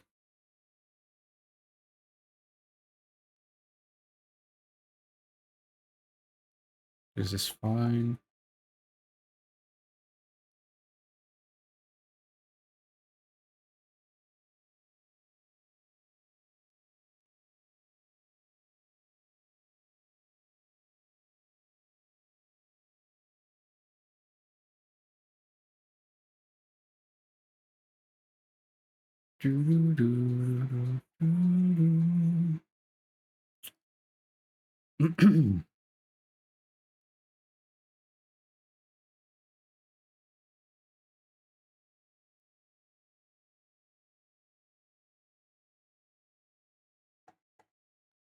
Okay, so nothing here. This is fine.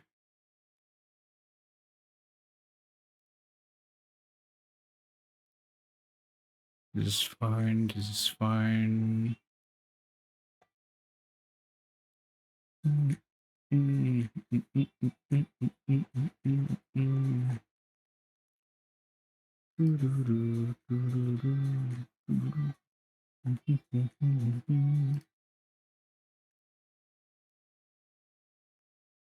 All right. So, oh, right. This is, I don't care about these ones.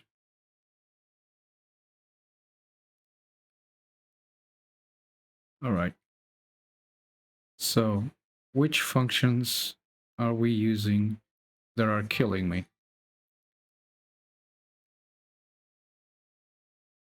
It's these three up here. So, cache read, cache write, and get derived B mesh and initialize.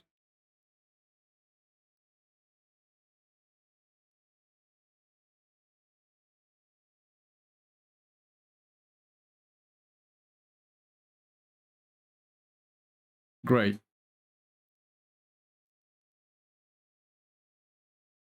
I don't have a direct correlation for this, but I bet these are inside of others. Don't care about this one. Here. What's this? Right. Okay, so I suspect that cache read and cache write I am not using. It's probably the get derived B mesh.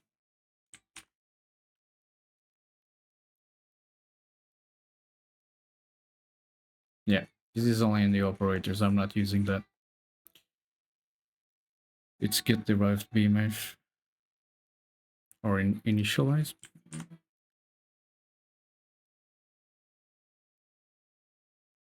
Yeah, it's not.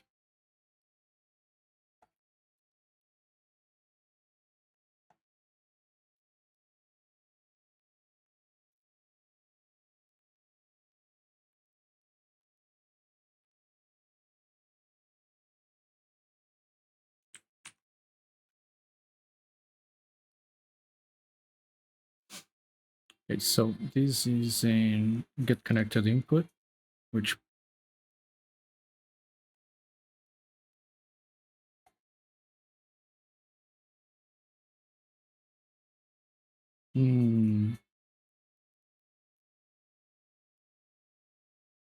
go get input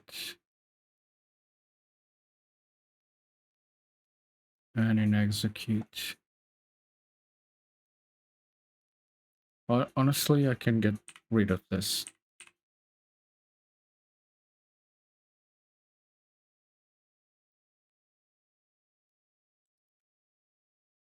Get derived B mesh. All right. Right. Okay. Let's fix this.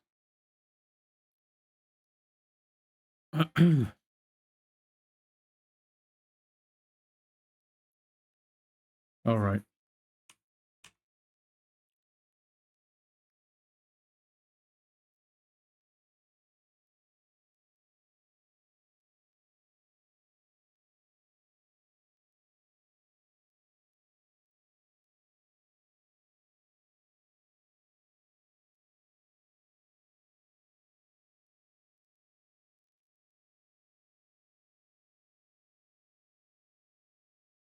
I think I can fix this just by doing this.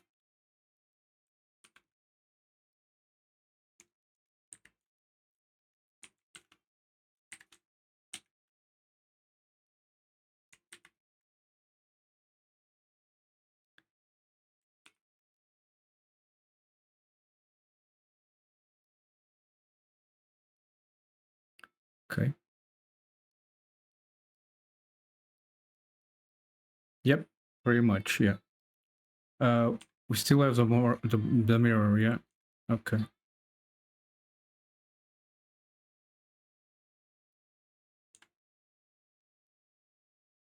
Well, that was easier than expected, wasn't it? Let's see if these works. Yes, it does. And here I thought I was gonna spend hours and hours on end trying to fix this.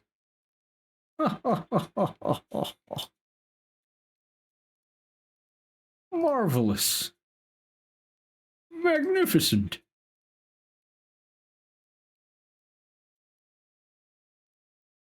Magnificent. That scared the crap out of me, to be honest. I really thought I was done there. Yeah, because this was moving, it was touching stuff that I didn't want it to touch. All right. All right, that's what you get from getting code from other people. That's what you get. Want to save time and end up... Yeah, I still saved a lot of time. This is a lot of code that I didn't have to write. Right. Marvelous, marvelous, marvelous. What's next? Modifiers. Right. Next is actually saving your version.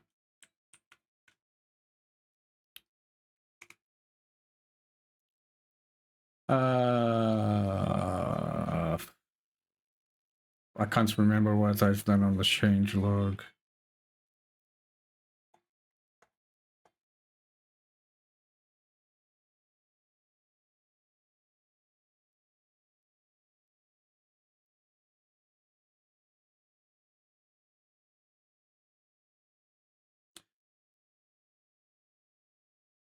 I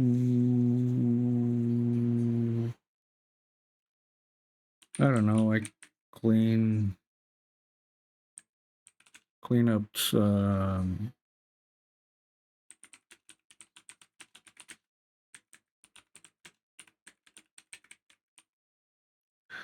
What else did I do?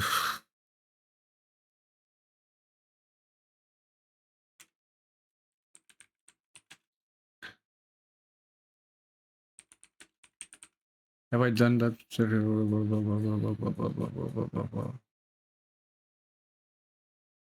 Yeah, remove this side, close the cap, close.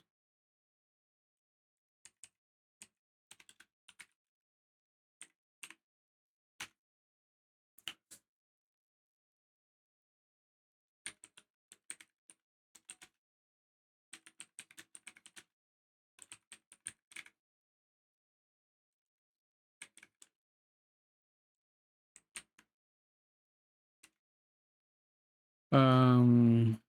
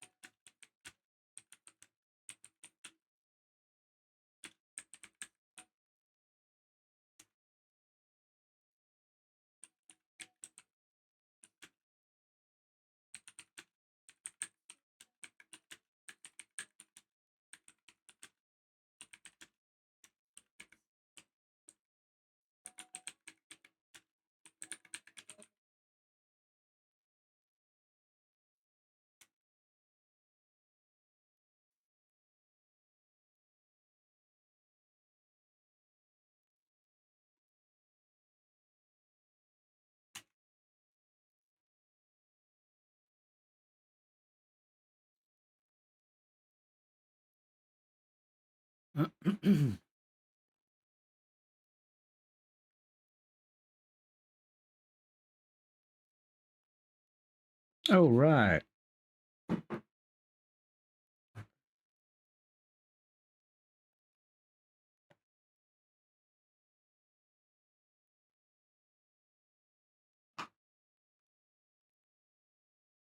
Version 42.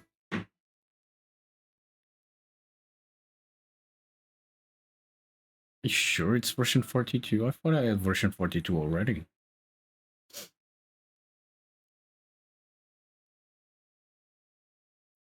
Hmm.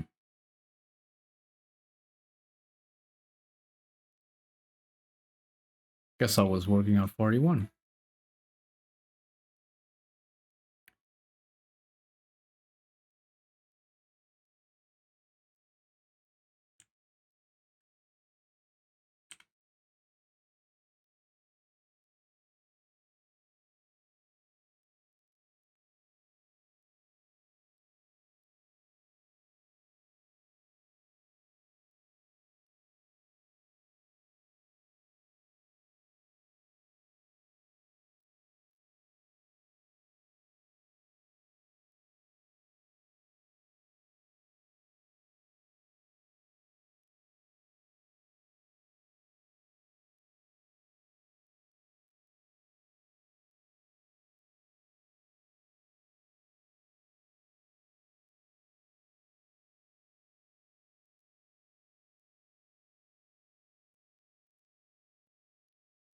I can't wait to do some cool stuff with this, man.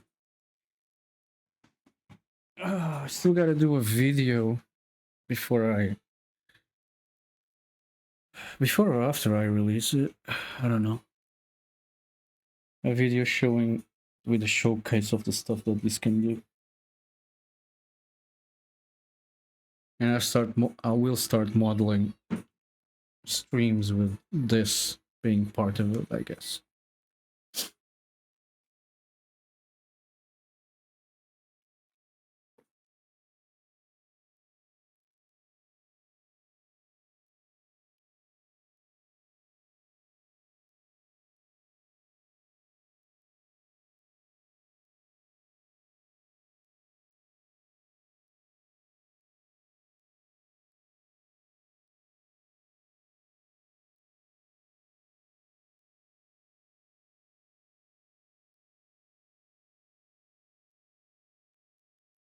Oh, you love me like you do.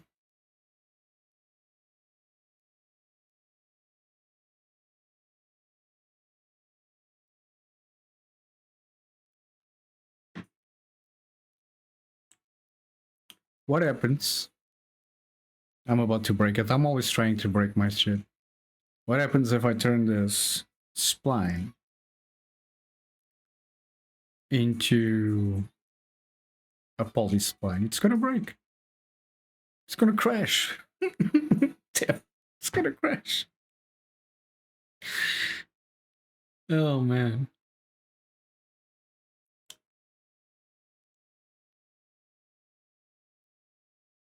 Hey, it crashed.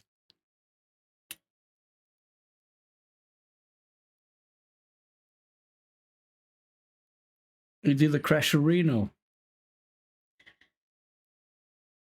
And that is because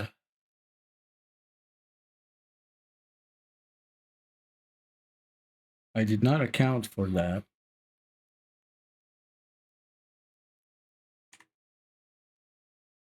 I'm using cubic Bezier path. When for that kind of spline, I believe I would need to use polyline.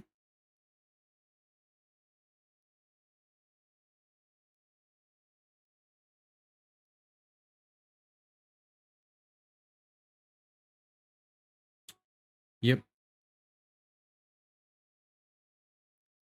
Problem right now is that polyline doesn't have from Blender spline.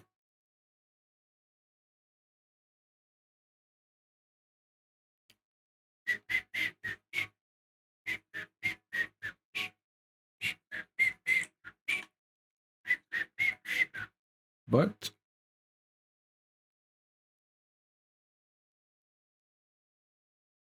you can still use a polyline. It's just turning all the points to vectors, right? And here you have a polyline.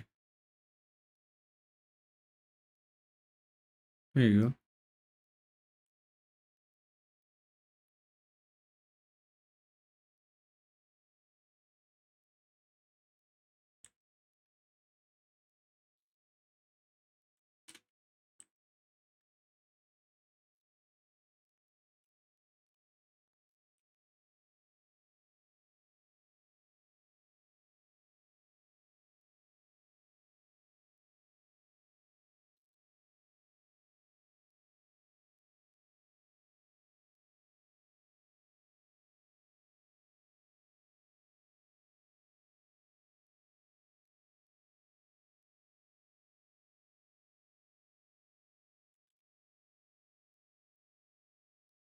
Oh, not that shit again. Still gotta fix that. I don't know why that is a issue.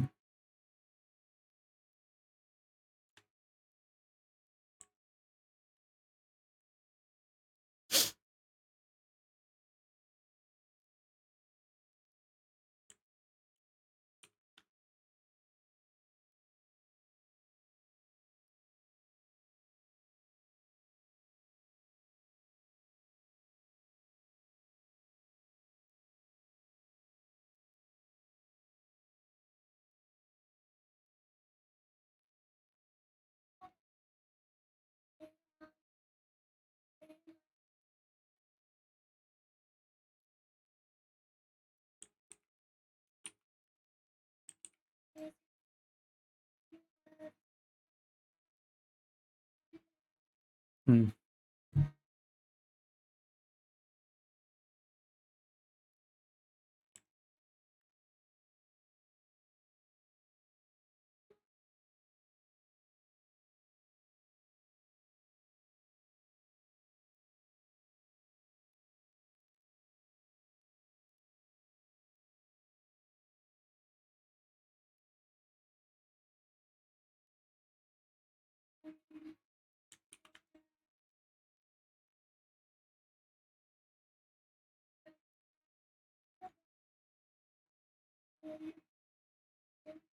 Some pinching over there.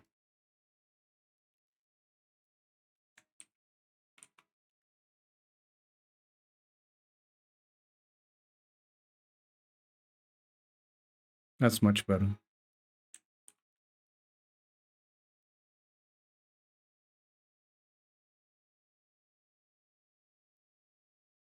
I got that issue there. I don't know if it's from the bevel. No, it's not from the bevel. It's from the curve itself. All right. So I'm just gonna be lingering around if I carry on today.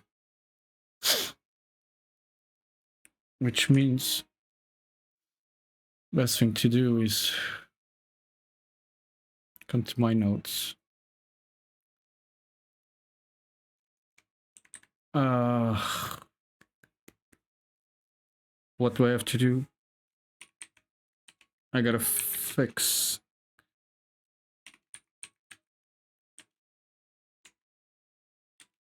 I know what it is. Situation. Fix the flip normal situation. Um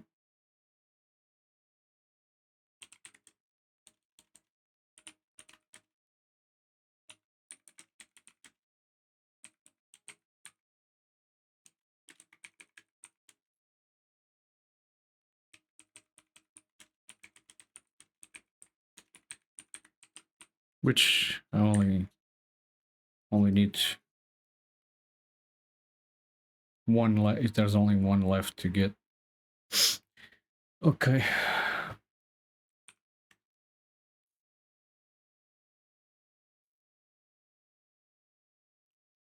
Yeah. This is repeating. I remember that song just playing a little while ago. Shut up. Let me see the rest of this video, by the way.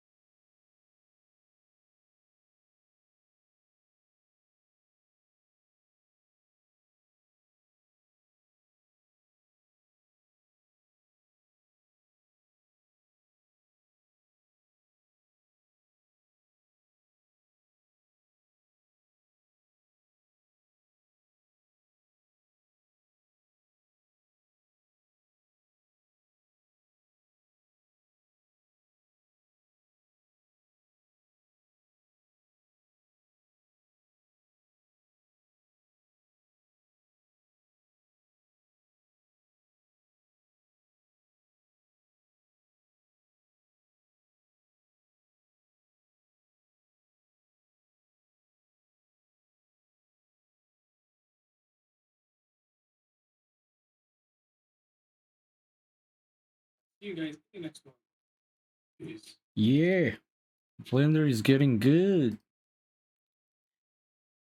All right. I was I was planning on maybe sculpting, but I feel so too tired for it. Uh, I'm done for today, I think. Let me see if somebody I know. No, the only person that I know here is Pirate Software. He doesn't need a raid. So no raid today. I'm gonna stay. I'm gonna stop the stream for now. I'll be back tomorrow, probably around 6, 7 a.m. I don't know. And carry on with the development of that add-on. See if we can hit the deadline, if we can finish it tomorrow. I am not hopeful, to be honest. I think it's going to take about another 2-3 days to finish the alpha version. But you never know. We'll see. Thank you for staying with me. And I see you guys on the next stream tomorrow. Peace out.